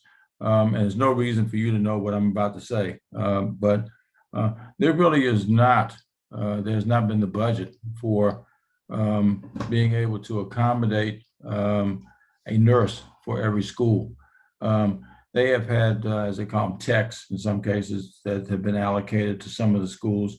I actually did legislation that required, and this was certainly at the behest of so many of our parents who said they wanted a full-time nurse in every one of the schools. Now I don't know whether any of them share that with you or not, but let me just mention to you what the situation is. I'm going to be pursuing again this year in the budget, trying to get the additional funds that will be necessary to have a nurse in every one of the schools, which is what parents have said that they wanted. But right now, we really don't have a nurse in every school. I know what you were citing, I think is correct, and that is that in some instances they will take a nurse from here and move a nurse over there for part of a day and that sort of thing. But that's about the best that we've been able to do up to now. I want to see that the legislation that I did and was passed by the council is fully funded, and that is to have the resources for a 40-hour a week nurse who is available to all of our children, as the parents have been so insistent they wanted to see happen. So I know I'm not asking you to speak on this, but based on the answer that you gave a little earlier, it sounded to me like, yes, there is a nurse that is available for the most part in the schools, but there is not a full-time nurse available in all of our schools. So I hope that we can accommodate the requests of parents who said they really want to see the bill fully funded, and worked with us to get it funded, to get it adopted in the first place. So I just want you to be clear that if the question arises again, that no, it just has not been funded. It's not been funded to have a full-time nurse in every one of our schools, and it should be. This bill should be fully funded, we think anyway. And I hope we can work with our colleagues, my colleagues, and with DC Health to be able to make that happen, because you were right, the contract is from DC Health. I think they contract with Children's Hospital for nurses, for people who fulfill those responsibilities at this stage. But I'm going to be working hard this year to try to actually get a full-time nurse funded through the bill that we passed, so that when you get asked the question again next time, you'll be able to say, yep. and I want to be able to pursue it as effectively as we possibly can. So Councilmember Gray, also it's important to note that, one of the shifts, and this happens with teachers and staff, is that there are transitions, there are times when nurses need to take leave. And so there is a flexible nature of who's assigned to the building. It's also important to note that the nurses are shared between DCPS and public charter schools as well. Yeah. So there is a fluid nature of who's assigned to your building, but the expectation when students are in the building, a school nurse is present. No, I appreciate that, Chancellor. And, as I indicated, we'll be working to try to get the resources allocated for a full-time nurse in our schools. And that would, for all of our children, that would include the charter schools and would include the DCPS schools as well. So we'll try to keep you posted on with what success we're able to move forward with that as well. So, may I add though, Councilmember Gray, I will say that it's important to note that every time I visit a school, I try to speak with the school nurse during the health emergency to confirm they have all the resources and materials they need. And they have all the supports there for students and staff. And overwhelmingly, all of them are excited to be back and work with students and staff, enjoy what they do, and are happy to serve. So much respect and appreciation to children's and our school nurses for the work they do. Absolutely. And you're right, the people who work there, some of them may not be registered nurses or, licensed practical nurses, et cetera, who are working there, but they may be techs who work in the school. But we'll keep you apprised of what our success is in trying to get someone that's fully funded through DC Health for those purposes, because that's what our legislation says, and we want to be, as committed and make it happen as best we possibly can. I think where I finished my last round was we were talking about children with disabilities. I really wanted to, because I hear a lot of, I spent a lot of my life working with children with disabilities and adults for that matter too. And I want to be able to be responsive to the constituents who raise questions about how effectively are we implementing those IEPs. And a lot of these children are children who have, needs for related services, as I'm sure you know. So can you tell me how the implementation is going with the IEPs being implemented with these children, especially given the conditions under which so many of them have had to be educated with the COVID, with the pandemic? Yeah, well, the individualized education principle, IEP principle that is paramount is students should be learning in their least restrictive environment. And to accomplish that, we continue to prioritize students receiving special education services for in-person learning. We're very fortunate we're able to do that given the partnership with the Office of State Superintendent of Education to provide transportation to those students who may need transportation. And then we prioritize those students that are receiving special education service for in-person programming. We're proudly offering lots of self-contained classes throughout the district.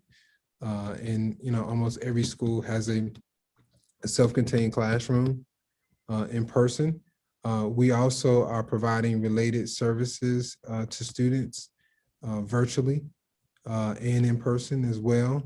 But we know that our students receiving special education services need this time, and it's important that we provide as much services to them as we can. And we will provide our summer programming as we typically do to students, which will be offered both in person and remotely. And then we'll continue to prioritize assessments for our students receiving special education services to monitor their progress.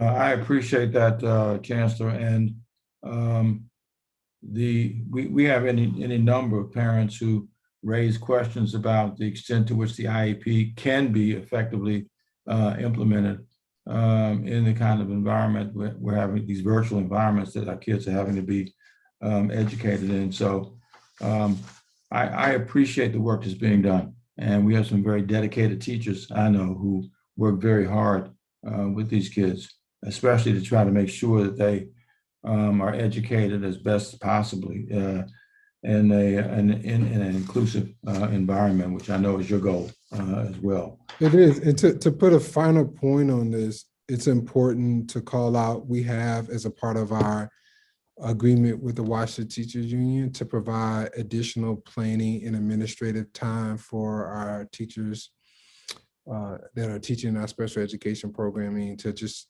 assist with their caseload and administrative tasks as a part of the work happening in the health emergency.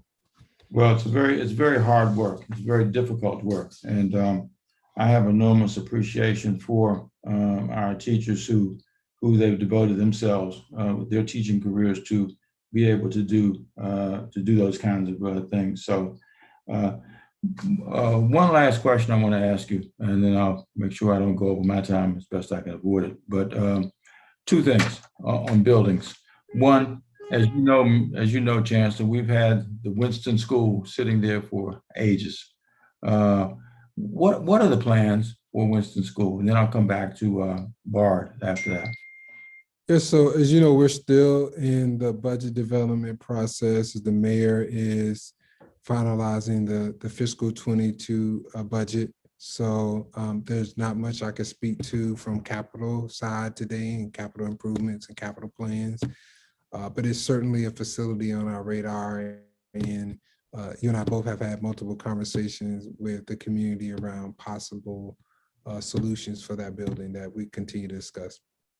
Are you planning to have a proposed solution to the mayor for this budget cycle that's coming up, this capital budget cycle? Yeah, we have not received final word on what our allocation will be, which will ultimately determine if we can include a solution for the old Winston building, but it's certainly, as I mentioned earlier, a facility that's on our radar.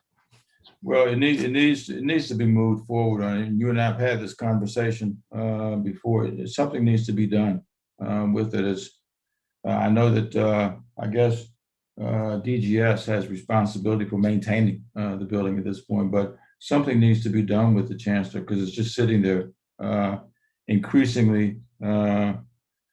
becoming increasingly dormant. Let's put it that way. My last question is around Bard. I know Bard is right.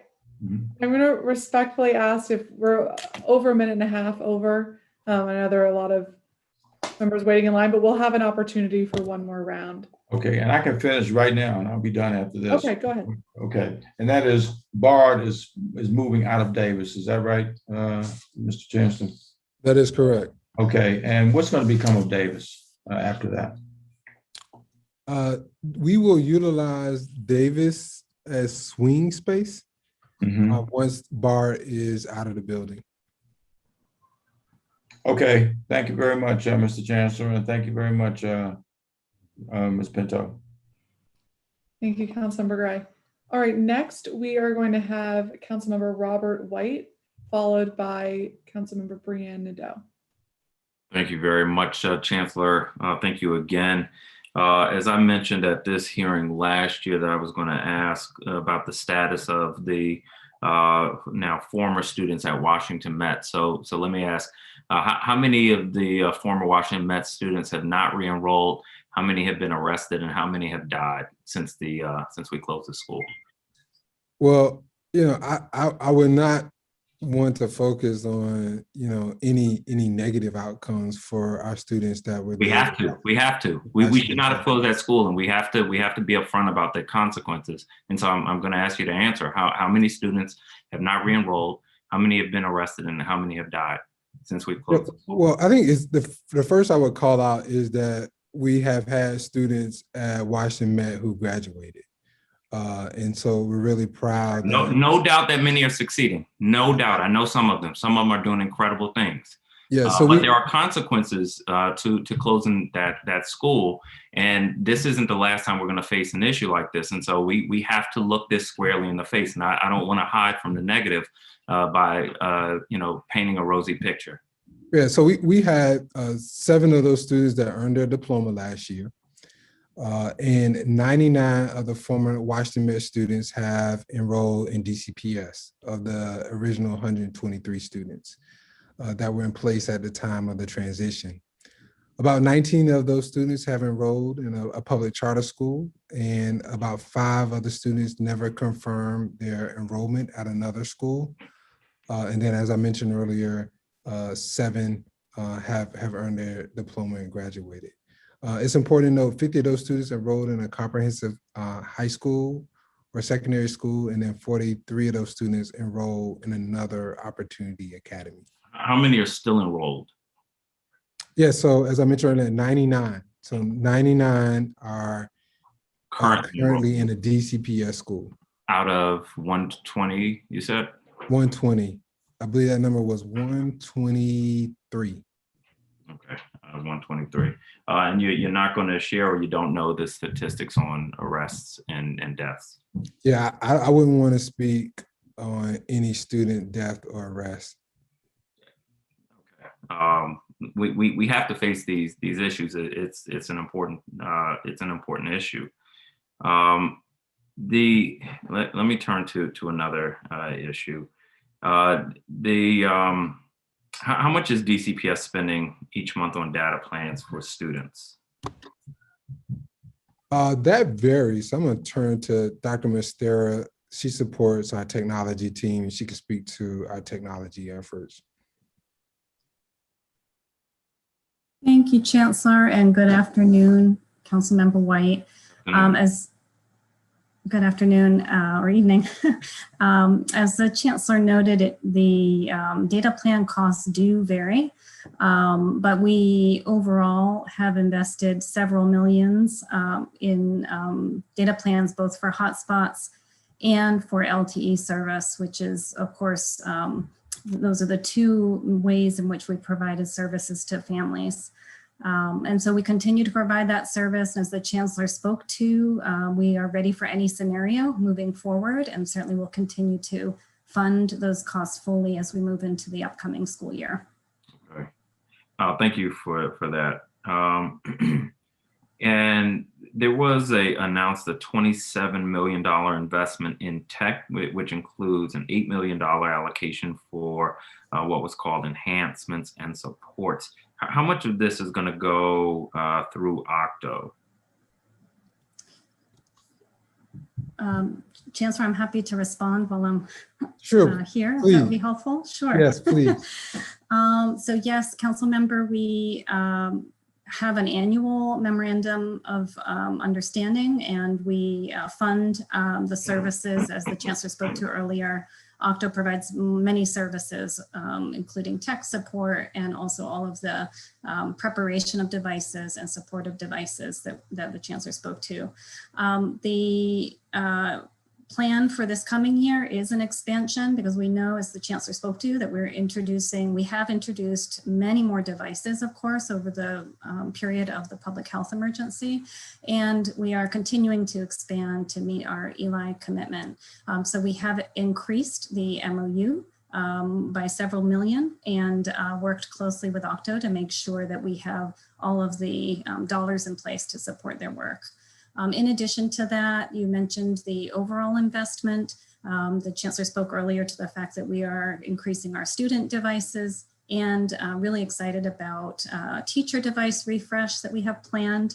And so those components plus the additional support costs make up the dollars which the Chancellor spoke to in terms of our plan for ESSER funding. Thank you, Ms. Mastera. Absolutely. Chancellor, the Wilson feeder pattern has been experiencing overcrowding for obviously some years now. I've heard that DCPS is holding community meetings, or has held some community working group meetings to discuss proposed options for the Foxhall and MacArthur sites. But I'm hearing these conversations were not open to all communities that could be impacted in the expansion. So how does DCPS plan to make sure all communities are invited to upcoming meetings and have an opportunity for engagement on that? Yeah, so we are in engagement process for the MacArthur and Foxhall sites. We will be in engagement phase through May, and then propose some options. We are relying on a committee, and there are a limited number of seats on that committee. So that may be what you're referencing in terms of why is there a limited number of seats on the committee? Yeah, so as you know, with any committee, there's a point where capacity can be a challenge in terms of having a meaningful discussion. So we are always going to keep the school-wide communities apprised of those discussions. However, we just can't accommodate every voice that may be interested in being a part of the discussion. So if there are people who feel like their community is left out, who should they contact? So they should contact Claudia Lujan, who's leading that effort. How would they contact her? They can work through me and reach out directly to me. Okay. Is Duke Ellington on the table as use for a comprehensive high school? I've seen a report in a neighborhood newspaper on this. Yeah, so I wanted to be clear on that because it was raised up earlier. DCP has not proposed any transition to the Duke Ellington campus in terms of their current status. There have been individuals who raised that as an option, as a part of the discussion, but it's not a proposal that we put forth. Okay, so it's not currently one of the options on the table. Yes, that is correct. Okay. Over the past several years, council members have heard many school communities frustrated about termination of their principals. And we are getting the sense, I should say, I'm getting the sense that there is not always an alignment between the desires of a community and the decisions that DCPS central office is making. And obviously you all make the hiring decisions, but you're making decisions that directly impact the community more than they directly impact the central office. So how can DCPS establish a process to make sure you have enough community input and engagement when major decisions like that of hiring and firing are being made? Yeah, we haven't had concerns raised about our process. I think many people find great value in our panel selection process, which includes stakeholders to be engaged in the selection process and also gather input from stakeholders on characteristics of the leader. But ultimately, I will make the final call on who's selected for a principalship. And through the panel process, there are recommendations that are made to me. Who is on these panels? So at the panel, it may vary. Typically, there'll be a parent representative on the panel.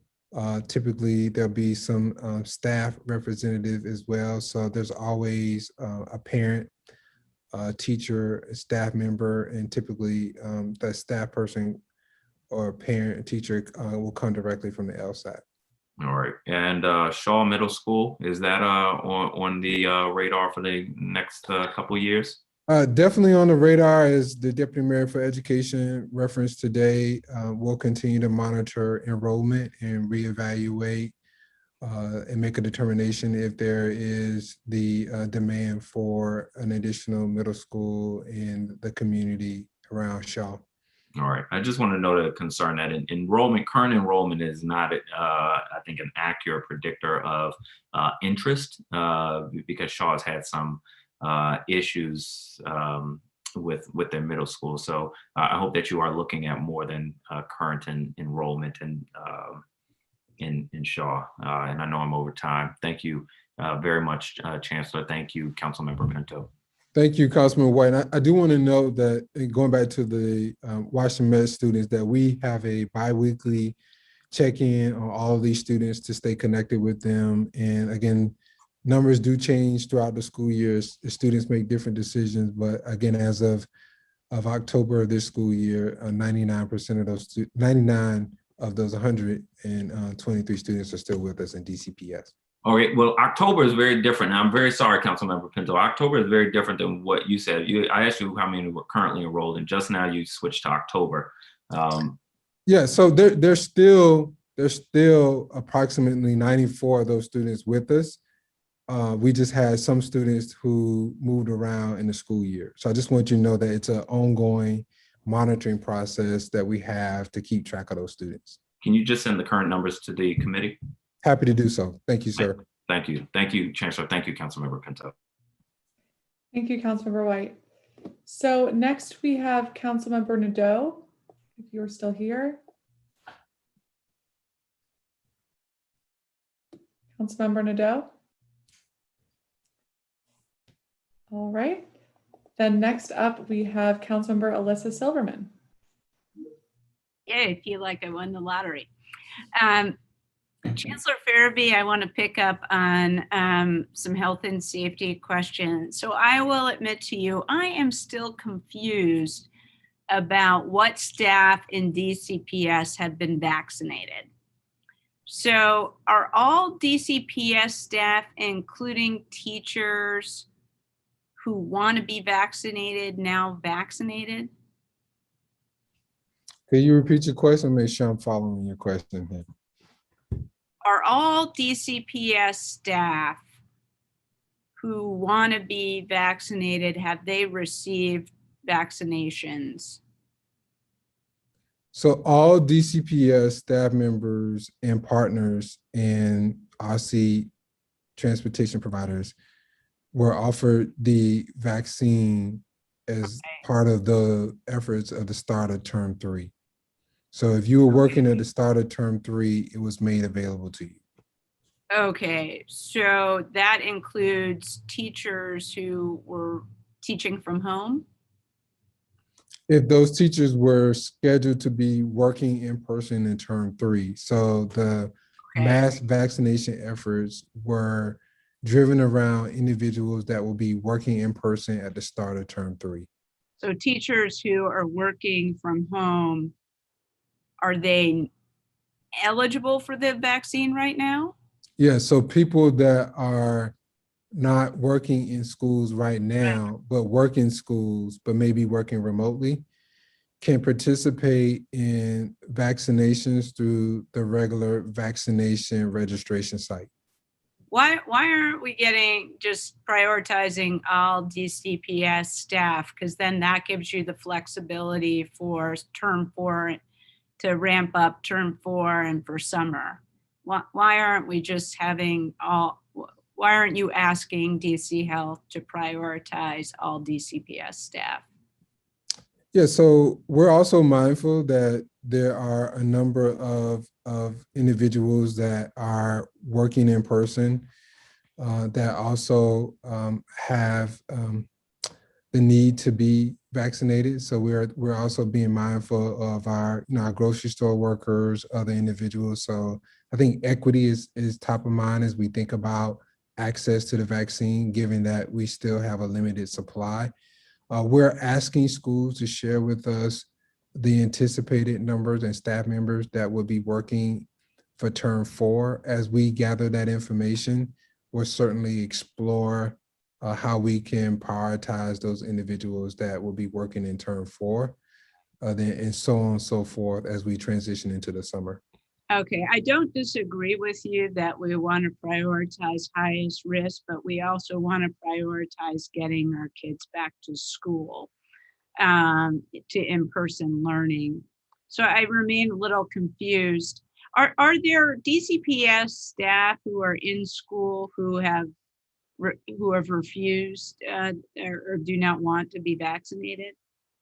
Yeah, so of the 6,000 people that were eligible as part of our mass vaccination efforts at Dunbar High School, about 3,000 of those individuals participated in the vaccination process. However, it's important to note that many of those individuals that did not participate, we can't assume that they haven't received the vaccine because they could live in other jurisdictions and have other status that would allow them to get the vaccine. So we do know that there are other opportunities that teachers and staff and partners have taken advantage of outside of the mass vaccination efforts.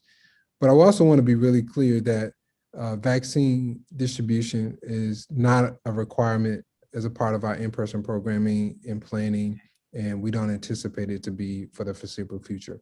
Okay, I know this is it ends up being a complex issue, as you said, because we have teachers and staff that live in other jurisdictions, and given the limited amount of vaccine that we have in the district, we want those vaccines to go to our residents. However, the community risk, as Dr. Nesbitt always said, is not just based on where you live, but where the community you're engaging in. If you're working in DC, then that's the community you're engaging with. So let me understand what you said to me. So we have about 6,000 personnel who are working in the schools. Is that correct? Yes, for that's term 3, the current term that we're in now. And about 3,000 have been vaccinated by the city's vaccine program. Well, that's through our mass vaccination efforts that we held at Dunbar High School in a partnership with Children's National. So there could have been a teacher who met other criteria and was eligible for the vaccine and got the vaccine in another way as a resident, or they could have been a resident of another jurisdiction and also received the vaccine. Okay. And then there are teachers who term 3 were remote, and those teachers are not currently eligible for the vaccine under the city's prioritization. Is that correct? They are currently, if you work in a school, but you're currently working remotely, you can register to receive the vaccine. But you can register just like if you're 18 to 64 with qualifying conditions, you can register. Is that what you're saying to me? That is correct. Cool. But you're not prioritized. Yeah, I'm not aware of any prioritization among those groups. I see. Okay. All right. So doesn't that impact the ability to scale up for term 4 if those teachers are not vaccinated yet and they would want to be vaccinated to come back in classroom? Yeah, I think it's important to go back to what I mentioned earlier, that like vaccinations have not been a requirement, prerequisite for our in-person programming, and we don't anticipate being for the future. I understand the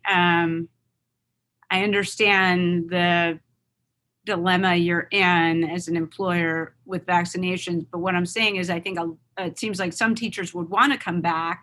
They just want to be vaccinated, but they were remote in term 3. So for those teachers who would want to come back for term 4, shouldn't we prioritize them for the vaccine?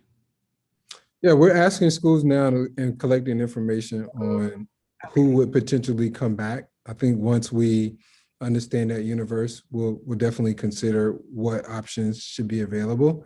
Right. But I also want to reiterate that, it is one component of multiple layers of our health and safety protocols. Okay. I don't want us to communicate that, it's the sole layer or but it gives people, I have to say, it gives people comfort.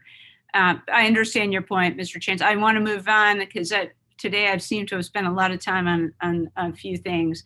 Let me just ask you about a little further about the numbers. So you've reported currently 93 personnel and 196 students are quarantining right now.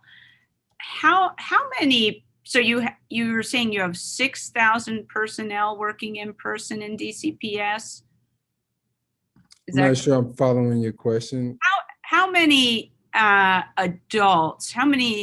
adults are working in person in DCPS schools currently? Yeah, so the number that I gave you earlier, it would be the number for term 3 that we currently have working in person. So of that number that are specifically DCPS staff and partners, about 4,200. And the bus drivers make up the other. What's the difference between 4,200 and 6,000? So we had other partners and contractors included in that number. I see. That's food service? It could be food service. It could be contractors for our care learning model, security, octo technicians, 21st century staff, so on and so forth. Okay. So I see as of February 4th, there are about 9,600 students accepted seats for in-person learning. How many students have participated in in-person learning, have actually occupied those seats? Yeah, so we have approximately 10,000 students that participate in in-person learning. Okay, so you're saying that every student who accepted a seat actually occupied that seat? So the number of seats exceeds 10,000, but we had 10,000 students accept a seat and participate in in-person programming. Okay, I'm over time. There'll be one more round, Chairwoman Pinto? Yes, we will have one last round. Okay, thank you. Thank you, Mr. Chancellor. Thank you very much, Councilmember Silverman.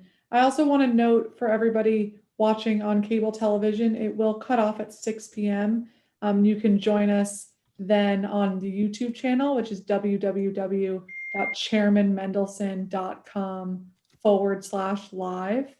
It's www.chairmanmendelson.com/live. And you're free to come over and start watching it now. It's still broadcasting through that live link throughout the day. All right, next we will have Councilmember Trayon White. So Member White, are you still with us? All right, then next we will have Councilmember Lewis George. Thank you, Chairperson Pinto. Chancellor Fairby, yesterday we heard a number of testimony talking about the impact COVID has had during the pandemic. We've heard unfortunate stories of students committing suicide and a lot of mental health issues. And so I started off asking this in my opening, and I want to ask you here, why are some schools losing social workers? And why are we outsourcing behavioral health coverage to community-based organizations rather than getting qualified DBH staff into every school? Given what we know the impact has been on our students, and that's not even just with COVID, but the trauma that many students face due to the gun violence in our community and so many other issues that they face. Yeah, I'll have Deputy Chancellor Kim speak to how we're supporting schools with social emotional support. I don't believe it's an accurate picture to say that we're, punting our supports over to others, but I know she's able to speak more clearly to where we are and how we're thinking about supporting students and families. Deputy Mayor Kim, you there? Hello. Yes, sorry, took a little transition time. Okay, go ahead. Thank you so much. Thank you for asking the question. Thank you for asking the question about student mental health. So maybe I'll just say that we basically have a force of about 600 strong workforce dedicated to supporting our students and families and staff wellness in this particular space. And that is a number we got to through our school mental health numbers, our itinerant staff, school counselors, and certainly the support of our DBH clinicians and the 83 different community health partners. And I am grateful, as I know that all of our school members are as well, the multiple years of investment into school mental health. Deputy Mayor Kim, I don't have much time and I got a lot of questions. So are you saying we have 600 community-based, we have 600 together behavior health staff as a combined? Together, yep, including the DBH clinicians as well as community mental health. But certainly of the 600, majority of those mental health professionals are DCPS mental health professionals. We've been adding to this number year over year and will continue to be adding to this number. Every single year, we look at the many different factors that go into how many social workers, counselors, psychologists are assigned to schools. And those numbers are a combination of school enrollment, certainly the at-risk number of students in the particular school, the number of IEPs and 504 students, as well as for our bilingual counselors, the number of English language learners. By looking at all those factors, we come to the staffing ratios. Okay, so given that, we earlier Councilmember White asked about how many students DCPS is projecting for this fall, and I'm a little concerned that projection enrollment numbers are not right here, are not where it needs to be for us to be making projections based on them. So I think you said it would be about 52,500 projection for this fall, because the sum of all school level projections for next year on initial budget is closer to 51,500. Are enrollment projections still being updated? And if so, how can we make projections based on them if they're not currently updated? Sure. I think it's important to note that overall, the number of mental health service providers for DCPS will increase next year from what we have this year. So we'll be adding more support people to our schools. We also, every single year, because of the fact that we don't want there to be a break in service for when staff members go on maternity leave, when people leave mid-year, we also have a number of itinerant staff that we hold centrally, so to deploy to schools if there is over enrollment, as well as maternity leaves or members who we might lose throughout the school year. So clearly, if there are more needs than what we have currently accounted for, we have hired a bunch of people who stand at ready to support schools. We have done that at previous years, we'll do that now. And of course, we certainly have annually enrollment reserve that we put aside for schools who enroll more students than expected. Okay, that's great to hear. Chancellor, I want to get to a question about our educators, DCPS, some of the best teachers in the country, frankly, the world. And so we have received large new grants to invest in teacher recruitment and retention. And you've continued to say DCPS does an excellent job retaining highly effective teachers, but data shows we are losing highly effective teachers in droves in the 3 and 5 year windows, and losing 25% to 30% of all educators per year from their schools. Given all that has happened this year, there's obvious need to focus on retention and not just recruitment. What will you do to focus on retention, not just recruitment, especially given the year that teachers have had? Yes, certainly are very much so focused on recruitment and retention. DCPS were very fortunate to receive a federal grant, actually one of the highest amounts of a grantee. And we're excited that this allows us to provide additional professional development supports for our teachers. But more importantly, what I hear from our teachers, what's important to retention is the ability to expand their scope of leadership and having a clear career ladder view of how they can expand their leadership, earn additional compensation, while also remain in a classroom. So there are a number of roles that we have within DCPS that teachers can pursue. And part of this grant, we're focused on our 1 and 2 star schools, which is important for retaining those teachers that serve in our buildings that have struggled recently with academic achievement. Okay. And so based on that, so it seems like you're going to be using that federal money to provide teachers, especially in schools that are 1 or 2 star schools, some resources and helping retain them. One of the reasons I asked that is because in response to question 60 of the pre-hearing responses, which is on page 110, DCPS said that in school year 2019-20, only 28% of teachers in 1 star schools got the highest rating. That's in contrast to 42% across the district. Why is there such a gap? Does this indicate bias in the impact rating system, particularly that it's harder to get a highly effective rating in some schools other than others, since we're talking about retention and focus on 1 and 2 star schools? Yeah, we certainly see some disparities in our impact outcomes and how they're playing out depending upon the school you serve. That's why it's so important that we continue our work with our impact review with American University. They are assisting us with gathering input and doing a deep dive into our results and how we could re-envision our way of going forward and evolving in the next phase of our impact model. We are currently in the preliminary finding phase of validating some of their research. We will also have additional ways to capture feedback from our teachers about their experiences with impact. Okay, I appreciate that. I want to talk about stimulus funding for this summer. DCPS has allocated about 26 million in stimulus funding for summer 2021 acceleration. I want you to confirm if that's correct, but also, and it looks like it would be correct to say these funds come from a mix of federal and local resources. And according to OSSE, DCPS has about 20 million left to spend in fiscal year 21 and 22 from the ESSER 1, and is also getting 86 million from ESSER 2 to be spent over the next 3 fiscal years. So my question is, if DCPS is receiving 100 million from the federal government to help recover from the pandemic, why are we only spending 26 million in stimulus funds in these initial budgets, some of which come from other sources?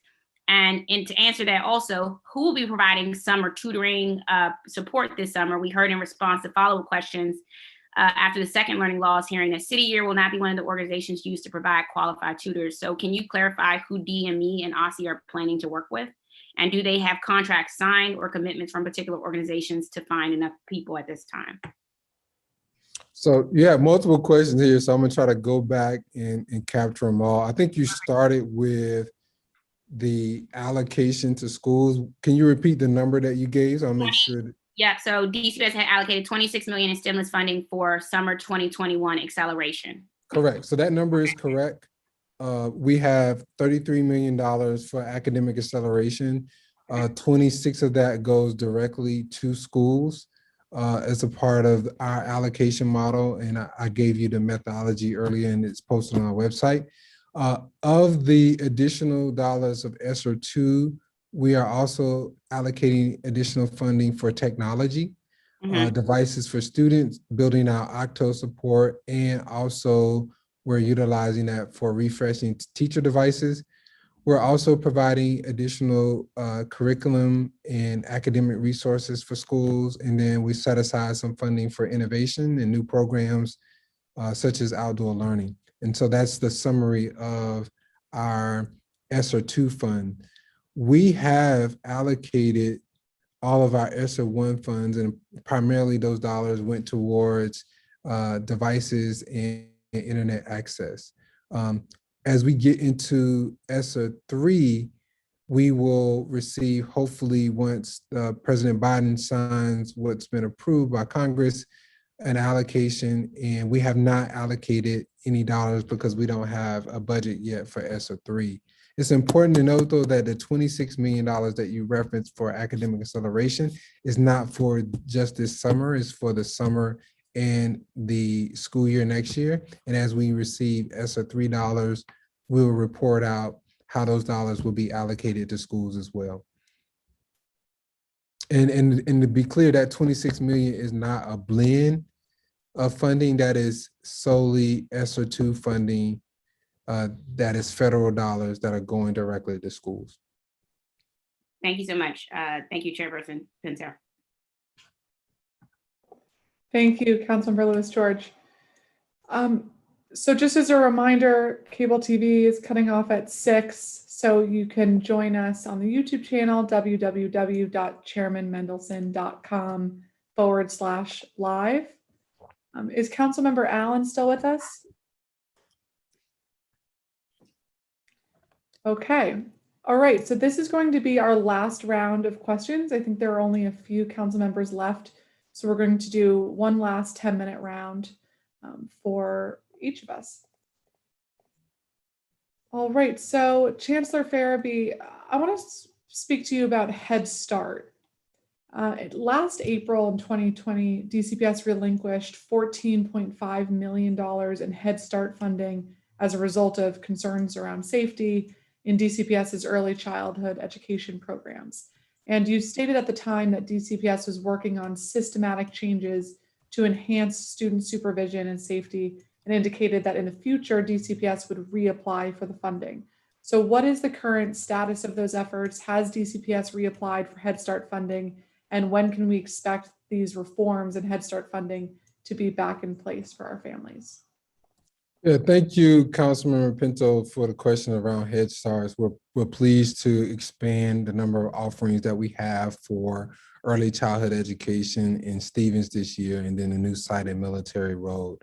DCPS has applied for a new round of Head Start grant funding. That amount is for $4 million, and it is a more targeted effort. And we will hopefully get some indication of the approval of that grant hopefully soon. We have been implementing towards our early childhood education enhancements that are focused on supporting not only the child, but the family. And we have redirected resources to schools that have higher percentage of students that are identified at risk and are in need of additional support. So that includes family supports, that includes staffing to support the early childhood education programs at their school. And you recall that one of our challenges with the previous Head Start grant is that some of our resources, a part of our grant, were being utilized for school communities that were not of high need. So this current round of grant making that we apply for would support a targeted set of schools, which includes 12 schools that were identified by the central service team based on data points that we have about performance and need. Okay, thank you very much. How many English language learners are still learning virtually? And what is DCPS doing to ensure that they're provided additional support in term 4? Yeah, so DCPS, as you recall, has prioritized for in-person programming, students experiencing homelessness, students that are language learners, students receiving special education services, and students who are identified at risk. And so we've asked schools to offer seats accordingly. As you can imagine, the number of language learners at each school varies. So we do know that the majority of the students that are being served are within that group, and approximately 20% of the students that are in person are language learners. Okay, and how is DCPS providing additional support for students with 504s? Yes, so DCPS continues to monitor those services through regular coordination with our 504 coordinators and our meetings to ensure that as many of the services associated with their 504 plans can be implemented, whether that be virtual or in person. Okay. An issue that has been raised to me recently from a number of teachers is around parking spaces. And teacher parking takes up a large section of many schools' properties. Is DCPS working with DDOT to ensure that teachers can receive permission to park on the street, especially as we are looking to free up more space for outdoor learning opportunities? Yes, we are. I appreciate you raising that up. We prefer to have less cars on the road, and we encourage staff to take advantage of the robust public transit system we have in the city. But yes, we have been working with DDOT on this issue. We had a pilot program that we were implementing in partnership with mobile solution that allows staff to have dedicated parking. And it's something that we'll continue to monitor to see if there's more that we can do to support staff with parking. Okay, thank you so much. So we continue to be concerned around literacy rates in the city, and our Ward 2 State Board of Education Representative Alistair Chang is very committed to this issue. What is currently included in professional development for literacy? And how is DCPS looking to improve that training, since the quality of literacy training for our teachers has been shown directly to lead to a bigger impact on our student reading levels? Yeah, there's so much. I mean, literacy has been paramount for us this year and a focus for us. One, we want all of our teachers, regardless of your content area, to be extremely advanced in their understanding of the science of reading. So we provided lots of professional development, especially during the pandemic, on how teachers can become more knowledgeable. We also utilize resources like our literacy lab, where teachers can not only support students, but learning their craft at the same time. But going back to this idea of teachers teaching reading that may not be teaching reading directly is so important. And one way you can see that playing out is in our elementary grades, we are incorporating the science of reading into other content areas. We also are providing development for our LEAP leaders, who are our teacher leaders, on literacy development and best practices, and then also elements of human development in their intersection with literacy. We're also in this year monitoring literacy performance through our literacy assessments, and then we create interventions for students accordingly, and we provided new guidance for teachers on how to intervene in this health emergency. So continue to build our teachers' understanding and bandwidth with the science of reading, and then also how we can build their knowledge base to better reading comprehension as well. Okay, thanks so much for that. So I want to follow up with you on something I spoke with the deputy mayor about around a new Shaw Middle School. What is your current view on the need for a new standalone middle school in Shaw, and how are you collecting additional data and feedback from families to inform that view? Yeah, as shared earlier by the Deputy Mayor of Education, we continue to partner with his office on projections for enrollment and understanding the demand for middle school options in the Shaw community and surrounding areas, or the demand for a potential citywide option for middle school. We will continue to look at those numbers, and we look forward to doing a deeper analysis once we've seen the enrollment for the 21-22 realized, and gives us an indication of where we may be going post the health emergency.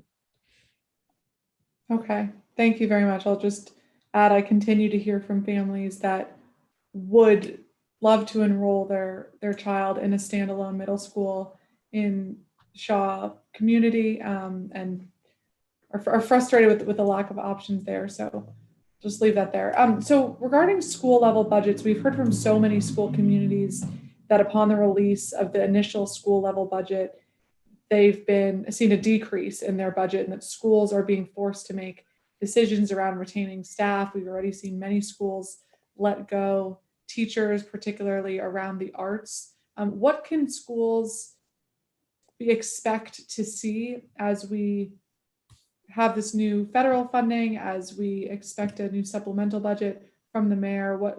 How can school communities be confident that they won't have to lay off more staff, and that we'll be investing in their community?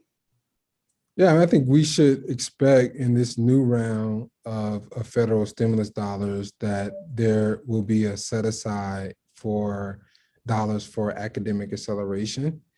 And I think there's a 20% set aside in the latest version that I've read. And so I think we should continue to lean on that. I would also say that I think we should be cautiously optimistic about utilizing stimulus dollars to sustain large numbers of personnel, given that this is one-time funding, and there would be likely a funding cliff associated with positions that are funded by the federal stimulus. So I think we should be really careful about how we think about positions in that way, but spend most of our time, as we have, focused on how do we recovery, what's needed, how do we give students additional learning time and time for social emotional supports.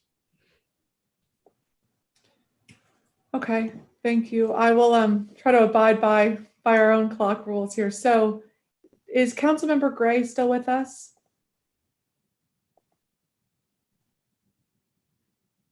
Give him a moment, Councilmember Gray.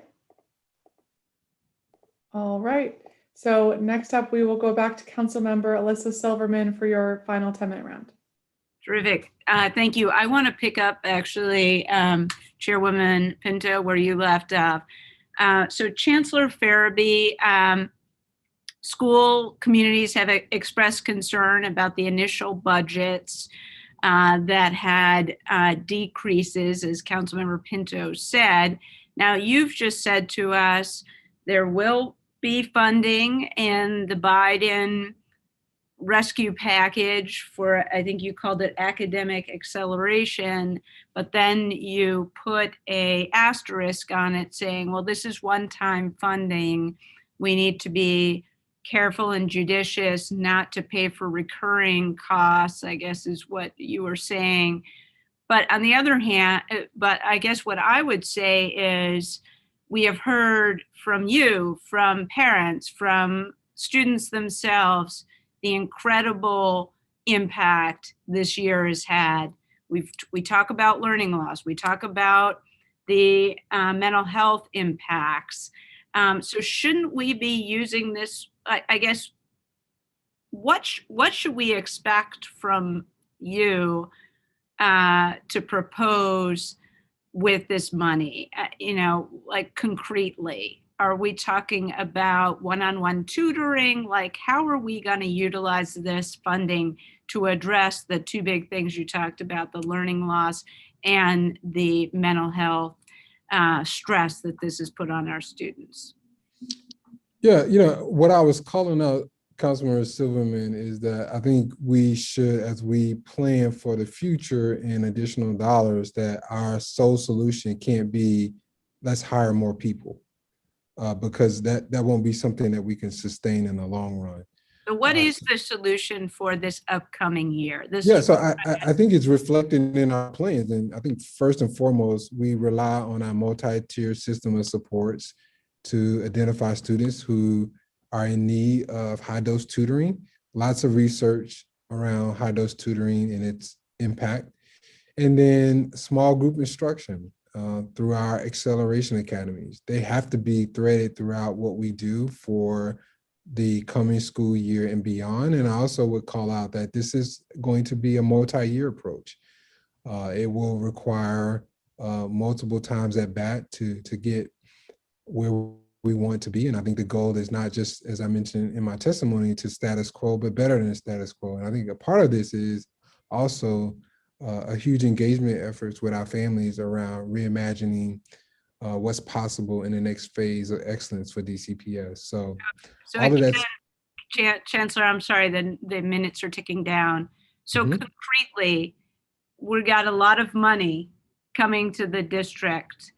I think it's going to be like $2 billion for DCPS. What is that going to mean? Is it going to mean we're going to have more one-on-one tutoring? We're going to give more money to groups like Reading Partners? Like, what is it concretely going to look like at, let me pick out of a hat, Ludlow Taylor Elementary School? What's going to look different next year at Ludlow Taylor because of this money? It's just my neighborhood school, so that's why. Yeah, certainly. So at Ludlow Taylor, you could expect those students who are in tier 3 of the greatest need of academic support are going to get 1-to-1 or 1-to-3 tutoring. The students that are in tier 2, they're going to get small group tutoring. I think that's clear. You should expect that. I also think the unknown that we should plan for, but we know that there's a commitment that needs to be made, is a lot of our health and safety protocols require resources. Okay. Our symptomatic testing, our PPE. So I would imagine that there will be a need to continue to support those efforts as we go into the 21-22 school year as well. Okay. Let's talk about that. So what, help me understand, Mr. Chancellor, I know I've asked some very basic questions, but what is the plan for DCPS for this summer, and what is the plan for next school year? Yeah, so for this summer, DCPS has laid out a plan for our centralized program, which includes additional programming we've added this year for pre-K. It also includes our extended school year support for those students receiving special education services, language learning, recovery efforts for our students to earn credits towards graduation, academic acceleration, also specifically acceleration for middle school math. We also have literacy for elementary grades. So that's just a sampling how of much their. is virtual distance learning versus in-person seats? Is there going to be an acceleration of in-person seats for what you talked about for summer? Yeah, some of those centralized programs will be in person, but the majority of those will be remote. The majority of our in-person programming will come through the school-based plans. Okay. The school-based plans will include the high-dose tutoring and the academic acceleration academies that I mentioned earlier. Okay. Schools are planning for those now, and we will begin registration for those activities in early April. So, Mr. Chancellor, let me ask you, because to make sure I understand. So the high-dose tutoring and the small group learning, it seems like these are two of the central strategies. Are these DCPS teachers? Are these going to be outside entities? Who is going to be doing this? Because it seems like we're adding resources, right? And limiting class size. So who's going to be doing that? Are these DCPS teachers, or are we bringing in outside resources for this? Yeah, it's intended to be flexible. So we will be using a combination of both DCPS teachers and staff and trusted partners who have a history with high quality service and results. Okay. But we know that our DCPS teachers and partners who know our students are best positioned to do this work because of the relationship and the knowledge base that they have of our students and their needs. And again, is this one-on-one tutoring, high intensity tutoring, high dose tutoring, is that going to be in person or remote? Yeah, so the expectation is the primary mode would be in person. However, we will be flexible if there's a need to serve a student remotely because of some reasons that are beyond our control. We would definitely give schools some space and flexibility to do that. Okay. But the expectation is that it's in person. Okay, and then if it's in person and these are trusted partners, again, back to the vaccine, are these trusted partners going to be prioritized for vaccination? Yeah, I mean, I think, the crystal ball is not quite working yet on what we're going to have with the vaccine doses allocations to the district. And I think the president made a very ambitious goal for what we should expect in the spring. I think it was said that we should have a dose for every adult who wanted it by May. Yes. I think if that happens, and I'm very hopeful and optimistic it does, I would believe that we would be able to provide that accordingly to those individuals that will be working in person over the summer.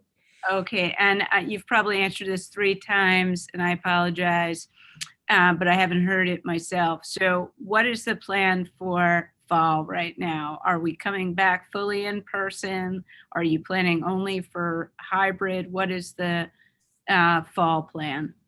Yeah, so we're planning for the default to be in-person learning for all students. So it's going to be in-person learning for all students starting in the fall. Yep, that is our plan. Okay. Okay, very good. Let me ask you about middle schoolers, poor middle schoolers. So at an earlier roundtable, we had data that showed that the students who were failing like 1, 2, 3 grades behind, especially seemed to be concentrated in middle school. What are we doing to address that? Yeah, so we have leaned in with our middle school leaders on grading practices of our middle school educators. We've developed a very targeted approach for middle schools. We've asked our middle school leaders to review course failure data, and they're doing this on a regular basis to understand trends in their performance in their buildings. And we also established some protocols and action steps Okay. to support their teachers. Mr. Chancellor, I am going to interrupt you because time is fleeting, and I have 2 questions. So first, let me just go back to what you said about fall. So are students going to be going back 5 days a week to in person? Are we going to resume life pre-COVID starting in the fall? That is the default plan that we have now, is that we would resume as we were pre-pandemic. Okay, and then can I squeeze in one more question, Chairwoman Pendo? On middle school, so who's doing interventions well? Like, for example, I heard from one parent that at the school, middle school they're in, like once a student starts falling behind, there's sort of this wraparound, like everyone gets involved and to try to assess, to try to basically create a safety net to keep that student from falling even further behind. Is that the model, or what model works? Yeah, I know we're short on time, so I'll be succinct. I think the model that works is giving students multiple opportunities to show what they know and to show proficiency. That's why we introduced some waiting for submission codes for teachers, so they can differentiate how students submit work. If a student's falling behind or failing in a course, there are multiple ways students can show that they mastered the content. Also, we rely a lot on our multi-tier system of supports to tier interventions for students based on their academic performance and assessments. So in summary, I think that's the best way that we can support students right now, is giving them more opportunities to show that they know. Okay, thank you, Mr. Chancellor, and thank you, Chairwoman Pinto. Thank you, Councilmember Silverman. All right, so I believe last up, we have Councilmember Lewis George for a final 10-minute round. And if there are any other council members who are here and wish to have one last round, if you can put your video on during Councilmember Lewis George's round so I can see you. Thank you. Go ahead, Councilmember. All right, thank you so much. So in my last round, what I'm trying to do here, Chancellor, is get some commitments from our Ward 4 schools. So now you know where I'm coming in. I talked about the ADA compliance issues. I identified both Whittier as well as Truesdale. If there are more, I will get them to you. Can I get a commitment to look into getting these schools ADA compliant with the elevator ask that they have asked for, I believe, for a number of years? Yeah, as a colleague and a fellow Ward 4 resident, I appreciate your advocacy for our Ward 4 schools. I do. We will continue to evaluate in partnership with DGS all of our ADA accommodations. Thank you, I appreciate it. Okay, another school, Brightwood Education, had trailers installed outside its schools years ago, but no covered walkway for students and teachers to protect them from the elements as they come in out of the building. We work with central office and DGS to get the skirting around each trailer fixed, so thank you for that. But we're still trying to help to get the covered walkway installed. Could you commit to working with DGS to get this covered walkway for our Brightwood Education campus students? Now, Councilmember Lewis George, I appreciate the advocacy, but we have not finalized our capital budget as a part of the mayor's budget development process. So I cannot make capital commitments, that have expenditures associated with it, but I can say it is on our radar and it's something that we're aware of. Okay, 2 schools that you already know about. One, we had the Lafayette situation already occur. The ask is whether you all will be exploring any leasing opportunities with the ECC. Is that something you're exploring, or what's the answer with that?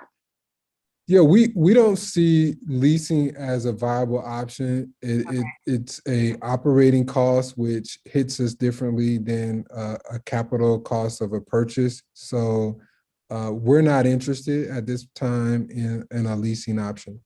Okay.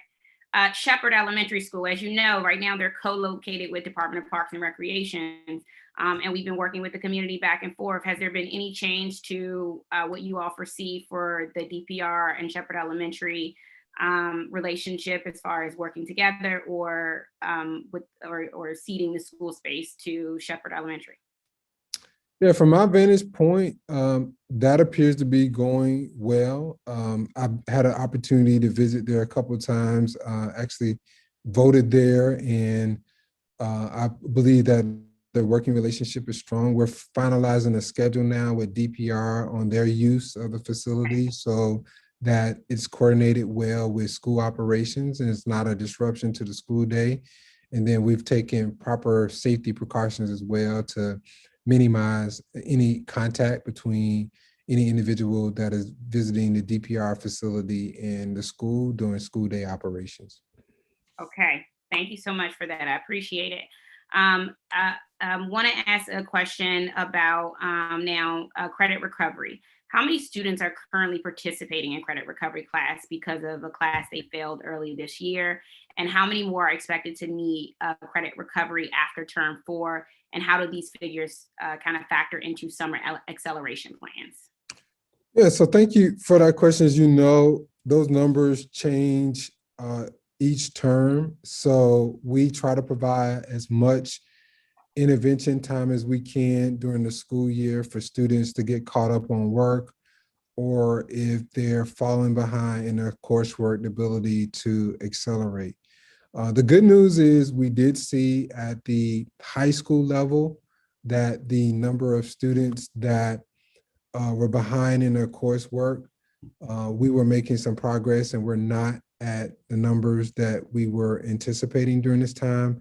But as called out earlier by Councilmember Silverman, we have had some struggles at the middle grades, and we've implemented some new policies and procedures to support them.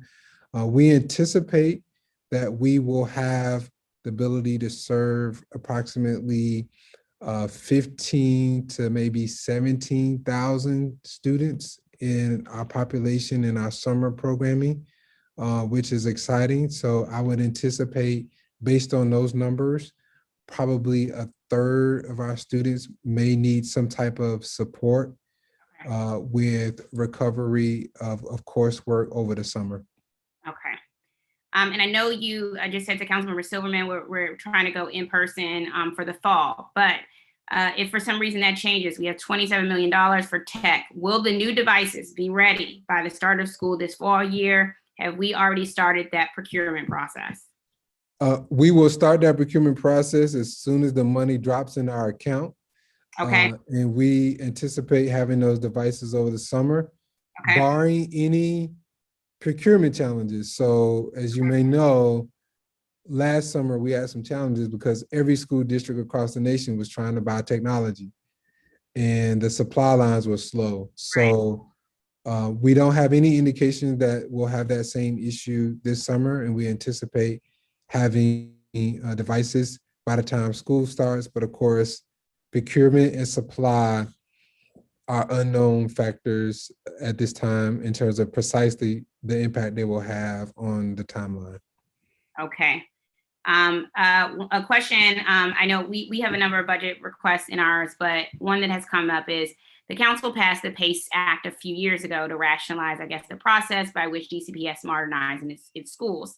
DCPS has committed to following the ranking beginning in fiscal year 24, following that ranking beginning in fiscal year 24, but we've also had other schools inserted into the plan earlier. Specifically, I'm thinking about schools that were inserted into the budget last year: Foxhall Elementary, former Georgetown Day on McAllister Boulevard, and Military Road School. Did these addition of these schools to the CIP displace the capital employment fund, displace or delay any other schools' modernizations? Yeah, thank you for that question. We are very much so committed to the PACE Act. And so the facilities that you mentioned, Military Road, Foxhall, MacArthur, had no impact on our schedule. We intend to follow the schedule as prescribed. Okay, great. That's great to know. And then as far as, I know these things may change because of COVID, I want to ask about DCPS capital commitment goals, which were set in 2017 and were to be achieved by the end of next school year in 2022. I think the first goal was to double the percentage of all students and triple the percentage of at-risk and students of color who are college and career ready. I think when the goal was set in 2017, we were at about 30% proficient on the test overall, and about 13% of our at-risk students were proficient. And I think after 2019, we were about at 40% proficient overall. Obviously, we don't have PARCC data for the last year or this year, but where are we with this goal, and what do we know about progress this year? Yeah, we're certainly continue to be committed to our capital commitment goals and are thinking deeply now about our next phase of the capital commitment and how we will define success. But we continue to track the success of our graduates. As I mentioned in my testimony, we launched DCPS Persist with the class of 2020 in Councilmember Lewis George, I think what's more important that we are leaning into is how students perform once they graduate. So yes, we made progress with our graduation rate and students' performance on PARCC, but I am striving for all of our students to be college and career ready. And so we're fortunate that we were able to start this. We do know that through the partnerships we have with the universities that are part of this effort, that we are positioning students for better persistence to graduate. And through our partnership with DOES and other in the workforce, that we have better positioned students to earn a livable wage if they want to go directly to the workforce. So we'll continue to track those. I anticipate as the capital commitment evolve, it will be more centered around the success indicators of college and career as we go forward. That's good to know, and I think that's one of the directions we should be going in. And I know you heard testimony yesterday about our students with disabilities and the ability to have a fair, appropriate public education, and we heard also testimony on our students with dyslexia and the lack of training. And so I want to put this into one because I know it's my final question. What is DC? What are we doing? What additional steps are we taking to ensure our students with disabilities get their free appropriate public education during the pandemic? I know previously you mentioned a full continuum of placements for students. What is DCP in particular going to do this summer for students with disabilities, the start of the fall school year for students with disabilities, and how do we improve what we've learned about our students with dyslexia and the lack thereof in training for DCPS teachers? Yeah, so I'll try to be quick here in the response. I know we're short on time. The summary is we are going to continue to prioritize students with IEPs for in-person experiences in our summer experiences. We need to get as many of our students who have these needs into our buildings with our adults and our service providers. Secondly, we have learned that remote learning has worked better for some students who have IEPs. And so we're thinking about how we can leverage that going into the future. We are offering our extended year program for students over the summer with IEPs, so we expect that support to be strong. Specifically with dyslexia, we have developed resources to enhance our screening efforts, and we've offered additional coursework for staff to become more versed.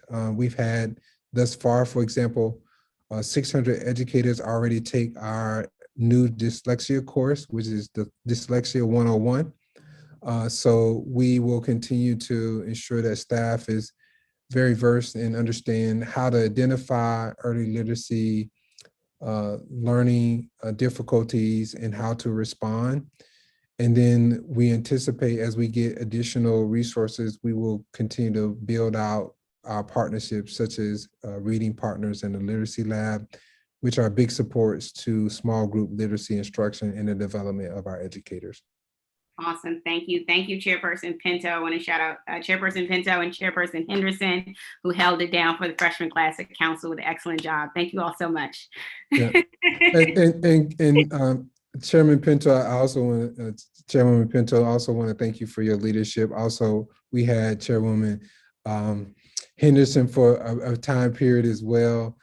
So thank you all for your leadership. And if I may just close briefly where I started in my testimony is, I can't say enough about our educators and our central service team. I know that there were lots of questions about our work and what's ahead, but I don't want to lose sight of what we've been able to accomplish and how hard our team has worked during this health emergency to provide quality service. And we acknowledge that it hasn't been perfect and we've had to work around the barriers of COVID, but our staff has really stepped up and pivoted and been nimble and been phenomenal. So hats off to the DCPS team and our partners and our parents and guardians for our partnerships. And let's continue to work together to ensure that our students get what they need and support not only their students' academic success, but their social emotional needs as well. Mm-hmm. Well, thank you so much, Chancellor Farabee. I want to echo your gratitude to all of the educators and education partners, including you, who have worked around the clock, especially over the last year, to make sure that our families are cared for in this uncertain environment. I'm really thrilled we had the chance today to talk about mental health supports and the increased focus we need there, term 4 and summer plans, my view of the need for a new Shaw Middle School, need for more field space, teacher parity. Thank you for your comments around that. And the need for more after-school programming. I think this has never been more important as we head into the spring and summer and fall months, not only to address learning loss, but to ensure that our young people have equal access to opportunities and collegiality, sports, the arts, and supervision, all of which is included in after-school programming.